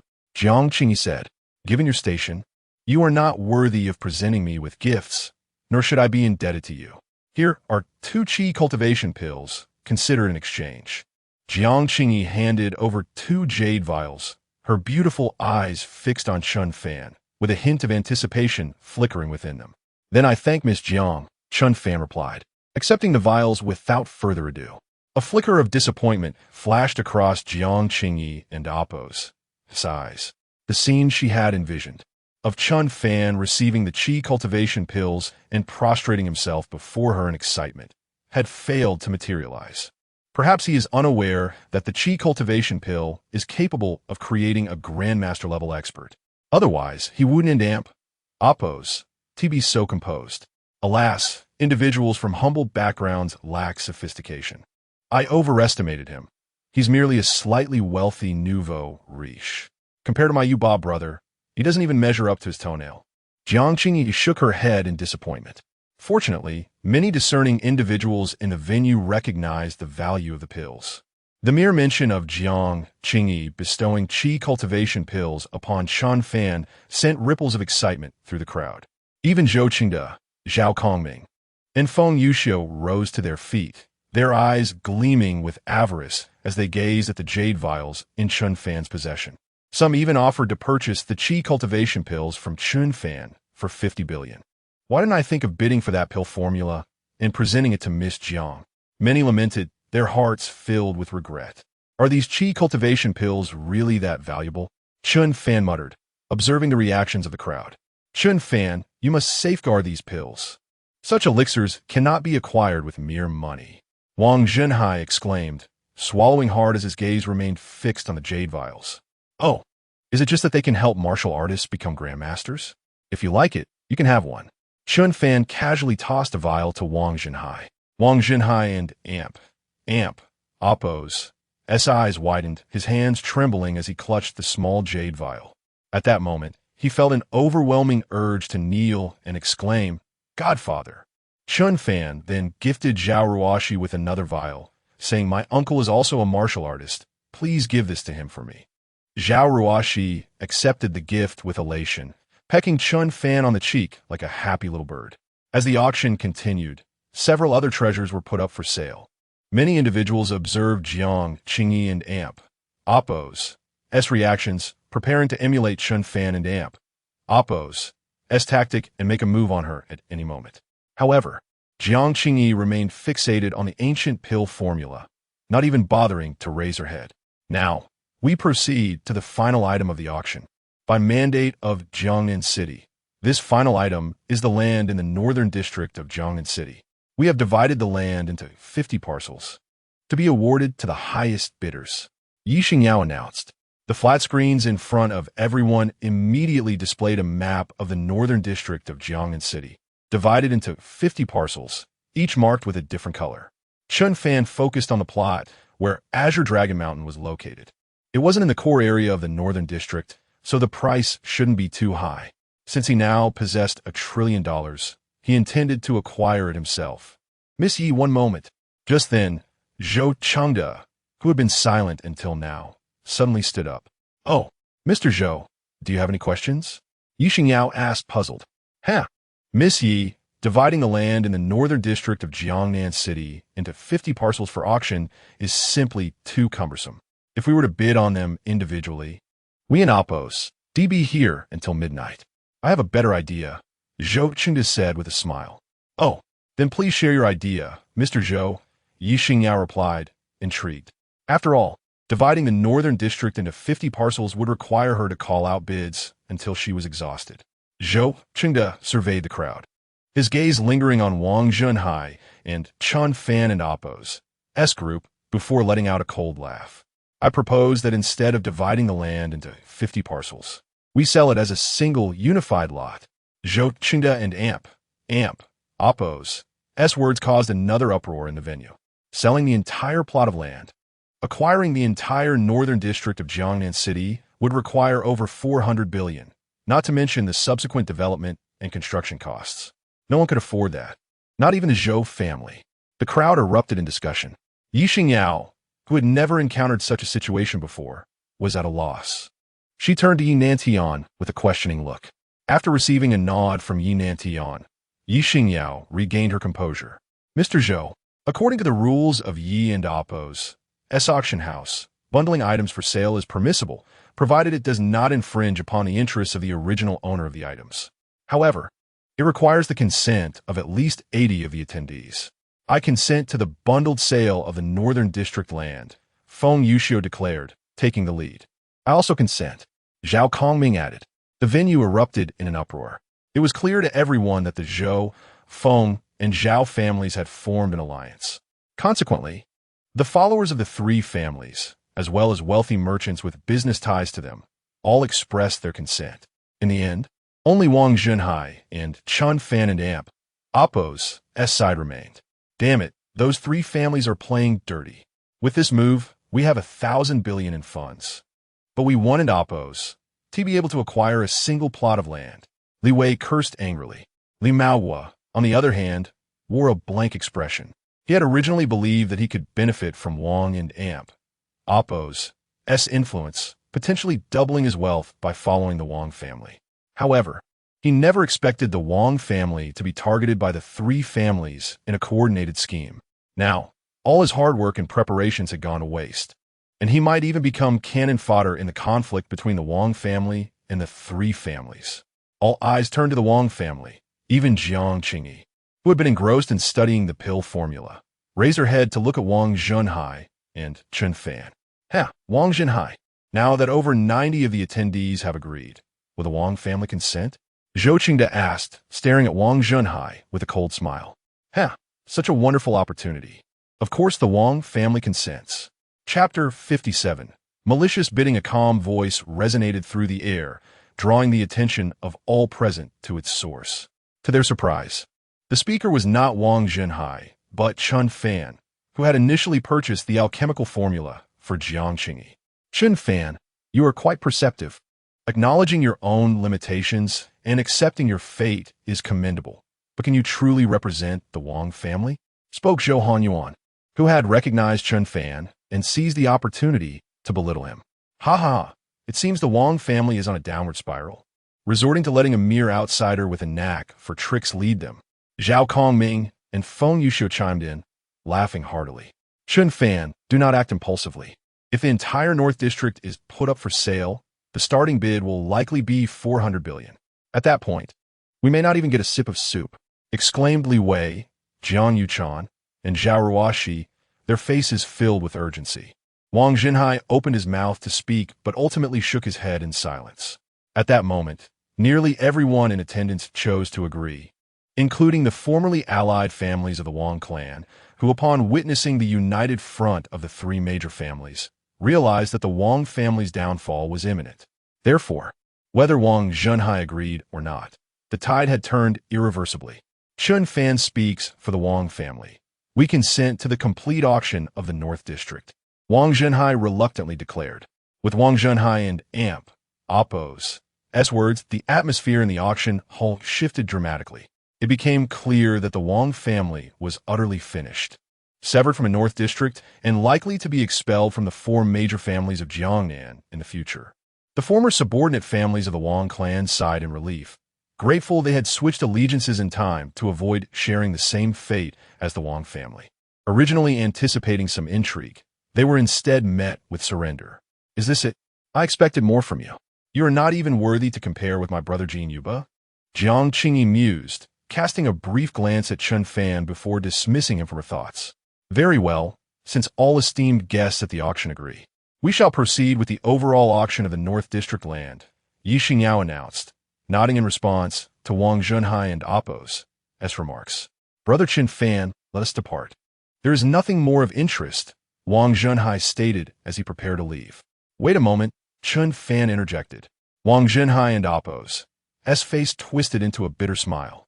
What was there to wait for? To witness others reveling in their victories? Wasn't that just inviting humiliation? Yet, out of respect for Chen Fan's wishes, he relented and sat down reluctantly with the others from the Wang family. I hereby announce the official commencement of the auction for the North District land in Jiangnan City. The starting price is 450 billion. With Yi Xingyao and Appo's declaration, a wave of gasps echoed throughout the hall. Though they were somewhat prepared, the exorbitant figure left them parched and their hearts racing. Ladies and gentlemen, the coastal North District of Jiangnan City has the potential to develop into a comprehensive port city with immense future prospects. In decades to come, it may even rival Tianhai. Seize this opportunity. I encourage everyone to bid fervently. Ye Vingya Konjudit. And all present nodded in agreement. Despite being an old district, the ease of demolition and development, coupled with its natural port location, indeed hinted at its potential to become the next Tianhai city. However, the starting price of 450 billion was beyond the reach of even the wealthiest businessmen present. All eyes, including those of Yi Xingyao, Jiang Qingyi, and the Wang family, turned towards the Zhou family. "Dad, allow me to make a bid," Zhou Hehuan exclaimed, his excitement palpable as he sought permission from Zhou Qingde, captivated by the attention of the two beautiful women, Yi Xingyao and Jiang Qingyi. "Very well. I shall leave this historic opportunity in your capable hands," Zhou Qingde replied, pride swelling within him as he realized he had not only fulfilled a significant task for a powerful figure, but had also effectively shattered the Wang family, ensuring their future servitude to the Zhou clan. Feng Yuxiu and Zhao Kongming regarded his plan with admiration, recognizing its flawless execution that left the Wang family with no escape. "I bid 450 billion, Zhou Henyuan declared, raising his paddle and surveying the room with a commanding presence. His handsome appearance and tailored suit drew glances from both Jiang Qingyi and Yi Xingyao, who acknowledged him as a promising young talent, far superior to Chen Fan. "Mr. Zhou bids 450 billion. This is a rare opportunity. Is there a higher bid?" Yi Xingyao smiled, scanning the crowd. However, she knew this was merely a formality. No one could match the Zhou family in Oppo's offer. 450 billion once. 450 billion twice. At this moment, several individuals stood up, making their way towards Zhou Qingde to congratulate him on securing the entire North District. Rest assured, everyone, aside from the Wang family, all will be able to participate in the development of the North District, Zhou Qingde proclaimed, his voice brimming with satisfaction. Joy spread across the faces of the attendees, celebrating their newfound prospects, while the Wang family, along with Li Wei, Zhang Yuchan, and Zhao Ruoshi, wore expressions of despair. "I bid 500 billion. Just as everyone believed the outcome was settled and Yi Xingyao was about to bring down the gavel for the third time, Chen Fan's voice rang out in the auction hall. Immediately, the atmosphere froze as if time had been suspended, leaving all present in a state of disbelief. The vast hall fell silent, the weight of Chen Fan and Oppo's words hanging heavily in the air. "Mr. Chen, you bid 500 billion? Yi Xingyao turned, astonished, to face Chen Fan. Zhou Qingde, Zhou Henyuan, and the others from the Feng and Zhao families also turned, their gazes fixed on Chen Fan in disbelief. Meanwhile, Wang Zhenhai, Li Wei, Jiang Yuchan, and Zhao Ruoshi stared at him in shock. "Indeed, I, Chen Fan, bid 500 billion, Chen Fan declared, raising 5 fingers, enunciating each word carefully. The hall erupted once more into a frenzy. "Ha ha! The youth is reckless, daring to speak so carelessly at a Yi family auction. Little do you know that your words spell catastrophic doom for the Wang family behind you." Zhou Qingde laughed heartily, mistaking Chen Fan's youthful bravado for a desperate attempt to vent frustration through a false bid. "Chen Fan, you are foolish. This is the Yi family auction. How dare you make such a reckless offer?" Wang Zhenhai lamented, his frustration palpable. The Wang family and Oppo's total assets barely amounted to 100 billion. Where could they possibly procure 500 billion? Yet he understood that at a Yi family auction, if one made a false bid and failed to pay, they would face severe consequences from the military of Huaxia, losing not only their assets, but potentially facing imprisonment as well. "Miss Yi, Mr. Yi, this individual is engaging in malicious bidding on behalf of the Wang family with a false offer. I implore you, Miss Yi, to handle the Wang family according to the rules of the auction." Zhou Qingde bowed respectfully towards Yi Xingyao and Yi Nantian. Chapter 58. He cannot possibly have so much money. Yi Xingyao and Yi Nantian both furrowed their brows. Prior to attending the auction in Jiangnan City, they had already familiarized themselves with the financial standings of various factions, including the 4 great families. It It was evident that these families held nearly 80% of the wealth in Jiangnan City. Now, the Zhou family had allied with the Feng and Zhao families, along with almost all the lesser clans. With the Wang family reduced to a mere shell, it was inconceivable for them to produce a sum of 500 billion. Thus, it could be readily concluded that this young man, named Chen Fan, was engaging in malicious bidding and fraudulent auctioning. Just as Henan Tian prepared to stand up, Jiang Qingyi suddenly spoke. Whether it was malicious bidding or fraudulent auctioning could only be determined after the auction concluded and payment was due. Mr. Chen offered 500 billion. Does that mean Mr. Zhou will cease to bid? A cold, clear voice suddenly resonated among the crowd. Jiang Qingyi raised her alabaster chin, revealing a neck as graceful and elongated as that of a swan. Well, I have just saved your life. I wonder if you will be grateful and show me some appreciation. Jiang Qingyi cast a sidelong glance at Chen Fan, feeling dissatisfied that her earlier gesture of gifting him 2 bottles of Hehuan pills had not achieved the desired effect of impressing him. Both Yi Nantian and Yi Xingyao were taken aback. Indeed, the auction had yet to conclude. Chen Fan's bid of 500 billion could compel the Zhou family, who coveted this land, to offer an even higher price. Miss Jiang makes a valid point. Let the auction proceed, Yi Nantian declared promptly. Instantly, the unexpected turn of events left everyone dumbfounded. Zhou Hongyuan was rendered speechless, while Zhou Qingde, Feng Yuxiu, and Zhao Kongming exhibited expressions of fluctuating emotions. The Zhou family found themselves in a precarious situation. If they refrained from bidding, the Wang family would face ruin for their inability to pay, thereby failing the task assigned by a certain influential figure, which would spell disaster for the Zhou family as well. If they chose to bid, they would have to offer a price exceeding 500 billion, which could deplete the 3 families in Oppo's resources entirely, risking a potential break in their financial chain. Witnessing the Zhou family and Oppo's dismayed expressions filled Wang Zhenhai, Li Wei, Zhang Yuchan, and Zhao Ruoxi with delight. Ha ha ha, Chen Fan, it seems you have employed a brilliant strategy. I am truly in awe. Wang Zhenhai laughed heartily. Brother, you are magnificent. Let those Zhou people flaunt their wealth at the cost of 500 billion more. Li Wei also felt exhilarated. Chen Fan was somewhat speechless. Can you all refrain from overthinking? I merely possess 1 trillion and wish to acquire the North District. However, seeing the excitement on their faces, he chose not to voice his thoughts.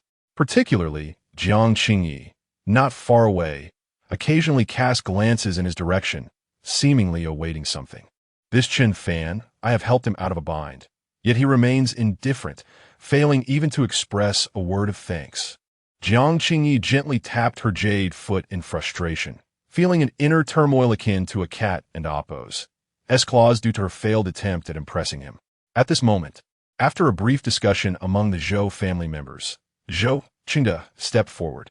I bid 501 billion, he declared, shooting a fierce glare at Chen Fan and Wang Zhenhai. Let you enjoy your moment for a couple of days. Once this is over, I want to see you all kneeling before the Zhou family, lesser than dogs. With an additional 500 billion, Zhou Qingde's eyes turned bloodshot. 600 billion. However, before Zhou Qingde could finish his statement, Chen Fan dropped yet another bombshell into the crowd, igniting a frenzy. You scoundrel! You are courting death! Zhou Qingde could no longer contain himself and shouted angrily at Chen Fan. Old Yi, Zhou Qingde, can guarantee with my life that this brat and the Wang family cannot possibly have such wealth. Zhou Qingde directed his words at Yi Nantian. Young man, this auction is not a place for frivolity. Once a price is bid, one must bear the corresponding consequences. At this moment, even Yi Nantian and Oppo's expression shifted. The first increase of 500 billion was one thing, but a second increase of 1,000 billion was sheer madness. If word got out, others might believe that Chen Fan was merely a pawn arranged by the Yi family to drive up auction prices. Isn't the auction simply the domain of the highest bidder? I believe this land is worth 600 billion to me, so I bid 600 billion. Is there a problem with that? Chen Fan reclined with his legs crossed, speaking in a calm tone. Meanwhile, Wang Zhenhai, Li Wei, Zhang Yuchan, and Zhao Ruoxi beside him wore anxious expressions, grasping Chen Fan and Amp. Oppose. S-arm. Feeling that he had gone too far. Truly reckless. You are as foolish as a child, even inferior to a toe of my brother Yuba. No one can save you now. Jiang Qingyi shook her head, realizing she had already assisted Chen Fan once. If he chose to court disaster, she could offer no further help. You are simply seeking your own demise. Old Yi, Miss Yi, please arbitrate for my Zhou family. Zhou Qing de implored ye nantian and ye vingya. Our Yi family auction has always been fair and just. The highest bidder prevails. However, if someone engages in malicious price inflation or fraudulent bidding, they will incur the wrath of the Yi family. The auction was paused. Come, investigate the assets of Mr. Chen and the Wang family. With a wave of his hand, Yi Nantian summoned several personnel from the Yi family auction house, who promptly opened encrypted laptops to connect with their internal intelligence agency. The Yi family maintained close ties with the War Department, and their internal information system had direct access to various departments across Huaxia, making it relatively easy to retrieve a person and Oppo's banking information and asset registrations. Barring a few exceptional cases. Old Yi, the information has been extracted, a bespectacled technician reported. Very well. Yi Nantian approached to examine the findings. The Wang family in Jiangnan City has deposits of 500 billion in various banks, with liquid assets, real estate, and stocks totaling 600 billion, amounting to a total of 110 billion. Yi Nantian nodded, confirming that this aligned with his prior investigation before arriving in Jiangnan City. Chen Fan, an orphan, a third-year student at Jiangnan University's Business Administration program, with no real estate, no vehicles, and a bank balance. Yi Nantian's frown deepened as he scrutinized Chen Fan's information, realizing he was merely a destitute student. How had he infiltrated the auction? Yet, when he reached the bank balance section, his eyes widened in disbelief. 1 trillion. Cash. Yi Nantian and Oppo's gaze shot up to Chen Fan, filled with profound astonishment. Old Yi, what do you say? I told you this brat is merely engaging in fraudulent bidding. Should his initial offer be rendered void? Zhou Chengde and the others looked at Yi Nantian expectantly. However, Yi Nantian slowly stood, directly approaching Chen Fan. Congratulations, young brother. It seems I misjudged you. The North District of Jiangnan City rightfully belongs to you. Chapter 59. What lies within Qinglong Mountain? What? Old Yi, what does this mean? Zhou Chengde exclaimed in shock, gripping Yi Nantian and Oppo's wrist tightly. A glimmer of coldness flickered in Yi Nantian and Oppo's eyes. Suddenly, an overwhelming force emanated from him, causing Zhou Chengde to stagger back several steps. Mid-level Grandmaster. Zhou Chengde and Oppo's face turned pale with fear. Mr. Zhou, do you intend to lay hands on an old man like me? Yi Nantian retorted, as two soldiers clad in camouflage emerged behind Zhou Chengde, each one equally formidable, both at the Grandmaster level. Zhou Chengde and Oppo's hearts sank. Was this the depth of the Yi family? Even their bodyguards were Grandmasters, and Yi Nantian and Oppo's cultivation was inscrutable. Hastily, he stepped forward to apologize. Old Yi, I was mistaken. I simply do not understand why you claim that the land in the North District belongs to this young man. Could he truly possess 600 billion? You are indeed correct. Mr. Chen possesses 600 billion. Yi Nantian's words sent shockwaves throughout the venue, plunging it into utter chaos. How is that possible? ISN and Oppo's associated with the Wang family? The entire Wang family and Oppo's assets can in Oppo's exceed 12 billion. He doesn't in Oppo's even look like he and Oppo's graduated from university. How could he amass such wealth? A chorus of skepticism erupted, as everyone struggled to fathom that a youth could hold wealth nearly equivalent to that of every family in Jiangnan. The crux of their concern lay in the realization that if this young man succeeded in acquiring the North District, their recent dealings with the Wang family would leave them utterly bereft of that coveted prize. At that moment, Wang Zhenhai and Oppo's eyes widened, his mouth agape, caught in a state of incredulity. Li Wei, in a fit of excitement, leaped onto a table. Brother Chen is truly exceptional. The entire North District will be ours. Li Maowen nearly fainted with exhilaration, realizing that his son's good friend had single-handedly secured the entire North District, a feat that would multiply his own wealth manifold. What kind of person is Brother Chen to possess 600 billion? Zhao Ruoxi and Jiang Yuchan exchanged glances, recognizing the mutual feelings of inadequacy and despondency reflected in each other's eyes. I never expected this kid to actually have 600 billion in cash. He must be a representative of some colossal power. However, compared to my brother Yuba, he doesn't even measure up to a fraction of his worth. Jiang Qingqi observed Chen Fan basking in the limelight and let out a cold snort. Ultimately, Yi Nantian raised his hand, silencing the frenzied discussions and skepticism, and approached the auction platform. If no one bids higher, I shall finalize this deal. After speaking, he turned his gaze towards Zhou Qingde. Zhou Qingde clenched his teeth until they bled, his fists creaking under pressure, while Feng Yuxiu, Zhao Kongming, and Zhou Hanyuan wore expressions of deep resentment. Yet, 500 billion was their absolute limit. Even liquidating all their assets would not suffice to reach 600 billion. Damn it, where did this kid come from? Zhou Qingde fumed, feeling the sting of defeat. They had not only failed to seize the North District, but also lost the opportunity to acquire the coveted Qinglong Mountain that the esteemed figure desired. His eyes blazing with fury, Zhou Qingde wished he could strike Chen Fan dead. However, he dared not act rashly at the Yi family and Oppo's auction and ultimately had to concede defeat. Bang! The hammer fell, and the North District was successfully claimed by Chen Fan. That night, at the Zhou family estate in Jiangnan, Zhou Qingde had shattered everything within reach in a fit of rage. Father, let us not hold back. Let Amp, Oppo's storm the Wang family tonight and eliminate Wang Zhenhai and that Chen Fan. Zhou Hanyuan suggested, making a slashing motion across his throat. Absolutely not. If we act immediately after the auction, the Yi family will surely seek retribution against us. Zhao Kongming interjected. Zhou Qingde and Oppo's eyes blazed red as he downed a hefty drink. Yi Nantian is nothing but a remote branch of the Yi family, relegated to this backwater of Jiangnan. The real threat lies with the Wang family and that Chen Fan. Despite being a mere student, his ability to produce 600 billion in cash implies he is backed by a formidable force. Zhou Qingde and Amp, Oppo's expression darkened with uncertainty. We and Oppo's dispatched people to investigate, and according to the information, Chen Fan indeed grew up in an orphanage. However, 5 years ago, a fire consumed the entire orphanage, leaving only Chen Fan and the elderly director alive. The director passed away recently due to illness, Feng Yuxiu reported. An orphan raised in an orphanage? How could an orphan possess 600 billion in cash? The fact that we cannot uncover his background indicates his backing is far beyond our reach. Possibly even a colossal power.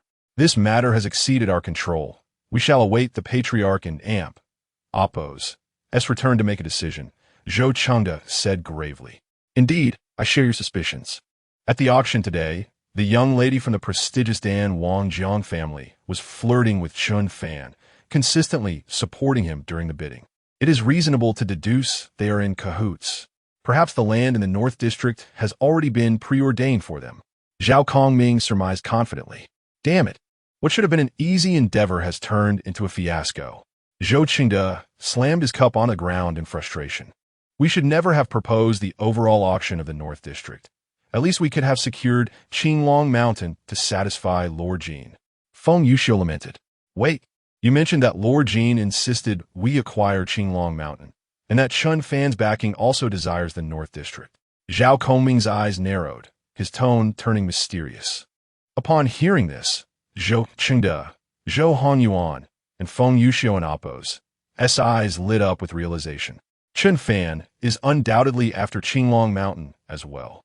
As they exchanged glances, the conclusion became apparent. What secrets lay hidden within Qinglong Mountain? As they pondered the mysteries of Qinglong Mountain, a loud crash resonated from the Zhou family and Oppo's backyard. Ha ha ha. I never anticipated that I, Zhou Zhixiong, would break through to the pinnacle of Grand Master. The heavens are favoring my Zhou family. In an instant, a figure moved with astonishing speed, leaving trails in the air, and within the blink of an eye, appeared before Zhou Qingde and the others. Qingde, what is happening? Chapter 60. Uninvited guest Zhou Zhixiong gazed at the house, which had been reduced to ruins, and his eyes narrowed. A force even more powerful than that of Yi Nantian emanated from him, causing those within the room to feel as though a great weight had been placed upon their chests, making it difficult to breathe. Father, you truly succeeded. You have broken through to the pinnacle of Grandmaster. Zhou Qingde and Zhou Hehuan stood up in excitement, their breaths quickening. Feng Yuxiu and Zhao Kongming also rose, their hands clasped respectfully before them, their expressions filled with utmost reverence. Indeed, years of accumulation, combined with the qi refining techniques imparted to me by young Master Jin, have allowed me to break through 3 formidable bottlenecks, Zhou Zhixiong proclaimed, stroking his beard with pride. The Qinglong Mountain in the northern district of Jiangnan City has been acquired, has it not? From now on, ensure that all entrances to Qinglong Mountain are barricaded and dispatch trustworthy members of our clan to stand guard, awaiting young Master Jin's arrival. Zhou Zhixiong instructed. However, he soon sensed an unusual atmosphere in the room. Has something happened at Qinglong Mountain? Zhou Zhixiong inquired, noting the hesitant expressions of those present, a flicker of foreboding crossing his mind. Father, the northern district of Jiangnan City was seized by a young man invited by the Wang family for 600 billion. Zhou Qingde replied with a bitter smile. Zhou Hehuan quickly stepped forward to explain the entire situation to his grandfather. The Wang family and that Chen Fan, regardless of who stands behind you, daring to covet young Master Jin's opportunity is tantamount to courting death. Zhou Zhixiong's anger flared, and he struck a nearby marble pillar with his palm. Boom! Dust erupted as the sturdy marble pillar shattered to pieces. Hiss! Was this still human? The power was akin to that of a cannonball. Both Feng Yuxiu and Zhao Kongming looked on in astonishment. Let us go to the Wang family and demand the return of Qinglong Mountain, Zhou Zhixiong declared. Father, but they just acquired the land from the Yi family's auction. If we act like this, will Yi Nantian? The Wang family has killed my son and several elite members of the Zhou family. What does it matter to me? What can Yi Nantian say? Moreover, Yi Nantian is merely a branch of the Yi family, sent to Jiangnan City due to a mistake. If anything happens, young Master Jin will bear the brunt. Zhou Zhixiong said nonchalantly. With his newfound strength, his ambition had grown. If he could successfully manage the Qinglong Mountain affair, young Master Jin would pass on the next level of qi refining techniques to him, and he might even surpass the Grandmaster realm. At that point, he would surely secure a place for himself and the Zhou family amidst the strong in Tianhai City. Meanwhile, within the Wang family estate, toasts were exchanged as Wang Zhenhai, Zhao Dao, Li Wei, and Li Mao were raised their glasses to Yi Nantian, who sat at the head of the table. The head of the Wang family and esteemed guests, you are all too kind. The future of the northern district of Jiangnan City looks promising. The Yi family has stationed me here, and I shall rely on your guidance moving forward. Yi Nantian replied with a genial smile. For Yi Nantian, although he had been sent to Jiangnan City due to a mistake, he was not one to associate with a small family like the Wang and Appos, situated in such a remote area. His primary reason for attending the banquet was Chen Fan. The revelation of the 10 billion in Chen Fan's bank account had not shocked him too greatly. Rather, he was astounded that even with his privileges to access the intelligence system of the Huaxiao War Department, he could not uncover Chen Fan and Appos' true identity.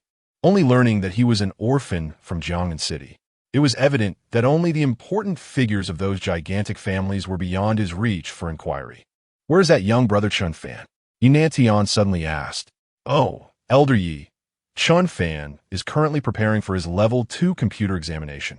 He should be studying computer programming with my granddaughter. I heard it involves some Western curriculum, Wang Zhenhai said with a hint of pride. Western education is indeed advanced in the field of computing, Yi Nantian acknowledged. Though internally, he found it absurd that someone with a wealth of 10 billion would still pursue a Level 2 certification. However, being a seasoned individual, he quickly realized the underlying implication. It appeared Wang Zhenhai was leveraging his granddaughter to forge a connection with Chen Fan and the power behind him. Such practices were commonplace among these prominent families. Some individuals had even gone so far as to offer their wives to others for the sake of advancement. At that moment, a commotion erupted outside the estate, followed by a tremendous crash. Boom! The heavy door, weighing over 100 pounds, was sent flying by a single punch. Ha ha ha! Wang Zhenhai, why was I not invited to this celebration? Zhou Zhixiong strode in confidently, flanked by Zhou Chengde, Feng Yuxiu, Zhao Kongming, and a throng of powerful figures from the three major families. Oh, Elder Yi is here as well. Perfect. Elder Yi, please act as a witness for me today. Upon seeing Yi Nantian, Zhou Zhixiong displayed no trace of respect, pulling out a chair and sitting down with a commanding posture. Zhou Chengde, Feng Yuxiu, and Zhao Kongming crossed their arms, gazing disdainfully at the Wang family members. Zhou Zhixiong, with Elder Yi present, do you dare act recklessly? Are you seeking death? Wang Zhenhai rose abruptly, shocked by Zhou Zhixiong's audacious demeanor, especially his lack of respect towards Elder Yi. Wang Zhenhai, do you think your association with Elder Yi grants you a protective shield? Let me tell you, in the face of absolute power, it is of no consequence. Zhou Zhixiong sneered, raising his right index finger to strike a pair of chopsticks before him. Swish! The seemingly ordinary chopsticks emitted a sound akin to arrows being loosed, shooting toward Wang Zhenhai and Amp. Amp, Oppos, Size. Watch out! Yi Nantian and Zhao Dao shouted in unison, rushing forward. Bang! Yi Nantian seized one of the chopsticks, but was immediately pushed back several steps by the immense force. Zhao Dao roared, his muscles bulging as he exerted all his strength to grab the other chopstick, only to have it pierce his palm, sending him hurtling backward to crash against the wall. Blood spilling from his mouth. The pinnacle of Grandmaster. Yi Nantian and Amp, Oppos, eyes widened in disbelief. What? The members of the Wang family, along with Li Wei and Li Maogua, stood in stunned silence, their faces pale as they gazed at the seemingly casual Zhou Zhixiong. Well, Wang Zhenhai, shall we discuss matters now? Zhou Zhixiong regarded Wang Zhenhai with a playful glint in his eyes. Speak, what do you intend to do? Wang Zhenhai's face was ashen, devoid of color. Given the current circumstances, the Wang family had no path of retreat. He simply hoped to buy some time, allowing Chen Fan to escape with Wang Yuyin and Wang Tong. In his view, Chen Fan was at most a novice grandmaster. Now that even the mid-stage grandmaster Yi Nantian had been defeated, Chen Fan and Oppos' arrival would only lead to his demise. I have come to discuss the matter of your unwarranted killing of my son, Zhou Chengjie, and the 36 direct descendants of the Zhou family. I am not one for bloodshed or annihilating entire families. Consider the land in the northern district of Jiangnan City as compensation, Zhou Zhixiong replied nonchalantly. And I demand that all the women of the Wang family come to the Zhou family tonight for companionship, while all the men kneel and serve. Zhou Hanyuan eagerly interjected. However, before he could finish, a golden brick soared toward his groin like a cannonball. Chapter 61. The brick comes. Boom! Before anyone could react, a golden brick whizzed past Zhou Hongyu's groin at a velocity comparable to that of a bullet. It felt as though something had flown by, leaving a chill in its wake. Zhou Hanyuan, taken aback, slowly glanced down. The moment he did, a wave of excruciating pain surged through his lower body. Oh! Zhou Hongyuan let out a heart-wrenching scream and collapsed to the ground, clutching his groin and rolling in agony. Hongyuan, upon witnessing Zhou Hanyuan and Oppos' bloodied lower half, Zhou Chengde and Zhou Zhixiong were instantly struck with horror. He was the sole direct descendant of their lineage. The onlookers were rendered speechless by this sudden turn of events, especially the pitiful sight of Zhou Hanyuan, which made the Wang family members gasp and instinctively protect their own vulnerable areas. Just then, Chen Fan strode in, visibly displeased. He had been engaged in an intense discussion about computer science with Wang Yuyin when the commotion here interrupted them. As he reached the doorway, he heard Zhou Hanyuan and Amp, Oppos' outrageous claims and, without hesitation, hurled a brick in retaliation. However, upon entering the room and seeing the injured area of Zhou Hanyuan, Chen Fan was momentarily stunned. How could a mere blind throw of a brick be so accurately directed? You dare harm my son, I will kill you, Zhou Chengde roared. recognizing the culprit and charging forward. Chen Fan, Zhou Qingde, is at the early stage of the Grandmaster realm, and his father, Zhou Zhixiong, is a peak Grandmaster. You stand no chance. Run.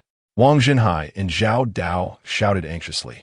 This Chen Fan hadn't an oppose. Ti sent someone to notify him, Wang Yin and Tung an oppose. To flee? How could he have returned? This was a disaster. They were all likely to perish here. Wang Jinhai's heart raced as he unleashed his strongest attack against Zhou Qingde. Despite Zhao Dao's hands being injured, his expertise in leg techniques allowed him to execute a unique skill. Yet, the disparity in realms rendered their efforts futile, akin to a chasm separating them.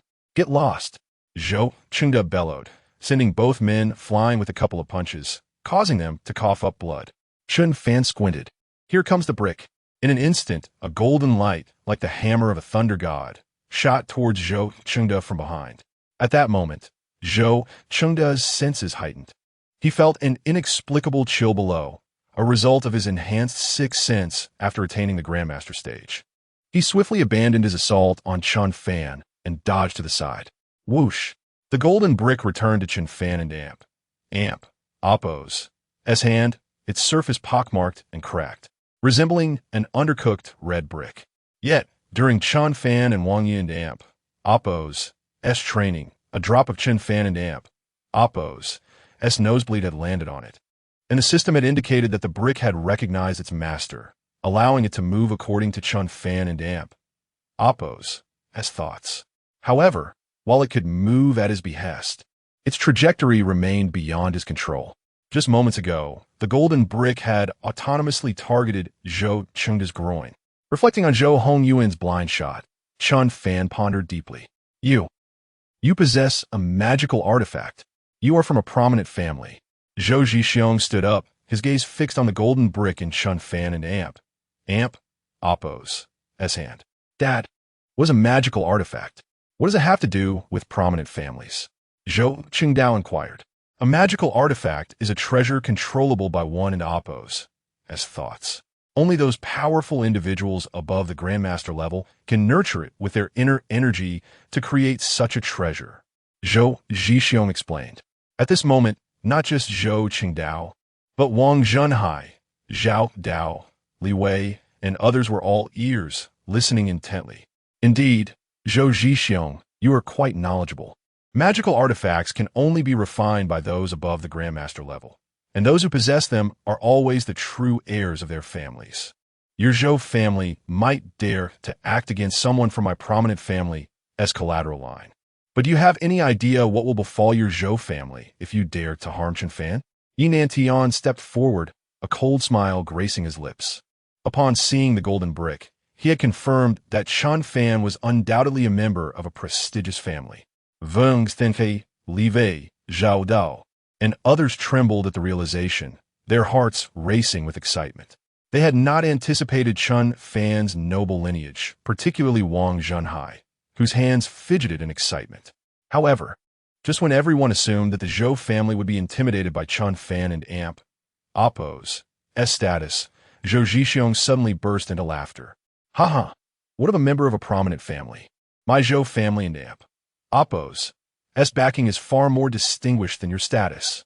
If you are wise, relinquish the territory of Qinglong Mountain in the North District. Otherwise, while I may not dare to kill you or Yi Nantian, the others present will surely perish. Zhou Zhixiong's lips curled into a bloodthirsty smirk. Father, we cannot let this brat go. He has crippled Hehuan. Zhou Qingde exclaimed angrily. Dan Oppo's, the overall situation is paramount. You are still young and can father more. Zhou Zhixiong rebuked, his hatred for Chen Fan eclipsing even Zhou Qingde and Oppo's, wishing he could tear him apart. Yet, he knew that killing a core member of a prominent family could escalate matters beyond control. Even Master Jin might not protect the Zhou family.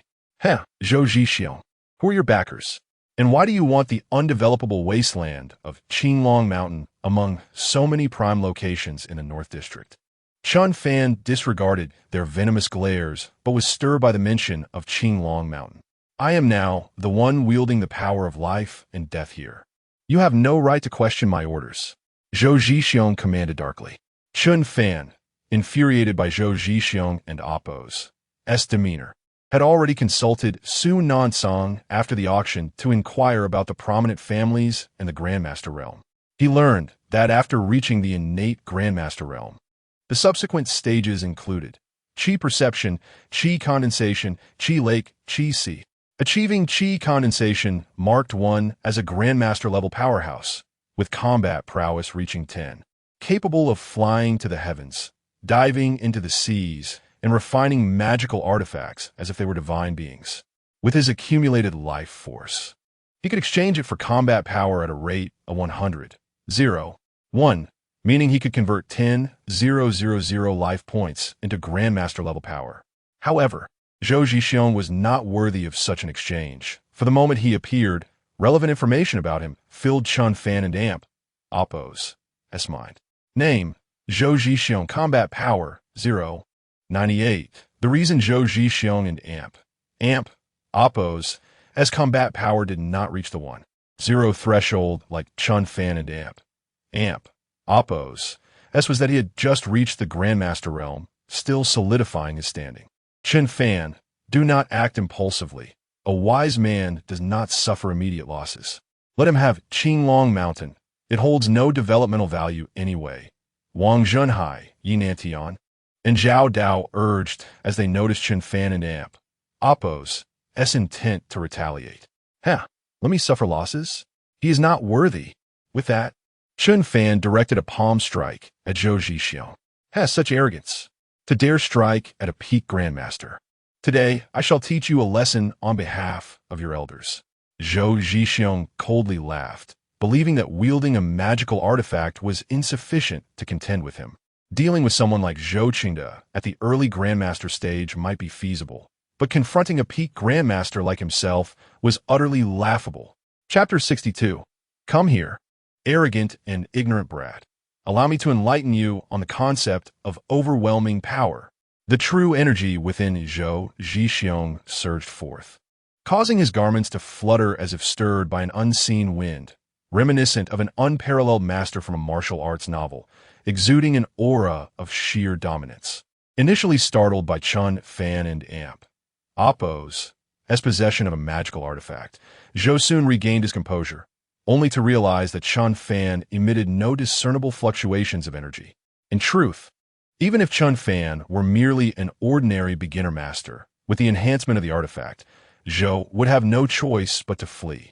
However, a person devoid of any cultivation, even wielding a magical tool, would undoubtedly be no match for him. Chen Fan swiftly utilized the artifact. Shao Tutvank Zihenha Yinantian, Zhao Dao, and others urging him. Yet, Chen Fan showed no intention of retrieving the golden brick. Instead, he beckoned Zhou with a casual gesture. Come here. As the venerable ancestor of the Zhou family, renowned in Jiangnan City for years, and having cultivated the Qi induction technique to the peak of mastery, Zhou Zhixiong looked down upon all, including Yi Nantian. Now, having witnessed his grandson's incapacitation at Chen Fan and Appo's hands, and feeling provoked, his fury escalated, igniting like a firestorm. With a thunderous roar, he shattered the marble floor beneath him and propelled himself towards Chen Fan and Appo's dantian with the force of a human cannonball. This strike represented the culmination of all his might.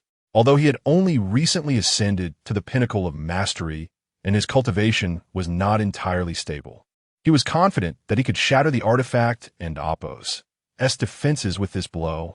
However, contrary to everyone in Appo's expectations, Chen Fan did not summon the golden brick, but instead adopted a half-squatting stance, akin to adopting a horse stance, and slowly extended his palm to meet Zhou and Appo's cataclysmic punch. Chen Fan, do not meet it head-on. That is the full-force strike of a peak master, exclaimed Wang Zhenhai, Yi Nantian, Zhao Dao, and Li Wei, their faces pale with dread. They envisioned the horrific sight of Chen Fan's mangled form in the next instant. Chen Fan quickly evaded. Wang Zhenhai's eyes reddened. In his heart, he believed that although Chen Fan was a budding master, To confront Zhou's full might head-on would only lead to certain death. Just as the Wang family had allied with Chen Fan, he was destined to perish. Was the heavens conspiring against them? Yet, ironically, the one filled with trepidation was Zhou Zhixiong. In his eyes, Chen Fan belonged to a prominent family, and under the force of his full strike, even a budding master would be reduced to pulp. Let alone Chen Fan. Were he to merely teach Chen Fan a lesson, his protector, young Master Jin, could shield him. However, if he were to kill Chen Fan, the terrifying figures behind him might very well emerge. At this moment, he could no longer withdraw, forced to watch as his fearsome fist barreled toward Chen Fan. Yes, Grandpa, kill him, avenge me. I no longer have my gil. Zhou Hehuan, whose bleeding had been staunched, regained consciousness and shouted with venomous fury, his voice now sharp and shrill. Boom! A deafening explosion erupted between Chen Fan and Zhou Zhixiong, a terrifying shockwave sweeping through the vicinity, hurling tables and chairs into the air as if a ferocious hurricane had swept through. The sheer force of the impact sent seasoned masters like Wang Junhai and Zhao Dao reeling, their bodies swaying like reeds in the wind. While even the hefty Li Wei was thrown across the room, only Zhou Chengde and Yi Nantian managed to remain composed in the chaos. As the white dust began to settle, Zhou Zhixiong staggered back 3 paces under the astonished gazes of all present, while Chen Fan stood firm, merely slightly disheveled in his breathing. The room fell into a profound silence. Jiang Junhai, Zhao Dao, Yi Nantian, and Zhou Chengde stared wide-eyed, frozen in disbelief, as if witnessing the most incredible event imaginable. Especially Zhou Zhixiong, who, gazing at his bloodied hand and the turbulent energy within him, was filled with incredulity. You are also a peak master, Zhou Zhixiong stammered, and once again, all eyes turned in astonishment toward Chen Fan. No, it cannot be. He is merely an ungraduated student. How could he possibly be a peak master? Zhou Hehuan screeched in a high-pitched voice. How could this be? He clearly exhibited no energy fluctuations. How can he be a peak master? Zhou Chengde echoed, equally astonished. Recalling his repeated provocations against Chen Fan at the auction and the thought of his recent attack sent a chill down his spine, as if he had narrowly escaped death. Unbeknownst to them, all of Chen Fan and Appo's combat prowess stemmed from a system gift, perfectly integrated into his very being, thus lacking the uncontrollable energy fluctuations they expected. Zhou Zhixiong's previous strike was immensely powerful. Although Chen Fan had successfully repelled him, he too felt a tumult of energy within.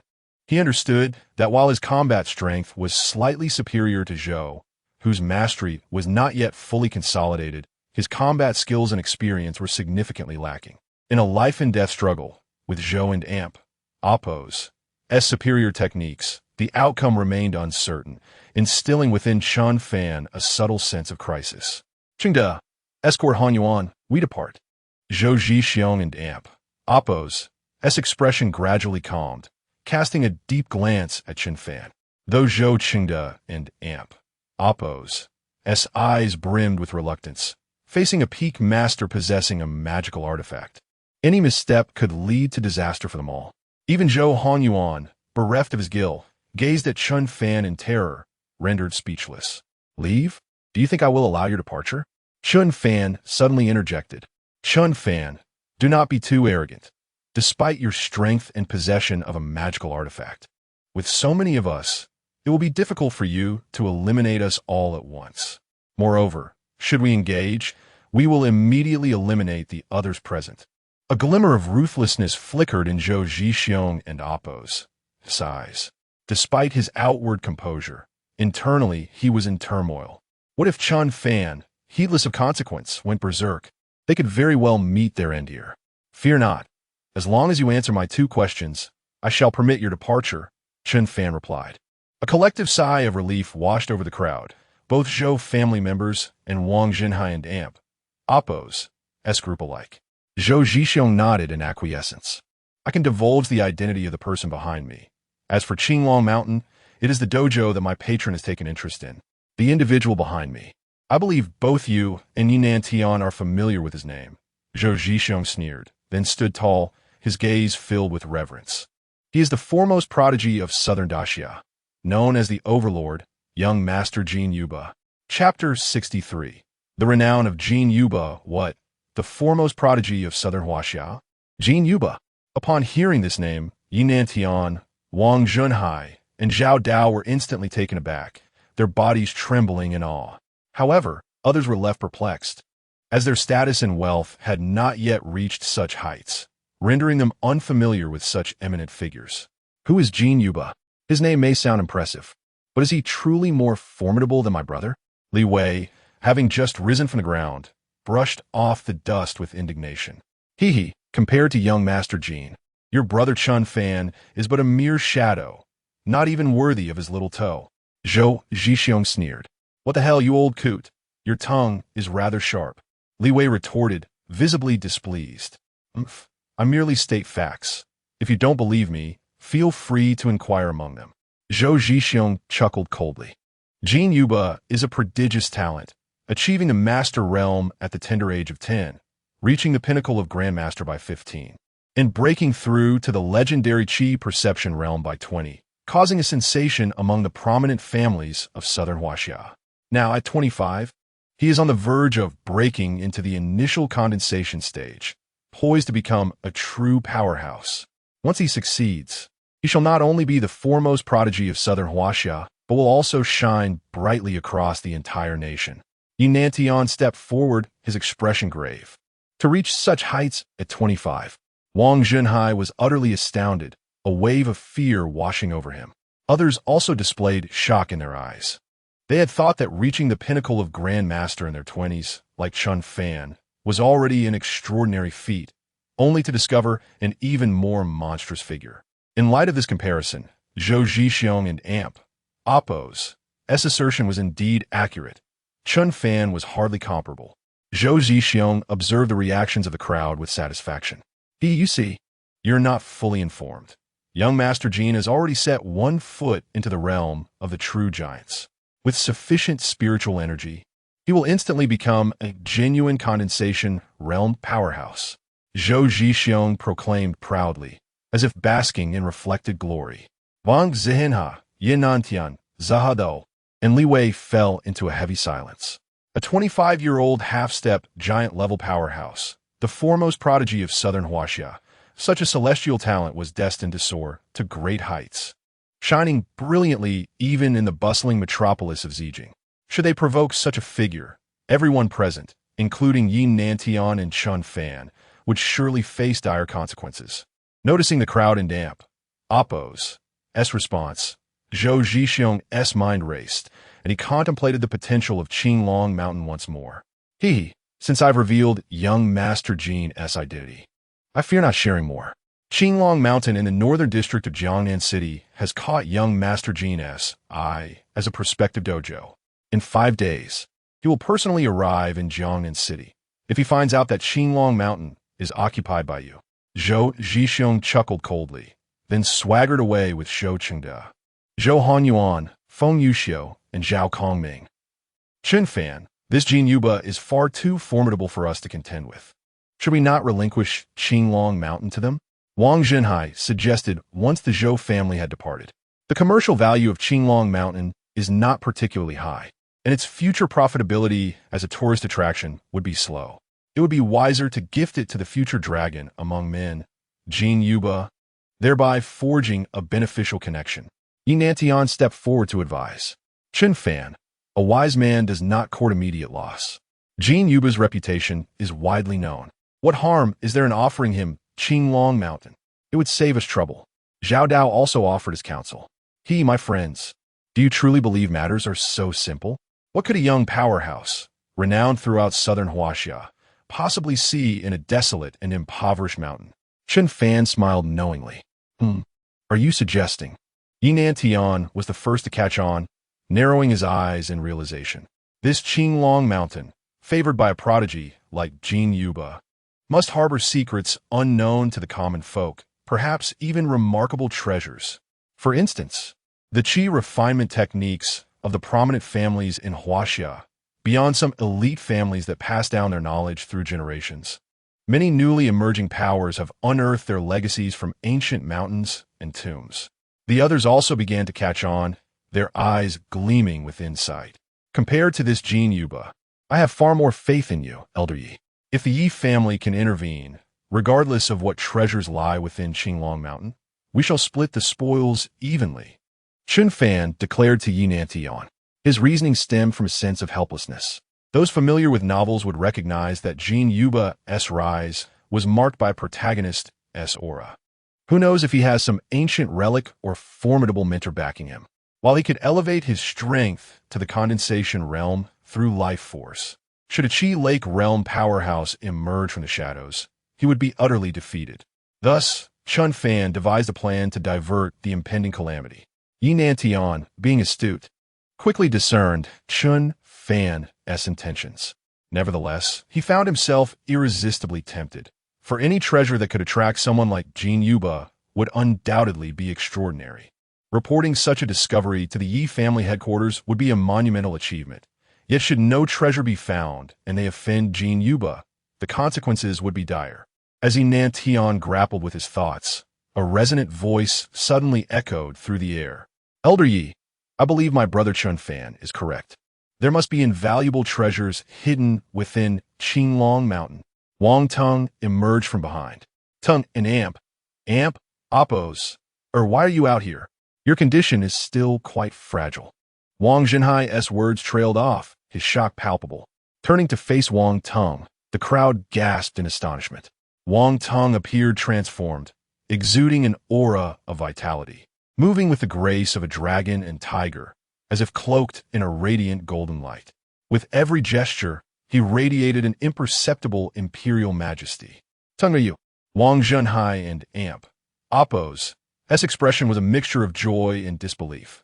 Grandfather, thanks to Chen Fan and Amp, Oppos' healing, I feel not only fully restored but also brimming with boundless energy. Wang Tung replied with a smile. Chen Fan was equally taken aback upon witnessing Wang Tung's impressive aura. A thought flashing through his mind. My son Wang Tung possesses the bearing of an emperor. At that moment, Yi Nantian felt a surge of warmth in his blood. As if sensing something profound, he abruptly raised his head, walking towards Wang Tung with uncertainty. Grasping Wang Tung's arm, he felt an overwhelming shock and elation wash over his face. The Emperor's body. You have inherited the same Emperor's body as our founding ancestor from a century ago. Yi Nantian and Oppos' voice trembled with disbelief. Chapter 64. Li Jiaying from Hong Kong Island. The crowd was enveloped in astonishment and confusion as they turned their gazes towards Yi Nantian. The concept of the imperial dominance physique could not be succinctly explained. It is one of the 10 most esteemed cultivation physiques in Huaxia. To put it plainly, if Wang Tung were provided with sufficient resources and time, his future accomplishments would undoubtedly surpass those of Jin Yuba. The imperial dominance physique is a rarity that appears only once in a century, often concealed within one and Amp, Oppos' bloodline, and exceedingly difficult to awaken. It must have been triggered by some fortuitous circumstance. Yi Nantian grasped Wang Tung and Amp, Oppos' hand tightly, as if fearful that he might vanish. Wang Zhenhai and Wang Tung and Oppos' faces first illuminated with overwhelming joy, followed by deep gratitude directed towards Chen Fan. They understood that it was undoubtedly Chen Fan's 13 ghostly needles that had awakened Wang Tung's imperial dominance physique. Old Master Wang, allow me to bring Wang Tung back to the Yi family.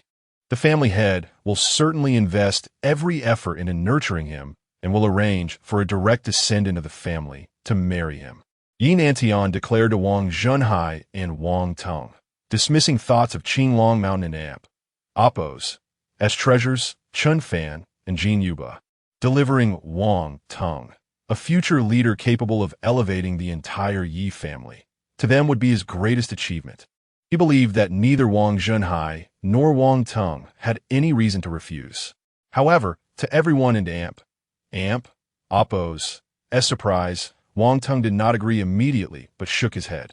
I can go to the Yi family, but you must send a powerful ally to protect my brother Chen Fan from Jin Yuba. Otherwise, there is nothing to discuss.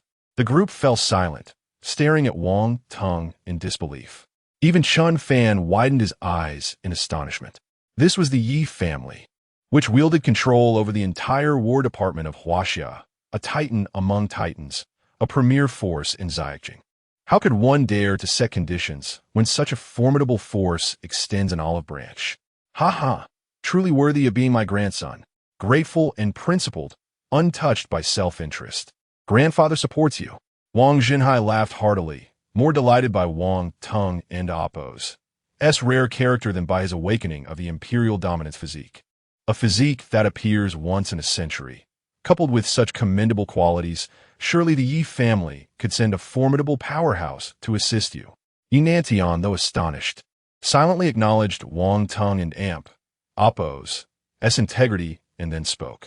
Chen Fan patted Wang Tung on the shoulder, feeling in that moment a bond akin to that with Li Wei. Concerned about prolonged delays, Yi Nantian arranged for a helicopter that very night to escort him and Wang Tung directly to the Yi family headquarters in Xiaqing. Seeing that matters had been resolved, Chen Fan and Wang Yin had studied the European and American regions for several hours. After a fierce confrontation with Zhou Zhixiong, a wave of exhaustion washed over him. After exchanging farewells with Wang Zhenhai and the others, Chen Fan chose not to visit Jiang Yuchan or Su Yuanyuan, but instead drove his willing minivan back to the dormitory. The next day, at Jiangnan Airport, a luxurious private jet descended. As the cabin door opened, several tall and beautiful flight attendants emerged, adorned with exquisite makeup and dressed in alluring attire, each one exuding an aura of divinity. These exceptional attendants stood respectfully at the sides of the stairs. Subsequently, a striking young woman in her 20s, clad in casual wear, descended.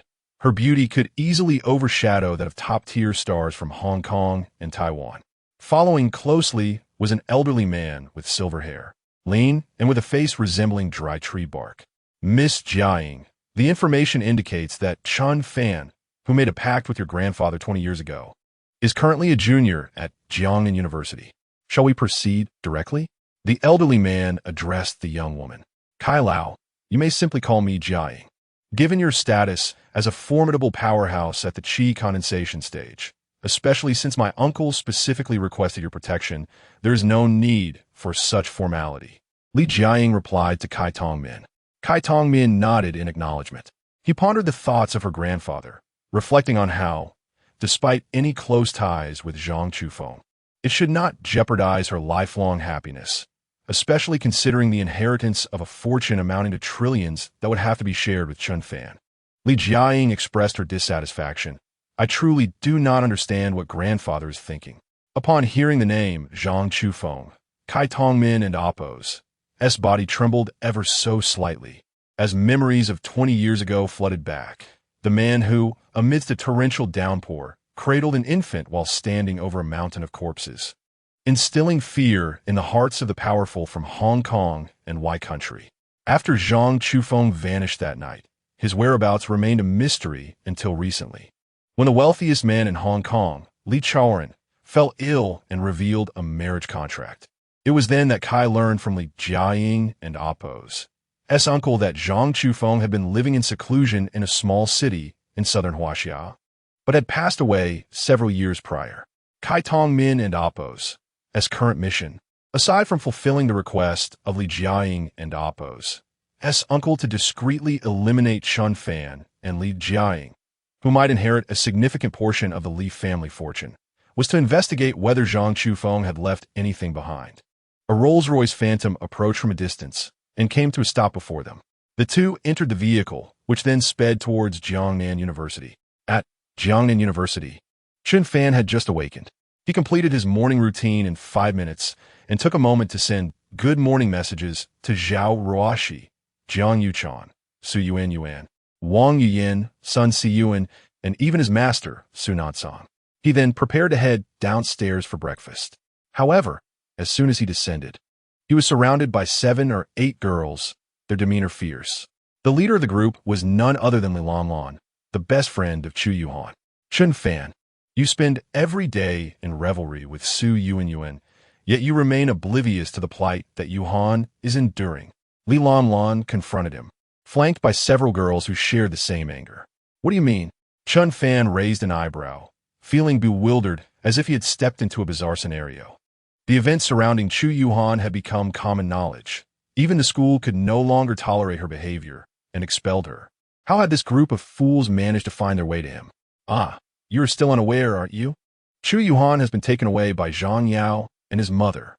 She is now confined in a dilapidated and cold cave, receiving only one meal a day, laboring for 12 hours, and, at night, she must cater to Zhang Yao and his two lecherous brothers.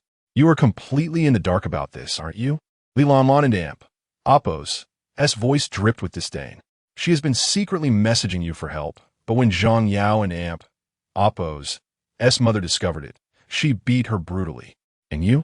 You blocked her. Did you have any idea of her suffering?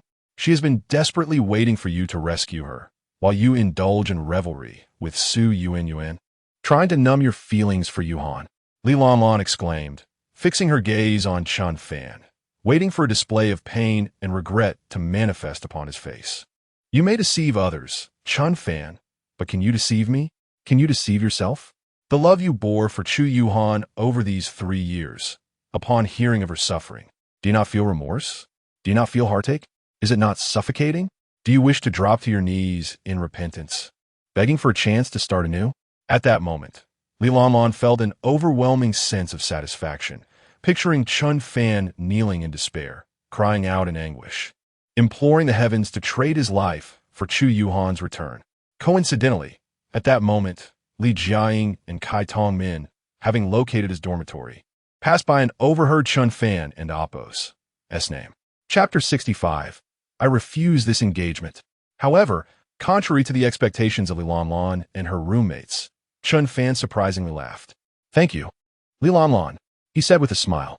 Huh? Thank me? For what? Li Lanlan and her companions were momentarily bewildered. This was not the reaction they anticipated. Chen Fan should have been lamenting in sorrow, pleading for their friend Chu Yuhan's address. Thank you for sharing such wonderful news. Knowing she is living this way fills me with immense joy. Chen Fan exclaimed, laughing heartily. You, Li Lanlan and Amp, Appo's face flushed with anger, alternating between red and pale. You scoundrel, you will face retribution, she scolded, turning on her heels in a huff with her friends. Be sure to tell Chu Yuhan that I wish her and Zhang Yao a lifetime of happiness together. Chen Fan called after them, prompting Li Lanlan to hasten her departure. Just as Chen Fan was about to leave, a tall girl wearing sunglasses approached, her stunning face still visible despite the shades. Are you Chen Fan? Ding. Detected a girl with a beauty score of 92, Li Jiaying, initiating bond. Ding.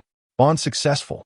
For every point of affection gained from Li Jiaying, the host and Appo's life value increases by 100 points, current affection minus 50.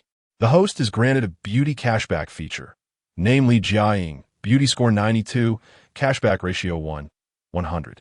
The host is also granted a skill, advanced feng shui master, capable of discerning energy, altering fate, seeking treasures, etc.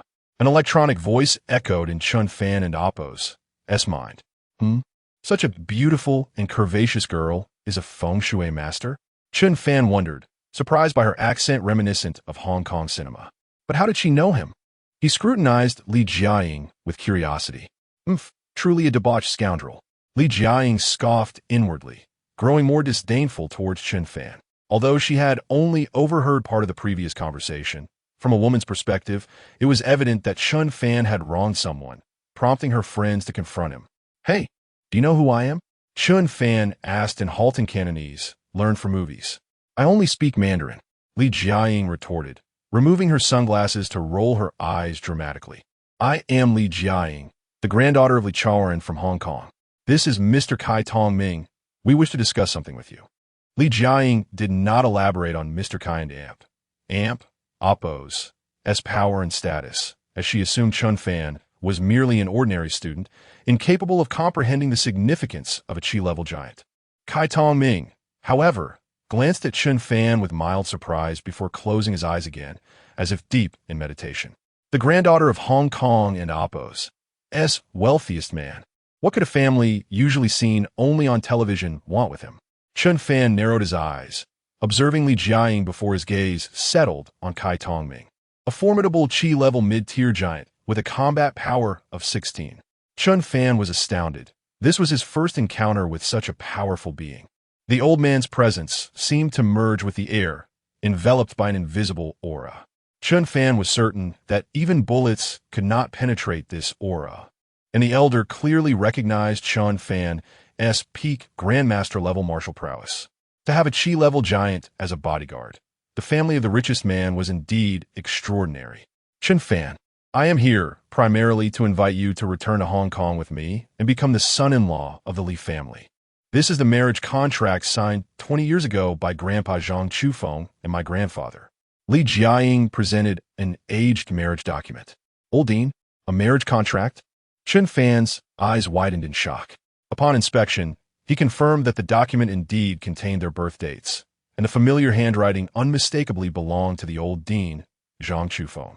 To think, the old Dean had spent time in Hong Kong and signed a marriage contract with the wealthiest man there. This plot seemed oddly familiar. Could it be that he was a dragon emerging from the mountains in a novel? Chen Fan furrowed his brow in contemplation. Clearly, the old Dean and Appo's identity was not that simple. From discovering the powerful Qi Master's dojo with Su Nanxiang in the old Dean and Appo's office to the current engagement with the granddaughter of Hong Kong and Appo's richest man. How could such a person be merely an orphanage director? Li Jiaying, observing Chen Fan and Appo's dazed expression as he stared at the marriage contract, assumed he was overwhelmed by this unexpected revelation. Chen Fan, I hope you don't overthink this. After all, there's a significant disparity in our statuses. Naturally, since my family signed this contract, we will honor it. I will marry you and bestow upon you unimaginable wealth, but you must never touch me. We will divorce immediately after my grandfather and Appo's passing. Li Jiaying proclaimed, her arms crossed, looking down at the average-looking junior student before her. No, I disagree, Chen Fan replied, resolutely shaking his head. Huh? What? Do you aspire to be a frog dreaming of a swan? Li Jiaying exclaimed, a mix of embarrassment and anger washing over her. She had not anticipated that Chen Fan would not only be a low-quality scoundrel, but also greedy enough to want to possess her. No, I disagree to marry you, Chen Fan clarified, understanding her misunderstanding. Why not? Li Jiaying asked, momentarily taken aback. Then, she quickly regained her composure, eyeing him suspiciously. Did this boy intend to play hard to get to capture her attention? Because I am a principled individual. Once married, I cannot date anyone else, Chen Fan replied earnestly. Even though Li Jiaying was stunningly beautiful, he could not forsake an entire forest for a single tree. After all, the nefarious harmony system would lead to his demise if he did not date. What? Li Jiaying's eyes widened in disbelief, her exquisite face filled with incredulity. How could someone so shameless articulate their scoundrel nature so eloquently? Rest assured, once I finish my current matters, I will visit Hong Kong with you to learn about my grandfather's affairs and simultaneously dissolve our engagement, Chen Fan stated with determination. At this point, both Li Jiaying and Kai Tongming, who had remained in silent contemplation, turned their attention to him. Do you understand what you're saying? Renouncing our engagement means you will forfeit an unimaginable fortune, a societal status you could never attain, and a woman like me, who ranks among the best in Hong Kong. Li Jiaying argued, her pride bruised. Though she was reluctant to marry an ordinary junior student, the prospect of him rejecting the engagement was intolerable to her self-esteem. Money, in excess, serves little purpose. Besides, I have countless billions to spare. I have several girlfriends of your caliber, Chen Fan countered.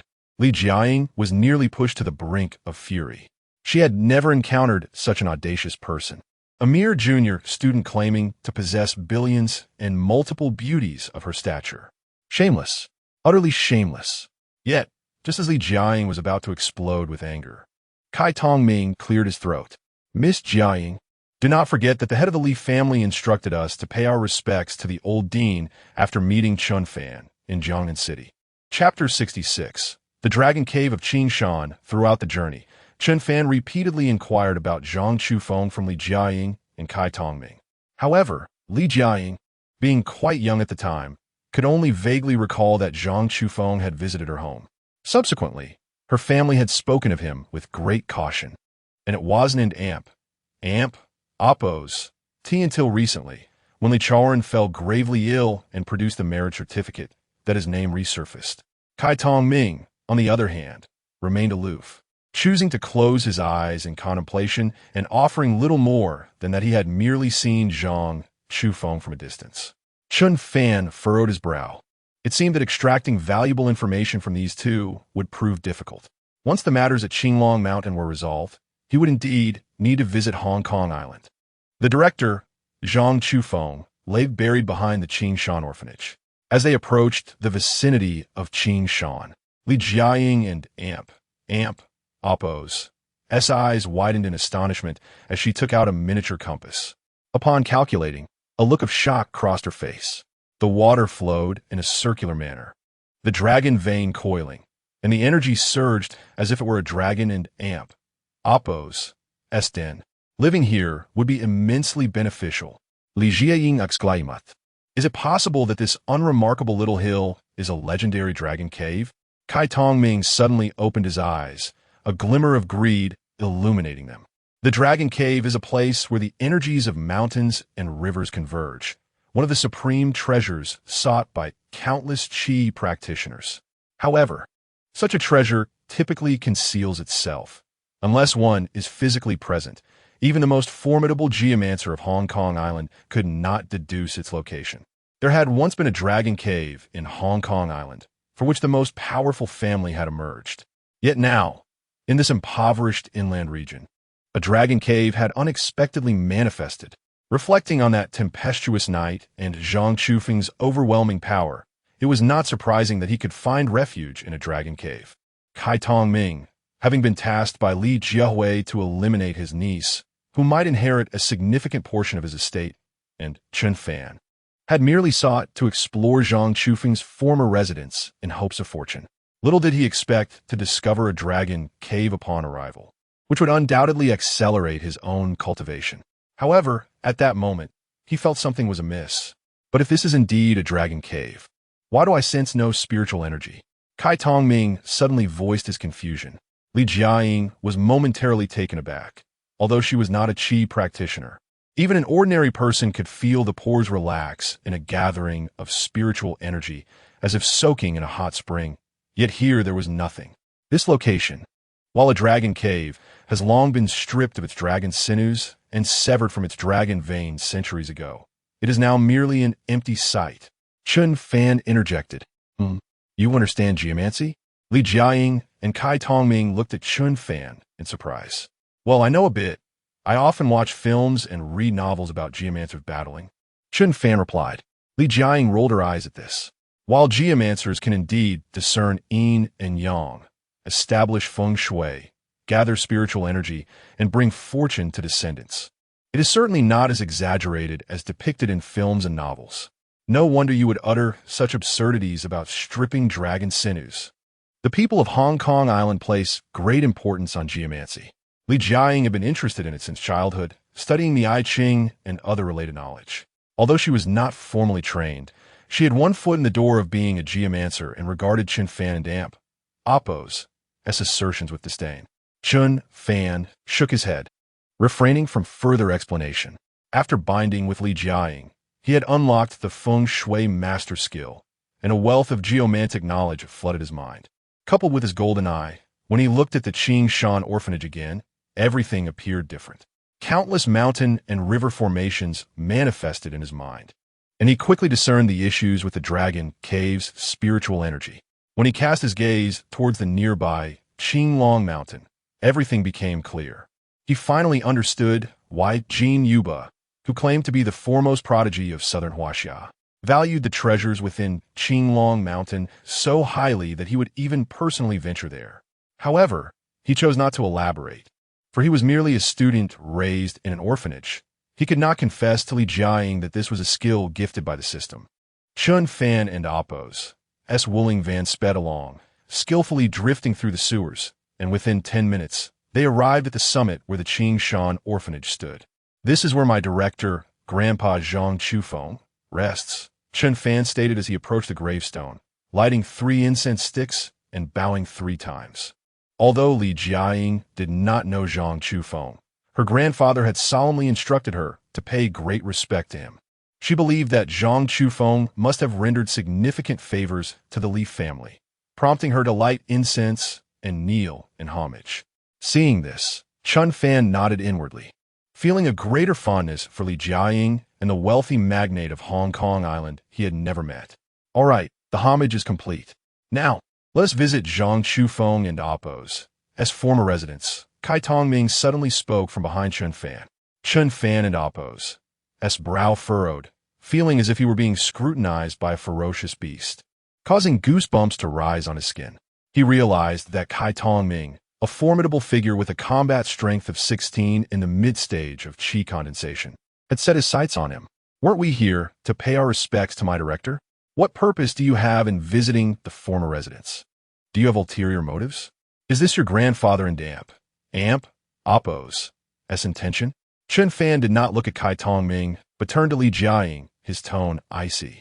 Li Jiaying sensed the tension in the atmosphere and hurriedly explained, Chen Fan, please do not misunderstand. We truly came to pay our respects to old Master Zhang. He has been greatly benevolent to our family, and he would not have arranged a marriage contract between us otherwise. Kai Lao, Chen Fan is merely a student. You are a qi condensation level powerhouse. He cannot withstand your pressure. Li Jiaying pleaded with Kai Tongming. Although she did not harbor affection for Chen Fan, he was the man her grandfather had chosen for her, and she did not wish for him to come to harm. Yet Kai Tongming appeared to ignore her pleas. His intentions now laid bare. Chen Fan understood this. He had previously wondered how a mid-stage qi condensation powerhouse capable of establishing a formidable family would personally escort a young girl to Jiangnan City. Now it all made sense. Kid, I'll say it once more. If you wish to live, lead the way. Kai Tongming finally revealed his true nature. Kai Lao, how can you act this way? Zhang Chufeng has rendered great service to our Li family, and Chen Fan is his only descendant. Li Jiaying exclaimed loudly, stepping forward to shield Chen Fan with her body. Humph, little vixen, already protecting him before marriage. Fine, since I am merely acting on Li Jiahui and Appo's orders for payment, you can die first. Kai Tongming retorted coldly, pointing a finger at the incredulous Li Jiaying. In an instant, a beam of energy condensed from his fingertip erupted forth, shooting towards Li Jiaying, who wore a look of terror. Ding! 15 points of combat power have been exchanged for the host, totaling 15,000 life points. Current life points remaining, 1787. The host's current combat power, 16. Chapter 67. Mid-stage of qi condensation. A night reverted to liberation. No. Li Jiaying's beautiful eyes widened in sheer terror, confusion, and rage, intermingling in such a way that she fainted on the spot. At that moment, a figure appeared beside her with astonishing swiftness, one arm encircling Li Jiaying and Appo's slender waist while the other struck at the incoming wave of true energy. Boom! A tremendous sound erupted, akin to a grenade detonating mid-air, as the true energy beam was shattered by Chen Fan, leaving a scorched earth devoid of life within a radius of 5 to 6 meters. Kai Tongming and Appo's eyes widened in disbelief, staring incredulously at Chen Fan. How could this be possible? You are merely a grandmaster. How can you withstand a wave of qi from the qi condensation stage? In that instant, even the veteran powerhouse Kai Tongming, who had lived for 60 or 70 years, felt an overwhelming shock reminiscent of the last time he was astounded, during that rainy night when he witnessed Zhang Chufeng's formidable prowess. True, energy wave? I have the 6 Meridians divine sword. Chen Fan was so swift that he left only an afterimage in his wake. In the next moment, he reappeared behind Kai Tongming, delivering a punch aimed at his nape. Swish! Kai Tongming reacted with incredible speed, pivoting to meet Chen Fan and Appo's punch head-on. Boom! Another earth-shattering sound reverberated, sending dust and debris flying. The ground split open, forming a chasm half a meter wide at the center of their clash. Damn! You are at the mid-stage of qi condensation. Kai Tongming could no longer maintain his composure and cursed loudly. How could someone in their early 20s reach the mid-stage of qi condensation? In nearly a century, aside from the legendary prodigies hidden away in the secluded sects of shopping, who could attain such a realm at this age? Suddenly, Kai Tongming and Appo's expression shifted, his gaze toward Chen Fan transforming into one of greater shock and fear. No wonder that Zhang Chufeng, so powerful, has always protected this child. Could it be that they are?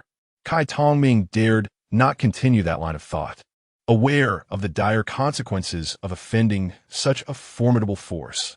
Subsequently, Kai Tongming and Chen Fan exchanged several more blows.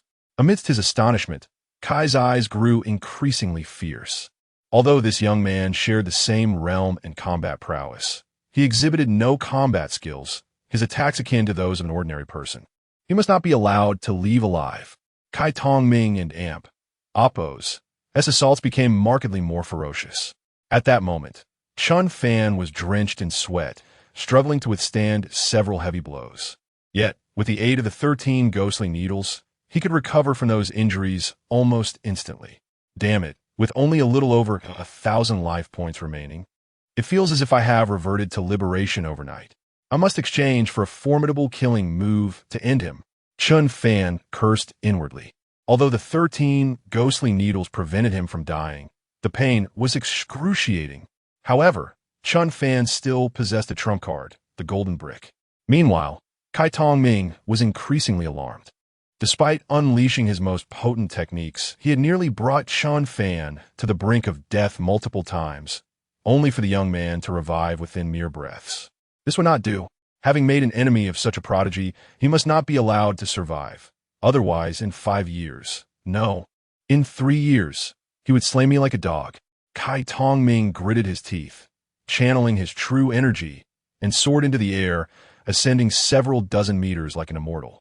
Though this move would damage my essence and regress my cultivation, I must employ it to eliminate this monster. Blood Moon slaughtering slash. With Kai Tongming's furious shout, a cloud of blood mist erupted around him, his expression grotesque as the mist coalesced into a fearsome blood moon above his head. Now in Appo's. That's my chance. Golden Terminator, go. Chen Fan narrowed his eyes, channeling all his true energy into the golden brick, crashing it down upon Kai Tongming, who was gathering power. Bang! Kai Tongming let out a wretched scream as his lower body exploded, while the blood moon of true energy locked on Chen Fan, descending with lethal intent. Kid, perish! Despite his lower body being obliterated, Kai Tongming, as a qi condensation stage powerhouse, still possessed a formidable vitality. Chen Fan felt a chill as he beheld the terrifying blood moon descending.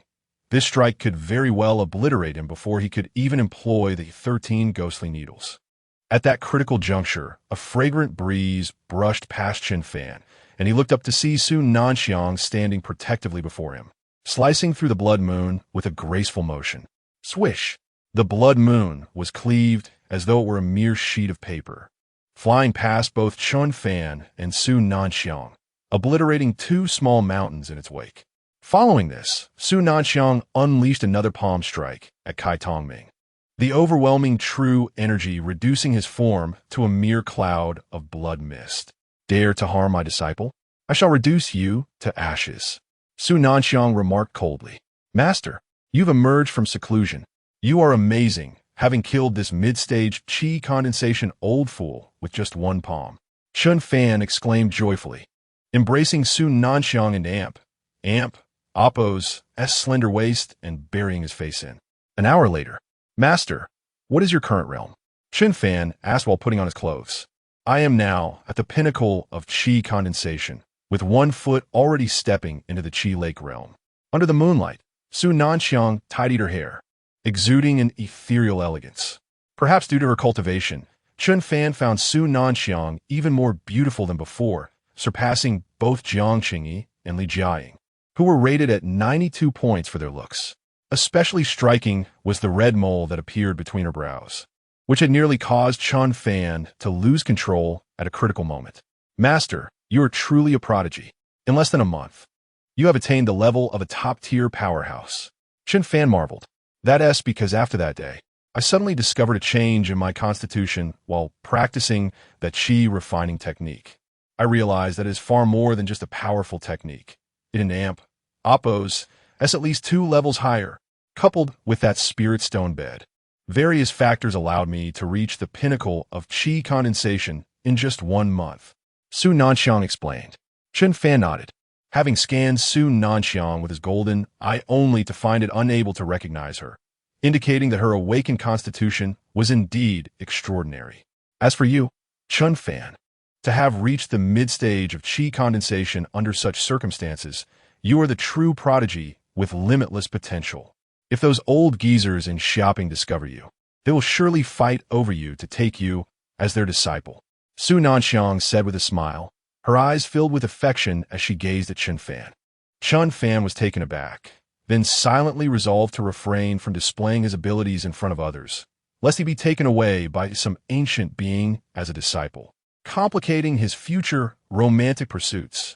Thinking of how Su Nanxiang would soon enter seclusion again, Chen Fan stood up once more. 2 hours later, having dressed again, Chen Fan observed Su Nanxiang, her back turned to him as she tended to her hair by the nearby stream, the delicate fabric cascading down to reveal her snow-white back. Exuding en odeur de oha. At that moment, Chen Fan, noticeably jying on the ground, seemed to stir slightly. Smack! Chen Fan playfully slapped her pert backside. Chapter 68. Jiang Qingyi's please still pretending to sleep? With a crisp and watery sound, Chen Fan's slap resonated. Li Jiaying, her eyes tightly shut and her cheeks flushed, instantly sprang up like a cat whose tail had been stepped on after being struck by Chen Fan. You actually assaulted me, Li Jiaying exclaimed, her face burning with indignation. When did you wake up? Did you see everything that just happened? Before Chen Fan could respond, Su Nanxiang, who had been grooming herself by the stream, appeared before Li Jiaying, dressed in a sheer garment and with her hair cascading down like a celestial maiden. Her icy gaze fixed on Li Jiaying. And no, I didn't see everything. I just woke up less than an hour ago and only caught half of it. Li Jiaying hurriedly waved her hands, her cheeks reddening at the memory of the earlier scene. Ding!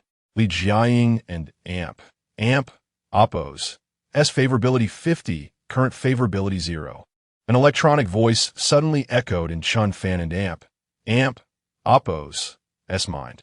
Chen Fan was taken aback. Was it possible for her inexplicably to gain favor? However, when Su Nanxiang stood before Li Jiaying, the latter and oppos, S beautiful eyes widened in astonishment.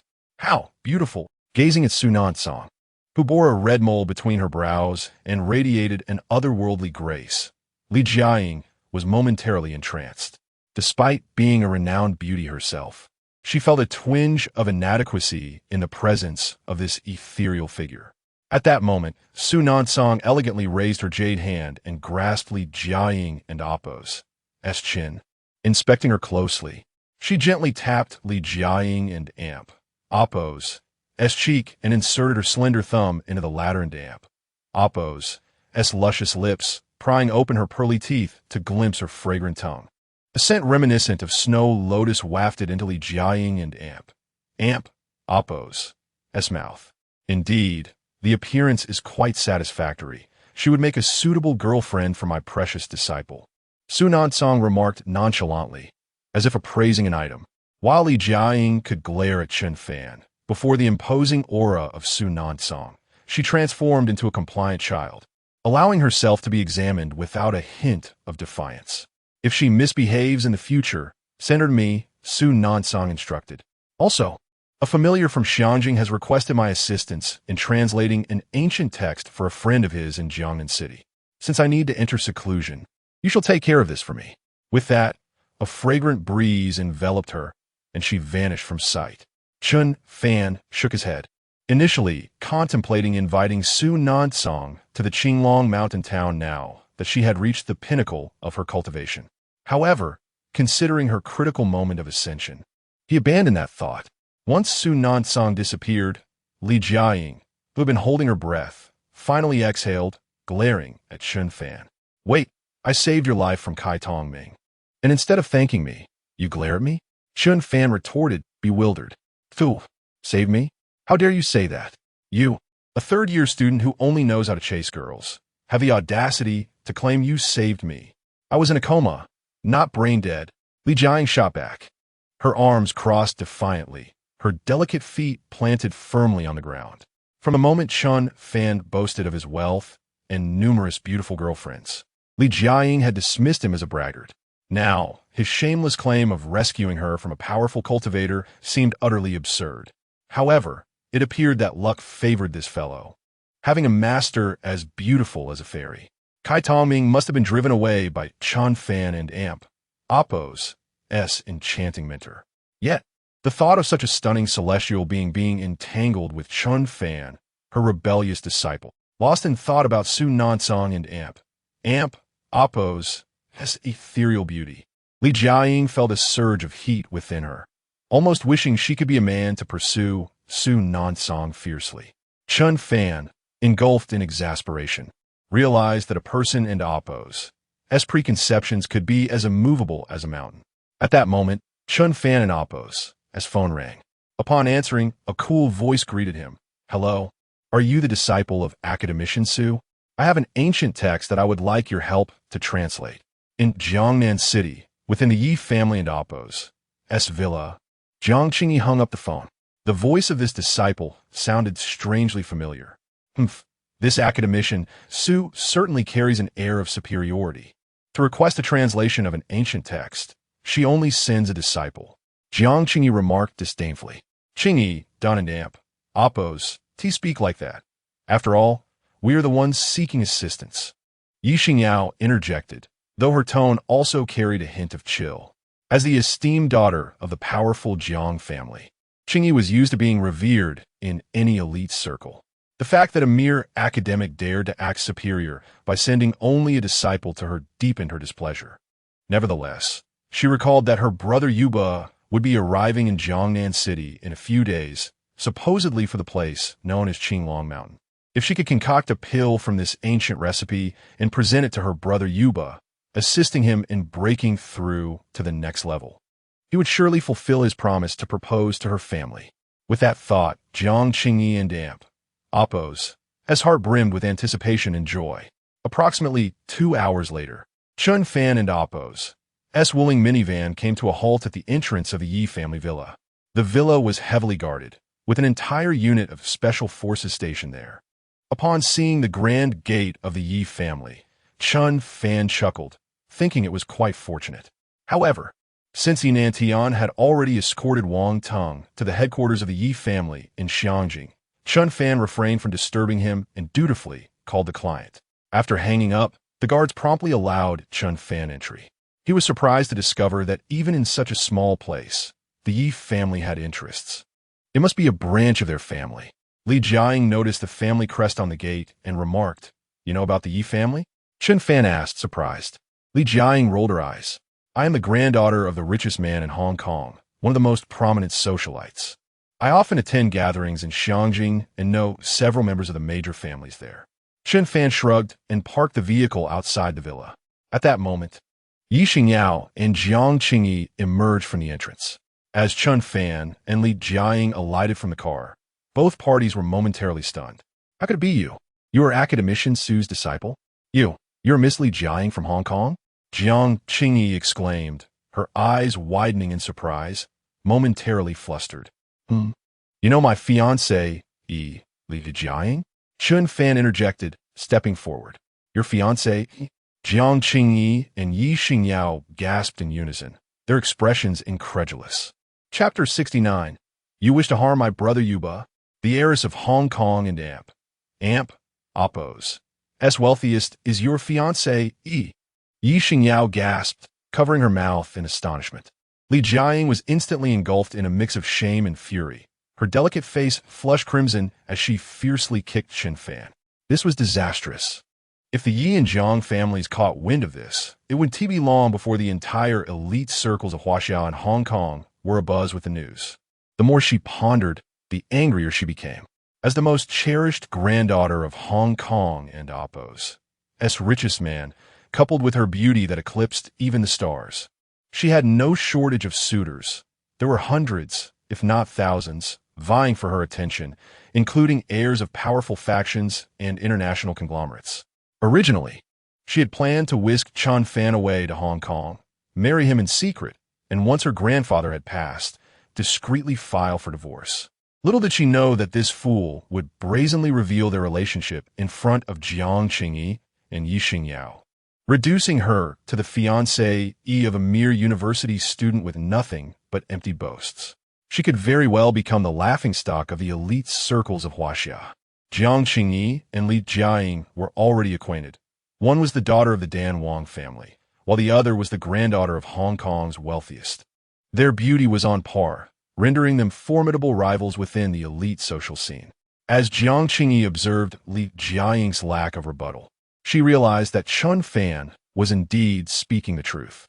After the initial shock, Jiang Qingyi and Amp, Oppo's gaze towards Li Jiaying morphed into one of smug condescension. To her surprise, the woman she considered her rival had chosen such an ordinary man as her fiancé, especially when compared to her own brother Yuba, whose stature was incomparable. Chen Fan. So it turns out your backing is the Li family of Hong Kong. That explains how you managed to spend $600 billion to acquire the entirety of the Jiangnan North District. I suppose that money came from Jiang Qingyi jested. Chen Fan found her remarks bewildering, but Li Jiaying and Amp, Oppo's ears perked up as she looked at him in astonishment. You actually possess $600 billion? She inquired. Although the Li family was immensely wealthy, with assets in the trillions, $600 billion in cash was still a substantial amount. To be precise, I have $1 trillion. After purchasing a plot of land, I still have $400 billion left, Chen Fan replied. Li Jiaying nodded, realizing that Chen Fan had an Amp, Oppo's entirely deceived her. He did possess considerable wealth, likely inherited from the late Zhang Chufeng. Ding! Li Jiaying's favorability 20, current favorability 20, reward. Host gains 2,000 life points. Current life points balance, 3787. An electronic notification echoed in Chen Fan and Amp, Oppo's mind. At that moment, Jiang Qingyi, having overheard Chen Fan and Li Jiaying and Amp, Oppo's conversation, suddenly burst into laughter, covering her mouth. Come on, Jiaying, stop being stubborn.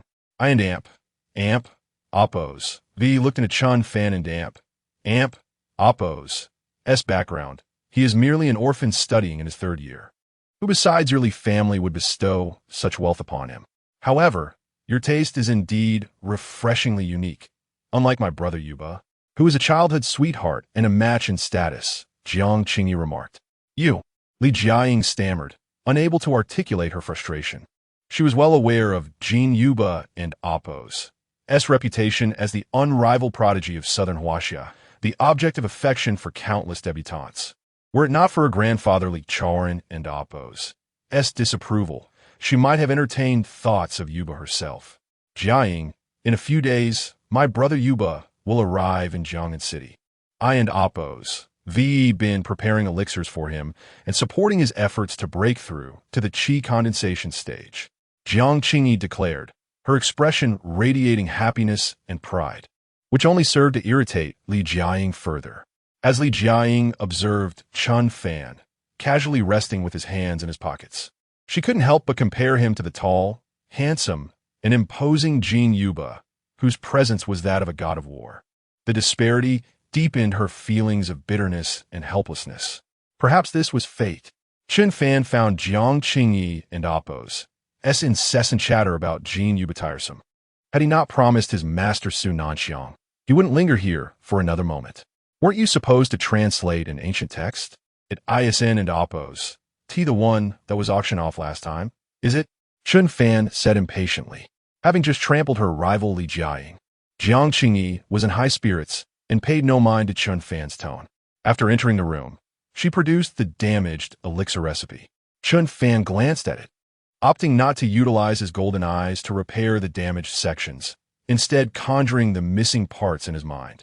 However, the omissions were minimal, consisting only of the descriptions of 2 ingredients and their names.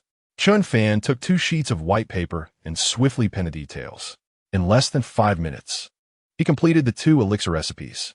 Seeing Chen Fan and Amp, Oppo's rapid success, Jiang Qingyi squinted suspiciously at him. Chen Fan, you aren't an amp. Amp? Oppos. T just making this up, are you?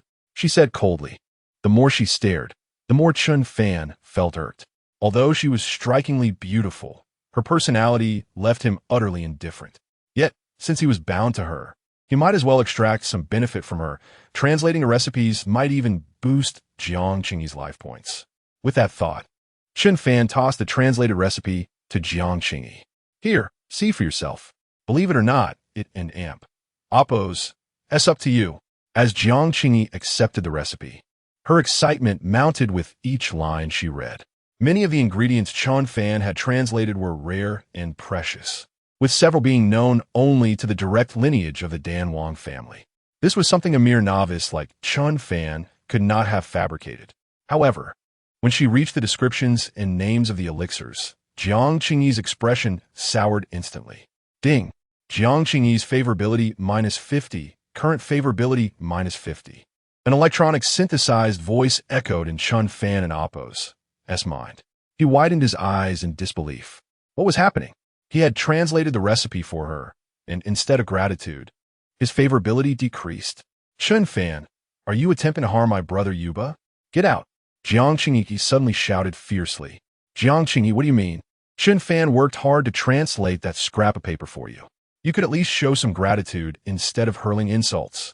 Before Chen Fan could respond, Li Jiaying stepped forward, positioning herself protectively in front of him, pointing at Jiang Qingyi in a fit of rage. With such vile intentions and a character as lowly as an ant, do you truly believe your schemes can harm a true dragon like my brother Yuba? Jiang Qingyi and Amp, Oppo's gaze was cold and haughty as she regarded Chen Fan and Li Jiaying. Having never endured such indignity as the daughter of Hong Kong and Amp, Oppo's wealthiest family, Li Jiaying was ready to explode. Jiaying, let in Amp, Oppo's go. Chen Fan and Amp, Oppo's expression turned icy as he grasped Li Jiaying and Amp, Oppo's hand and headed towards the van, driving off into the distance. As they watched the taillights of the van fade away, Yi Xingyao frowned and Kuden and Amp, Oppo's helped but speak up. Qingyi, was the elixir recipe that Chen Fan translated fake? The translation of the recipe is undoubtedly genuine, Jiang Qingyi replied with a cold smirk. Chapter 70. Substitution what? The translated pill formulas are indeed authentic, Yi Xingyao exclaimed, her eyes wide with confusion as she looked at Jiang Qingyi. The two pill formulas she had translated were undoubtedly genuine. The proportions of the ingredients and the methods of refinement were profoundly intricate, unmistakably penned by a master alchemist. This Chen Fan certainly possesses some skill. He translated materials that even ancient literature experts could not decipher in less than 10 minutes, Jiang Qingyi remarked. Qingyi, if that and Amp, Oppo's the case, then Chen Fan has greatly aided you. Why did you scold him and dismiss him? Yi Xingyao was even more puzzled. Yet she understood that Jiang Qingyi was not a person prone to capriciousness, so she awaited her explanation. One of the formulas was called the transformation pill, which could significantly enhance the success rate for qi refiners attempting to break through their realms. The other was the downfall pill. If taken during a breakthrough, it would not only lead to failure, but also drive the qi refiner to madness, lowering their realm further. Yi Xingyao nodded, grasping part of the concept. But Xingyao, do you know? That Chen Fan is a deceitful person who actually swapped these two formulas. If I were to refine the wrong one and give it to Brother Yuba, the consequences would be unimaginable. Even 100 lives of Chen Fan would not be sufficient to compensate. Jiang Qingyi's tone turned icy. What? Yi Xingyao was instantly aghast. Yet she recalled that although Chen Fan often behaved somewhat frivolously, his gaze was clear and his appearance was handsome and carefree, nothing like someone who would scheme in the shadows. But Qingyi, how can you be certain that Chen Fan was the one who exchanged the names of the formulas? Yi Xingyao inquired once more. Although this is the first time I've seen these formulas, as the legitimate daughter of the alchemist clan, I am well aware of the properties and effects of the ingredients. For instance, the herbs listed in the transformation pill formula, such as corpse grass and yellow spring flower, are not only extremely cold and poisonous. Just imagine the disastrous results if toxicity were to manifest during a breakthrough. Conversely, the herbs in the downfall pill formula are all potent supplements that gather yang energy, clearly designed to enhance the internal spiritual energy and facilitate breakthroughs. Jiang Qingyi felt a sense of pride in her own astuteness. Even Yi Xingyao, who had no knowledge of alchemy, could understand Jiang Qingyi and Appo's explanation and nodded in agreement with her analysis. But why would Chen Fan do such a thing? It doesn't an amp, Appo's tea benefit him at all, she still questioned. How could it not benefit him? He is leveraging the Qinglong Mountain in the North District, which was purchased by the Li family from Hong Kong. That is a place coveted by Brother Yu Ba. He knows he is no match, so he colludes with Li Jiaying to employ such despicable tactics. Jiang Qingyi narrowed her beautiful eyes, as if she had exposed a conspiracy between Chen Fan and the Li family. Yi Xingyao nodded. Though she deep down did not believe Chen Fan was that kind of person, her good friend's reasoning was sound. In a Wuling van, Chen Fan had already cast aside the recent events, whistling a tune. That Jiang Qingyi, well-intentioned in her assistance, yet she bites the hand that feeds her. If it weren't an amp, Appo's tea for your interference, I would have torn her apart verbally. Li Jiaying seethed in anger. Are the top socialites this violent? Chen Fan was somewhat speechless. He had realized shortly after getting into the car why Jiang Qingyi had acted this way. When Chen Fan bound with Jiang Qingyi to acquire the primordial purple fire, a wealth of knowledge regarding pills had surfaced in his mind. The ingredients used in the transformation pill were indeed extremely cold and poisonous. Yet these could be refined away using the primordial fire, rendering the medicinal properties gentle. During a breakthrough, a qi refiner's true energy converges, making it easy to ignite their heart fire, potentially driving them into madness. If one were to use a transformation pill refined from such cold and sinister ingredients, it could extinguish their heart fire, leading the practitioner to an empty state of mind, perhaps even reaching a state of sudden enlightenment, thereby significantly improving the success rate of their breakthrough. Conversely, the downfall pill was entirely the opposite. Jiang Qingyi, being an outsider to the art of refining, must have mistakenly assumed she was swapping formulas. With this thought, Chen Fan could not help but feel a sense of sorrow for the unknown Jin Yu Ba. I do not slay Bo Run, yet Bo Run must perish because of me. Simultaneously, in the office of the commander of the Tian High Combat Division, a woman with short black hair, around 30 years old, donned in camouflage attire, Commander Yi Qingyan, was engrossed in paperwork. Suddenly, the red landline phone on her desk rang. Yi Qingyan and Appo's beautiful eyes widened in surprise. This red phone was a direct line to the head of the Yi family, and it had never rung since its installation. Yi Qingyan immediately stood up, respectfully answering the phone. 3 minutes later, she hung up, her brows furrowed. 3 days from now, Jiangnan City, Qinglong Mountain, Chen Fan.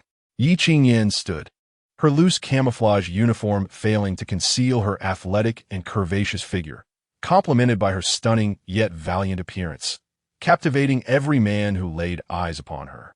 Who exactly is this Chen Fan to warrant a personal call from the family head, insisting on ensuring his safety?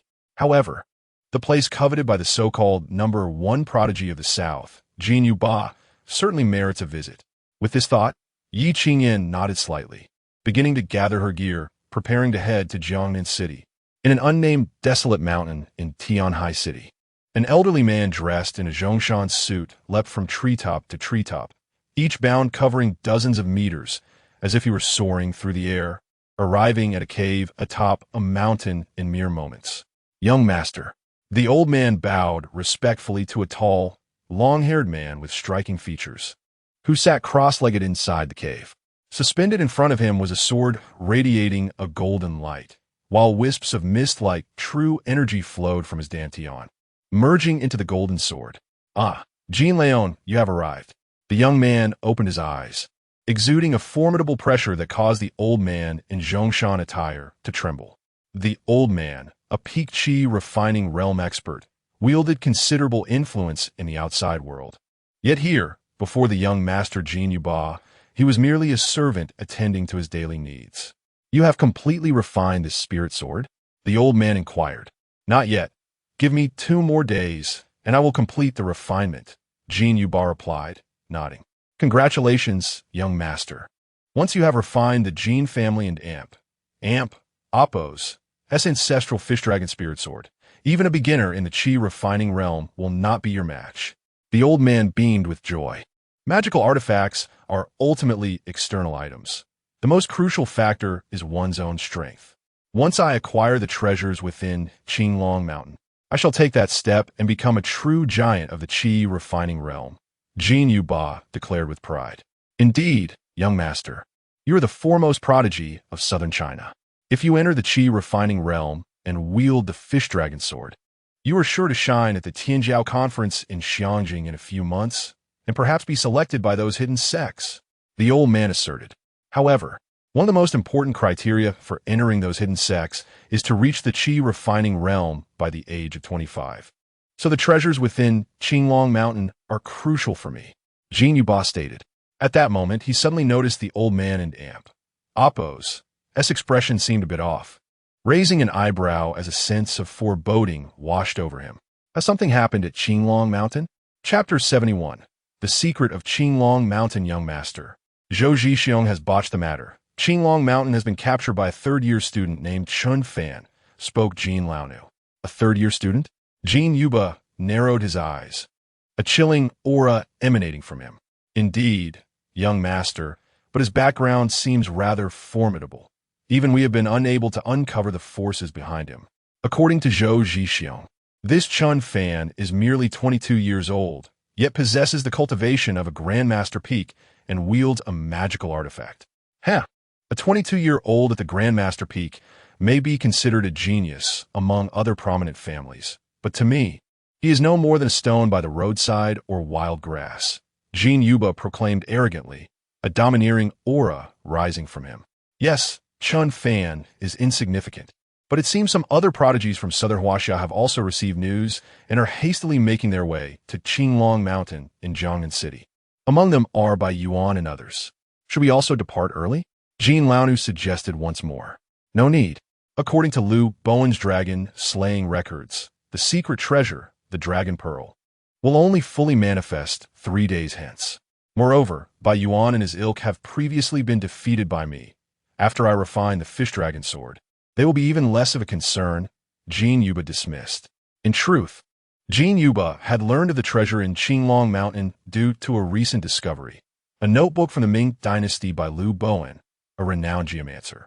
It was said that Liu Bowen, in his time, was an extraordinary feng shui master who aided the Ming Emperor in establishing a lasting dynasty, severing the dragon veins of Huaxia and documenting his experiences in the dragon slaying records. The records indicated that the dragon vein at Qinglong Mountain was exceptionally powerful, even beyond Liu Bowen and Appo's ability to eradicate entirely.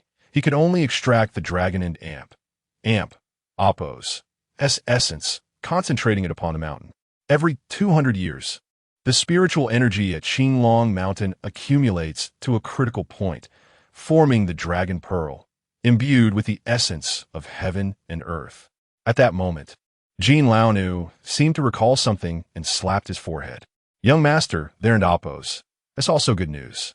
Miss Jiang Qingyi sent word 2 days ago that she has discovered an ancient alchemical formula, a breakthrough pill that can aid in transcending realms.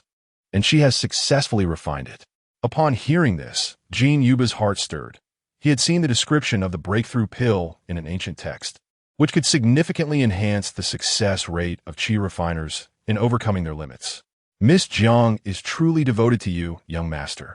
You two are indeed a match made in heaven, Jin Laonu chuckled. However, Jin Yuba and Appo's expression darkened at this remark.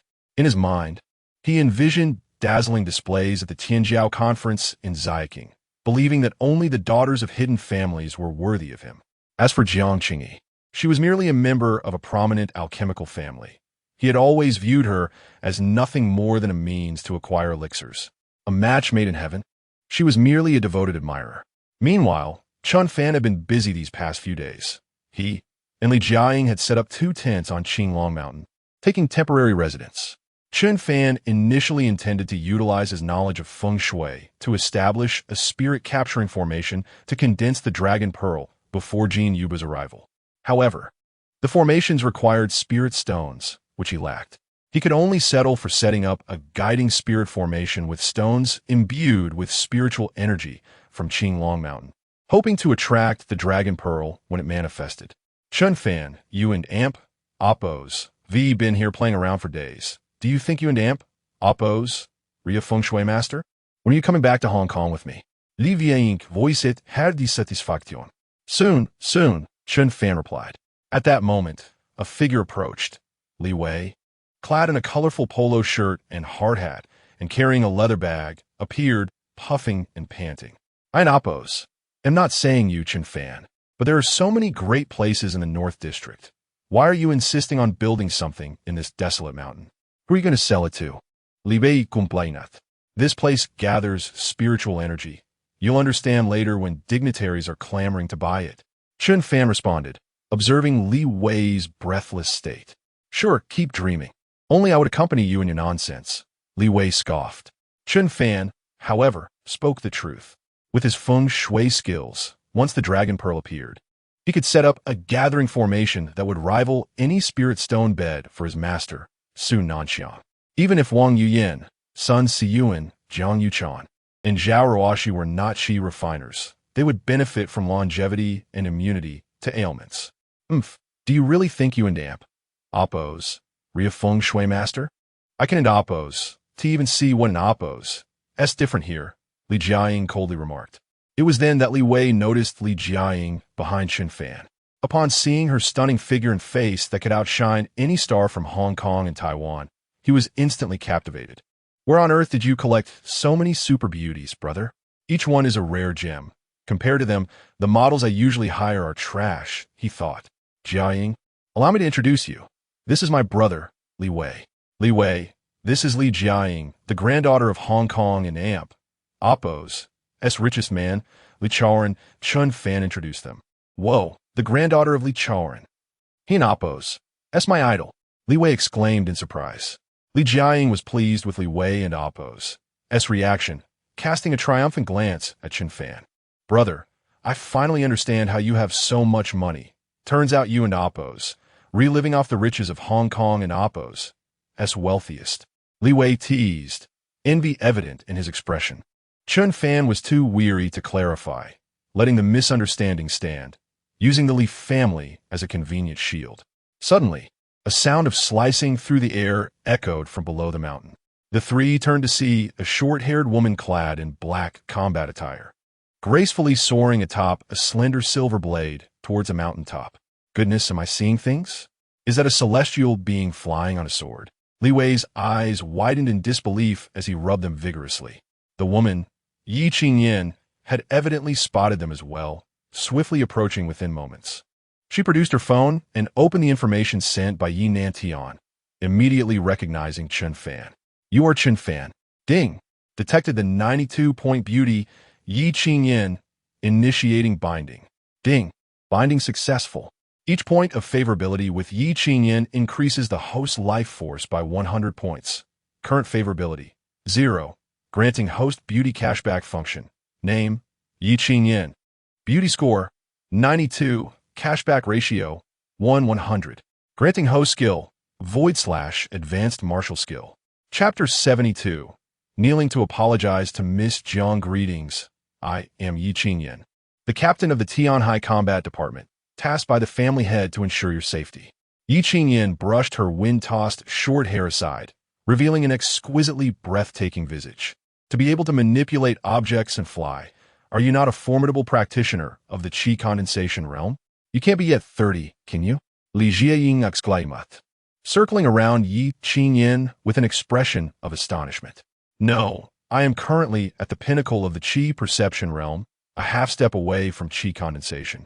My ability to manipulate objects is due to my silver moonblade, which is a low-grade magical weapon, Yi Qingyan replied. Li Wei gazed at Yi Qingyan and Oppos' angelic face and devilish figure, nearly drooling, casting an envious glance at Chen Fan.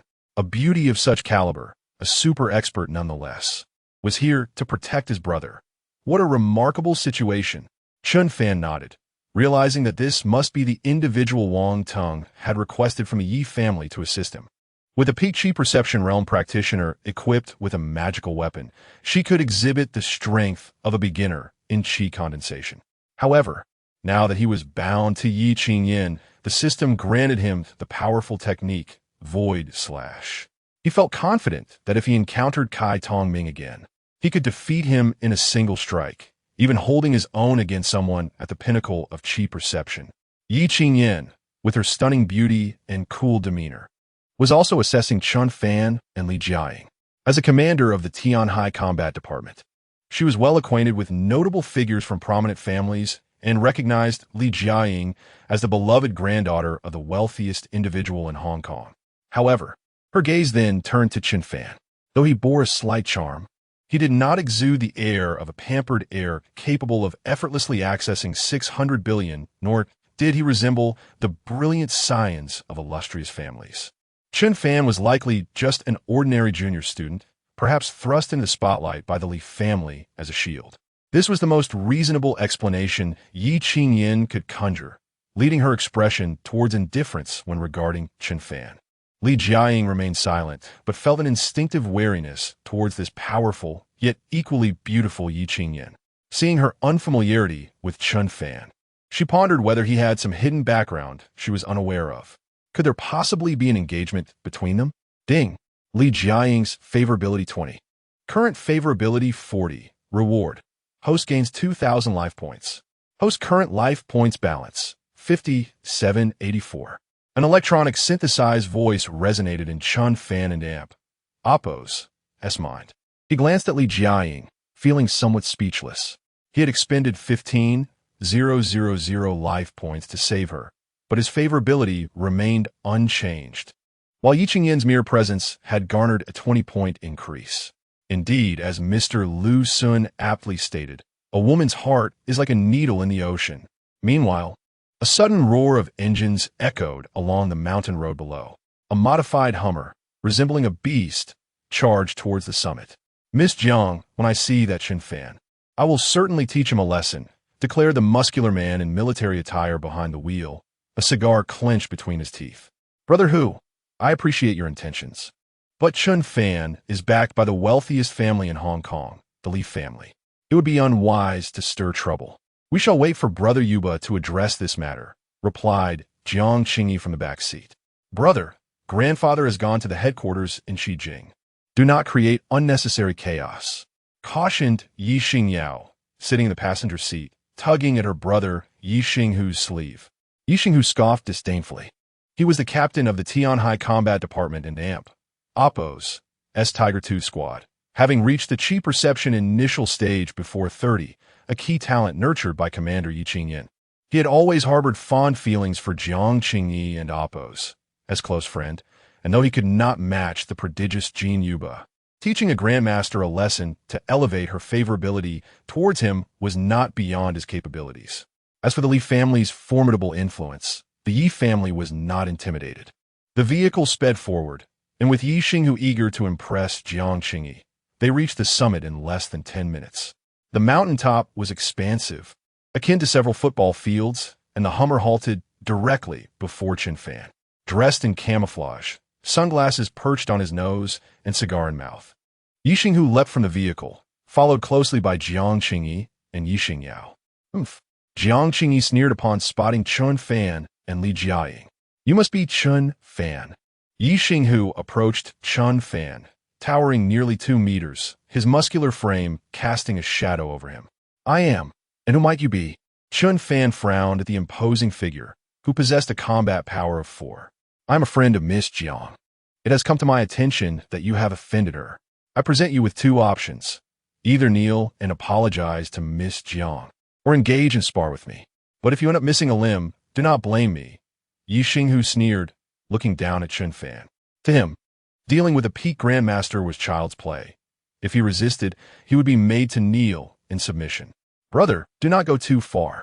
Ye Vingya intervenit, while Jiang Qingyi observed the unfolding drama with amusement. Big man, I warn you, Chen Fan is affiliated with the Li family of Hong Kong. Consider the consequences carefully. Li Jiaying stepped forward despite her trepidation. Huh, beautiful lady, one must acknowledge their wrongdoings. I am not being unreasonable. I simply ask that he kneel before such a lovely girl as Miss Jiang. How many men would yearn for such an opportunity?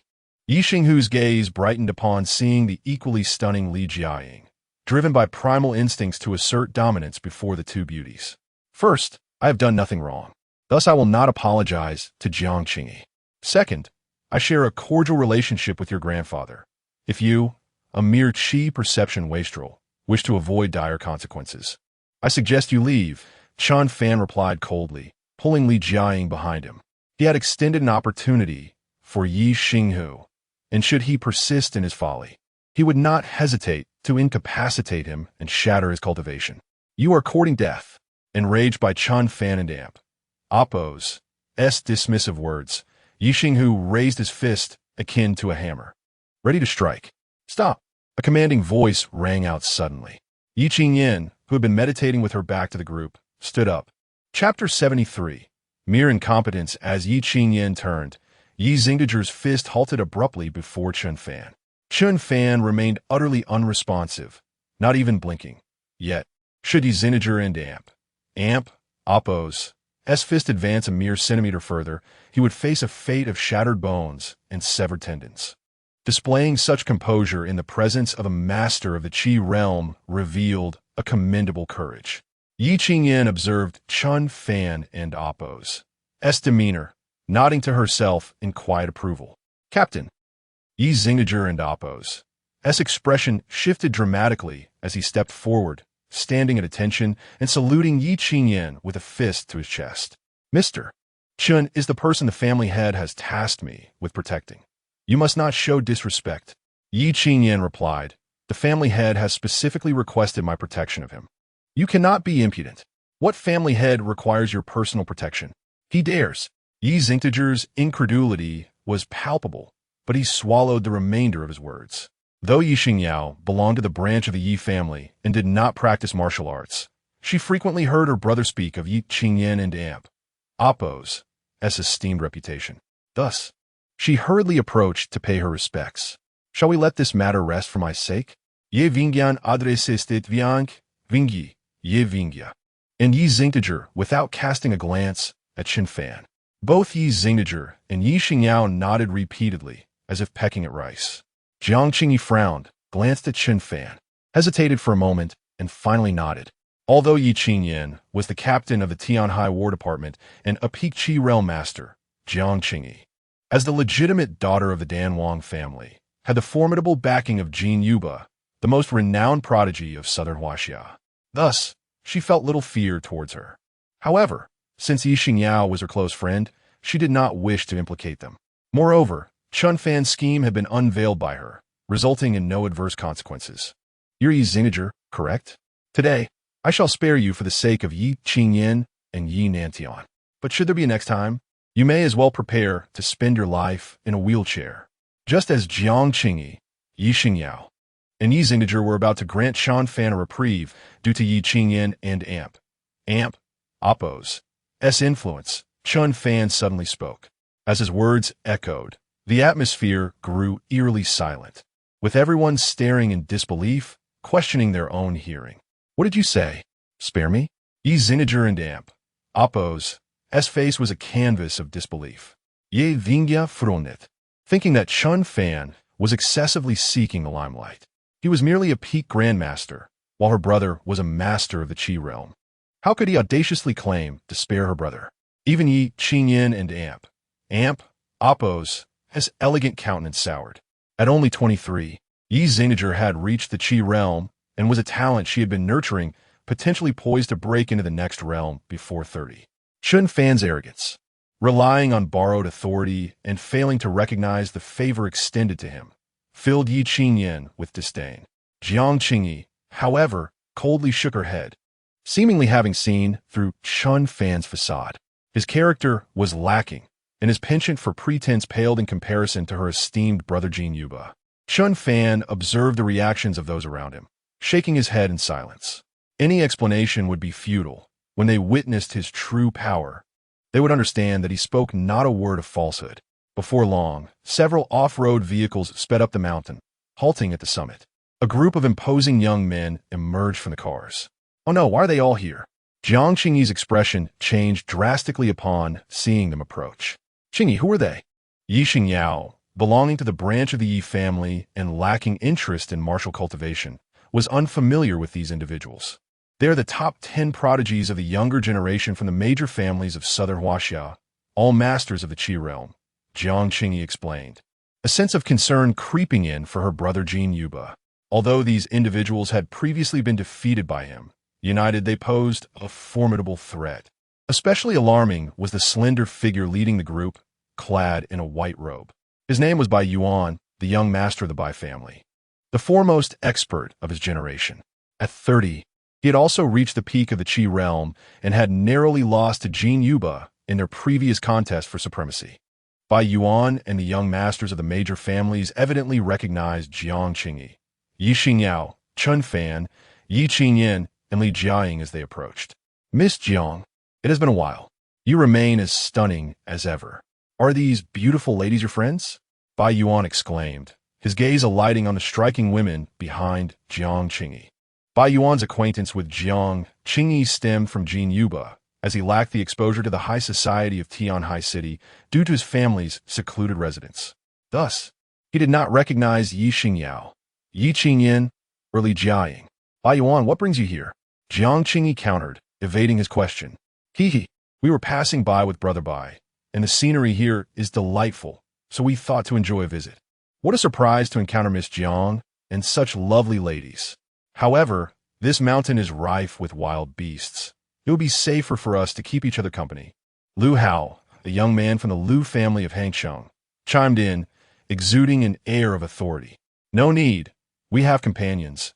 Yi Xingyao quickly interjected. Oh, you mean these few? Lu Hao chuckled, sizing up Chen Fan, Li Wei, and Yi Xingdager with disdain. 2 incompetents and 1 insignificant insect without any cultivation. What did you say? Yi Xingdager erupted in anger, stepping toward Lu Hao. I said you are the incompetent one. Lu Hao retorted, standing with his hands behind his back, a cold smile on his face. You're courting death. With Jiang Qingyi and his sister present, Yi Xingdager could no longer tolerate being insulted. A powerful surge of genuine energy erupted from him, stirring the dust around.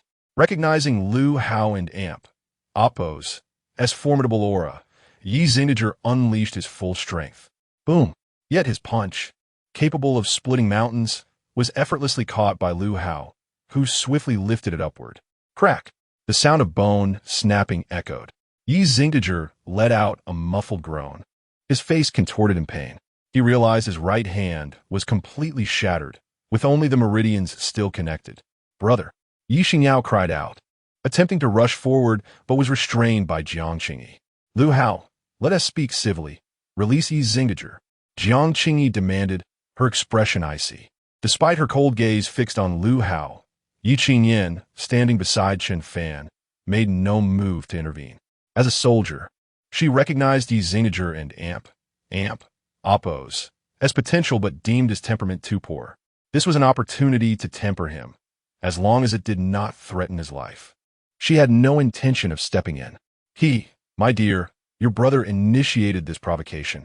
I would consider releasing him, but only if you persuade Jiang Qingyi to accompany Brother Bai for a day, and you join me for a day as compensation.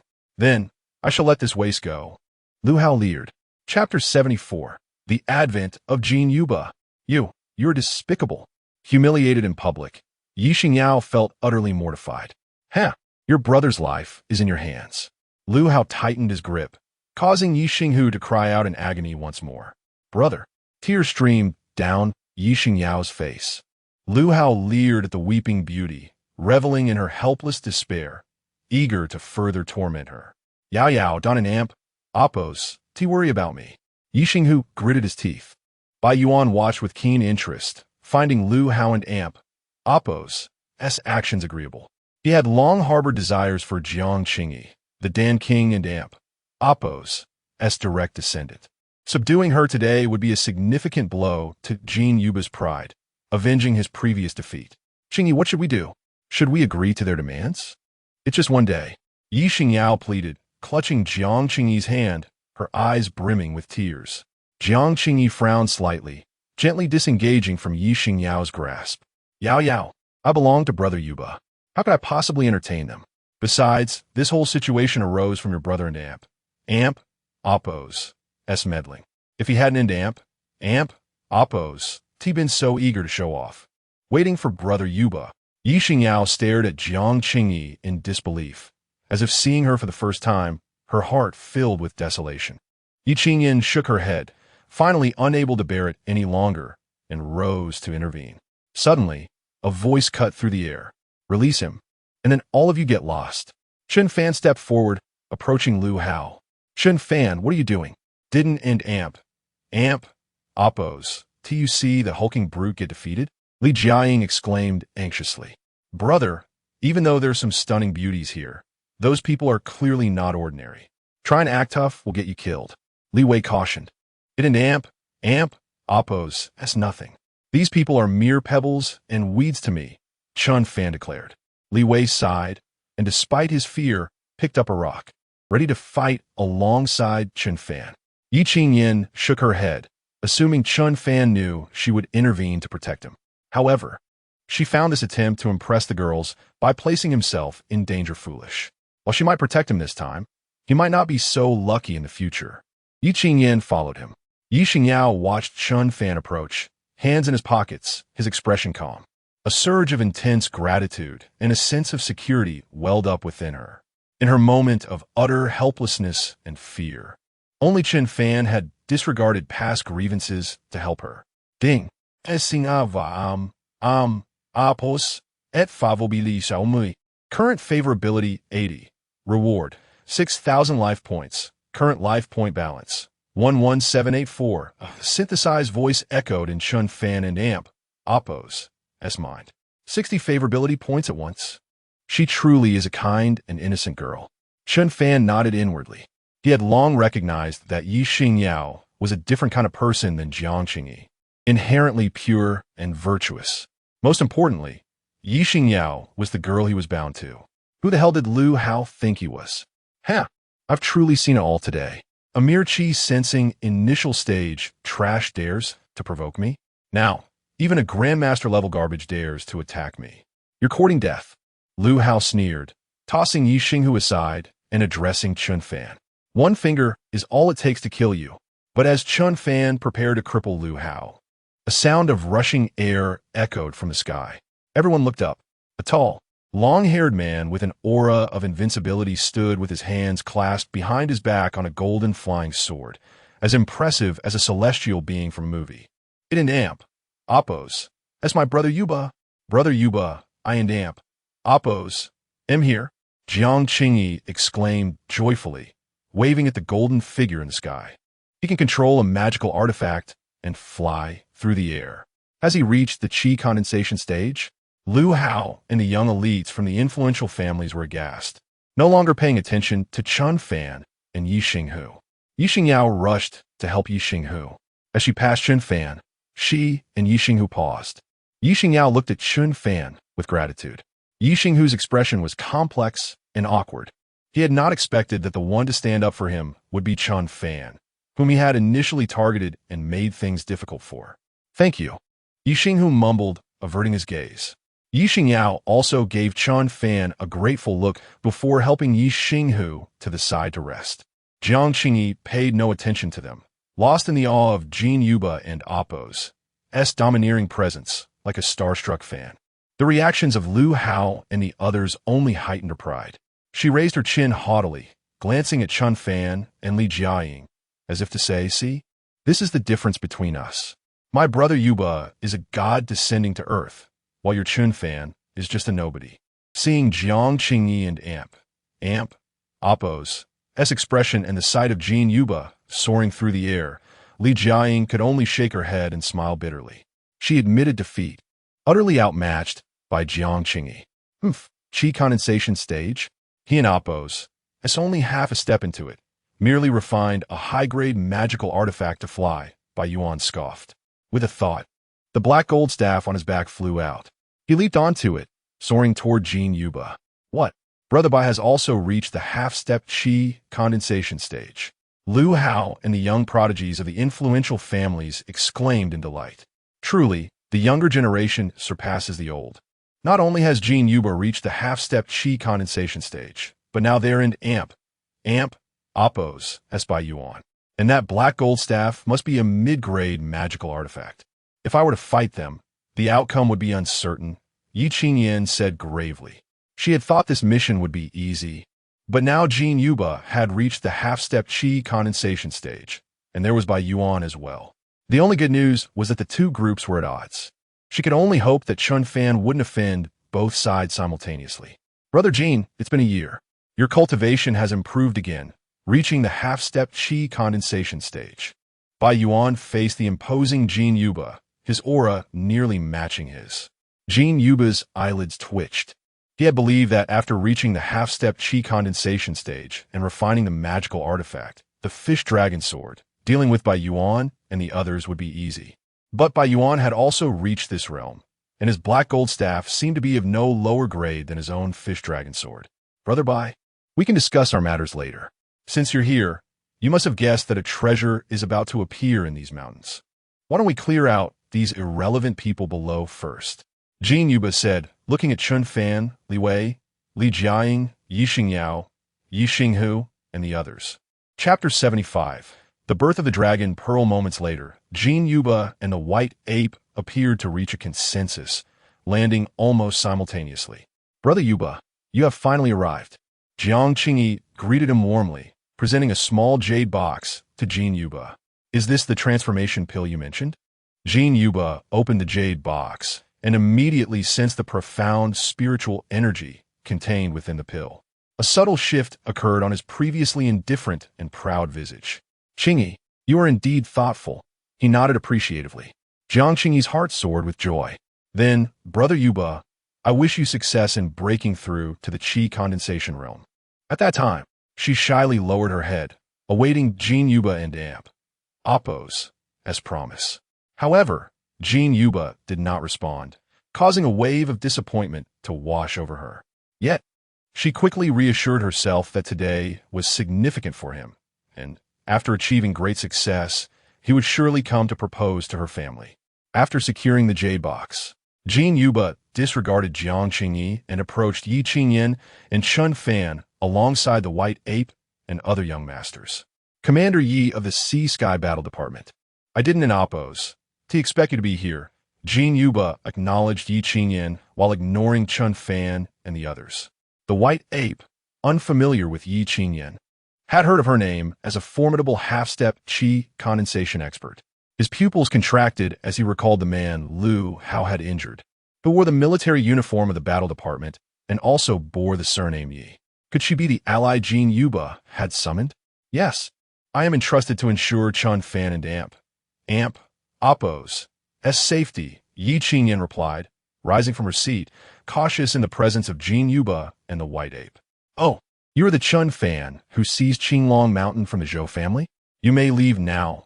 I shall spare you on account of Commander Yi, Jin Yuba remarked, appraising Chen Fan with a chilling gaze. What audacity! Does the law not exist in Huaxia? You stand on land that I purchased for 600 billion, and you dare to ask me to leave? Chen Fan scoffed, pointing at Jin Yuba, the white ape, and the young elites from the prominent families. You, and all of you get out. As his words echoed, a stunned silence enveloped the area. What had he just said? Had he just ordered Jin Yuba and the white ape to leave? Panic surged through Li Jiaying, Yi Xingyao, and Yi Xinghu, who gasped in disbelief, staring at Chen Fan as if he were a monster.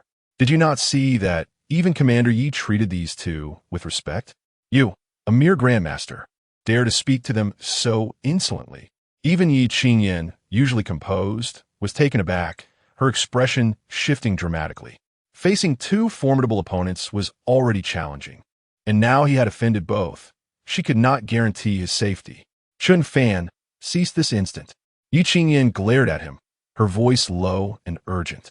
She had never anticipated Chen Fan's utter recklessness. You just said for us to leave? Jin Yuba, the most celebrated talent in southern Huaxia, was always met with reverence. When had anyone dared to command him to leave? With a surge of murderous intent, his true energy locked onto Chen Fan. The white ape also revealed a sinister grin. In southern Huaxia, Chen Fan was the first to speak to him in such a manner. To command Brother Yuba to leave, such ignorance. Jiang Qingyi sneered. However, to her astonishment, Yi Xingyao and Yi Xinghu stepped forward, resolutely standing behind Chen Fan. Yao Yao, what are you doing? Why are you siding with that scoundrel?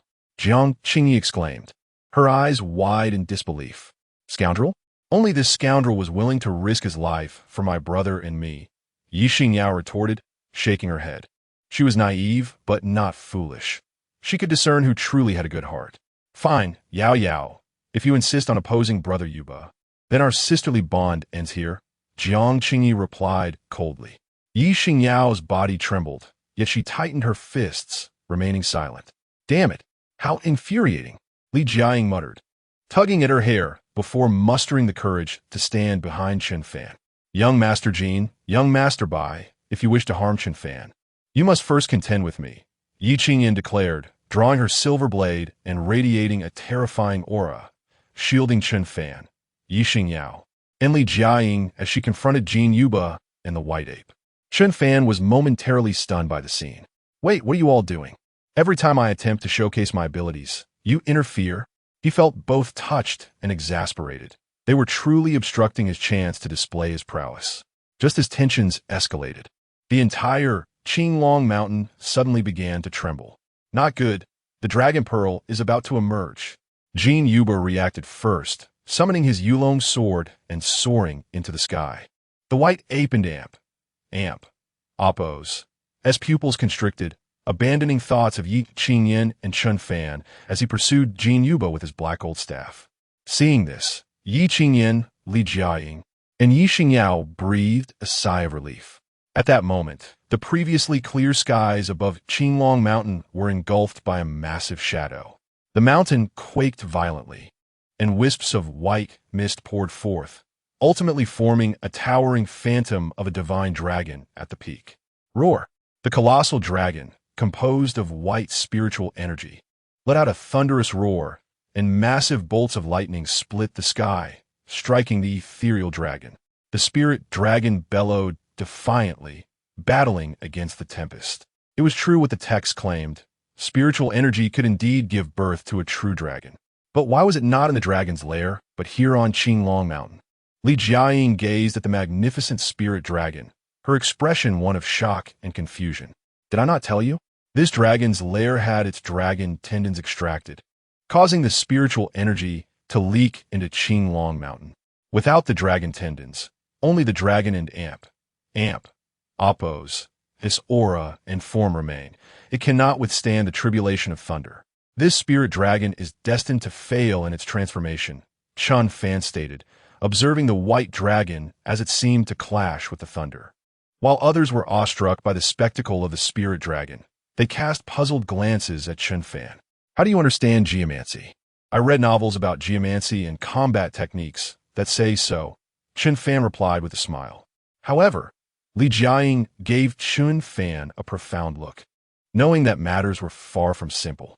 The timing and location of the spirit dragon's appearance aligned perfectly with Chen Fan's predictions, insights that only a seasoned geomancer could possess. Approximately half an hour later, the clash between the spirit dragon and the thunder reached its climax. Though Jin Yuba and the white ape hovered in the sky, they dared not approach the spirit dragon. A single bolt of lightning could reduce even their formidable strength to ashes. This time, Jin Yuba and the white ape were the big winners, being the closest to the spirit dragon. Ye Vingyan remarked, and everyone cast envious glances at the two suspended in the air. Ah, that may not be the case, Chen Fan chuckled. No sooner had he spoken than, under the final strike of lightning, the spirit dragon was torn apart, ultimately condensing into 7 golden dragon pearls, each the size of an infant and Oppo's fist. The dragon pearls are mine. Jin Yuba and the white ape, closest to the pearls, rushed forward with uncontainable excitement. Yet, no one noticed that Chen Fan had already settled into a stone formation. Swish, swish, swish. The 7 dragon balls, as if imbued with life, evaded the grasp of Jin Yuba and the white ape, soaring towards Chen Fan. Chapter 76. Rustic Fowl and Tile Dog's 7 resplendent dragon orbs, each akin to the size of a newborn and damp. Appo's fist hovered before Chen Fan. As if plucking apples from a tree, he effortlessly collected the dragon orbs. How could these orbs have chosen to gravitate towards him? Yi Qingyan, Li Jiaying, Yi Xingyao, Jiang Qingyi, and the others were rendered speechless. Even the young elites from the powerful Lu family exhibited expressions of disbelief. Was it possible that Chen Fan had truly set up an array using those stones in recent days? Li Jiaying pondered in shock. The ability to utilize an array to summon spirits and attract qi is far beyond the capabilities of an ordinary feng shui master. Only the masters from the illustrious Liang family in Hong Kong might possess such skill. High above, Jin Yuba, wielding the fish dragon sword, and Bai Yuan, brandishing the black gold iron rod, froze in place, slowly turning their heads to gaze at Chen Fan below, their faces a pallid shade of anger. Moments ago, they were on the verge of capturing those dragon orbs, yet they seemed to have been summoned, bypassing them to fly directly to Chen Fan. You little brat, dare to play tricks, Jin Yuba bellowed, diving toward Chen Fan. However, a black gold iron rod instantaneously barred his path. Bai Yuan, are you mad? Jin Yuba shouted. Haha, Jin Yuba, last time I barely lost to you. Today presents a rare opportunity for us to spar again, Bai Yuan replied with a grin. Jin Yuba furrowed his brow, casting a quick glance downward, immediately comprehending Bai Yuan and Appo's intentions. Below, the powerful elites from Lu Hao and Appo's family had formed a fan-shaped encirclement, surrounding Chen Fan and his companions. Bai Yuan, I discovered these dragon orbs first. If you wish to claim them, you ought to consult me first, especially with my fish dragon sword in hand. My sky-soaring rod is not to be trifled with. Here comes my flying rod, Jin Yuba exclaimed, and in an instant, he and Bai Yuan were locked in fierce combat. Meanwhile, Yi Qingyan swiftly drew her silver blade, positioning herself protectively in front of the others. Captain Yi, though your strength is formidable, we are a collective of prodigies. While you may not fear us, you cannot shield everyone, Lu Hao threatened. However, should you persuade Chen Fan to relinquish the dragon orbs, Bai Yuan and I can guarantee your safe passage. Yi Qingyan frowned slightly. Lu Hao's assertion was not without merit. If their adversaries surged forward, even she, though unyielding, could not protect Chen Fan and the others, including Yi Xingyao and Li Jiaying. Observing Jin Yuba and Bai Yuan, who were battling fiercely yet edging closer to her, and Chen Fan, she swiftly abandoned the idea of fleeing with them. Chen Fan, surrender the dragon orbs. Otherwise, even if I can protect you, your friends are doomed, Yi Qingyan declared gravely. You lot are mere rustic fowl and tile dogs. They are unworthy, Chen Fan retorted, securing the dragon orbs and striding purposefully towards Lu Hao. Boy, you seek your own demise. Do not blame me. Lu Hao rejoiced at Chen Fan and Appo's emergence from behind Yi Qingyan, reaching out to seize him. Chen Fan, retreat, Yi Qingyan shouted, realizing she could not reach him in time. Lu Hao and Appo's palm, imbued with true qi, was already aimed at Chen Fan and Appo's head. Lu Hao struck fiercely. Even Li Jiaying, Yi Xingyao, Yi Xinghu, and Li Wei, despite maintaining a distance, could sense the terrifying power of Lu Hao and Appo's claw. If struck, not even Chen Fan would escape unscathed. Yi Xinghu would surely meet his end. Begone! Yet, Chen Fan stood resolute, hands clasped behind his back, and shouted at Lu Hao. Instantly, a wave of true qi surged forth from his mouth, crashing into Lu Hao's outstretched hand. Boom! The true qi released by Chen Fan struck Lu Hao's right hand like a hammer, causing it to explode, then slammed into his chest, propelling him backward with great force. The scene fell into a profound silence. Shock, confusion, and fear reverberated through the minds of all present. Even the battle between Jin Yuba and Bai Yuan in the air came to a standstill. To condense qi and exert it from afar. This is the hallmark of a true master. A young elite from a powerful family gasped, observing Lu Hao and Appo's mangled arm and the concave chest devoid of breath. How could he be so young and yet a master of chi condensation? Realization dawned upon them. They had misjudged him. He possessed such prowess all along. Such a talent would undoubtedly rank among the foremost in southern Huaxia, a coveted target for various families. No wonder the family head valued him so highly and issued direct orders. Yi Qingyin and Appo's beautiful eyes reflected astonishment. Chen Fan appeared to be younger than Jin Yuba by 2 years. If that were the case, the title of the foremost prodigy in southern Huaxiao would surely shift to Chen Fan. Li Jiaying covered her gaping mouth with her hand, astonished. Chen Fan was indeed a master of qi condensation. It was he who had driven away Kai Tongming that day. Reflecting on that moment, she recalled the myriad wounds adorning Chen Fan and Appo's body. If his master had saved him, how could he have been injured? Yet at that time, her prejudice led her to view Chen Fan merely as a third-year student, never imagining he was also a powerhouse of qi condensation. Yi Xingyao's eyes sparkled with a peculiar light. How she had once envied her close friend for finding a prodigy like Jin Yuba, and now a younger and more formidable talent stood before her. Moreover, in her time of utmost helplessness, Chen Fan had set aside past grievances to stand up for her. Did he harbor feelings for her? Yi Xinghu, after witnessing Chen Fan and Appo's prowess, felt a wave of self-reproach wash over him. He had always been a mere clown in Chen Fan and Appo's presence, yet despite his provocations, Chen Fan had chosen to defend him at the critical moment. Filled with admiration, Yi Xinghu clenched his fists tightly, vowing to temper his arrogance, dedicate himself to rigorous training, and strive to match Chen Fan and Appo's caliber. At that moment, Jiang Qingyi's face turned pale, instinctively taking 2 steps back. How is this possible? He is but a puppet supported by the Li family of Hong Kong, a mere third-year student. How could he surpass my brother Yuba? How could he be a master of qi condensation? I refuse to believe it. This is impossible. Ding. Yi Qingyin's Affinity 60, current Affinity 60, rewards the host with 6,000 life points. Host current life points balance, 17784. Ding. Elijia Ying's Affinity 40, current Affinity 80, rewards the host with 4,000 life points. Host and Appo's current life points balance, 21784. Ding. Yi Xingyao and Appo's Affinity 10, current Affinity 90, rewards the host with 1,000 life points. Host and Appo's current life points balance, 22784. Ding. Jiang Qingyi and Appo's Affinity 100, current Affinity 50, rewards the host with 5,000 life points. Host and Appo's current life points balance, 27784. Chapter 77. 2 week, a series of electronic synthesized voices resonated within Chen Fan's mind, causing his nearly depleted life force to surge dramatically. To his astonishment, Yi Xingyao's favorability rating surged to an astonishing 90, reaching a level akin to that of an ardent admirer.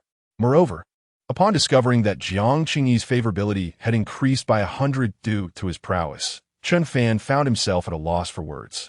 She was a materialistic woman, while he was a formidable figure. The conflict between Jin Yuba and Bai Yuan ceased as they both descended to the ground. Bai Yuan glanced at the lifeless Lu Hao, his eyelids twitching uncontrollably. Lu Hao was a mid-stage qi condensation expert, and at merely 20-something years of age, he possessed immense potential. It was unfathomable that he had been killed by Chen Fan. Who exactly are you? At your age, possessing such strength at the initial stage of qi condensation is no trivial matter. Jin Yuba fixed his gaze on Chen Fan, who was merely maintaining his strength at the initial stage of qi condensation. Regardless of who you are, you have killed the young master of the Liu family in Hangsheng without cause. The Liu family will undoubtedly seek retribution, Bai Yuan asserted, his eyes locked on Chen Fan. What the Liu family in Hangsheng? If they cannot discern the situation, they shall be extinguished without hesitation, Chen Fan retorted with a cold smile. With over 20,000 points of life left, he could easily elevate himself to the realm of the Qi Lake Kings. Even formidable powers meant little before him. This was the confidence that Chen Fan possessed. Such arrogance. You are but at the initial stage of qi condensation. Do not forget that even if the ancestor of the Liu family is at the mid-stage of qi condensation, I, with my magical artifact, could still vanquish you. Bai Yuan scoffed. In truth, descendants of these prominent families rarely took lives in their disputes. But Bai Yuan had not anticipated that this reckless youth would so brazenly slay Liu Hao. Moreover, Bai Yuan had been invited to assist. If he did not put up a show, he would surely face repercussions upon returning. Besides, the dragon pearls were still in Chen Fan's possession. Perfect. My fish dragon sword also requires the blood of a qi condensation expert to be consecrated. Jin Yuba declared, his fighting spirit ignited. The fish dragon sword emitted a blinding radiance as Jin Yuba and Amp, Appo's fierce desire for battle erupted. He had never fought against a qi condensation expert, and the fact that Chen Fan was younger yet had taken the lead into the realm of qi condensation was a blow to his pride. Only by defeating Chen Fan could he attain clarity in his martial heart. My heroic brother Yuba is indeed formidable, displaying such invincible prowess against an opponent of a higher realm. He truly is the man I have chosen. Jiang Qingyi gazed at Jin Yuba with admiration. Do you all treat me as invisible? Yi Qingyan stepped forward, preparing to fight alongside Chen Fan. You need not intervene. They are merely two half-step qi condensation weaklings. Chen Fan commented. Yi Qingyan suddenly felt a gentle force pushing her back. Arrogance. Jin Yuba bellowed as he made the first move. The fish dragon sword unleashed a torrent of deadly sword shadows, each akin to a strike from a qi condensation expert. Brick, come fort. Chen Fan commanded softly.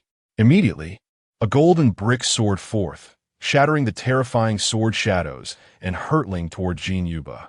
The exploding sword shadows erupted like cluster bombs, creating a series of massive detonations upon impact with the ground. You also possess a magical artifact. Jin Yuba exclaimed in astonishment. He dared not confront the magical artifact wielded by a qi condensation expert and hastily attempted to evade it. However, the golden brick seemed to possess a homing mechanism, relentlessly targeting his groin. Jin Yuba's face flushed with rage and humiliation as he barely managed to insert the fish dragon sword between himself and the brick, narrowly escaping disaster, though he was still sent flying, his lower body quaking violently. What a treacherous method of attack. Bai Yuan gulped, instinctively bowing his body. Vile rogue, despicable scoundrel. Jiang Qingyi spat, her cheeks flushed. Ye Vingyan, Li Vieying, Ye Vingya, Ye Ving Tiger, Ain Li Vio Lukit Oninastonishment. Brother, splendid work. Even with his thick skin, Chen Fan felt the weight of the women and Appos, as peculiar gazes, suddenly regretting the use of the brick. This magical artifact has left me utterly humiliated. Kid, receive my stick. Bai Yuan seized the opportunity as Chen Fan and Amp, Appos, magical artifact was engaged with Jin Yuba. His black gold staff suddenly appeared behind Chen Fan, aiming for his head. It was the perfect moment to test the powerful technique, Void Slash, gifted by Yi Qingyan. With a thought, Chen Fan raised his hand and unleashed two Void Slashes. Without warning, the space behind Bai Yuan and the front of his black gold staff split open, revealing two terrifyingly sharp blades of light. With a sickening sound, the black gold staff was cleaved in two, and despite Bai Yuan's swift reflexes, he was nearly sliced in half. A massive wound appearing in his midsection, rendering him incapable of further combat as he collapsed to the ground. Please, do not kill me. Bai Yuan gasped, blood frothing from his mouth as he knelt before Chen Fan, terror etched on his face. Too weak. Chen Fan looked down at Bai Yuan, shaking his head. To test the power of this high-tier technique, he had only employed half-step qi condensation strength. Even so, he had nearly killed Bai Yuan, leaving Chen Fan feeling disappointed, as he had not accurately assessed the true prowess of the Void Slash. Chen Fan stepped over Bai Yuan, turning his gaze to Jin Yuba, who was engaged in a fierce battle with the golden brick above.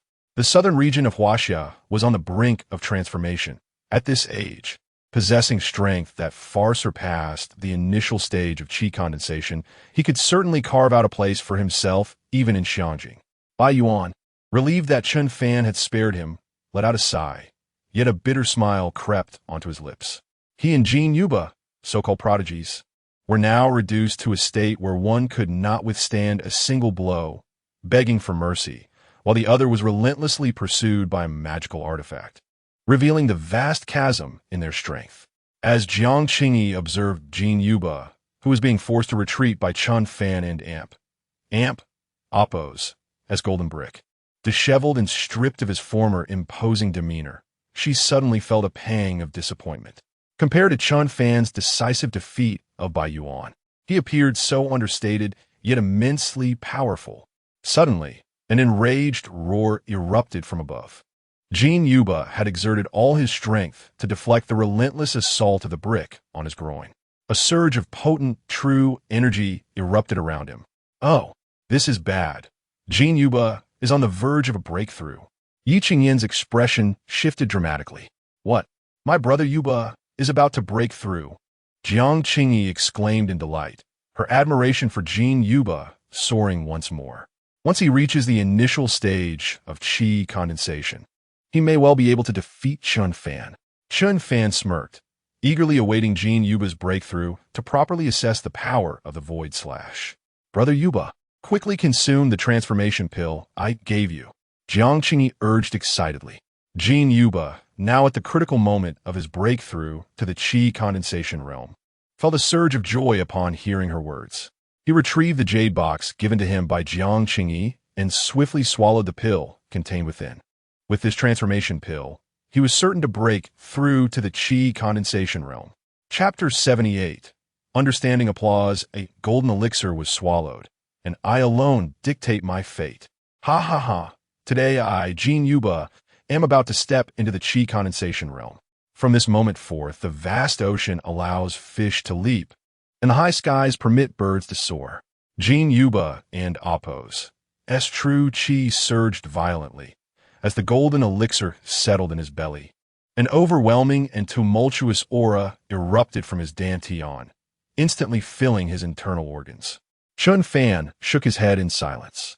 He had intended to wait for Jin Yuba to break through to the qi condensation realm to test whether his Void Slash could defeat an opponent across realms.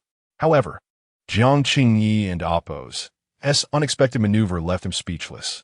Through the sudden eruption of spiritual energy from Jin Yuba, Chen Fan was certain that the elixir Jiang Qingyi had concocted was not a transformation pill, but rather a fall pill. Chen Fan, what do you intend to do? I want an Amp, Oppos, to allow you to interfere with Brother Yuba and Amp, Oppos' breakthrough, Jiang Qingyi exclaimed, believing Chen Fan was about to attack Jin Yuba and quickly position herself in front of him. Chen Fan halted his steps. He has consumed the fall pill you crafted. He need not my intervention, for he will either not survive or be left with but a sliver of life. Chen Fan, I admit your strength is formidable, but in the realm of alchemy, I have traversed more bridges than you have traveled roads. You are clearly afraid that my brother Yuba will surpass you upon his breakthrough, and thus you resort to such despicable tactics. How shameless! Jiang Qingyi shouted, her beautiful visage contorted in anguish. Even she was unaware of the depths of her emotion. Perhaps it was the fear of her invincible brother Yuba being surpassed by Chen Fan, or perhaps it was regret for missing out on such a remarkable talent. Surpass me? He is destined for failure after consuming your fall pill. It will be a challenge for him to retain even a sliver of his life, Chen Fan replied, shaking his head, unwilling to engage further with Jiang Qingyi, and turned to leave. Transformation pill, fall pill. Jin Yuba overheard the exchange between Chen Fan and Jiang Qingyi. These two were acquainted. Moreover, this pill seemed to have a connection to Chen Fan. An ominous premonition surged in Jin Yuba and Oppos' heart. Meanwhile, Chen Fan produced 7 Dragon Balls, distributing one each to Yi Qingyan, Li Jiaying, Yi Xingyao, and Li Wei, even giving one to Li Hu. What? Chen Fan, what does this mean? Yi Qingyan exclaimed, her eyes wide with disbelief as she gazed at Chen Fan, while the others stared in astonishment at the radiant Dragon Balls in their hands. What do you mean? It is, of course, a gift for you, Chen Fan replied, rolling his eyes. A gift for me? Yi Qingyan gasped, her breath quickening as she looked at the Dragon Ball in her hand. She had been stuck at the cusp of the qi condensation realm for a year, her accumulation sufficient, and recently she felt the barrier loosening. With regular cultivation, she could break through within 5 years. However, with this Dragon Ball, composed of over 200 years of condensed spiritual energy, she could almost instantly reach the Qi condensation realm. Achieving this at 30 would significantly elevate her status within the Yi family. Chen Fan, thank you, Yi Qingyan said, gazing at him with admiration. To reach the Qi condensation realm before the age of 25 and to gift her such a priceless treasure stirred complex feelings within her. Chen Fan, at least you have some conscience. Not forgetting your fiancé. Li Jiaying feigned indifference and rolled her eyes, though her heart raced with excitement. Emphasizing the words fiancé, brother Chen Fan, you are giving me such a precious gift? Yi Xingyao also looked on in disbelief with wide eyes. Previously, I treated you like Jiang Qingyi, yet you not only stood up for my brother, but also gifted me such a valuable item. The more Yi Xingyao thought about it, the more guilt she felt, realizing how much she owed Chen Fan. As a master of the Qi condensation realm with immense wealth, what could she offer in return? Perhaps just her decent physique. Yi Xingyao resolved that should Chen Fan ever need her, she would willingly offer herself. Li Wei accepted the gift without hesitation, but Yi Xinghu regarded Chen Fan with a complex expression. Chen Fan, I've been so antagonistic towards you. Yet you not only saved me, but also gifted me such a precious item. Why? Of course, it is because of your sister. Chen Fan thought inwardly, maintaining a serious facade. To those who betray and harm me, I offer a Dragon Ball. Thus, one can imagine the rewards for those who remain loyal. Understanding applause. In that instant, Chen Fan and Appo's stature and image soared. Ding! Yi Qingyan and Appo's favorability 10, current favorability 70, reward 1,000 life points. Current life points 28784. Ding! Li Jiaying and Amp, Appo's favorability 5, current favorability 85, reward 500 life points. Current life points 29284. Ding! Yi Xingyao and Amp, Appo's favorability 5, current favorability 95, reward 500 life points.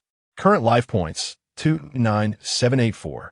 A series of electronic synthesized voices echoed in Chen Fan's mind. Indeed, as Mr. Lu Sun wisely stated, gifting girls is the swiftest means to enhance favorability.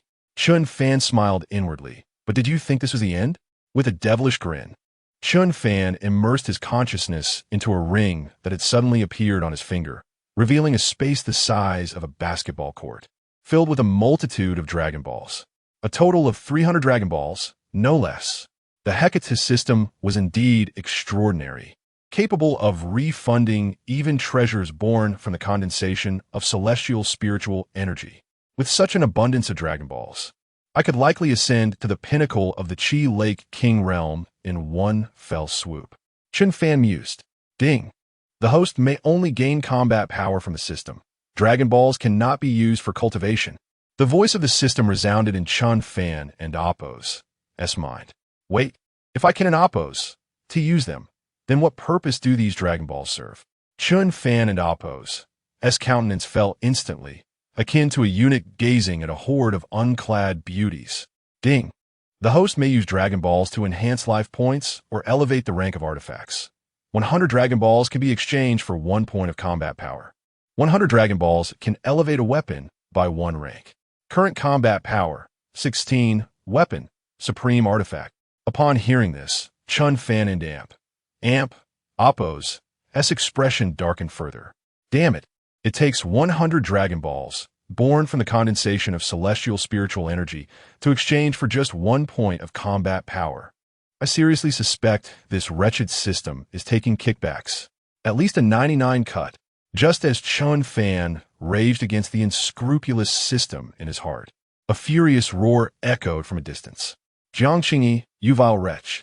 How dare you conspire with Chen Fan against me? Chapter 79. Please, grant me a Dragon Ball. The furious shouts of Jin Yuba echoed through the air, filled with insults. Wretched woman, shameless harlot. A few individuals turned their attention towards him. Witnessing Jin Yuba in a state of utter chaos, his eyes glowing with an ominous red light, his hair swirling as if caught in a tempest. His dantian was visibly overwhelmed, with torrents of energy surging violently into his meridians, threatening to rupture them. "Brother Yuba, how could this happen?" Jiang Qingyi cried, her hands covering her mouth, tears streaming down her face as she beheld Jin Yuba on the brink of explosion from the overwhelming energy. The crucial aspect of advancing from the qi perception stage to the qi condensation stage lies in maintaining clarity of mind amidst the intense reactions of energy condensation. Your medicinal pill is excessively potent, akin to a powder keg filled with energy. While it is indeed rich in spiritual essence, its effects are counterproductive, leading only to a catastrophic failure in his breakthrough and possibly driving him to madness. Chen Fan remarked, shaking his head. "What? If that is the case, why did you not speak up sooner? Why did you allow Brother Yuba to spiral into madness?" Jiang Qingyi reproached Chen Fan. Jiang Qingyi, when you were in my home, Brother Chen Fan had already advised you on the correct formula. It was your own foolishness that led you to alter it. So how can you blame him? Yi Xingyao retorted angrily, unable to contain her fury at Jiang Qingyi and Appo's misplaced accusations. Jiang Qingyi's face shifted between shades of pale and flushed. She was taken aback that her dear friend would defend Chen Fan. One's own folly invites calamity. Now, let us see who becomes the laughingstock of the elite circles. Li Jiaying seized the opportunity to attack her rival, a smirk playing on her lips, reveling in what she perceived as revenge. Jiang Qingyi's face turned ashen, her delicate frame trembling, yet she found herself without retort, aware that she had erred gravely. Perhaps only the gentle energy of a Dragon Ball can save him now, the white ape observed from a distance. Dragon Ball. Yes, the Dragon Ball. Yao Yao, didn't Chen Fan give you one? Quickly, save my brother Yuba. Upon hearing this, Jiang Qingyi grasped Yi Xingyao's hand, her excitement palpable. Yao Yao, we are the best of sisters. You cannot stand by and do nothing. You may have Chen Fan now, but if Brother Yuba dies, I will have nothing left. For the sake of our years of friendship, I beg you. With that, Jiang Qingyi knelt before Yi Xingyao, her desperation evident. Qingyi, ye vinga gaspit in shock. Wanting to help her up, but Jiang Qingyi refused to rise. A conflicted expression crossed Yi Xingyao's face. She was kind-hearted, and Jiang Qingyi had been her close friend for over a decade. Yet, the Dragon Ball was incredibly precious and a gift from Chen Fan. How could she use it to aid his adversary? As Yi Xingyao wrestled with her conscience, a strong hand grasped her, pulling her protectively behind him. With a thud, a Dragon Ball landed before the kneeling Jiang Qingyi. She looked up, her tear-streaked face filled with astonishment, gazing at the indifferent Chen Fan.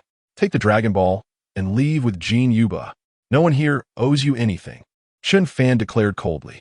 This Dragon Ball, more than a means to sever Yi Xingyao and Appo's long-standing friendship with Jiang Qingyi, symbolized the dissolution of his bond with Jiang Qingyi and the restitution of the life energy she had drained from him. From that moment forth, he would have no further ties to her. Jiang Qingyi, pale and trembling, picked up the Dragon Ball and assisted Jin Yuba into the vehicle. As they departed, Jin Yuba cast a lingering glance at Chen Fan. Chen Fan, you have no idea who stand behind me. By letting me go, you will forever dwell in darkness and fear. He crushed the Dragon Ball, and a gentle energy enveloped him, steadily mending his injuries and suppressing the chaotic energy within his dantian. Jiang Qingyi smiled bitterly, her pride extinguished. She realized she had irrevocably lost Yi Xingyao as a friend and any chance of reconciling with Chen Fan. Henceforth, her only companion would be Jin Yuba, who had insulted her as a harlot and a wretched maid. As the Hummer roared to life, they vanished from sight, leaving behind a crowd that gazed at Chen Fan with a mixture of fear and respect. A 25-year-old qi condensation expert, defeating the white ape with a single strike. Such power was something only the ancestral figures of their clans could rival. Now you all may leave.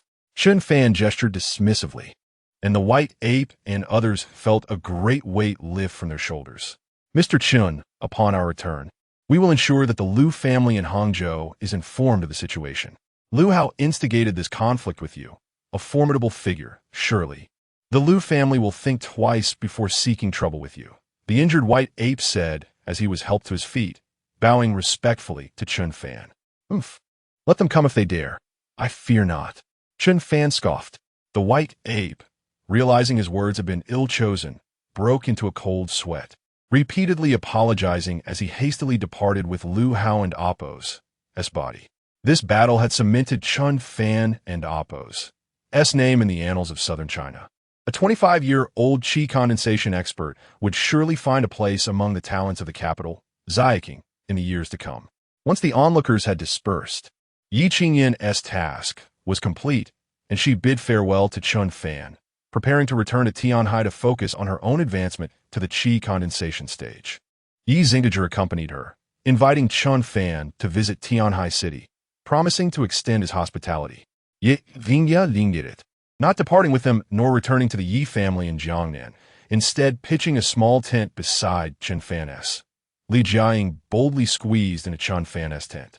Thus, while Chen Fan busied himself during the day with arranging formations at Qinglong Mountain to gather more spiritual energy at night, he was occupied within a few days. Jiang Yuchan, Zhao Ruoxi, and Wang Yuyan learned of Chen Fan's impending journey to Hong Kong and arrived to see him off, while Sun Siyuan remained engrossed in her studies of the 13 ghost needles and did not attend. That evening, due to the impracticality of traversing between tents, they all squeezed into one. 10 days later, the spirit-gathering formation was finally complete. Under the nourishing influence of the heavenly spiritual energy, Chen Fan not only did not suffer from exhaustion, but instead, through the practice of yin-yang exchange, found his physique and stamina enhanced. Lo and behold, the concentration of spiritual energy here is astonishing, rivaling that of the ancient alchemist spirit stone bed. Su Nanxiang emerged from her seclusion, exuding a formidable aura, a red mark between her brows reminiscent of a celestial deity. She raised her hand, directing the concentrated spiritual energy towards the peak of a mountain, unleashing waves of terrifying energy that battered against the stone walls. In less than a short span, a small cave appeared in the rock face. Master, you may cultivate here for the time being. I have arranged for construction to begin on the mountain, and once completed, you can relocate, Chen Fan informed her. Su Nanxiang nodded in agreement. At that moment, Li Jiaying's phone vibrated unexpectedly. She checked it, and her expression changed dramatically. Ying und Apos, we must leave immediately and never return to Hong Kong. The message read, sent by her grandfather. Chapter 80. Tumultuous times for the Li family. Miss Li, Mr. Chen. We are about to land at the airport. A comely flight attendant, adorned with black stockings, high heels, and statuesque legs, gently rapped on the door, finally interrupting the amorous activities within. The sounds had persisted for hours. The flight attendant swallowed, thinking enviously. The personal massager had run out of power, and she had already changed several pairs of stockings. Initially, she had been perplexed as to why the granddaughter of Hong Kong's wealthiest man would be smitten with Chen, a handsome yet ordinarily dressed young man who didn't appear to be from a prominent family. However, after witnessing the vigor of their encounter, she understood. Chen's prowess was such that the plane's captain had mistaken the intense vibrations for turbulence. Chen, you are truly remarkable. Even on the plane, after an entire week. Li Jiaying said breathlessly. Chen administered a few playful spanks to her soft, fragrant posterior before dressing. Indeed, Chen had been relentless for a week on Green Dragon Mountain. To maintain his stamina, he had spent 500 dragon pearls to increase his combat prowess by 5 points, elevating it to 21 and placing him in the early stages of the Qi Lake King realm. Upon reaching the Qi Lake realm, Chen and Appo's true energy converged in his dantian, forming a small, golden lake. This lake provided him with inexhaustible energy. Even when faced with a gauntlet of women, they were all ultimately defeated and begged for mercy. With only Su Nanxiang, also a Qi Lake King, able to withstand him for a time. For that week, a golden lance stood firm atop Green Dragon Mountain, creating a tempestuous scene that shook the entire mountain throughout the night. Hurry and get dressed. Considering the message Old Man Li sent, the Li family must be facing significant trouble. Meanwhile, at the mountaintop mansion on Mount Onping, Hong Kong, 20 years prior, the wealthiest man in Hong Kong had purchased the entire mountain, providing a panoramic view of Victoria Harbor. Now, Mount Onping was heavily guarded, with security personnel stationed every few steps, blocking all entrances. These men, with their bulging muscles and explosive power, were all Grandmaster-level experts. Inside the Li family mansion's courtyard, blood flowed freely, and bodies lay scattered in gruesome poses. Most were armed security guards, each with a bullet hole between their eyebrows. Near the entrance lay several black-clad figures, mostly half-step condensation experts. The most horrific sight was that of an elderly man with white hair, a Li family retainer in the early stages of condensation. His chest had a gaping hole, and half of his head was missing. In this world, the wise adapt to circumstances. Cultivating to the condensation stage is no easy feat. Why be so blindly loyal?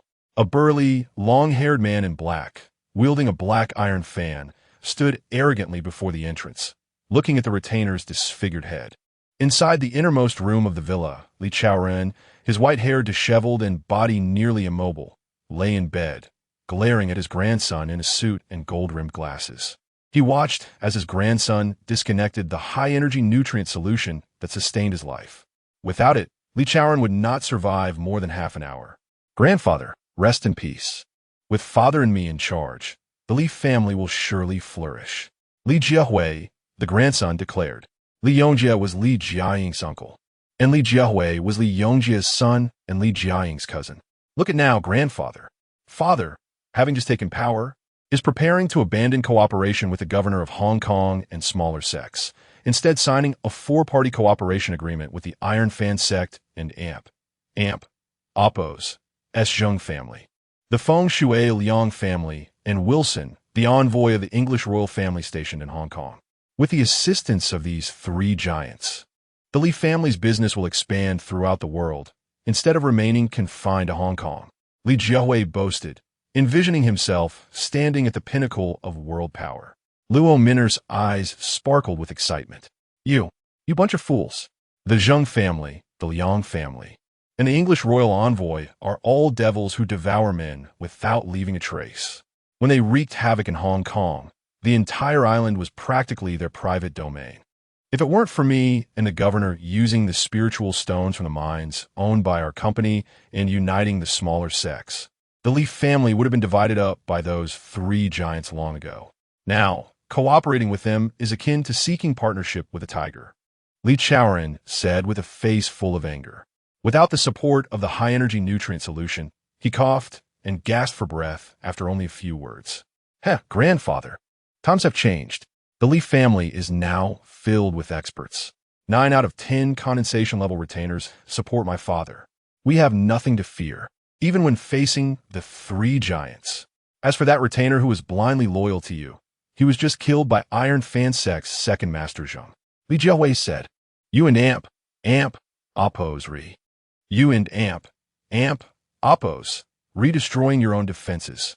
Li Chaoren exclaimed in dismay. Speaking of destroying defenses, we can and AMP, Oppos, to compare to you. If you hadn't insisted on giving half of the family fortune to that Chen Fan, ruining the Li family's century-old foundation, father, and I wouldn't have taken action against you. I know that Zhang Chufeng was powerful, but he's long dead.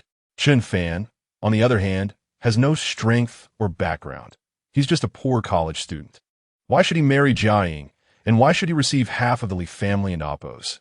As fortune as Jiaying and Oppos. S dowry. Li Jiahui said coldly. You, cough. Li Chaoren was so enraged that he couldn't and Oppos. He catch his breath, coughing violently, his face visibly paling. Alas, what could you all understand? If Jiaying could become Chen Fan's woman and continue Chen Fan's bloodline, I would gladly give the entire Li family to Chen Fan. You simply don't know his significance. He is someone whom the most powerful family in China would rather be destroyed than let him get hurt. Li Chaoren siga inwarly. At that moment, the walkie-talkie on Li Jiahui and AMP, Oppos, S chest suddenly crackled to life. Young master, an unlicensed Wuling Hongguang is trying to ascend a mountain. Didn't an AMP, Oppos, Ti say that no one is allowed on Mount Onping today? But young master, Miss Li Jiaying is in the car, along with a man named Chen Fan, who claims to be Miss and Amp, Appo's, as fiancé. Chapter 81. The Mutated True Qi Jiahui. Let them go, and I will give you all the wealth of the Li family. Li Chaoran managed to utter through gritted teeth. Old man, at this point, you still defend that Chen Fan? Who exactly is your grandson? Fine, before you perish today, I shall relish in tormenting that Chen Fan. Li Jiahui's composure shattered instantly, his eyes glinting with a frenzied mix of jealousy and murderous intent. Bring them up, Li Jiahui commanded into the intercom, a cruel smile curling at the corners of his lips. Down the mountain, Chen Fan and Li Jiaying and Appo's S-Willing van were granted passage. Chen Fan, I feel something is amiss, Li Jiaying said, her brows furrowed. Chen Fan raised an eyebrow, urging her to elaborate. Although the Li family typically had guards, they were primarily stationed around the villa at the mountaintop, not sealing off the roads from the foot of the mountain. Moreover, I recognize nearly all of my grandfather and Appo's guards. These are not them. Li Jiaying grasped Chen Fan's arm anxiously. Yes, these individuals are mostly master-level experts, and they reek of blood. They must have killed recently. Chen Fan nodded gravely. What? Then grandfather is in danger. Li Jiaying's face drained of color, recalling her grandfather's last text message, tears welling in her eyes. Chen Fan and Amp, Appo's expression was equally solemn as the Wuling van drifted through the drainage ditches, its speed soaring to 150 kilometers per hour. In 3 minutes, the unmarked Wuling van came to a halt before the grand entrance of the Li family villa. Unlike the situation at the foot of the mountain, there were no guards atop, yet before they could enter, Chen Fan was overwhelmed by an intense stench of blood, one even Li Jiaying could detect. It felt akin to entering a slaughterhouse. With a resounding crash, Chen Fan kicked open the towering 5-meter iron doors, revealing a scene of carnage in the courtyard. Ugh! Li Jiaying, upon witnessing the blood-soaked ground and the corpses, retched violently. Ha ha ha, Sister Jiaying, you have finally returned. And this must be your useless fiancé, Chen Fan. At that moment, Li Jiahui, impeccably dressed in a suit, emerged in a wheelchair with the frail Li Chaoran seated upon it. Beside Li Jiahui stood a burly middle-aged man wielding a black iron fan. Brother, did you kill all these people? Have you gone mad? Tears streamed down Li Jiaying and Appo's face as she gazed upon the lifeless bodies. Many bore familiar faces. There were maids who had served the Li family for over a decade, a plump chef renowned for his delectable pastries, several uncles who frequently protected her during outings, and a stern yet loving Qi-gathering level expert who had cherished her deeply. Just a bunch of servants. They lacked the sense of the situation and were easily disposed of, Li Jiahui scoffed. Where's grandfather? Bring him out. Without the high-energy nutrient solution, he cannot last much longer. Li Jiaying glared at Li Jiahui, her voice laced with fury. Grandfather will not survive long. But before he dies, watching me torment his beloved Chen Fan will suffice. Li Jiahui sneered, stepping through the pool of blood towards Chen Fan. Seated in the wheelchair, Li Chaoran was barely clinging to life, despair flickering in his eyes, yet he lacked the strength to voice his concerns. It is over, if Chen Fan perishes. The hope of the entire Li family ascending to the pinnacle of Huaxia will vanish. Li Chaoran and Amp, Appo's heart sank. Sometimes I truly wonder, is Chen Fan your real grandson, or am I? He is merely a useless junior in college. Li Jiahui approached Chen Fan, chuckling derisively, while emanating a powerful energy wave characteristic of a master-level expert. Kneel before me, Li Jiahui commanded Chen Fan.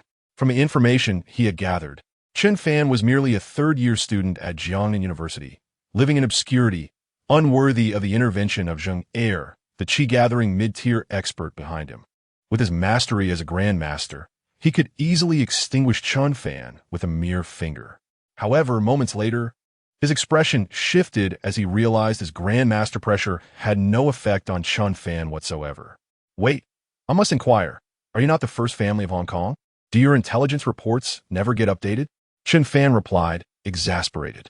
Over the past month, he had accomplished numerous significant feats in Jiangnan City. Yet this fool still perceived him as the Chen Fan from over a month ago, before his rebirth. You are merely a third-year useless student, struggling to earn your living, still a lapdog for others, and you think you are worthy of being tracked? Li Jiahui snorted dismissively. If you were aware of my recent exploits, I doubt you would dare to speak so brazenly, Chen Fan retorted with a cold smirk, snapping his fingers, unleashing 2 streams of golden true qi. Crack! Li Jiahui's leg shattered with a sickening crunch, causing him to collapse before Chen Fan. The excruciating pain elicited a scream from Li Jiahui, while an overwhelming sense of shock and humiliation engulfed him. The humiliation stemmed from the fact that moments ago, he had wished for Chen Fan to kneel at his feet, yet now he found himself kneeling before Chen Fan. The shock lay in his certainty that it was Chen Fan and Appo's external true qi that had broken his legs. You are a qi-gathering level expert. How is this possible? A month ago, you were just a third-year impoverished loser, a pathetic sycophant. Li Jiahui roared in disbelief. At this moment, not only Li Jiahui, but also Li Chaoran and the ever-composed Zheng Er displayed astonishment. No wonder Zhang Lao was willing to risk everything to save this child. At just over 20, he has already reached the qi-gathering level. Li Chaoran felt a mix of joy and surprise. Such talent at this age could easily place him among the top 20 in Xiaoying.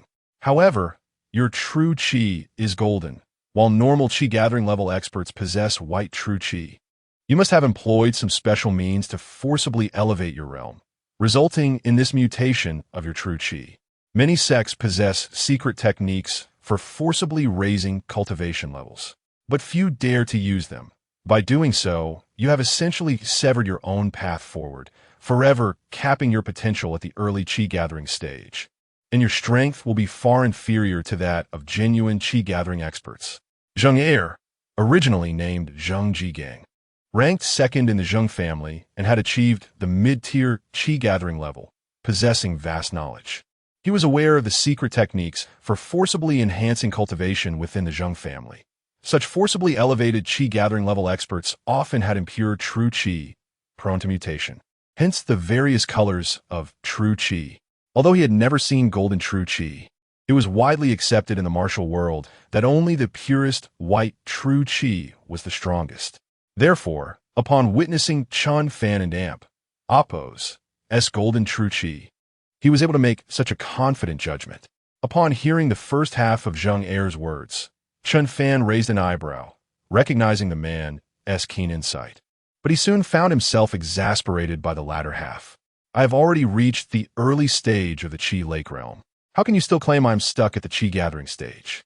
Moreover, my true Qi was white at the Qi gathering stage, but transformed into golden true Qi upon entering the Qi Lake realm. Although Chen Fan was unfamiliar with the concept of mutated true Qi, he was certain that golden true Qi was far superior to white true Qi. So you utilized a secret technique to forcibly elevate your realm. I initially thought you were impressive. Li Jiahui and Appo's inner turmoil instantly balanced, and he burst into laughter. Li Jiaying, upon hearing this, cast a worried glance at Chen Fan, having long been puzzled by how he could achieve the qi-gathering level at such a young age, defeating Jin Yuba and Bai Yuan on Qinglong Mountain. If it were indeed a secret technique employed, it would not be surprising. He chuckled. Perhaps it is the elevation of one and Appo's realm through such means. You may attempt it and discover the truth for yourself.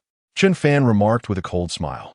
To deal with the likes of you, a mere charlatan of the condensation realm, a single finger from me suffices, Zheng Jiqiang proclaimed with arrogance, subsequently gesturing towards Chen Fan with a pointed finger. Chapter 82. The old man takes a stroll. Chen Fan, step aside. Zheng Jiqiang is a qi condensation expert. You and Appo's, no match for him. Chen Jiaying exclaimed anxiously. Chen Fan. So what if you and Appo's, at the initial stage of qi condensation? With Master Zheng here today, he can crush you with a single finger. Li Jiahui, his legs broken and unable to move, knelt on the ground, venomously roaring at Chen Fan. Contrary to everyone's expectations, Chen Fan, facing Zheng Jiqiang and Appo's finger attack, didn't and Appo's seem intimidated. Instead, he casually raised his hand and flicked his finger in response. Instantly, a stream of golden true energy shot from Chen Fan and Amp. Oppo's fingertip. Arrogant. How dare a firefly compete with the sun and moon? Today, I and Oppo's LL show you how insignificant mutated true energy is against pure true energy. Zheng Jiqiang sneered, likewise unleashing a white stream of true energy from his finger, colliding with Chen Fan and Oppo's golden energy. You and Oppo's refinished kid, Li Jiahui cackled gleefully, already envisioning Chen Fan being obliterated by the white true energy. Bang!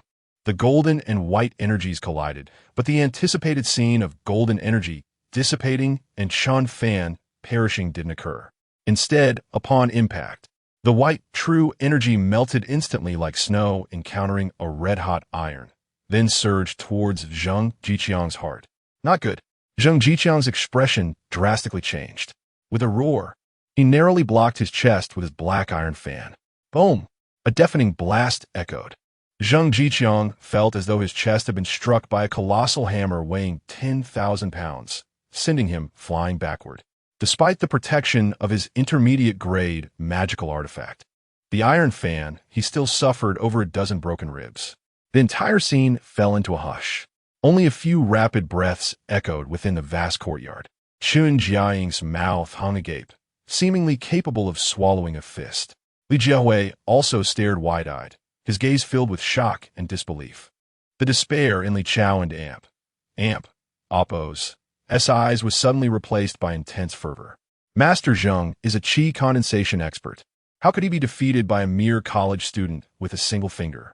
This must be a lie, an illusion. Li Jiahui Baluba. You. What is your true cultivation level? Zheng Jiqiang, blood trickling from the corner of his mouth, stood up, his gaze towards Chen Fan, now wary and apprehensive. You and Oppo's, asking me? I am a Qi Sea sovereign. Chen Fan stated casually. What boastful words. Their ISN and Amp, Oppo's, a single Qi Sea sovereign in all of Hong Kong. You and Amp, Oppo's, just a young man barely over 20, yet you dare to claim such a title. However, your strength is indeed remarkable, perhaps even surpassing mine. Someone like you could rank among the top 10 of the younger generation in Xiajing, a truly exceptional genius. Zheng Jiqiang scoffed, his gaze hardening as he slowly unfurled the black iron fan in his hand, causing it to hover in the air before him. But so what if you and Amp, Oppo's, a genius? Today, you shall meet your demise. Swish! The metallic mesh fan surface detached from the dark iron fan ribs. The 18 dark iron ribs, each crafted like a short sword, flew out. Simultaneously, the metallic fan surface unfurled against the wind, transforming into a massive iron net spanning several meters, ensnaring Chen Fan. This is the Iron Fan Sect Zheng family and Amp. Oppo's ultimate technique and Amp. Oppo's universe in a fan and Amp. Oppo's, which can be unleashed in conjunction with a magical artifact. It and Amp. Oppo's said that anyone caught in the fan and Amp. Oppo's net. Even a Qi condensation expert faces certain death.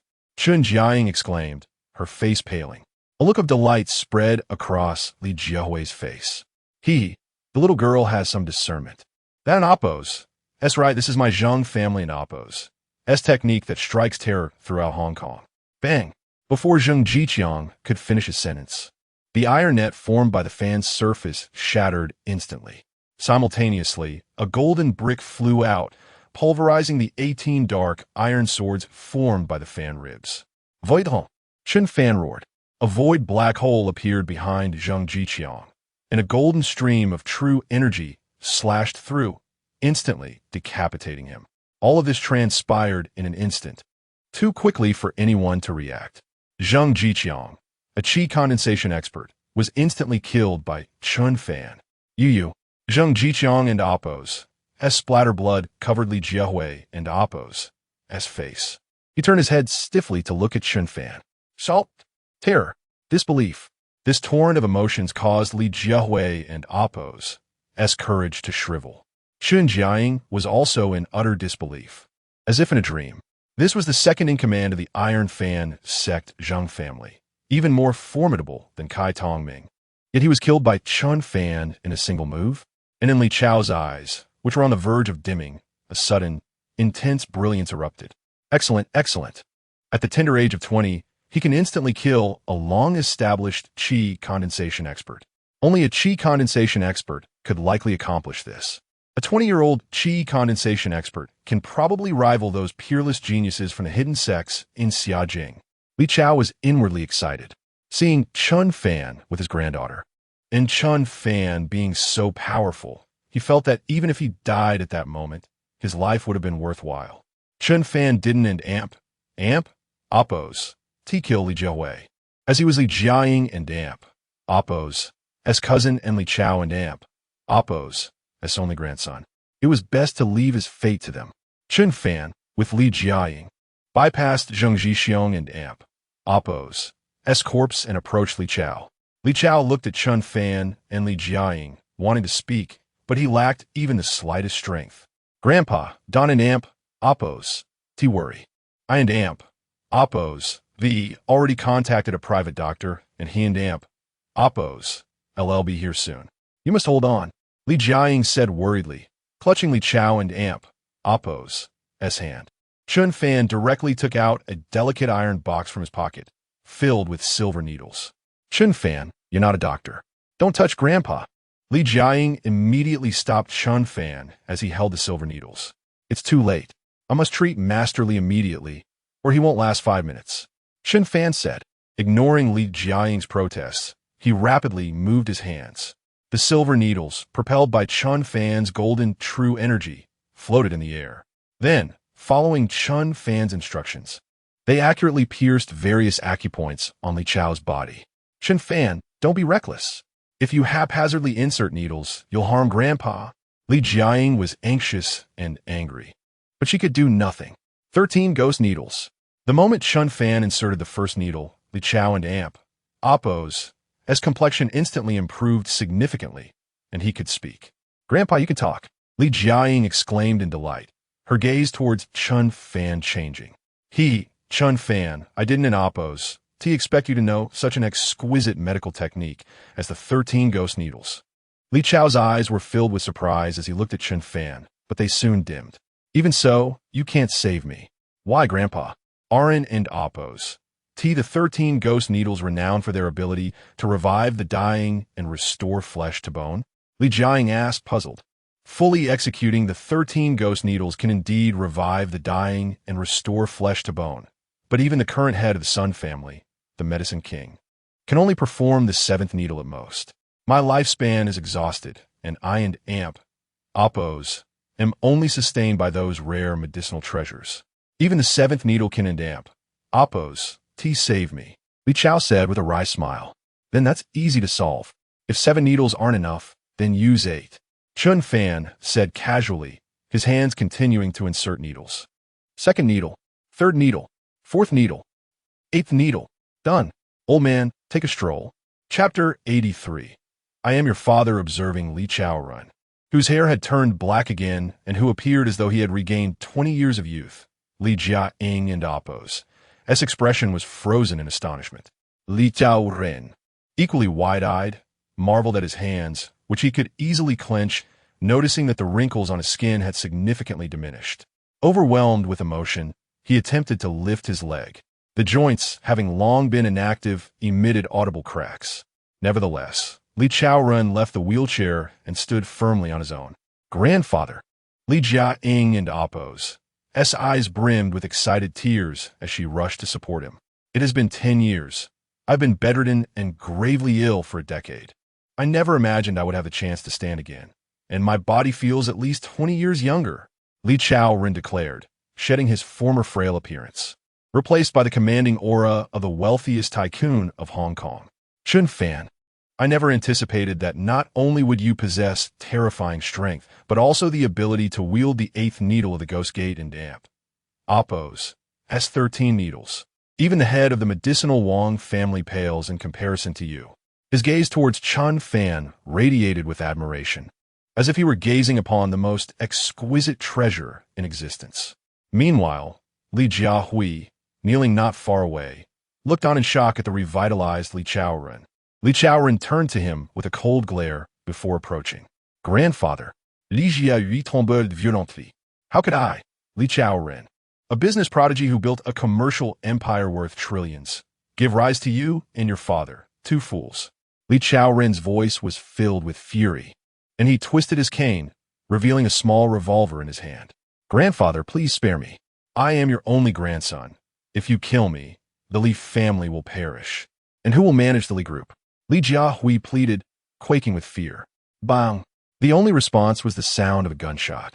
Chen Fan flinched at the scene. Li Chaoren was indeed a legendary figure in business, decisive in his actions, and even his only grandson could not escape death for his misdeeds. Sigh, if you and your father merely sought to seize the family fortune, I would not be so ruthless. However, you chose to collude with those three families, ensnaring millions in injustice. I am left with no choice but to uphold righteousness, even if it means turning against kin. Li Chaoren lamented, turning away, a glimmer of tears hidden in his once fierce eyes. Do not worry, old man. This eighth needle has rejuvenated you by over 20 years. You still have the chance to learn a new skill, Chen Fan consoled. Li Chaoren shook his head. I intend to pass the Li family's empire into your hands. Me? Chen Fan pointed at himself, bewildered. If you lack the time, you may allow Jia Ying to manage it, transferring all shares to your name, Li Chaoren added. Grandfather, why are you diverting your support away from me? Li Jia Ying teased, clinging to his arm, though her tone was cheerful, as Chen Fan's fiancé. The Li family and Oppo's assets essentially belong to her. Ah, silly girl, the Li group is meant as your dowry. I fear Chen Fan might not find it appealing. Li Chaoren said affectionately, gazing at Li Jiaying. I would not want to marry him. He has several girlfriends. Li Jiaying shot a glare at Chen Fan. Haha, so what if he has many girlfriends? In my day, I had hundreds, not counting one-night stands. Who knows how many illegitimate children I have now? And Chen Fan is far superior to my younger self, managing to keep only a few girlfriends. Where would you find such a good man? Had it not been for my help to Zhang Chufeng at a critical moment, I would not have secured the agreement for your marriage to Chen Fan. Li Chaoren remarca. What? Is it because we helped Grandpa Zhang and Chen Fan that I could sign a marriage agreement? Li Jiaying exclaimed, astonished, realizing Chen Fan's significance, as even she, the daughter of a tycoon, felt she was reaching beyond her grasp. Well, to be precise, it is not a marriage agreement, but rather a breeding contract, allowing you to conceive a child with him once he turns 21, Li Chaoren clarified. What? Allow me to bear his child? Li Jiaying felt as though the very heavens had shattered around her, her worldview collapsing. Conceiving a child with Chen Fan seemed an extraordinary favor. Chen Fan, listening nearby, frowned in shock, intrigued by his own identity that could lead to such an agreement with a figure as prominent as Hong Kong's tycoon. Just as he was about to inquire about his connection to Zhang Chufeng, a tremendous noise erupted from outside the villa. Boom! Two heavy steel doors, crafted from solid iron, were flung open. A middle-aged man, dressed in a Zhongshan suit, of average stature, yet exuding an air of authority, stood at the threshold. Upon witnessing the blood-soaked courtyard littered with bodies, his expression shifted dramatically. As he lifted his gaze, he spotted Chen Fan, Li Chaoren, and Li Jiaying. Villain, release my brother Chaoren, the middle-aged man bellowed. Before Li Chaoren and Li Jiaying could intervene, he charged at Chen Fan, striking him with a palm. Bang! Both men staggered back several paces. Peak of qi condensation. Chen Fan raised an eyebrow, surprised to find this middle-aged man was a formidable force at the pinnacle of qi condensation. From the man and Oppo's address, he discerned that this figure was an ally, and fearing harm, he only exerted partial strength. Had he unleashed his full power, the middle-aged man would likely have been gravely injured or even killed. Who are you? How can someone of your age possess such terrifying cultivation? The middle-aged man gasped, incredulously regarding Chen Fan. Zheng Chao, stand down. Chen Fan is one of us. Li Chaoren hurriedly interjected, positioning himself between the two. Brother Chaoren, you can stand again? Zheng Chao exclaimed in shock, observing Li Chaoren. who moved with the vigor of youth. Indeed, all thanks to my grandson-in-law. Not only did he eradicate the traitors within the family and eliminate Zheng Zhichong, but he also miraculously restored my youth. Li Chao Ren Laoga Khartili. Chen Fan, this is the governor of Hong Kong, Zheng Chao, and a dear friend of mine. Li Chao Ren introduced. Chen Fan nodded in acknowledgement, realizing the middle-aged man was a powerful regional authority in charge of Hong Kong's military and politics, explaining his formidable strength at the pinnacle of qi condensation. Zheng Chao scrutinized Chen Fan with a mix of suspicion and recognition. Suddenly, he seemed to recall something, seizing Chen Fan and Appo's hand and turning to Li Chao Ren with urgency. Brother Chao Ren, you just mentioned he is your grandson-in-law. Could it be that he is Chen Fan? Indeed, I am Chen Fan, he replied, brow furrowed, puzzled by how an influential figure like Zheng Chao could know him. You truly are Chen Fan. How wonderful, Zheng Chao exclaimed. I am your father. Chapter 84. The Divine Infant Good Heavens. Chen Fan nearly choked. Li Jiaying and Appo's eyes widened in astonishment as she turned to look at the governor of Hong Kong, Liang Zhenchao. Only Li Chao Ren remained composed, as if nothing unexpected had occurred. You're saying you're my father? Chen Fan asked, his gaze sweeping over Liang Zhenchao, thinking, after being an orphan for over 2 decades, I suddenly have the governor of Hong Kong as my father? Ahem, strictly speaking, it's because my daughter has a betrothal agreement with you, so I am, in a sense, your prospective father-in-law, Liang Zhenchao clarified, noticing Chen Fan and Appo's misunderstanding. At the tender age of 21, you and Appo's already reached the peak of the condensation realm. You could likely contend with those 2 incandescent paragons in Xiajing. Liang Zhenchao appraised Chen Fan with growing satisfaction. Chen Fan was even more bewildered, turning to Li Jiaying. The governor is your father? Huh? Li Jiaying responded, a look of confusion clouding her features. She recalled her grandfather telling her that her parents had died in a car accident when she was young, and that Governor Liang had always treated her like his own daughter. Could I be Governor Liang and Appo's illegitimate daughter, raised by my grandfather all this time? Li Jiaying bundarat, her mind conjuring scenes from novels as she tentatively looked at Liang Zhenchao. Father? She ventured. That single word nearly caused Liang Zhenchao and Appo's brain to short-circuit. Li Chaoren was also taken aback before erupting in laughter. Chen Fan, Jiaying, you've misunderstood. Zhenchao is referring to the betrothal between Chen Fan and Liang Luoxin. Indeed, I also lent a hand to old Master Zhang back then, so he drew up a betrothal agreement for me as well, Liang Zhenchao explained, producing a betrothal agreement identical to Li Jiaying and Appo's. Chen Fan took it and was rendered speechless. Did Grandpa Zhang see me as a stud, offering me up for breeding? He thought, wait, why ISN and Appo's, T Luoxin and Appo's name on this agreement? Li Jiaying, though slightly displeased, leaned over to examine the document and immediately noticed the discrepancy. Well, I didn't in Appo's have a daughter when the agreement was initially made. I hastened to produce one afterward. Liang Zhenchao chuckled.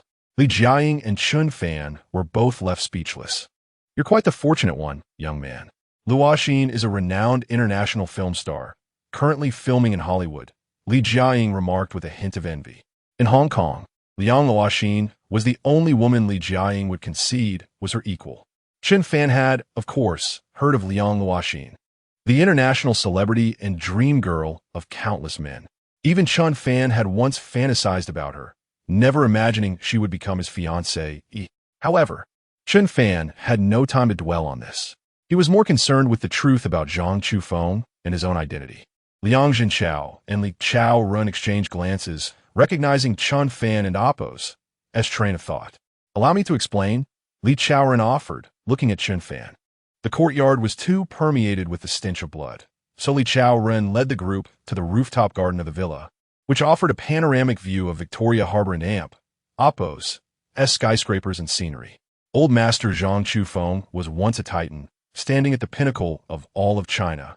Li Chao Ren began, his words carrying the weight of a hammer blow.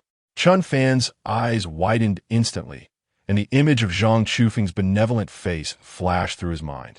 Grandpa Zhang was once the most formidable figure in all of China. Chen Fan had suspected Zhang Chufeng and Appo's identity was extraordinary, but he hadn't imagined it would be to this extent. Indeed, old Master Zhang was the patriarch of the Zhang family, one of the three reclusive aristocratic clans of Xiajing. Liang Jinchao added, "These hidden sects are shrouded in mystery, detached from the mundane world. Legend has it that even one of their hounds could obliterate the so-called influential families of China. Their status is so exalted that their very existence is unknown to most. Had old Master Zhang not fallen on hard times in Hong Kong, we would never have known of the existence of these three hidden sections." Li Jiaying listened intently, her beautiful eyes darting back and forth. Zhang Chufeng had stayed with the Li family when she was barely 3 years old.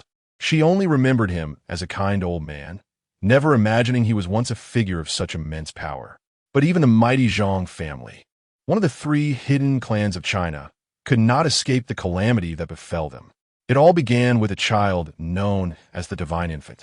A group of enigmatic powerhouses suddenly descended upon the Zhang family, slaughtering their experts and leaving only old Master Zhang to escape with the Divine Infant. Li Chao Run and Appo's gaze intensified as he turned to Chen Fan. "I understand. I am that child who brought about the Zhang family and Appo's destruction, the so-called Divine Infant," Chen Fan said, taking a deep breath, a complex array of emotions swirling within him. He had never imagined that he would be the cause of Grandpa Zhang and Appo's family and Appo's annihilation. Li Chao Renudda. That year, old Master Zhang arrived in Hong Kong, carrying you in his arms, barely clinging to life. He managed to slay 2 formidable pursuers, but he himself sustained grievous injuries.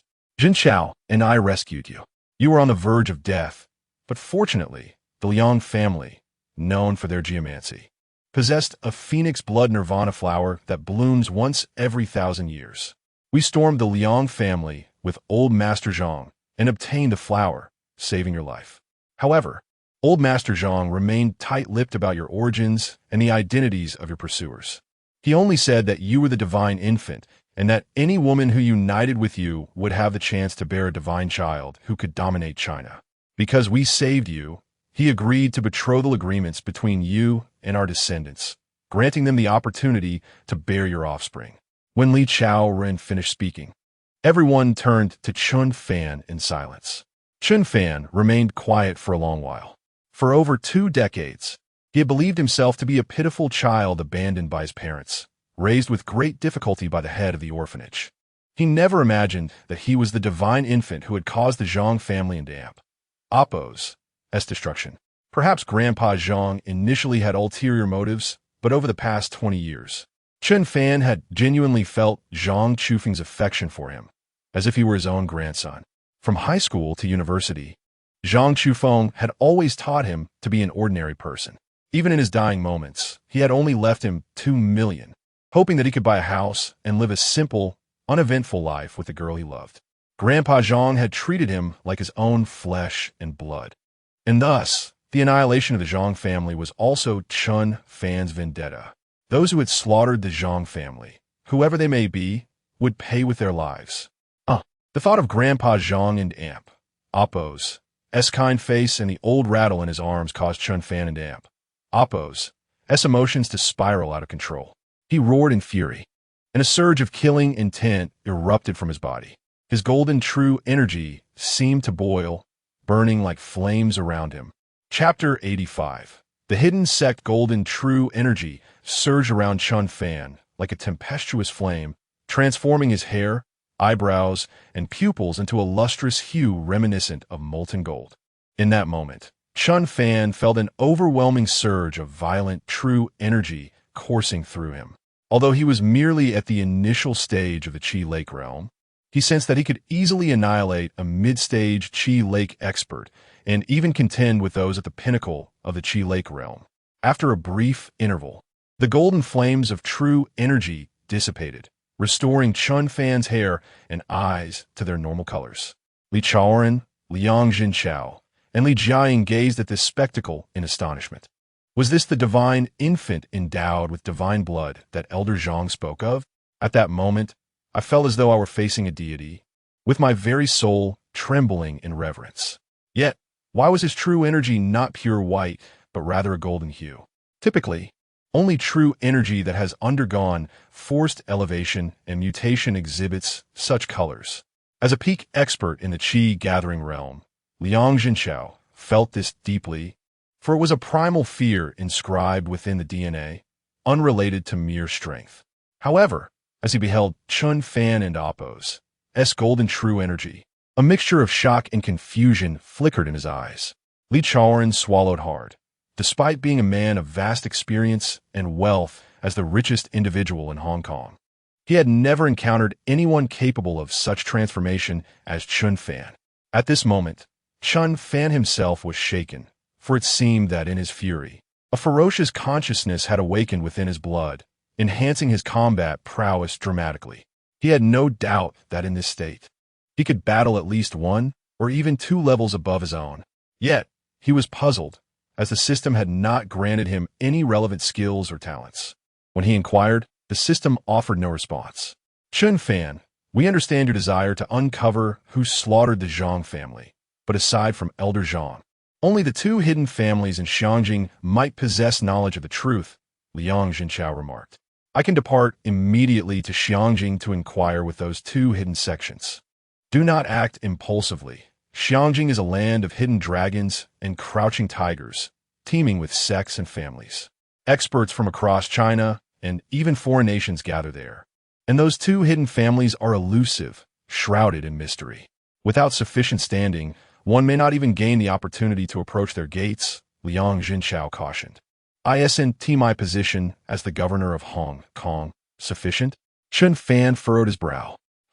Even I, as the master of the Yi family who controls the entire War Department of China, can only barely engage with non-core personnel, Liang Jinchao replied. These two hidden families transcend all major powers in China.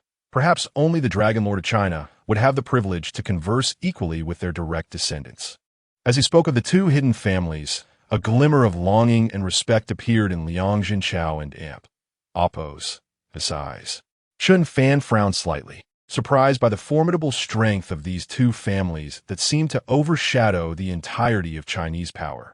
More critically, he was uncertain whether they were foes or allies of the Zhang family. Their involvement in the Zhang family and Appo's demise could be possible, and recklessly proceeding might lead him into a perilous situation. All of this stemmed from his own inadequate strength. If only he could attain the level of an emperor in the Qi realm, or even beyond, then no family or sect would pose a threat to him. Chen Fan mused inwardly, originally thinking he could enjoy a life of luxury with over 20,000 life points remaining, along with his vast fortune and a plethora of beautiful companions. However, now he felt an insatiable yearning for power. Chen Fan, you need not worry. There will be opportunities to meet members of these two hidden families, Liang Jinchao reassured him. Next month, the Yi family in Xiangjing will host the decade-long Chinese Martial Arts Conference, where prominent families from various provinces will select their strongest representatives under the age of 30 to form a team for the competition. The two hidden families will send emissaries to recruit young prodigies for their families, often arranging marriages with suitable candidates. At that time, you should join the team from Hong Kong that I will lead. It will facilitate your secret investigation into the truth of that year, Liang Jinchao suggested. Chen Fan nodded, recognizing the wisdom of this plan. A brilliant strategy indeed, Jinchao. At just 21, having reached the peak of the Qi gathering realm, Chen Fan is destined to shine at the Martial Arts Conference, redeeming the Hong Kong team and Appo's long-standing ignominy. Li Zhouring Klapat Lowing. Chen Fan felt perplexed by these words, while Liang Jinchao and Appo's face flushed with embarrassment. You see, due to my association with Brother Chaoran, the three major families in Hong Kong have been reluctant to allow their offspring to represent Hong Kong, leaving only the scions of smaller families to compete, which is why we in Appo's he consistently finished at the bottom, Liang Jinchao admitted sheepishly. Chen Fan nodded. If he wished, He could elevate himself to the pinnacle of the Qi Lake realm at any time, and with superior artifacts. Securing a championship for the Hong Kong team should be well within his grasp. Just then, a military helicopter roared toward their location. Juanhao has arrived, Liang Jinchao exclaimed, smiling. Juanhao? Chen Fan turned to Li Jiaying. Juanhao is the apprentice of Uncle Liang, originally named Zhou Juanhao, currently the captain of the Hong Kong Flying Tigers, and possesses mid-stage Qi gathering strength, Li Jiaying explained. Chen Fan nodded and gazed toward the helicopter. Indeed, it hovered 20 meters above the ground, and a tall man in his mid-30s, clad in a blue jumpsuit with a black tactical vest and a black beret, leaped from the height. With a thud, dust billowed as Zhou Juanhao landed gracefully, bending slightly at the knees to absorb the impact. 2 ropes descended from the helicopter, and 4 similarly attired men followed suit. Master, Li. Mr. Li. Zhou Juanhao approached, his demeanor changing drastically upon seeing the vibrant-faced Li Chaoran, though he quickly masked his reaction. Juanhao, allow me to introduce you to Chen Fan, Li Jiaying's fiancé, the one who healed Brother Chaoran's ailment, Liang Jinchao said, smiling. Pleasure to meet you, Mr. Chen. Zhou Juanhao nodded, his smile concealing a fleeting glimmer of coldness in his eyes. Chen Fan, perceptive as ever, caught this subtle shift, causing him to furrow his brow. Moreover, Chen Fan is not only Jiaying's fiancé, but also engaged to your sister, Luoxin. Henceforth, we are all family, Liang Jinchao continued, looking at Zhou Juanhao. What? Luoxin's fiancé? Exclaimed the 4 members of the Flying Tigers behind Zhou Juanhao, their astonishment evident as they turned to him. Zhou Juanhao's countenance darkened, veins bulging on his forehead. Chapter 86. The division of the Li family in the instant Liang Jinchao and Appo's words left his lips, a palpable aura of menace emanated from Zhou Juanhao, enveloping Chen Fan. Juanhao, remain composed, Liang Jinchao interjected with a cold snort, releasing a surge of energy that caused Zhou Juanhao to stifle a grunt and stagger back several steps. He had only recently entered the mid-stage of energy condensation and was far from a match for Liang Jinchao. Juanhao, I understand your affections for Luo Xian, but she has been betrothed to Chen Fan for over 20 years. Moreover, she has confided in me that she regards you merely as a brother. Liang Jinchao stated, Brother? Why must I be relegated to the role of a mere sibling? I have followed you since I was 13, achieved the rank of Grandmaster at 20, and attained considerable prowess by 30.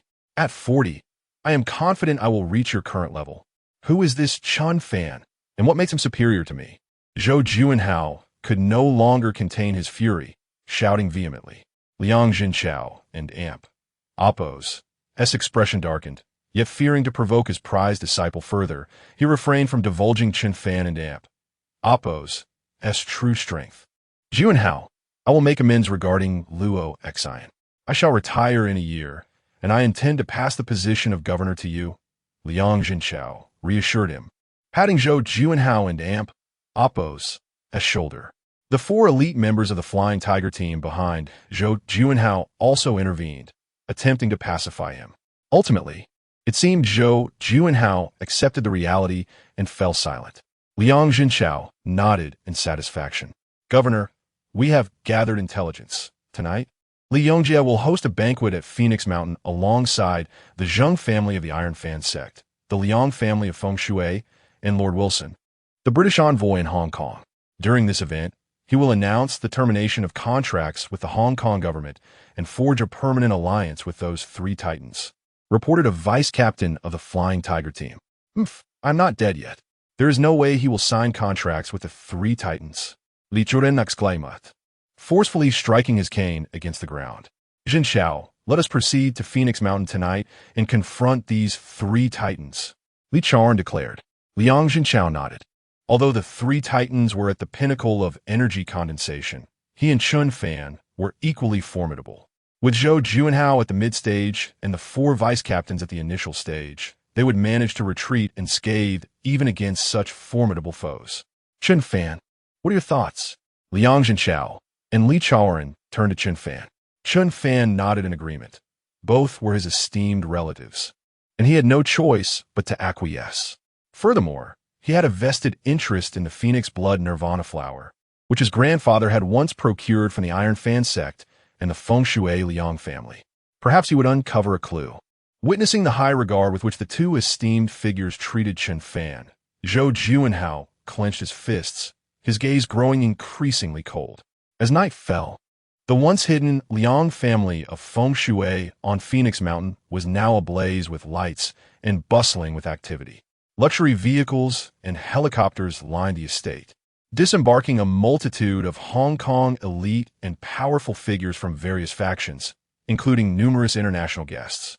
Today marked the day when Li Yongjie, the newly appointed leader of the Li family, would forge a permanent alliance with the three titans of Hong Kong, heralding a seismic shift in the power dynamics of the region.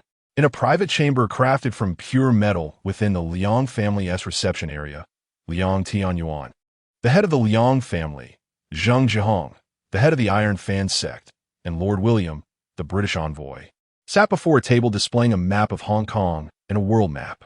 The map of Hong Kong was divided into 3 sections, while the world map was marked in 3 colors, indicating the locations of various mines, assets belonging to the Li family. The entirety of Hong Kong and the Li family's global mining assets have been thoroughly divided among the 3 titans. Congratulations, Lord William.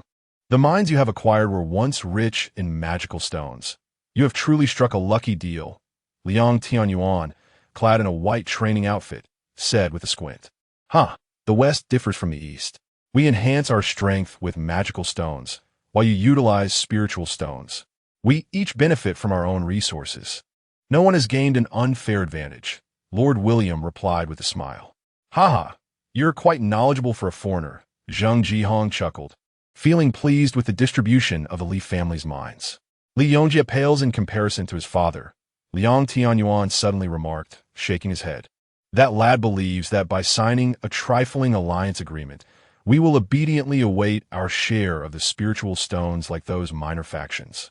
What he fails to realize is that once he terminates contracts with the Hong Kong government and those smaller factions, the balance will be shattered, and their powerful members will abandon him. Zheng Zhihong continued.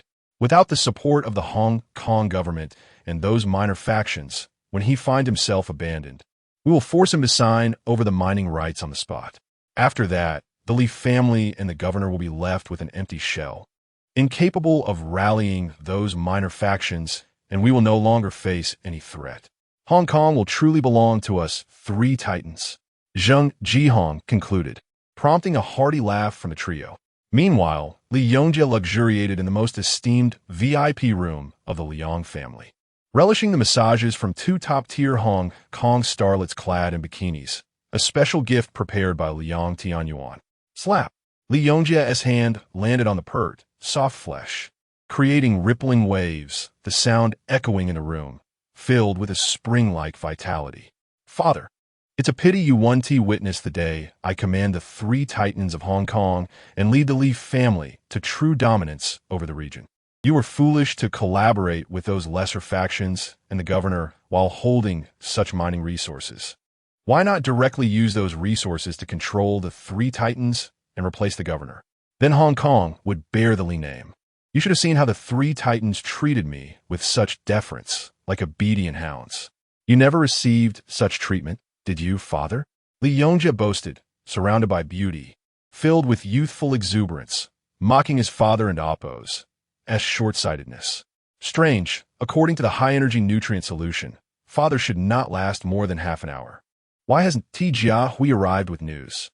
2 minutes later, after finishing, Li Yongjie checked his phone for any messages from his son, but found none. However, he was not overly concerned about any mishaps, as Zheng Zhijiang, the second in command of the Zheng family, was also present. At that moment, a woman knocked and entered. Mr. Li, all the guests for the banquet have arrived. Head of the Zheng family, head of the Liang family, and Lord William are all present and ready for the signing ceremony. Chapter 87. I am the king of the island of Grand Soir. He was hosted in a banquet hall belonging to the Liang family, spacious enough to accommodate over 1,000 guests. Each attendee was a notable figure, a luminary from the political and business spheres, representing various prominent families and factions of the island. Clusters of guests engaged in animated discussions regarding the soir and amp, Oppo's central theme, the dissolution of contracts between the Leaf family and the government, alongside a myriad of families, and the subsequent agreements with the three major families. Isn't it peculiar that Mr. Li Chaoran, the wealthiest man, has always maintained cordial relations with the governor and those martial families? Why would he suddenly sever ties and ally with the three giants? One guest inquired. Many in attendance were merchants, with business dealings with either the Li family or the three giants, yet they remained oblivious to the underlying circumstances. Ah, you are unaware. I see. Rumor has it that Mr. Li Chaoran has fallen gravely ill, even to the point of death. Today's signing with the three giants is actually being conducted by his son, Li Yongjie, another guest revealed. The crowd was immediately struck by a sudden realization. Indeed, a new ruler brings forth new courtiers. With the absence of the wealthiest man, Li Yongjie hastily opted for an alliance with the three giants, leaving those second and third-tier martial families who once followed the Leaf family in dire straits. Such a pity, someone sighed, acknowledging the martial implications of the matter. As merchants, their business ventures would persist regardless of who ascended as the emperor. Thus, the situation did not significantly impact them. Yet, the countenances of the surrounding martial families darkened with trepidation upon hearing the news. Li Yongjie is a fool. He knows not the cunning of the three giants. By collaborating with them, the Li family will be devoured whole. The heads of several third-tier families, their expressions grim, turned towards the two middle-aged men, both in their 50s, who were flanked by their supporters. I believe this may not be such a bad thing. After all, we have fought alongside the Li family and the governor against the three giants for so long, and our losses have been considerable. In the end, what do we gain? A mere pittance of spirit stones. Now that the Li family has betrayed us to ally with the three giants, why not seek refuge with them ourselves? We could coexist peacefully, suggested a lean, sharp-featured man named Huang Yunguan, one of the most formidable second-tier families allied with the Li family and the governor. As soon as Huang Yunguan spoke, several families nodded in agreement, echoing his sentiment. Huang Yunguan, do you comprehend the gravity of your words? Have you forgotten how the three giants treated us before? They would sooner turn us into their slaves than treat us as equals. Were it not for Brother Chaoran and the governor, we would have been devoured long ago, leaving us with nothing. Furthermore, Wasnin Amp, Oppo's tier breakthrough to the mid-stage of chi condensation thanks to the spirit stones provided by the Li family, retorted a slightly plump middle-aged man named Wu Chenggong, his voice raised in anger. 6 or 7 other third-tier families rallied behind Wu Chenggong, glaring at Huang Yunguan with disdain. Huh, Brother Wu, that was in the past. Now that Li Chaoran is deceased and the governor is on the verge of retirement, with Li Yongjie choosing to ally with the three giants, it may be wise to align ourselves with them while we are still in the mid-stage of chi condensation. Becoming an elder or a vassal might afford us a better life than our current state, Huang Yunguan sneered. Shameless. No matter our circumstances, our family possesses dignity, and we shall not become the lackeys of the three families. Wu Chenggong exclaimed, distancing himself from Huang Yunguan along with several families who supported him. Stubborn fools. Your fate will only lead to annihilation, Huang Yunguan coldly retorted. He had already aligned himself with the three giants, and had come primarily as their envoy. Yet he had not anticipated Wu Chenggong and Amp, Oppo's obstinacy. Brother Wu, what if Li Yongjie truly decides to sever ties with us today? We barely held our ground against the three giants with the support of the Li family and the governor. If the Li family collaborates with the giants, we would be left with no avenue of survival, voiced one of the family heads beside Wu Chenggong, filled with trepidation. If it comes to that, we shall leave the island rather than serve as dogs to the three giants. Wu Chenggong clenched his fists in determination. Indeed, we shall relocate our entire families from the island, echoed the sentiments of the crowd. At that moment, a group of individuals emerged onto the stage of the banquet hall. Leading them was Li Yongjie, a man of average stature donning gold-rimmed glasses, his hands clasped behind his back and his chin raised, exuding an air of authority. What shocked the audience further was the sight of the three giants following him, their expressions marked by deference, with Viscount William the royal envoy, personally pulling out a chair for Li Yongjie. A wave of astonishment rippled through the crowd as numerous prominent figures and socialites gazed at Li Yongjie, visibly taken aback by the reverence shown to him by the three giants. In that instant, Li Yongjie felt as though he had reached the zenith of his existence. The three giants followed him, their presence underscored by the astonished gazes of the island and Appos. Elite. Father, can you see me from above? This is your son whom you always deemed unworthy. Now, I command the three giants and reign as the king of the island. After all your endeavors with the governor, did you achieve this? Even now, do you still refuse to acknowledge my capabilities? Will you pass the family legacy to that mainland boy, Chen Fan? At this moment, Li Yongjie yearned to confront Li Chaoran, to shout at him to open his eyes and witness the achievements he had garnered as the new leader of the Li group. He imagined that if Li Chaoran were present, facing his accomplishments, he would surely bow his head in shame and admit, Yongjie, I was mistaken. As Li Yongjie and Li Chaoran took their seats, the entire venue fell into a hushed silence. Mr. Li, here is the drafted agreement for your dissolution of contracts with the government and the second and third tier families. In the presence of the elite of the island, please sign, Liang Tianyuan said, bowing and presenting the agreement to Li Yongjie. Very well, Li Yongjie responded, accepting the document with a nod. Li Yongjie, do not sign. If you proceed with this agreement, the Li group and your father and Appos' lifelong efforts will be obliterated. Not only will we small families suffer, but your Li group will also be devoured by the three giants. Wu Chenggong suddenly stood, his voice resonating with fury. Wu Chenggong, do not sow discord. Young mister, Li is talented and possesses vision far surpassing that of Li Chaoran. We, the three old men, are in awe of his capabilities and will follow his lead. Liang Tianyuan scoffed. Wu Chenggong, do you think I am ignorant of your intentions? You are merely afraid that by allying with the three giants, your families will lose the benefits you previously enjoyed from the Li family. I cannot fathom why my father would support you bloodsuckers. Leave this place with your dissolution agreement. With a cold expression, Li Yongjie swiftly completed the signing and tossed the agreement at Wu Chenggong and Appos' feet. Chapter 88. Digging one in Appos' own grave. You are digging your own grave. Wu Chenggong stared at the termination agreement beneath his feet, his face turning pale as he stumbled back a few steps, his voice trembling. The three formidable leaders witnessed Li Yongjie signing the termination agreement, their eyes gleaming with delight. They understood that from this day forth, the second and third tier families of the Hong Kong island were finished, and the Li group, along with the governor, would also meet their demise. From now on, the entirety of Hong Kong island would belong to the three of them.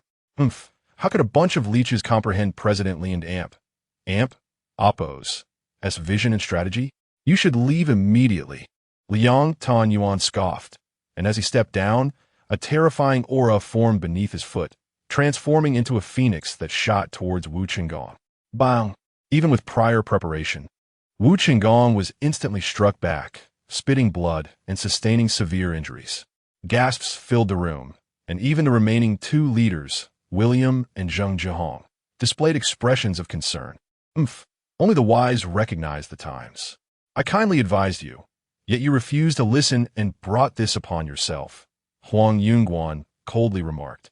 The heads of the newly allied second-tier families felt a wave of relief wash over them as they witnessed this scene, realizing that a significant change was looming over Hong Kong island. Li Yongjie, however, grew increasingly triumphant.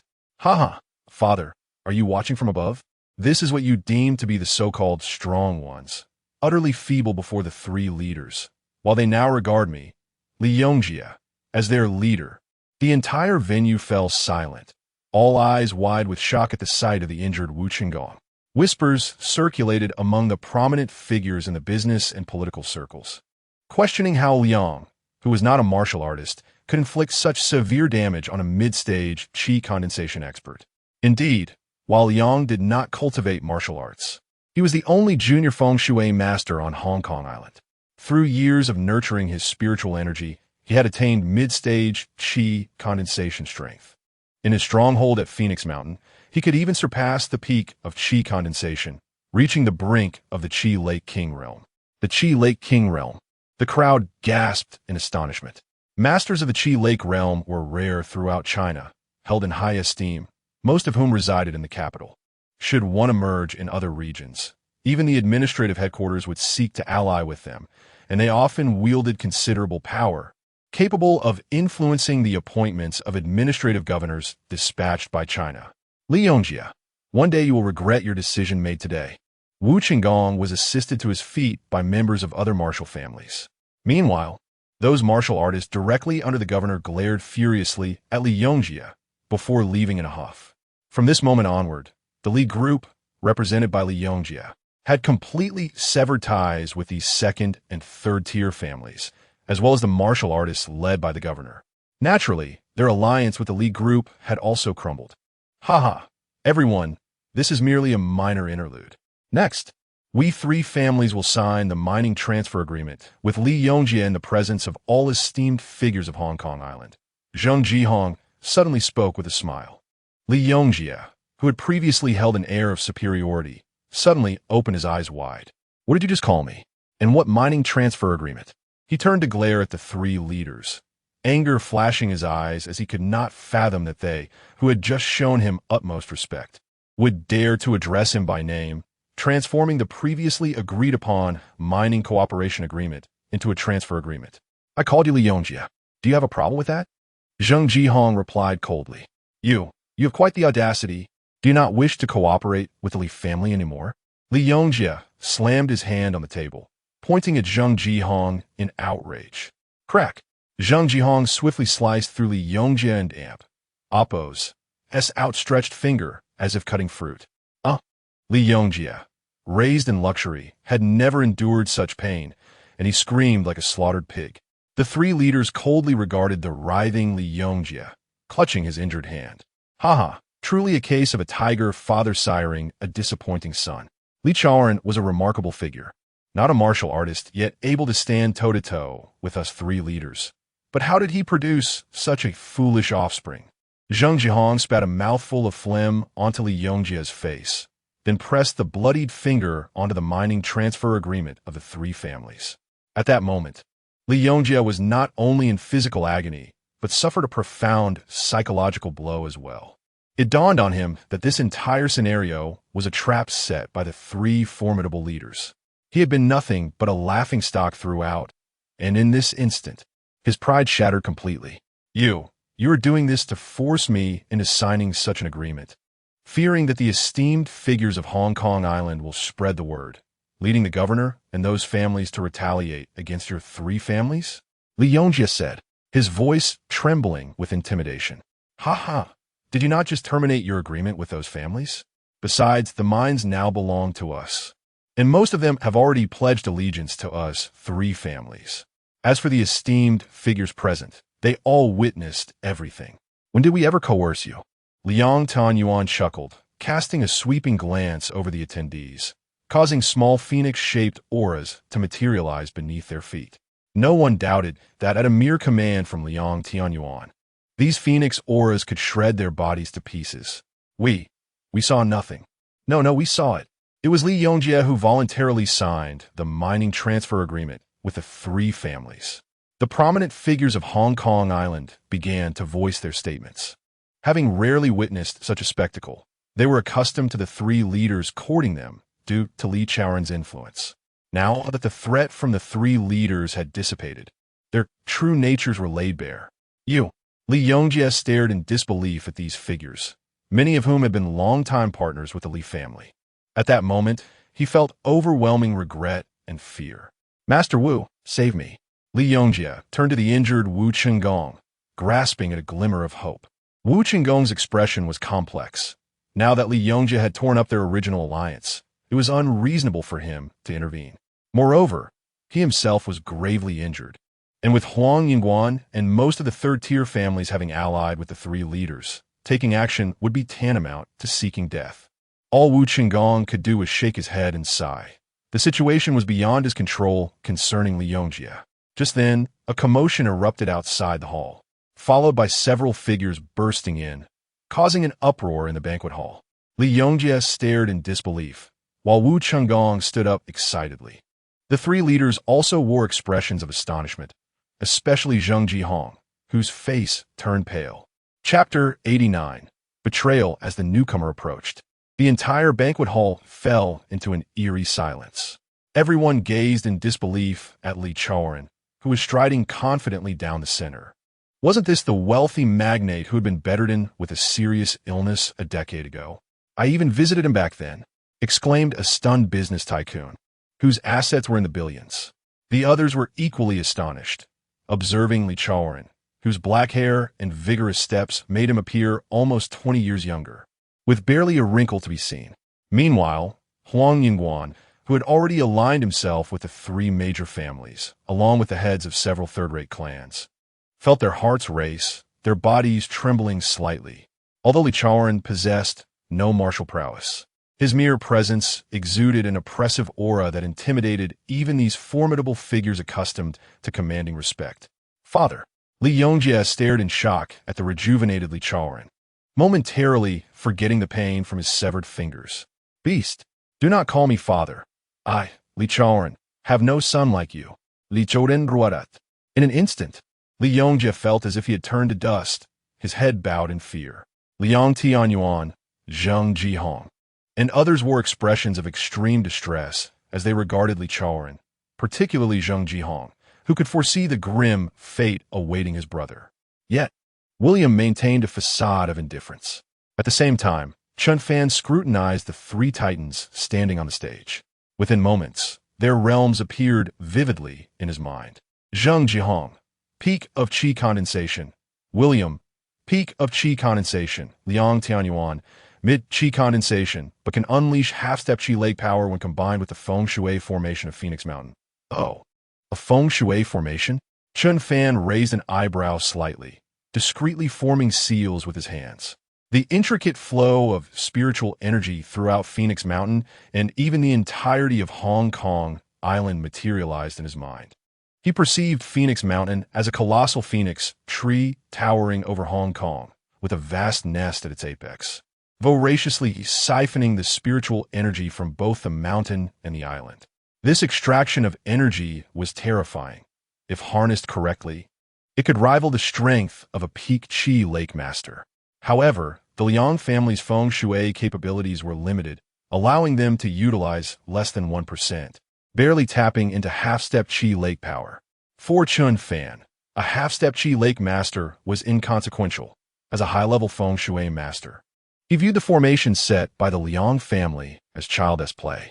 With just his feng shui secret techniques, he could command the spiritual energy of the entire Phoenix Mountain, overpowering the three titans of Hong Kong.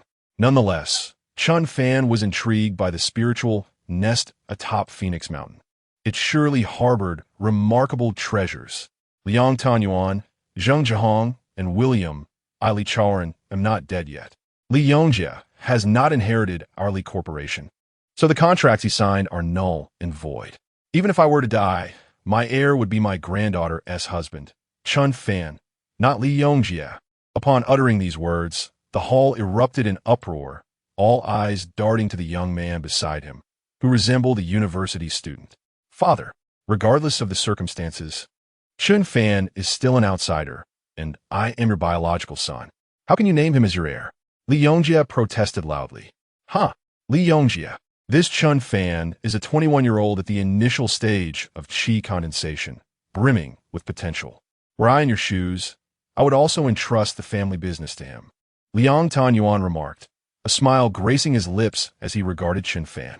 As a feng shui master, he had obtained information through special channels regarding the Dragon Pearl from Qinglong Mountain, aware of Chen Fan's background. Qinglong Mountain, capable of producing such a treasure as the Dragon Pearl, was not inferior to the Liang family and Amp, Oppo's, Phoenix Mountain in Hong Kong. He had originally planned to travel to Jiangnan City to seize Qinglong Mountain after resolving matters in Hong Kong. But now, this Chen Fan had presented himself. Oh, a 21-year-old at the initial stage of qi condensation? Quite an extraordinary talent. You would certainly carve out a place for yourself among the younger generation in Xianjing, Zheng Jihong said, his gaze fixed on Chen Fan. Speaking of which, we have all seen this Chen Fan, Liang Tianyuan interjected suddenly. Oh, we have. Zheng Jihong and William exchanged bewildered glances. He is the very child who, years ago, Zhang Chufeng stole the phoenix blood nirvana flower from my Liang family to save. What? That person from back then. The crowd recalled that terrifying figure, shuddering involuntarily. That was the phoenix blood nirvana flower, which blooms once every 1,000 years. Enough to cultivate a Qi Lake realm king, yet he had squandered it. Your achievement in reaching the initial stage of Qi condensation at just 21 must surely be attributed to the flower's effects. Your blood must still retain its medicinal properties. I shall refine your blood into a priceless elixir. Liang Tianyuan gritted his teeth in fury. If you wish to lay a hand on Chen Fan, have you consulted me, Liang Jinchao, and the Flying Tiger team? The aura of Liang Jinchao, at the peak of Qi condensation, erupted, confronting Liang Tianyuan directly. Behind him, Zhou Juanhao and 4 vice-captains of the Flying Tiger team, all at the initial stage of Qi condensation, exuded a similar aura. Bang! Before Liang Jinchao could make a move, he suddenly suffered a violent blow to the back, spitting out blood. The entire banquet hall was stunned by this unexpected turn of events. Jinchao. Li Chaoran rushed to aid the injured Liang Jinchao.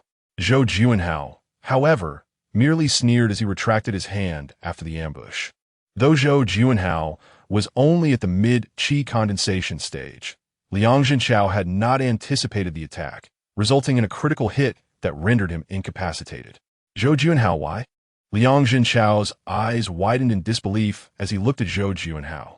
Zhou Juanhao offered no response, his gaze filled with malice directed at Liang Jinchao. Allow me to enlighten you. Zhou Juanhao has long since aligned himself with the English royal family. Furthermore, after your demise, the royal family will actively support him to become the new governor of Hong Kong, William said, a smile playing on his lips as he approached. The prominent figures of Hong Kong in the banquet hall fell into a profound silence, none daring to interject. Liang Tianyuan and Zheng Jihong were overjoyed. William had hidden his true intentions well. They only realized at that moment that Zhou Juanhao had indeed betrayed them. With the governor and the Flying Tiger team lost, Li Chaoran had effectively lost one of his wings. Now, both he and Liang Jinchao were in grave danger, and Hong Kong would entirely belong to the 3 titans. You old fool, I have followed you since my teenage years, risking my life for you, yet you refuse to give your daughter to me, choosing instead to marry that Chen Fan. You cannot blame me for being ungrateful. Today, I shall kill the son-in-law you cherish right before your eyes, and afterward, I will violate Liang Luoyi in front of you. Zhou Juanhao and Appo's expression twisted with malice as he advanced toward Chen Fan. Kid, if you had taken a few more years to mature, I might not have been your match. But now, in my eyes, you are merely a waste at the initial stage of Qi condensation. I will crush you like an ant. Chapter 90. One man foils the triumvirate Captain Zhou. Remember to leave his corpse for me. I shall use his blood to concoct a potent elixir, Liang Tianyuan said with a sinister chuckle. Viscount William and Zheng Jihong also cast cold smirks in the direction of Li Chaoran, Liang Jichao, Chen Fan, and the others. Ha ha ha, Wu Chenggong. Now you see how astute my choice was. Huang Yingguan and those martial artists who had defected to the 3 major families gloated at Wu Chenggong and his allies. Wu Chenggong and Appo's countenance was exceedingly grim. Though he wished to retort, he had to concede that, with the Flying Tigers and Appo's defection and the governor and Appo's grievous injury, Li's faction stood no chance of prevailing. Even Li Chaoran and Liang Jinchao felt they had miscalculated, fearing they might not even escape unscathed. Chen Fan, hold nothing back. Slay Zhou Juanhao with a single strike. I shall burn my essence blood to buy you and Brother Chaoran a few moments. Liang Jinchao whispered to Chen Fan and Li Chaoran. Mere Qi condensation level trash. I can obliterate them with one hand. Chen Fan retorted, shaking his head. Chen Fan, do not be reckless. The situation has deviated from our expectations. Li Chaoran hissed, believing Chen Fan was being impetuous due to his youth. However, Chen Fan strode forward, forming a hand seal. Instantly, a golden phoenix coalesced from spiritual energy in his palm. Go, Chen Fan commanded.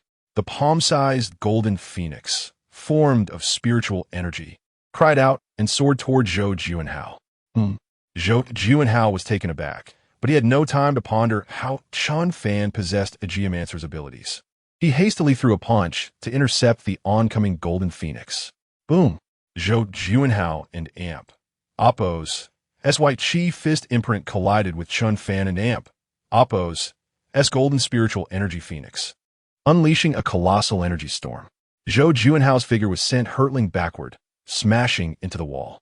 His entire right arm had vanished, and he coughed up blood and organ fragments. His internal organs had sustained unimaginable trauma. The entire venue fell silent, everyone staring in disbelief at Chen Fan, the college student who had defeated Zhou Juanhao, the renowned Flying Tigers and Amp. Oppo's captain with a single move. Liang Tianyuan, what is happening?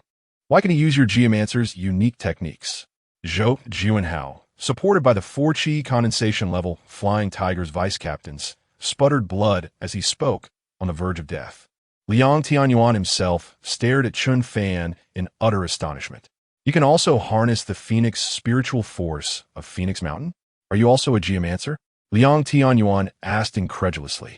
His words were like a boulder dropped into water, causing an uproar. Everyone in Oppo's gaze toward Chen Fan shifted. A geomancer. They are even rarer than cultivation experts. Once a geomancer occupies a place rich in spiritual energy, they can directly harness the spiritual energy of the heavens and earth for their own use, inexhaustibly.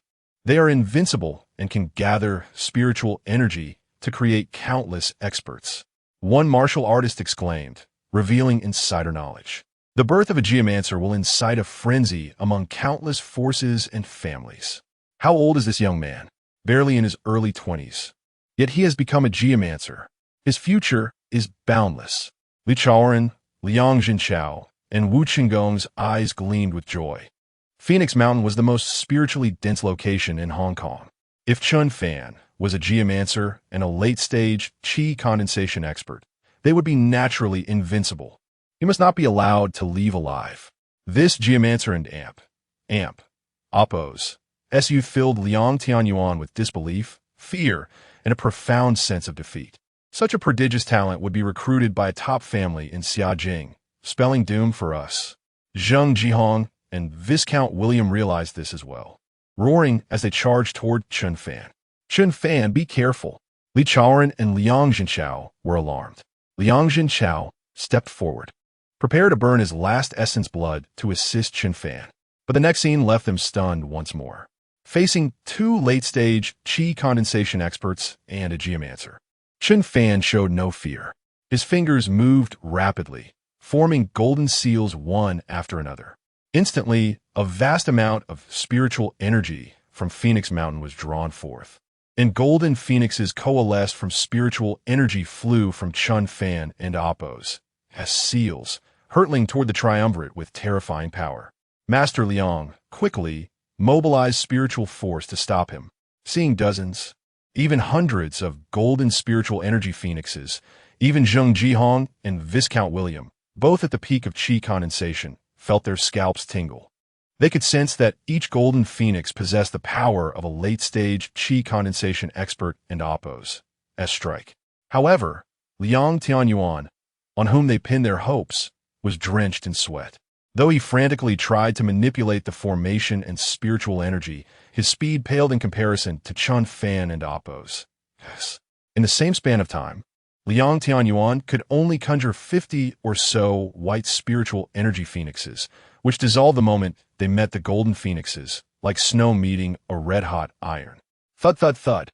The golden phoenixes, like cluster missiles, unleashed an all-encompassing barrage on the triumvirate. The banquet hall was instantly riddled with holes, and the Hong Kong magnates and tycoons fled, screaming. As the smoke and explosion subsided, Zheng Jihong and Viscount William, at the peak of Chi condensation, were battered beyond recognition, their bodies charred, revealing patches of raw flesh. Liang Tianyuan, however, was surrounded by a white aura that protected him, allowing him to survive, though he looked utterly disheveled. One man severely injures Hong Kong's strongest triumvirate. Everyone watched this unbelievable scene as if in a dream.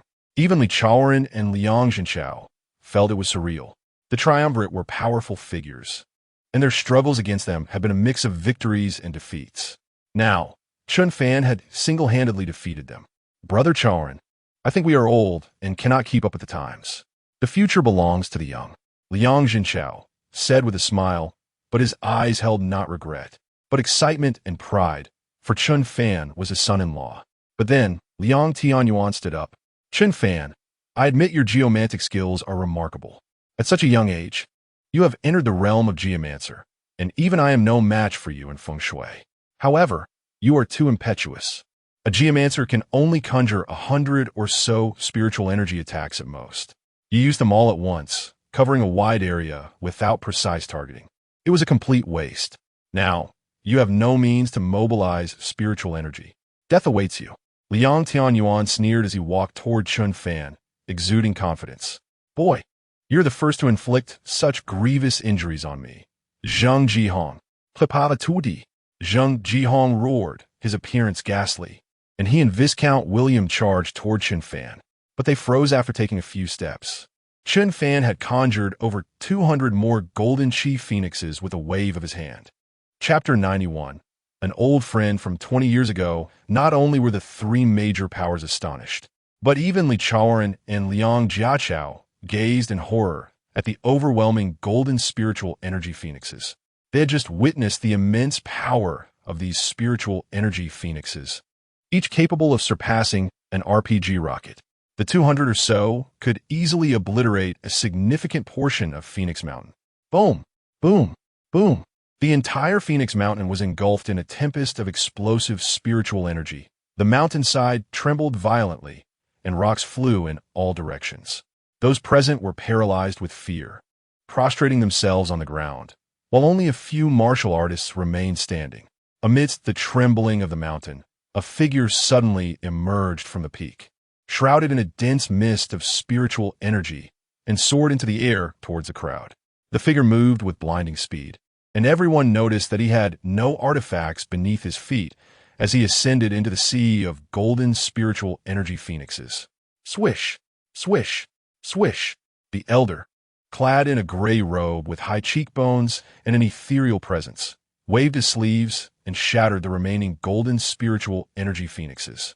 He then emerged, carrying the bloodied and gravely injured Liang Tianyuan. As for Zheng Jihong and the Viscount William, they could not manipulate the spiritual energy of Phoenix Mountain as Liang Tianyuan did, and were already reduced to ashes, leaving no trace behind.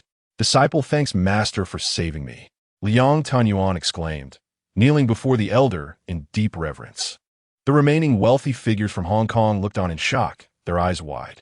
It was not only because this elder could fly like a legendary immortal, effortlessly shattering the terrifying spiritual energy phoenixes, but also due to the sight of Liang Tianyuan, the foremost among Hong Kong's three giants, kneeling before him in homage. Could this elder be a master of feng shui of an even higher realm? Everyone was astounded. However, the moment the elder appeared, Chen Fan's mind scanned and assessed his strength. Name, Jianshan, realm, early Qi Lake realm, originally an emperor of Qi Si realm, severely injured, realm diminished. Chen Fan was taken aback. He had not anticipated such a formidable figure hidden within Phoenix Mountain. Although the gray-robed elder and Appo's realm had fallen to the early Qi Lake realm, placing him on par with Chen Fan, he was certainly not an ordinary practitioner of that level. Fortunately, Chen Fan had many trump cards yet to be revealed.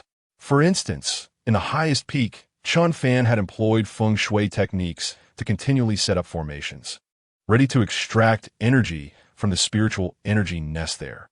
However, while drawing energy, he felt as though a consciousness within the nest was resisting him. The golden true energy. It seems that in the end, it allowed you to survive. Ji Yunshan's gaze was as calm as still waters, devoid of joy or sorrow, as he addressed Chen Fan. Who are you? Chen Fan inquired, furrowing his brow. I'm an old friend of yours from 20 years ago. The elder replied, turning away.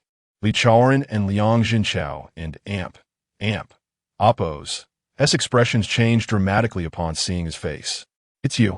How could you still be alive? Li Chaoran and Liang Jinchao exclaimed in disbelief. Chen Fan and Amp, Oppo's eyes flickered with realization, sensing a connection. At that moment, Ji and Shan seemed to recognize Li Chaoran and Liang Jinchao as well. Oh, so it an Amp, Oppo's you too. I was wondering how this child ended up here. Li Chaoran and Liang Jinchao and Amp, Oppo's faces turned grave. Chen Fan. This Ji Yunshan is one of the two powerful figures who pursued Zhang Chufeng and you 20 years ago. We thought he had long since perished. Who knew he was hiding in Phoenix Mountain? Li Choden Ramarka. Chen Fan nodded. Having deduced the identity of the former emperor of Qi Si realm now appearing in Hong Kong. I had intended to wait until my strength recovered further before seeking your whereabouts. But it seems you have conveniently delivered yourself to me, saving me considerable effort. The gray-robed elder raised his hand, unleashing waves of true energy that enveloped the entire mountaintop. The wealthy figures and martial artists of Hong Kong found themselves unable to breach this barrier, as if imprisoned within a transparent cage. What? To seal an entire mountaintop with a mere gesture? What kind of power is this?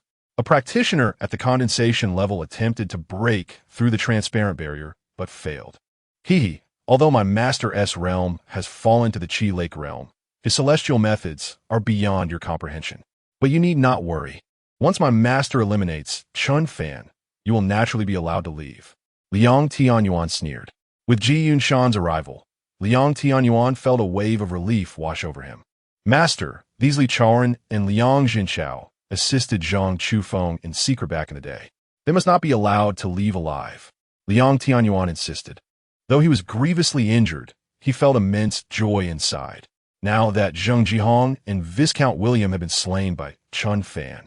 Once Ji Yunshan dispatched Chen Fan along with Li Chaoran and Liang Jinchao, the entirety of Hong Kong would belong to Liang Tianyuan. At that moment, Li Chaoran and Liang Jinchao wore expressions of bitterness and despair, deeply regretting their decision to bring Chen Fan to Phoenix Mountain. The wealthy figures of Hong Kong looked upon Chen Fan with pity. A young feng shui master in his 20s was about to meet his demise. It was truly a great loss. Given time, he might have reached the legendary realm of feng shui masters. Should that day arrive, the top forces of Xiangjing would surely extend olive branches to him. The expressions of Wu Chenggong and his companions darkened once more, while Huang Yingguan let out a sigh of relief, his gaze towards Wu Chenggong now filled with arrogance. Alas, Chen Fan, we have brought you to this perilous place. It was our fault, Li Chaoran lamented, shaking his head. He had prided himself on his astuteness and strategic prowess throughout his life. Yet he never expected Ji Yunshan to appear here. He was a former emperor-level powerhouse. No matter how defiant Chen Fan was, he was destined for death. However, Chen Fan ignored all gazes directed at him, his eyes fixed intently on Ji Yunshan. Yi Yunshan, so you are well acquainted with the secrets surrounding me and the reason behind the Zhang family massacre from 20 years ago? Chen Fan boldly approached Ji Yunshan amidst the crowd and Oppo's scrutiny. I am indeed aware, but soon you will become a corpse. So there is no need to ask so much, Ji Yunshan replied, casting a disinterested glance at Chen Fan, as if he were merely observing a stone by the roadside. He then extended a hand and lightly pressed towards Chen Fan. Boom! A palm of true energy, spanning 100 meters in width, descended from the heavens, crashing down towards Chen Fan. The hand was as heavy as a mountain, its intricate patterns vividly apparent, representing a technique beyond the comprehension of those present.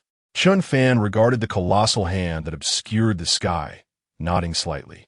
Indeed, even though Ji Yunshan had fallen to the early Qi Lake realm, this strike possessed the might of the mid-Qi Lake realm. With an unperturbed expression, Chen Fan swiftly formed hand seals in the air, summoning a similarly massive 100-meter light wheel above him. Countless waves of violent, true energy surged from Phoenix Mountain, crashing towards that enormous hand. Okay, here's the refined version of the text you provided, with unnecessary elements removed and the language elevated. Chapter 92, Ji Yunshan's Demise. Leads severed a radiant column of spiritual energy erupted skyward, instantly rending the gargantuan hand that descended with the force of a mountain. A cataclysmic roar echoed as the two forces collided, unleashing a shockwave that reverberated through the mountain, causing it to tremble. Many affluent spectators, mere mortals, were unable to withstand the terrifying might. Their internal organs were ruptured, and they coughed up blood. As the dreadful aftershocks subsided, Chen Fan stood unscathed, defying the death sentence they had mentally imposed upon him. "Ah, so you can parry my mountain-toppling seal." Ji Yunshan's gaze sharpened, his expression betraying a hint of gravity. The mountain-toppling seal was his most formidable offensive technique at the nascent Qi Lake stage, capable of obliterating even Qi Lake initiates. Yet, Chen Fan had summoned such potent spiritual energy. The spiritual force you command rivals that of a mid-stage Qi Lake cultivator. To think, at the tender age of 21, you are already an intermediate feng shui geomancer. Given Zhang Chufeng's mastery of feng shui formations, perhaps it is not entirely surprising. Ji Yunshan swiftly regained his composure, his voice laced with nonchalance. "What? An intermediate feng shui geomancer?" The onlookers gasped in unison, none more so than Liang Tianyuan. At 70 years of age, he had barely attained the rank of elementary geomancer. Chen Fan, a mere youth of 21, had surpassed a lifetime of his endeavors. Envy gnawed at Liang Tianyuan's heart. Even if you can harness the spiritual energy of Phoenix Mountain to achieve mid-stage Qi Lake potency, your demise is inevitable, Ji Yunshan declared coldly. Extending his hand, countless gossamer strands of white Qi emanated from his fingertips, ensnaring Chen Fan and Appo's limbs. "Youngster, to perish by my cloud silk phantom hand is a fate of some distinction. Once bound by my cloud silk, all the true Qi within your body shall be drained." It was with this very technique that I brought Zhang Chufeng to the brink of death. Upon hearing this, Chen Fan was consumed by incandescent rage. Ji Yunshan was undoubtedly complicit in the Zhang family and Appo's annihilation. He felt countless threads constricting his limbs, drawing upon the Qi within his body. Chen Fan furrowed his brow. He had weathered numerous battles, yet this was the first time he had encountered such an arcane method. Were he elsewhere, he might have been forced to reveal his trump cards. However, this was Phoenix Mountain, the nexus of Hong Kong and Appo's spiritual energy. For Chen Fan, a grand feng shui master, this was his inviolable domain. You desire true Qi? Then I shall grant you all of it, along with the spiritual energy of Phoenix Mountain. Let us see if you can withstand it. Chen Fan sneered, channeling his inner Qi to stir the spiritual energy of Phoenix Mountain. An instant, the mountain and Appo's energy surged toward Chen Fan, who became a conduit, directing the torrent through the silken threads toward Ji Yunshan. "Ah, this is ill-omened." Yi Yunshan, a former emperor-level expert of the Qi realm, retained an acute sense of danger. He felt an immeasurably potent spiritual force coursing through Chen Fan and Appo's